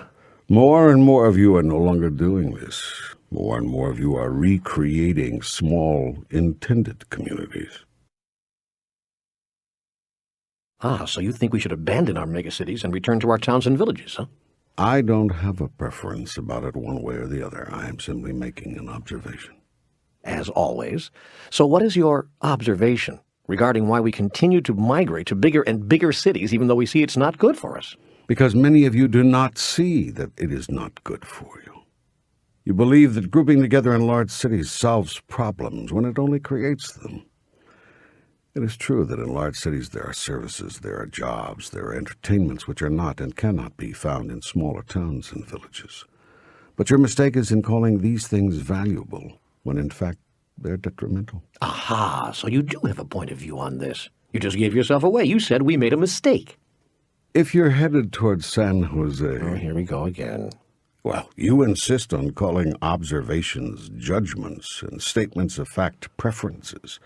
And I know you are seeking greater accuracy in your communications and in your perceptions, so I'm going to call you on this every time.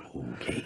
If you are headed towards San Jose, all the while saying you wish to go to Seattle, is it wrong for the bystander of whom you are asking directions to say that you have made a mistake? Is the bystander expressing a preference? I guess not. You guess not. Okay, he's not. Then what is he doing? He's merely saying what's so, given where we say we want to go. Excellent, you've got it. But you've made this point before, repeatedly. Why do I keep reverting to an idea about you as having preferences and judgments? Because that's the God who's supported by your mythology, and you will throw me into that category any time you can. Besides, if I did have a preference, that would make everything easier for you. Then you wouldn't have to figure things out and come to your own conclusions. You just have to do as I say. Of course, you'd have no way of knowing what it is that I say, since you don't believe I've said anything for thousands of years. So you have no choice but to rely on those who claim to be teaching what I used to say during the days when I was actually communicating. But even this is a problem, because there are as many different teachers and teachings as there are hairs on your head. So you're right back where you started from, having to come to your own conclusions. Is there a way out of this maze? And the cycle of misery it's created for the human race? Will we ever get it right? There is a way out, and you will get it right. You merely have to increase your observational skills. You have to better see what serves you. This is called evolution. Actually, you cannot not get it right. You cannot fail. It is merely a question of when, not of whether. But aren't we running out of time on this planet? Well, if that's your parameter, if you want to get it right on this planet, that is, while this particular planet still supports you, then within that context, you'd better hurry. How can we go faster? Help us. I am helping you. What do you suppose this dialogue is about? Okay, so give us some more help. You said a little bit ago that in highly evolved cultures on other planets, beings also abandoned the concept of nations. Why did they do that? Because they saw that a concept such as what you would call nationalism works against their first guiding principle, we are all one. On the other hand, nationalism supports our second guiding principle, survival of the fittest. Exactly.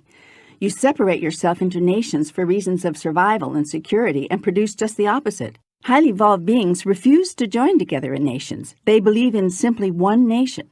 You might even say they have formed one nation under God. Ah, clever. But do they have liberty and justice for all? Do you? Touché. The point is that all races and species are evolving, and evolution, the purpose of observing what serves you, and making behavioral adaptations, seems to keep moving in one direction and away from another. It keeps moving toward unity and away from separation.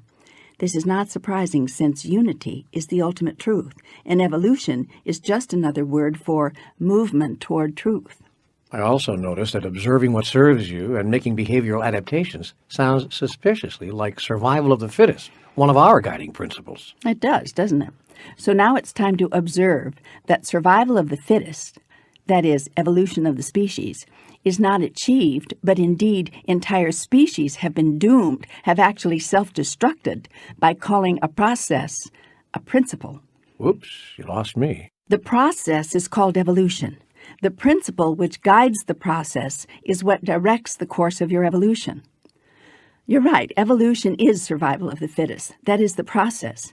Yet do not confuse process and principle.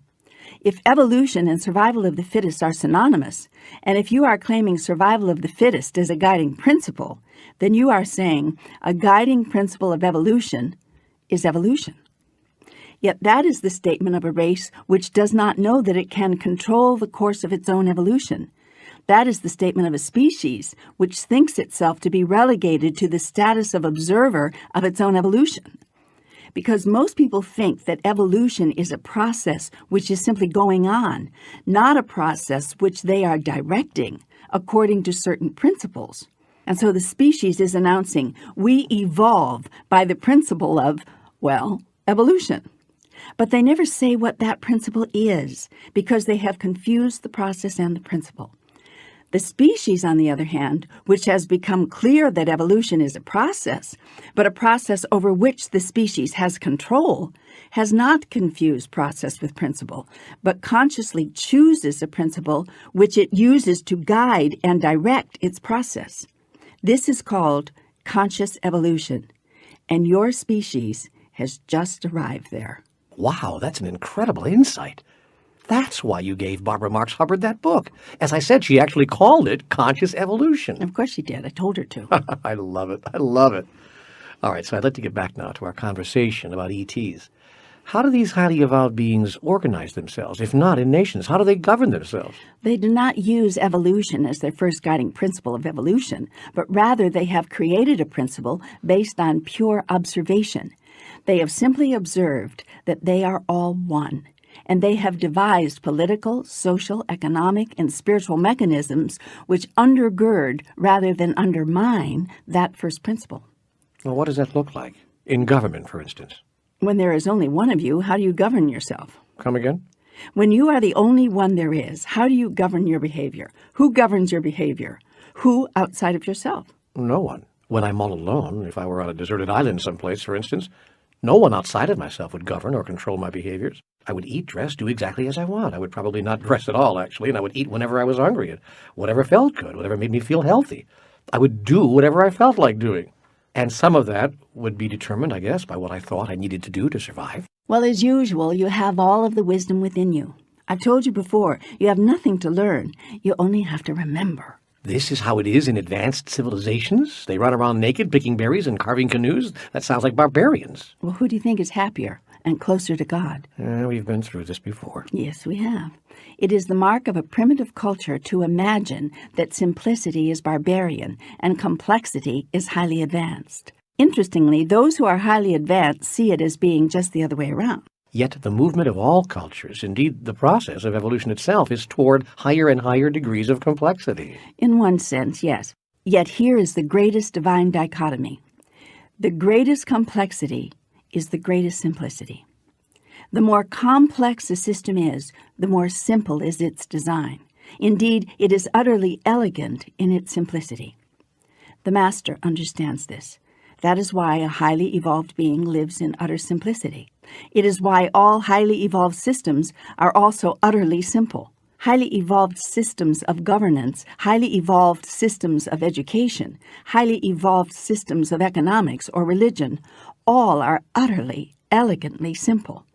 Highly evolved systems of governance, for instance, involve virtually no governance at all, save self-governance. As if there was only one being participating, as if there was only one being affected. Which is all there is. Which highly evolved cultures understand. Precisely. I'm starting to put it all together now. Well, good. We have not much time left. Well, what, you have to go? This book is getting very long. Wait, hold it. You can't quit now. I've got more questions about ETs. Are they someday going to appear on Earth to save us? Will they rescue us from our own madness by bringing us, new technologies to control the planet's polarities, clean up our atmosphere, harness our sun's energy, regulate our weather, cure all disease, and bring us a better quality of life in our own little nirvana? You may not want that to happen. Hebs know this. They know that such an intervention would only subjugate you to them, making them your gods, rather than the gods to whom you now claim to be subjugated. The truth is, you are subjugated to no one. And this is what the beings from highly advanced cultures would have you understand. If, therefore, they would share with you some technologies, these would be given in a way and at a rate which would allow you to recognize your own powers and potentials, not those of another. Similarly, if Hebs were to share with you some teachings, these too would be shared in a way and at a rate that would allow you to see greater truths and your own powers and potentials, and not make gods of your teachers. Too late. We've already done that. Yes, I've noticed. Which brings us to one of our greatest teachers, the man called Jesus. Even those who did not make him a god have recognized the greatness of his teachings. Teachings which have been largely distorted. Yeah. Was Jesus one of these Hebs, highly evolved beings? Do you think he was highly evolved? Oh, yes. As was the Buddha, Lord Krishna, Moses, Babaji, Sai Baba, and Paramahansa Yogananda, for that matter. Indeed, and many others you have not mentioned. Well, in Book 2, you hinted that Jesus and these other teachers may well have come from outer space, and that they may have been visitors here, sharing with us the teachings and wisdoms of highly evolved beings. So it's time to let the other shoe fall. Was Jesus a spaceman? You are all spacemen. What does that mean? You're not natives of this planet you now call home. We aren't. No. The genetic stuff of which you are made was placed on your planet deliberately. It didn't just show up there by accident. The elements that have formed your life didn't combine themselves through some process of biological serendipity. There was a plan involved. There is something much larger going on here. Do you imagine that the 1,000,000,001 biochemical reactions it has taken to cause life as you know it to appear on your planet? It all occurred haphazardly. Do you see this outcome as simply a fortuitous chain of random events producing a happy result by chance? No, of course not. I agree that there was a plan. God's plan. Good, because you are right. It was all my idea. And it was all my plan and my process. Well, so what then? Are you saying that you are a spaceman? Where have you traditionally looked when you've imagined yourself to be talking to me? Up. I've looked up. Why not now? I don't know. Everybody always looks up to the heavens. From where I come? I guess, yes. Does that make me a spaceman? I don't know, does it? And if I am a spaceman, would that make me any less a god? Well, based on what most of us say you can do, no, I guess not. And if I am a god, does that make me any less a spaceman? It would all depend on our definitions, I guess. What if I am not a man at all, but rather a force, an energy in the universe? That is the universe, and that is, in fact, all that is. What if I am the collective? Well, that is, in fact, what you've said that you are. In this dialogue, you've said that. Indeed I have, and do you believe it? Yes, I think I do. At least in the sense that I think that God is all that is. Good. Now, do you think there are such things as what you call spacemen? You mean beings from outer space? Yes. Yes, I do. I think I've always believed that. And now here you've told me there are, so I surely believe it. And are these beings from outer space part of all that is? Well, yes, of course. And if I am all that is, wouldn't that make me a spaceman? Well, yes, by that definition. But by that definition, you are also me. Bingo.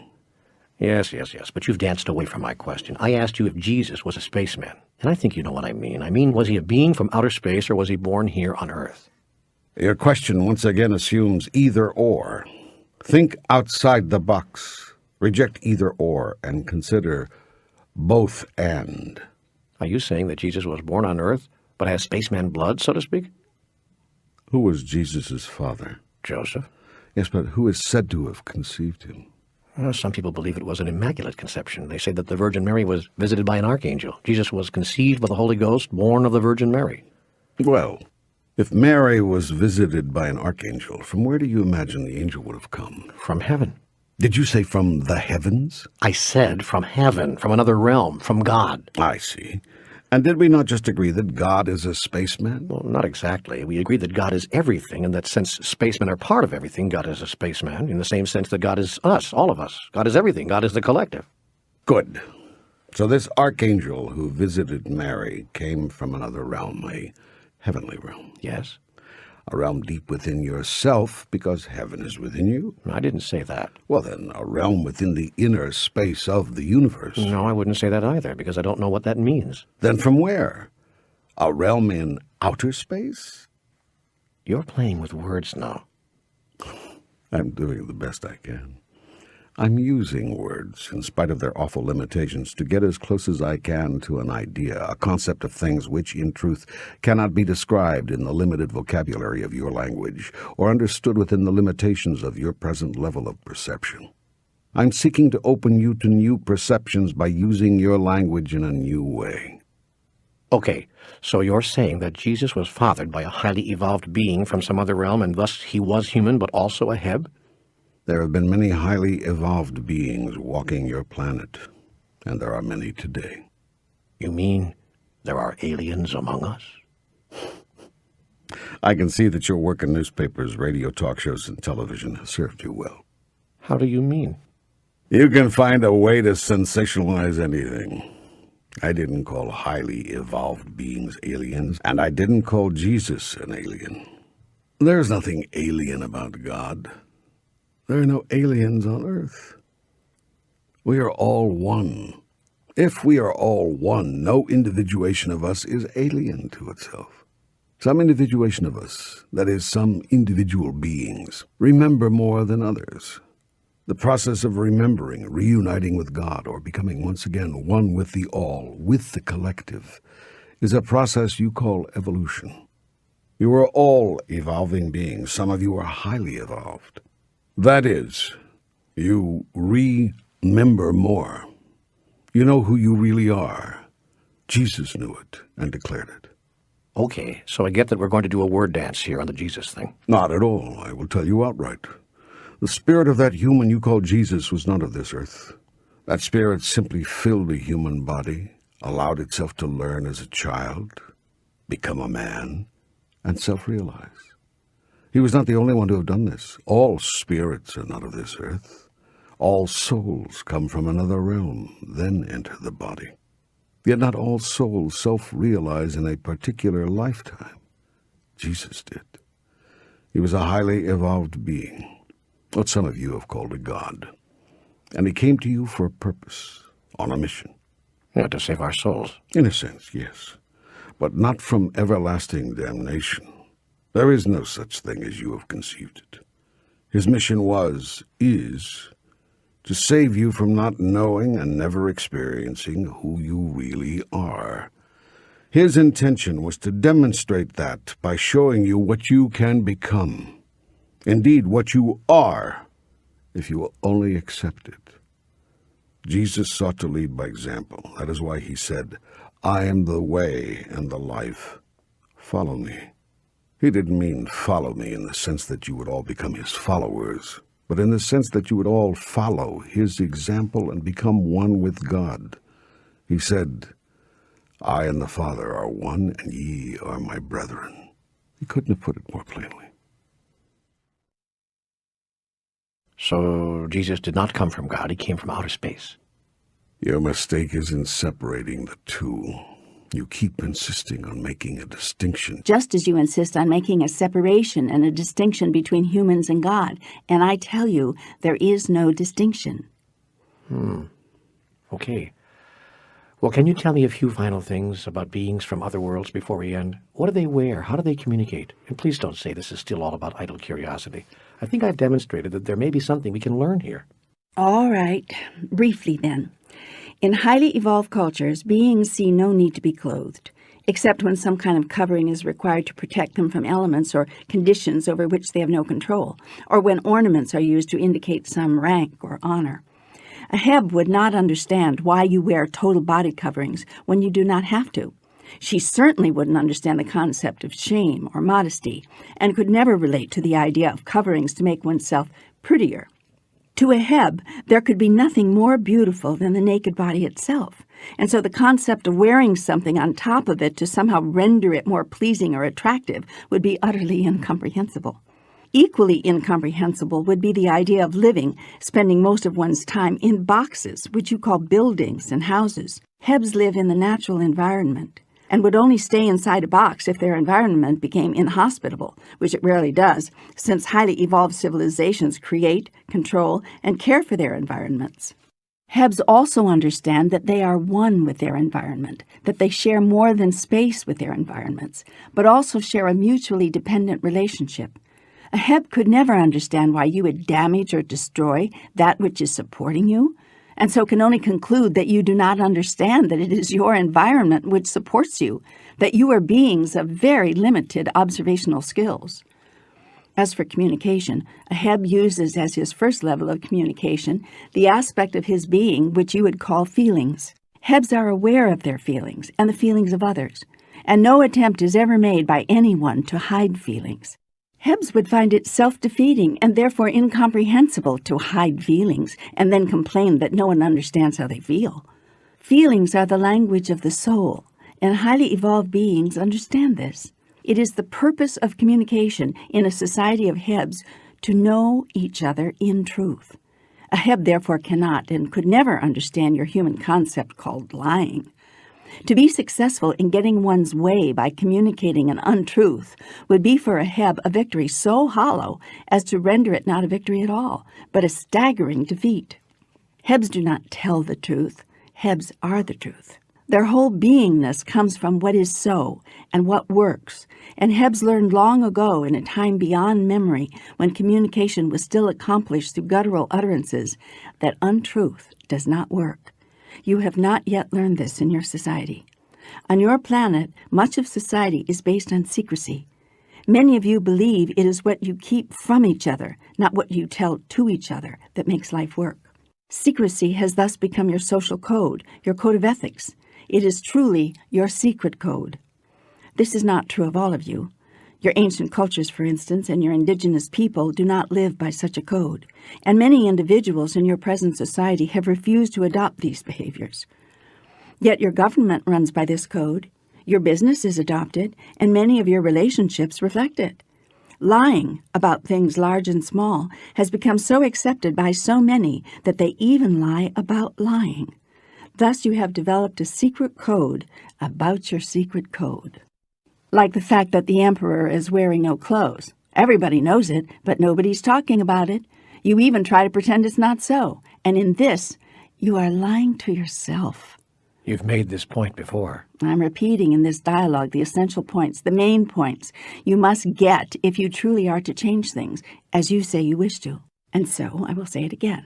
The differences between human cultures and highly evolved cultures is that highly evolved beings, 1, observe fully, 2, communicate truthfully.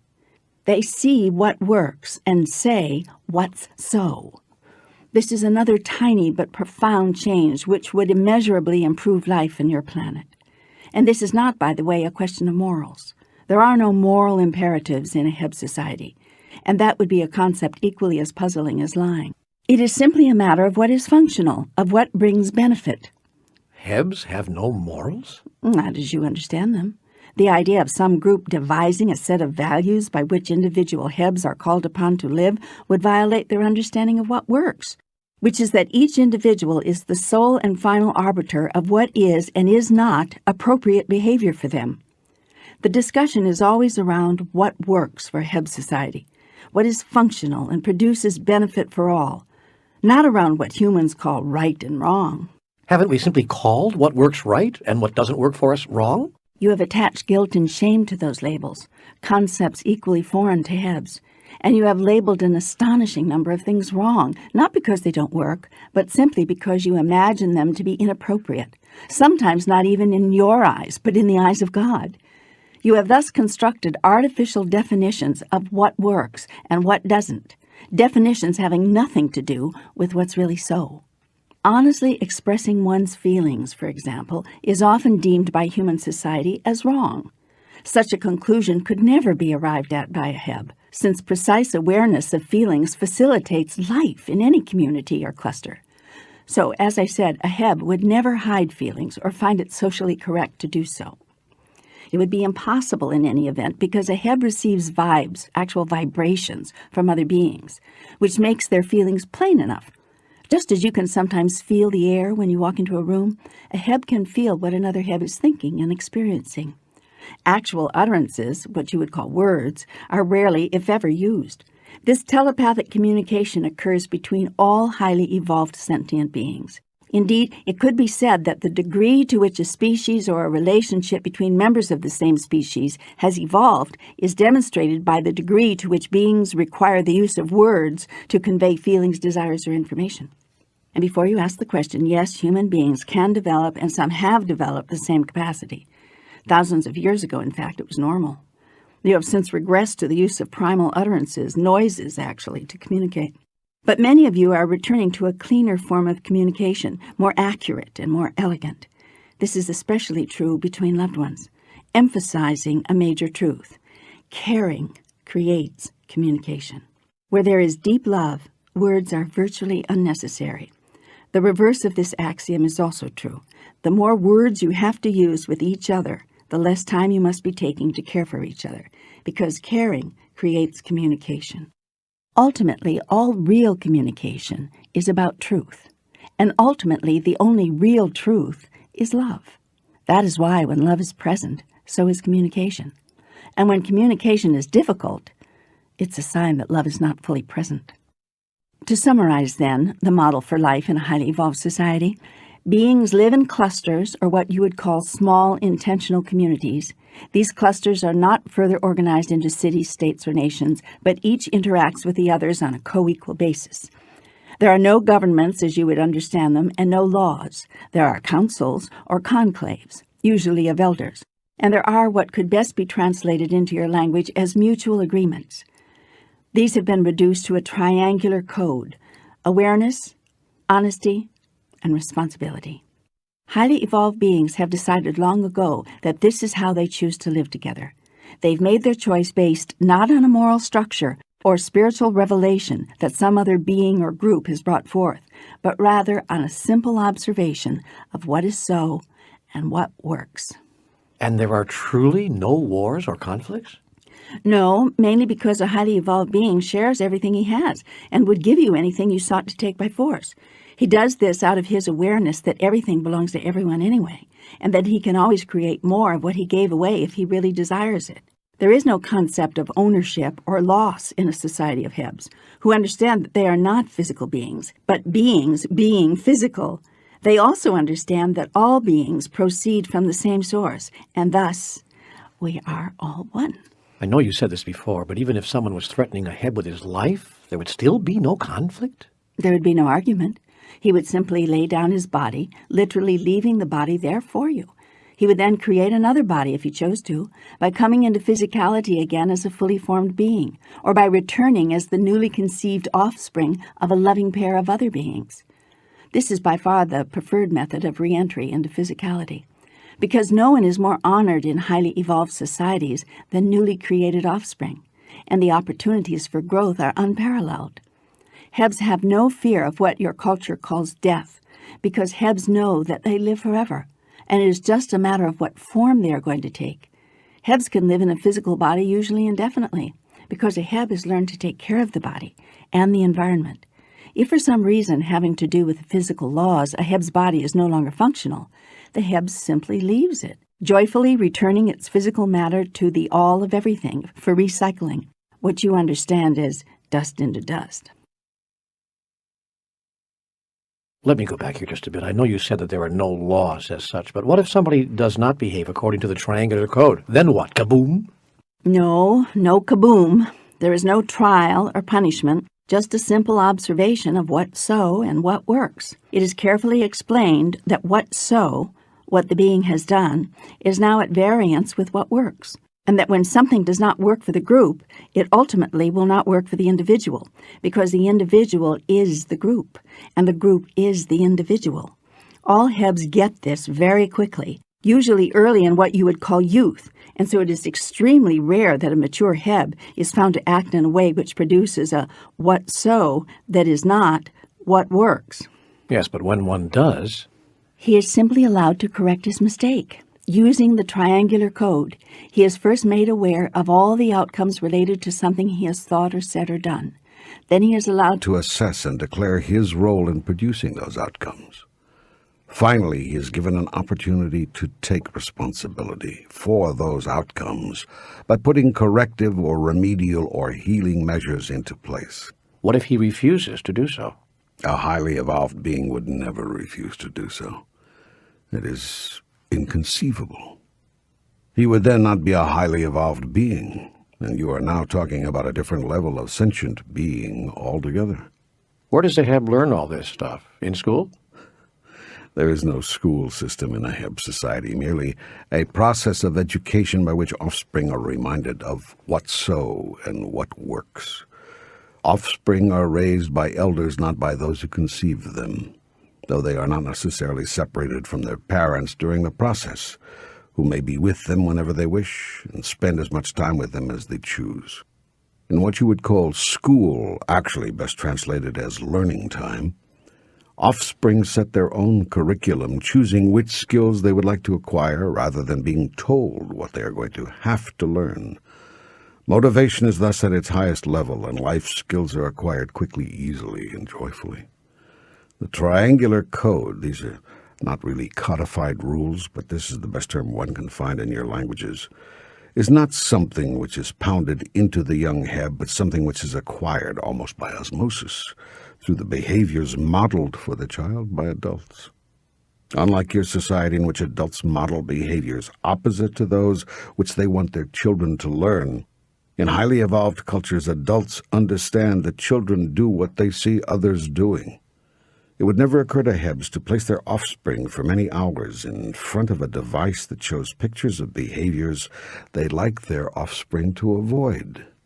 Such a decision would be to a Heb incomprehensible.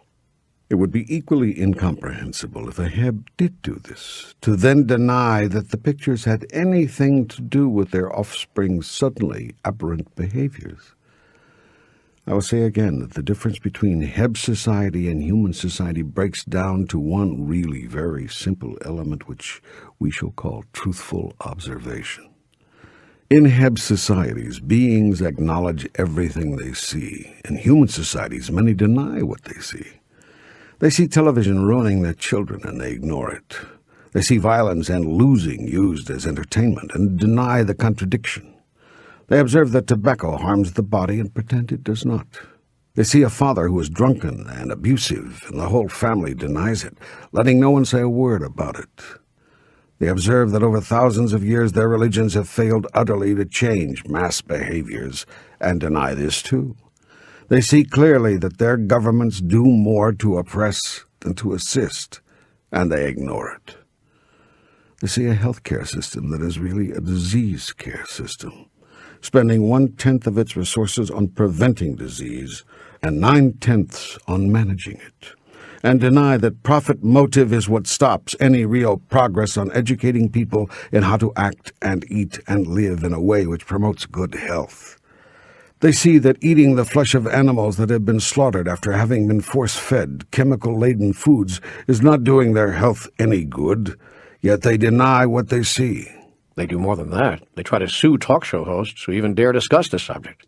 You know, there's a wonderful book on this that explores the whole food topic with exquisite insight. It's called Diet for a New America by John Robbins. People will read that book and deny that it makes any sense, and that is the point.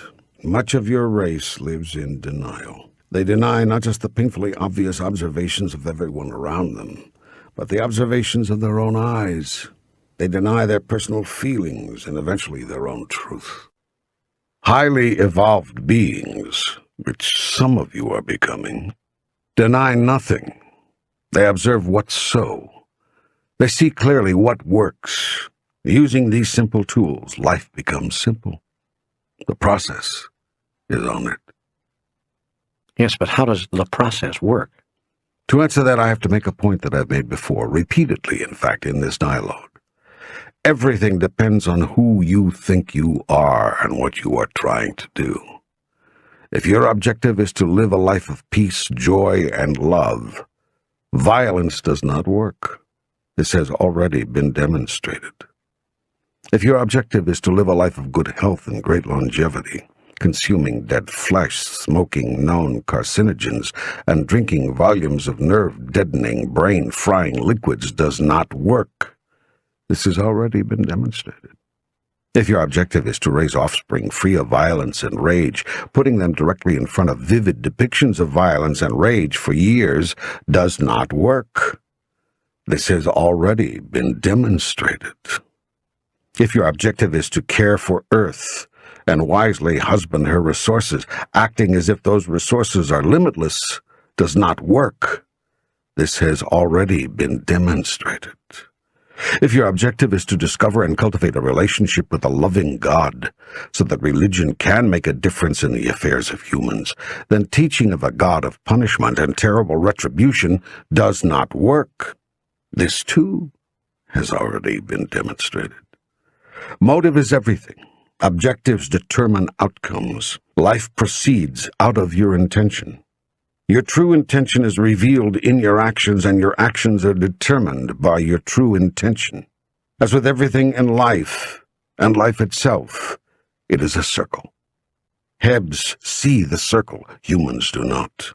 Hebs respond to what is so, humans ignore it. Hebs tell the truth always. Humans too often lie to themselves as well as others. Hebs say one thing and do what they say. Humans say one thing and do another. Deep down, you know that something is wrong, that you intended to go to Seattle, but you are in San Jose. You see the contradictions in your behaviors, and you are truly ready now to abandon them. You see clearly both what is so and what works, and you are becoming unwilling any further to support divisions between the two. Yours is a race awakening. Your time of fulfillment is at hand. You need not be discouraged by what you have heard here, for the groundwork has been laid for a new experience, a larger reality, and all this was merely preparation for it. You are ready now to step through the door.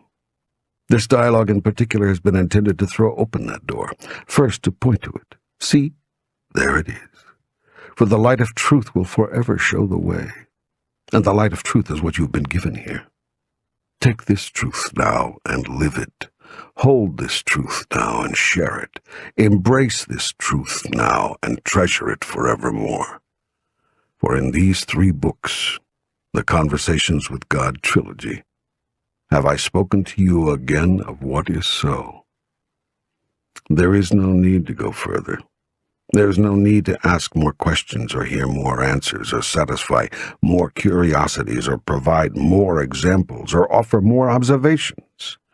All you need in order to create the life you desire, you have found here, in this trilogy as presented so far. There is no need to go further. Yes, you have more questions. Yes, you have more, but what ifs? Yes, you are not done yet with this exploration we have enjoyed, because you are never done with any exploration. It is clear, then, that this book could go on forever, and it will not. Your conversation with God will. This book will not.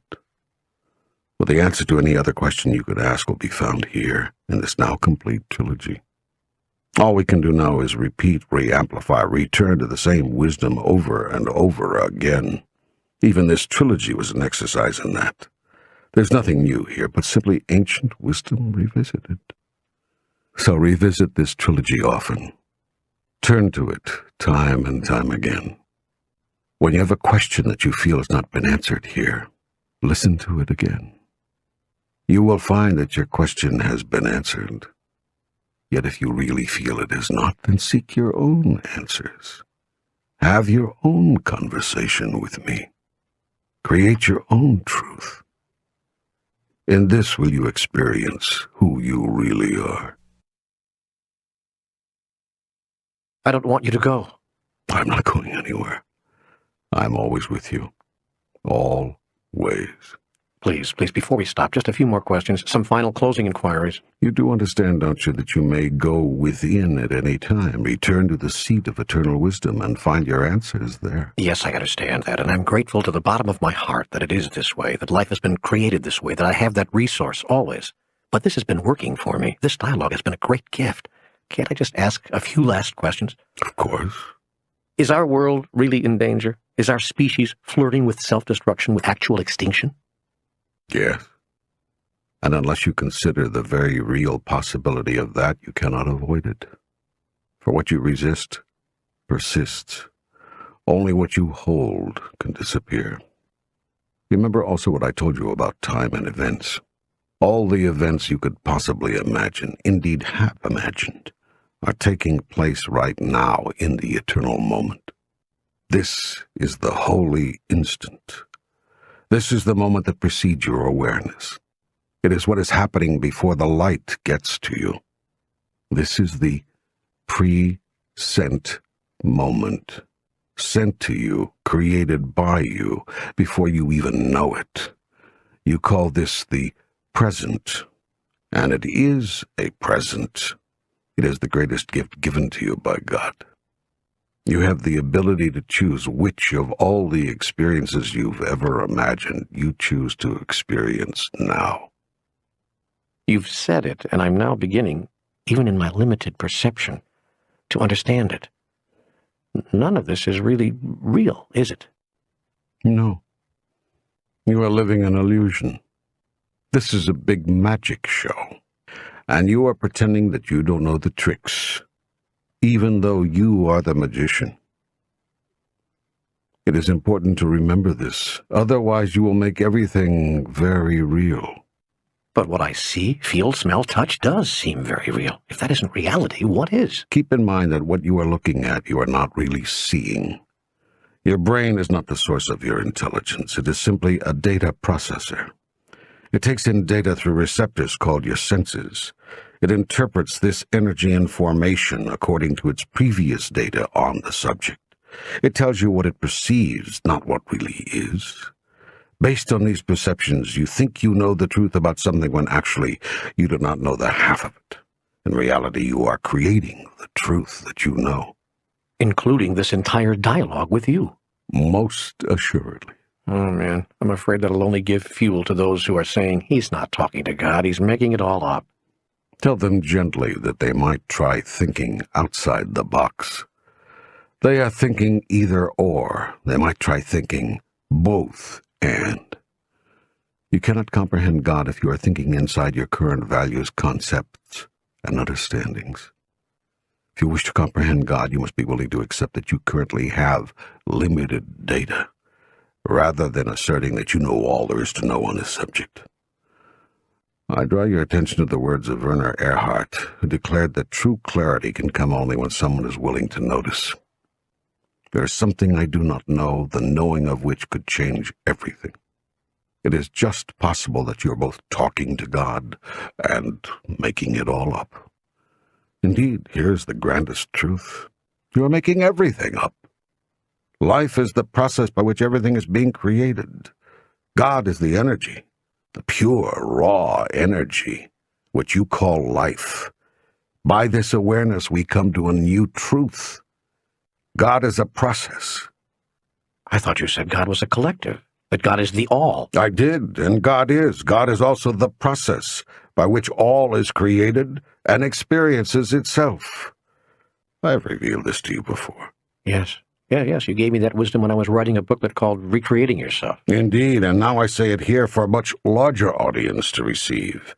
God is a process. God is not a person, place, or thing.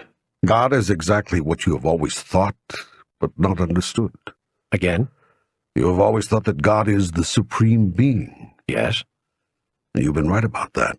I am exactly that. A being. Notice that being is not a thing. It is a process. I am the supreme being. That is the supreme, being.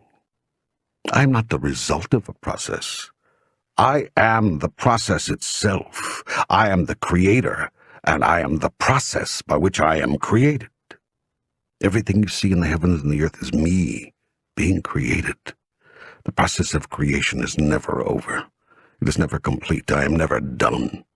This is another way of saying everything is forever changing. Nothing stands still. Nothing is without motion. Everything is energy in motion. In your earthly shorthand, you've called this emotion. You are God's highest emotion. When you look at a thing, you are not looking at a static something that is standing there in time and space. No, you are witnessing an event because everything is moving, changing, evolving. Everything. It was Buckminster Fuller who said, "I seem to be a verb." He was right. God is an event. You've called that event life. Life is a process. That process is observable, knowable, predictable. The more you observe, the more you know, and the more you can predict. That's a tough one for me. I've always thought that God is the unchangeable, the one constant, the unmoved mover. It was within this inscrutable, absolute truth about God that I found my security. But that is the truth. The one unchanging truth is that God is always changing. That is the truth, and you can't do anything to change it. The one thing that never changes is that everything is always changing. Life is change. God is life. Therefore, God is change. But I want to believe that the one thing that never changes is God's love for us. My love for you is always changing. Because you are always changing, and I love you just the way you are. For me to love you just the way you are, my idea of what is lovable must change, as your idea of who you are changes. You mean you find me lovable even if who I decide I am is a murderer? And we've been through all this before. I know, but I just can't get it. Nobody does anything inappropriate given their model of the world. I love you always, always. There is no way you can be that could cause me not to love you. Yeah, but you'll punish us, right? I mean, you will lovingly punish us. You will send us to everlasting torment with love in your heart and sadness that you had to do it. What are you laughing about? No, I have no sadness ever, because there is nothing I have to do. Who would make me have to do it? I will never punish you, although you may choose to punish yourself in this life or another, until you don't anymore. I will not punish you because I have not been hurt or damaged, nor can you hurt or damage any part of me, which all of you are. One of you may choose to feel hurt or damaged, yet when you return to the eternal realm, you will see that you have not been damaged in any way. In this moment will you forgive those you imagine to have damaged you, for you will have understood the larger plan. What is the larger plan? Do you remember the parable of the little soul and the sun that I gave you in Book 1? Yes. There's a second half to that parable. Here it is. You may choose to be any part of God you wish to be, I said to the little soul. You are absolute divinity experiencing itself. What aspect of divinity do you now wish to experience as you? You mean I have a choice? Asked the little soul. And I answered, yes. You may choose to experience any aspect of divinity in, as, and through you. Okay, said the little soul, then I choose forgiveness. I want to experience myself as that aspect of God called complete forgiveness. Well, this created a little challenge, as you can imagine. There was no one to forgive. All I have created is perfection and love. No one to forgive? Asked the little soul somewhat incredulously. No one, I repeated. Look around you. Do you see any souls less perfect, less wonderful than you? At this, the little soul twirled around and was surprised to see himself surrounded by all the souls in heaven. They had come from far and wide throughout the kingdom because they heard that the little soul was having an extraordinary conversation with God. I see none less perfect than I, the little soul exclaimed. Who then shall I have to forgive? Just then, another soul stepped forward from the crowd. You may forgive me, said this friendly soul. For what? The little soul asked. I will come into your next physical lifetime and do something for you to forgive, replied the friendly soul. But what? What could you, a being of such perfect light, do to make me want to forgive you? The little soul wanted to know. Oh, smiled the friendly soul, I'm sure we can think of something. But why would you want to do this? The little soul could not figure out why a being of such perfection would want to slow down its vibrations so much that it could actually do something bad. Simple, the friendly soul explained. I would do it because I love you. You want to experience yourself as forgiving, don't you? Besides, you've done the same for me. I have? Asked the little soul. Of course, don't you remember? We've been all of it, you and I. We've been the up and the down of it, and the left and the right of it. We've been the here and the there of it, and the now and the then of it. We've been the big and the small of it, the male and the female of it, the good and the bad of it. We've all been the all of it. And we've done it by agreement, so that each of us might experience ourselves as the grandest part of God. For we have understood that, in the absence of that which you are not, that which you are is not. In the absence of cold, you cannot be warm. In the absence of sad, you cannot be happy. Without a thing called evil, the experience you call good cannot exist. If you choose to be a thing, something or someone opposite to that has to show up somewhere in your universe to make that possible. The friendly soul then explained that those people are God's special angels, and these conditions, God's gifts. I ask only one thing in return, the friendly soul declared. Anything, the little soul cried. He was excited now to know that he could experience every divine aspect of God. He understood now the plan. In the moment that I strike you and smite you, said the friendly soul, in the moment that I do the worst to you that you could ever imagine, in that self-same moment, remember who I really am. Oh, I won't forget, promised the little soul. I will see you in the perfection with which I hold you now, and I will remember who you are, always. That is an extraordinary story, an incredible parable. And the promise of the little soul is the promise I make to you. That is what is unchanging. Yet have you, my little soul, kept this promise to others? No, I'm sad to say I have not. Do not be sad. Be happy to notice what is true, and be joyous in your decision to live a new truth. For God is a work in progress, and so are you. And remember this always. If you saw you as God sees you, you would smile a lot. So go now and see each other as who you really are. Observe, observe, observe. I have told you the major difference between you and highly evolved beings is that highly evolved beings observe more. If you wish to increase the speed with which you are evolving, seek to observe more. That in itself is a wonderful observation. And I would have you now observe that you too are an event. You are a human, being. You are a process, and you are in any given moment the product of your process. You are the creator and the created. I am saying these things to you over and over again in these last few moments we have together. I am repeating them so that you will hear them, understand them. Now, this process that you and I are is eternal. It always was, is now, and always will be occurring. It needs no help from you in order to occur. It happens automatically, and when left alone, it happens perfectly. There is another saying that has been placed into your culture by Werner Erhard. Life resolves itself in the process of life itself. This is understood by some spiritual movements as let go and let God. That is a good understanding. If you will just let go, you will have gotten yourself out of the way. The way is the process, which is called life itself.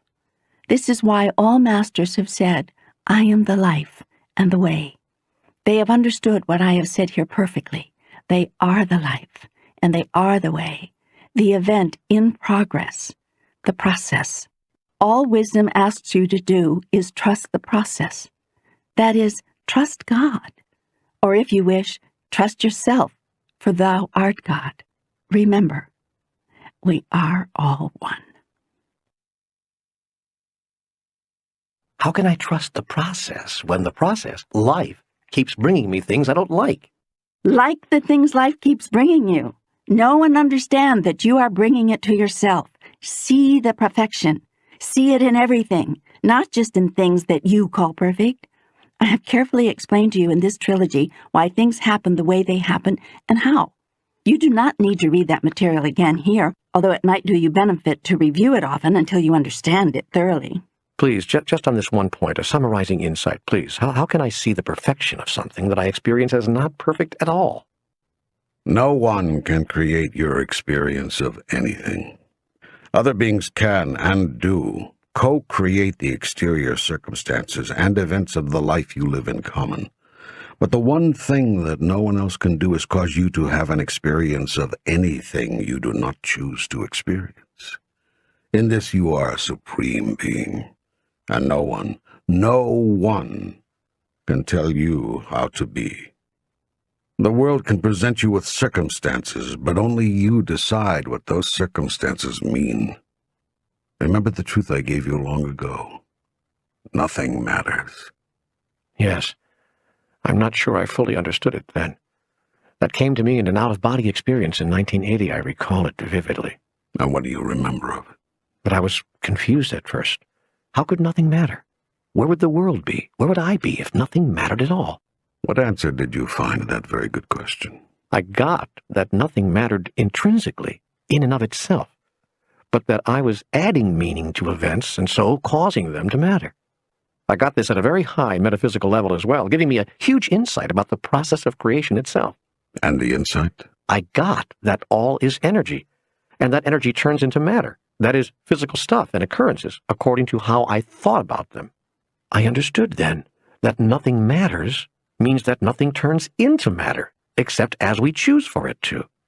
Then I forgot that insight for over 10 years, until you brought it to me again earlier in this dialogue.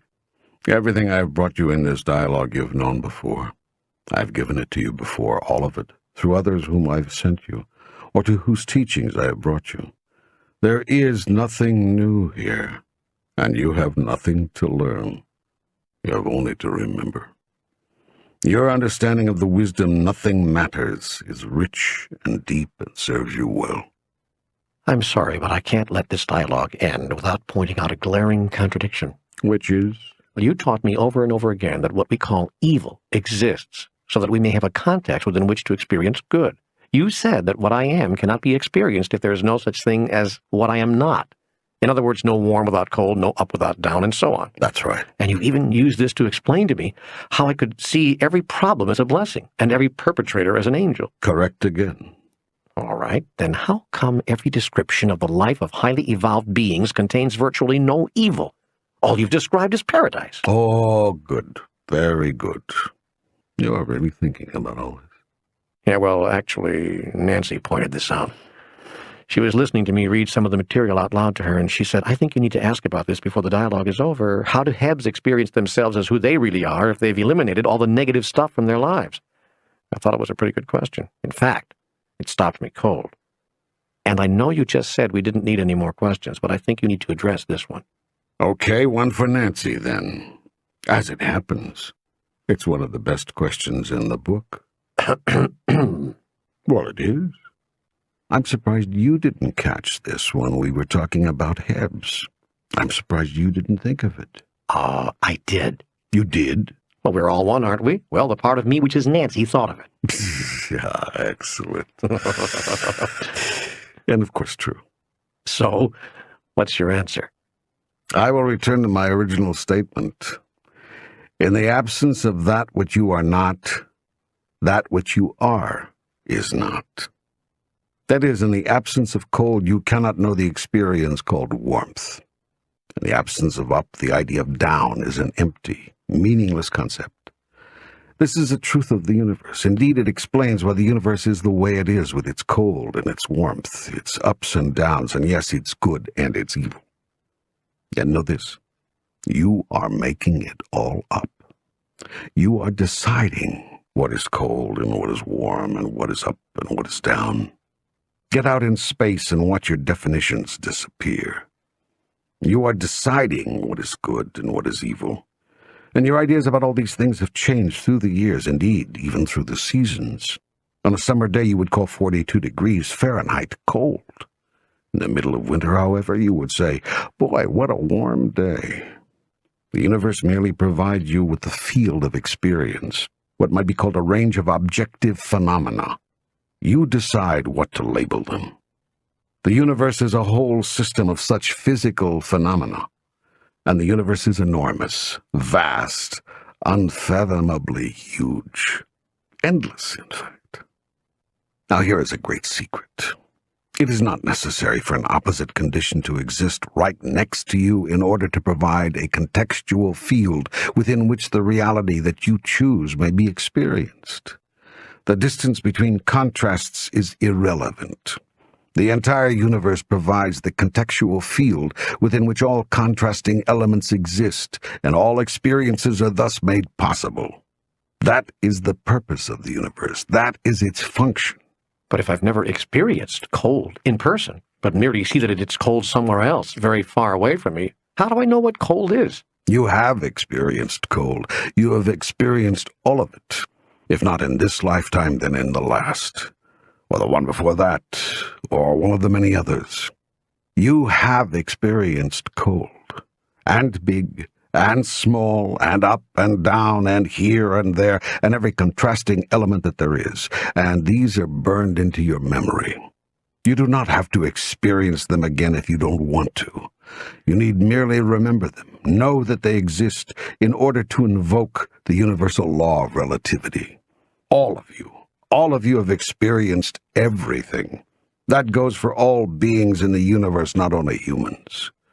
You have all not only experienced everything, you are everything. You are all of it. You are that which you are experiencing. Indeed, you are causing the experience. I'm not sure I fully understand that. I'm about to explain it to you in mechanical terms. What I want you now to understand is that what you are doing now is simply remembering everything you are and choosing the portion of which you prefer to experience in this moment, in this lifetime, on this planet, in this physical form. My God, you make it sound so simple. It is simple. You have separated yourself from the body of God, from the all, from the collective, and you are becoming a member of that body once again. This is the process called remembering. As you remember, you give yourself once again all the experiences of who you are. This is a cycle. You do this over and over again and call this evolution. You say that you evolve. Actually, you revolve. Just as the earth revolves around the sun, just as the galaxy revolves around its center, everything revolves. Revolution is the basic movement of all of life. Life energy revolves. That is what it does. You're in a truly revolutionary movement. Whoa, how do you do that? How do you keep finding words that make everything so clear? It is you who are making it clear. You've done this by clearing up your receiver. You've tuned out the static. You've entered into a new willingness to know.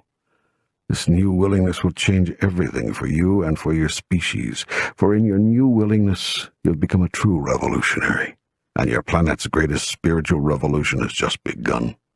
Well, it had better hurry. We need a new spirituality now. They're creating incredible misery all around us. That is because even though all beings have already lived through all contrasting experiences, some do not know it. They have forgotten and have not yet moved into full remembering. With highly evolved beings, this is not so. It is not necessary to have negativity right in front of them in their own world for them to know how positive their civilization is. They are positively aware of who they are, without having to create negativity to prove it. Hebs merely notice who they are not by observing it elsewhere in the contextual field. Your own planet, in fact, is one to which highly evolved beings look if they seek a contrasting field.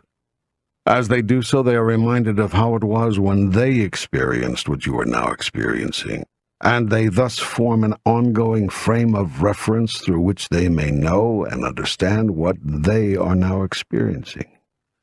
Do you now understand why Hebs do not require evil or negativity in their own society? Yes, but why then do we require it in ours? You do not. That is what I've been telling you throughout this whole dialogue.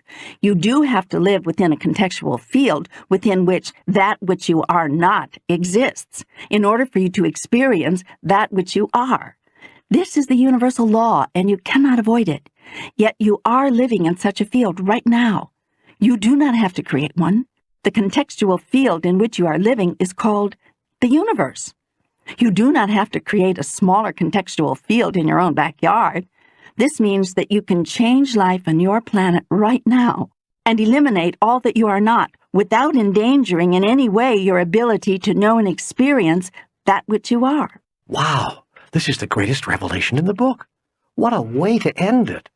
So I don't have to keep calling forth the opposite in order to create and experience the next grandest version of the greatest vision I ever had about who I am. That's right. That is what I've been telling you from the very beginning. But you didn't explain it this way. You would not have understood it until now.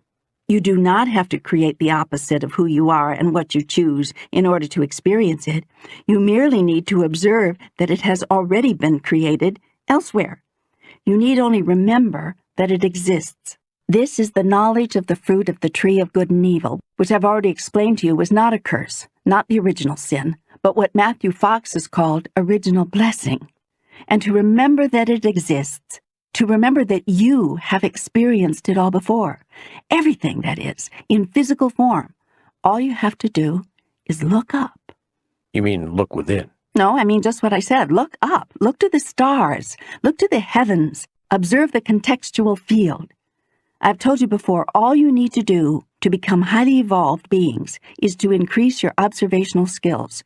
See what's so, and then do what works.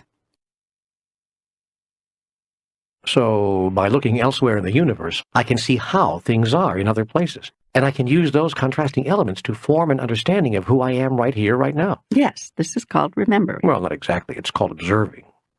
What do you think you are observing? Life on other planets, in other solar systems, other galaxies.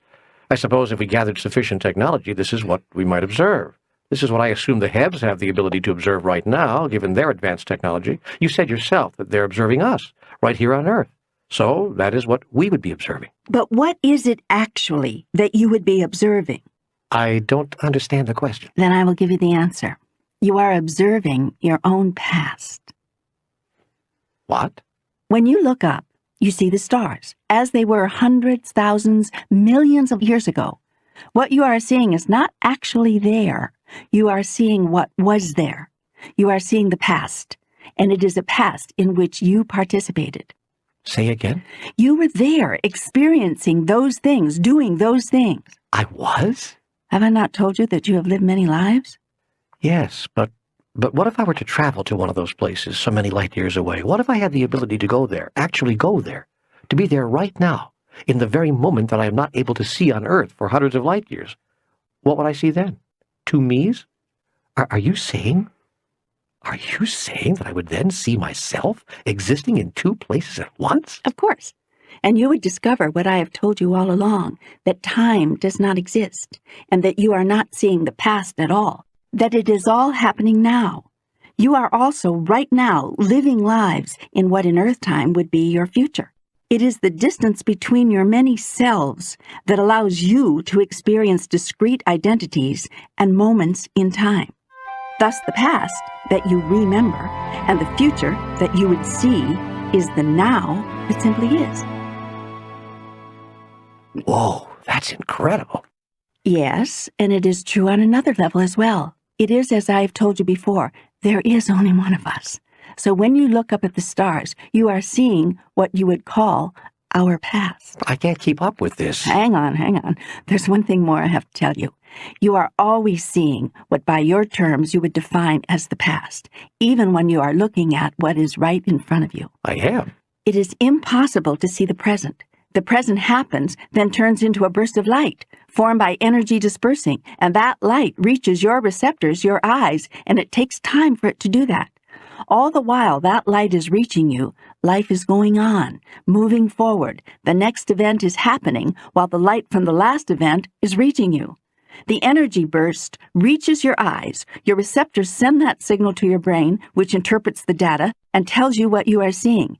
Yet that is not what is now in front of you at all. It is what you think you are seeing. That is, you are thinking about what you have seen, telling yourself what it is, and deciding what you're going to call it, while what is happening now is preceding your process and awaiting it. To put this simply, I'm always one step ahead of you. My God, this is unbelievable. Now listen, the more distance you place between yourself and the physical location of any event, the further into the past that event recedes. Place yourself a few light years back, and what you are looking at happened very, very long ago indeed. Yet it did not happen long ago. It is merely physical distance which has created the illusion of time and allowed you to experience yourself as being both here now, all the while you are being there then. One day you will see that what you call space and time are the same thing. Then you will see that everything is happening right here, right now. This is wild. I mean, I don't know what to make of all this. When you understand what I've told you, you will understand that nothing you see is real.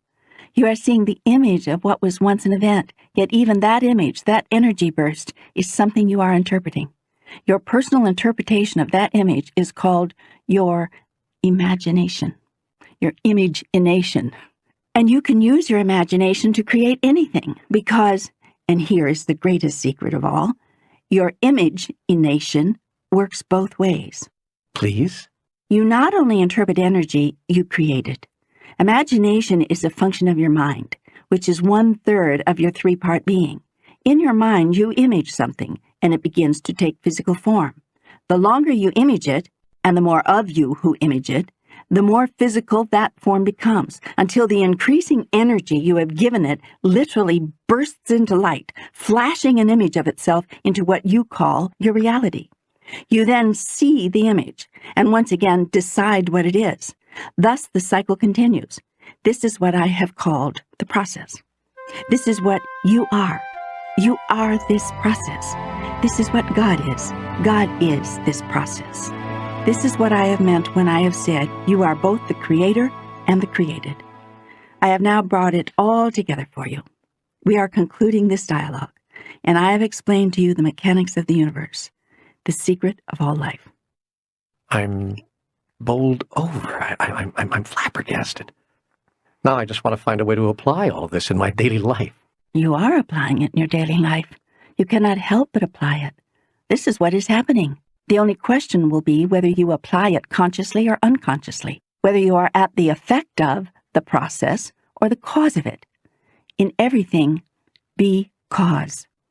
Children understand this perfectly. Ask a child, "Why did you do that?" And a child will tell you, "Just because." That is the only reason to do anything. This is astounding. This is an astounding rush to an astounding ending to this astounding dialogue. The most significant way in which you may consciously apply your new understanding is to be the cause of your experience, not at the effect of it. And know that you do not have to create the opposite of who you are in your personal space or personal experience in order to know and experience who you really are and who you choose to be. Armed with this knowledge, you can change your life, and you can change your world. And this is the truth I have come to share with all of you. Whoa. Wow. I got it. I got it. Good. Now know that there are 3 basic wisdoms that run through the entire dialogue. These are, 1, we are all one. 2, there's enough. 3, there's nothing we have to do. If you decided that we are all one, you would cease treating each other the way you do. If you decided that there's enough, you would share everything with everyone. If you decided that there's nothing we have to do, you would stop trying to use doingness to solve your problems, but rather move to and come from a state of being which would cause your experience of those problems to disappear and the conditions themselves to thus evaporate. This is perhaps the most important truth of all for you to understand at this stage in your evolution, and it is a good place to end this dialogue. Remember this always, and make it your mantra. There's nothing I have to have, there's nothing I have to do, and there's nothing I have to be except exactly what I'm being right now. This does not mean that having and doing will be eliminated from your life. It means that what you experience yourself having or doing will spring from your being, not lead you to it.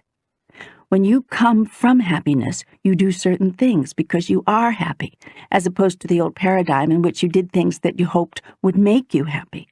When you come from wisdom, you do certain things because you are wise, not because you are trying to get to wisdom. When you come from love, you do certain things because you are love, not because you want to have love. Everything changes, everything turns around when you come from being rather than seeking to be. You cannot do your way to being. Whether you are trying to be happy, be wise, be love, or be God, you cannot get there by doing. And yet it is true that you will be doing wonderful things once you get there. Here is the divine dichotomy. The way to get there is to be there. Just be where you choose to get. It's that simple. There's nothing you have to do. You want to be happy? Be happy. You want to be wise? Be wise. You want to be love? Be love. That is who you are in any event. You are my beloved.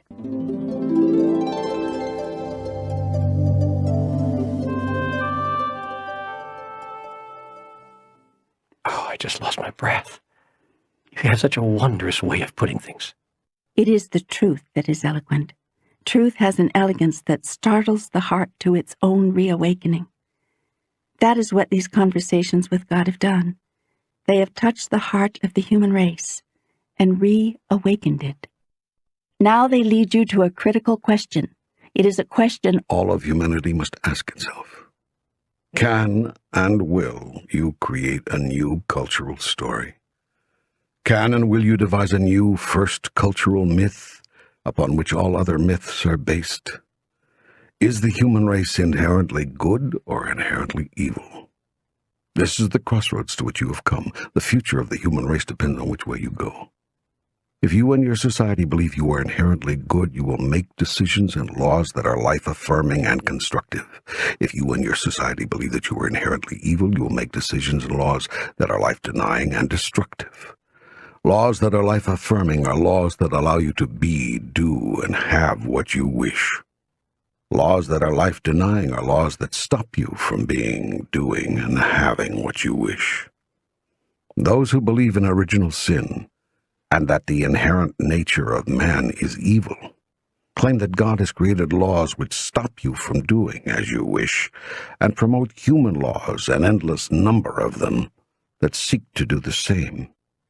Those who believe in original blessing, and that the inherent nature of man is good, proclaim that God has created natural laws which allow you to do as you wish, and promote human laws that seek to do the same. What is your viewpoint of the human race? What is your viewpoint of yourself? Left entirely to your own devices, do you see yourself as being able to be trusted in everything? How about others? How do you view them? Until they reveal themselves to you one way or the other, what is your basic assumption? Now answer this. Do your assumptions further your society in breaking down or breaking through? I see myself as trustworthy.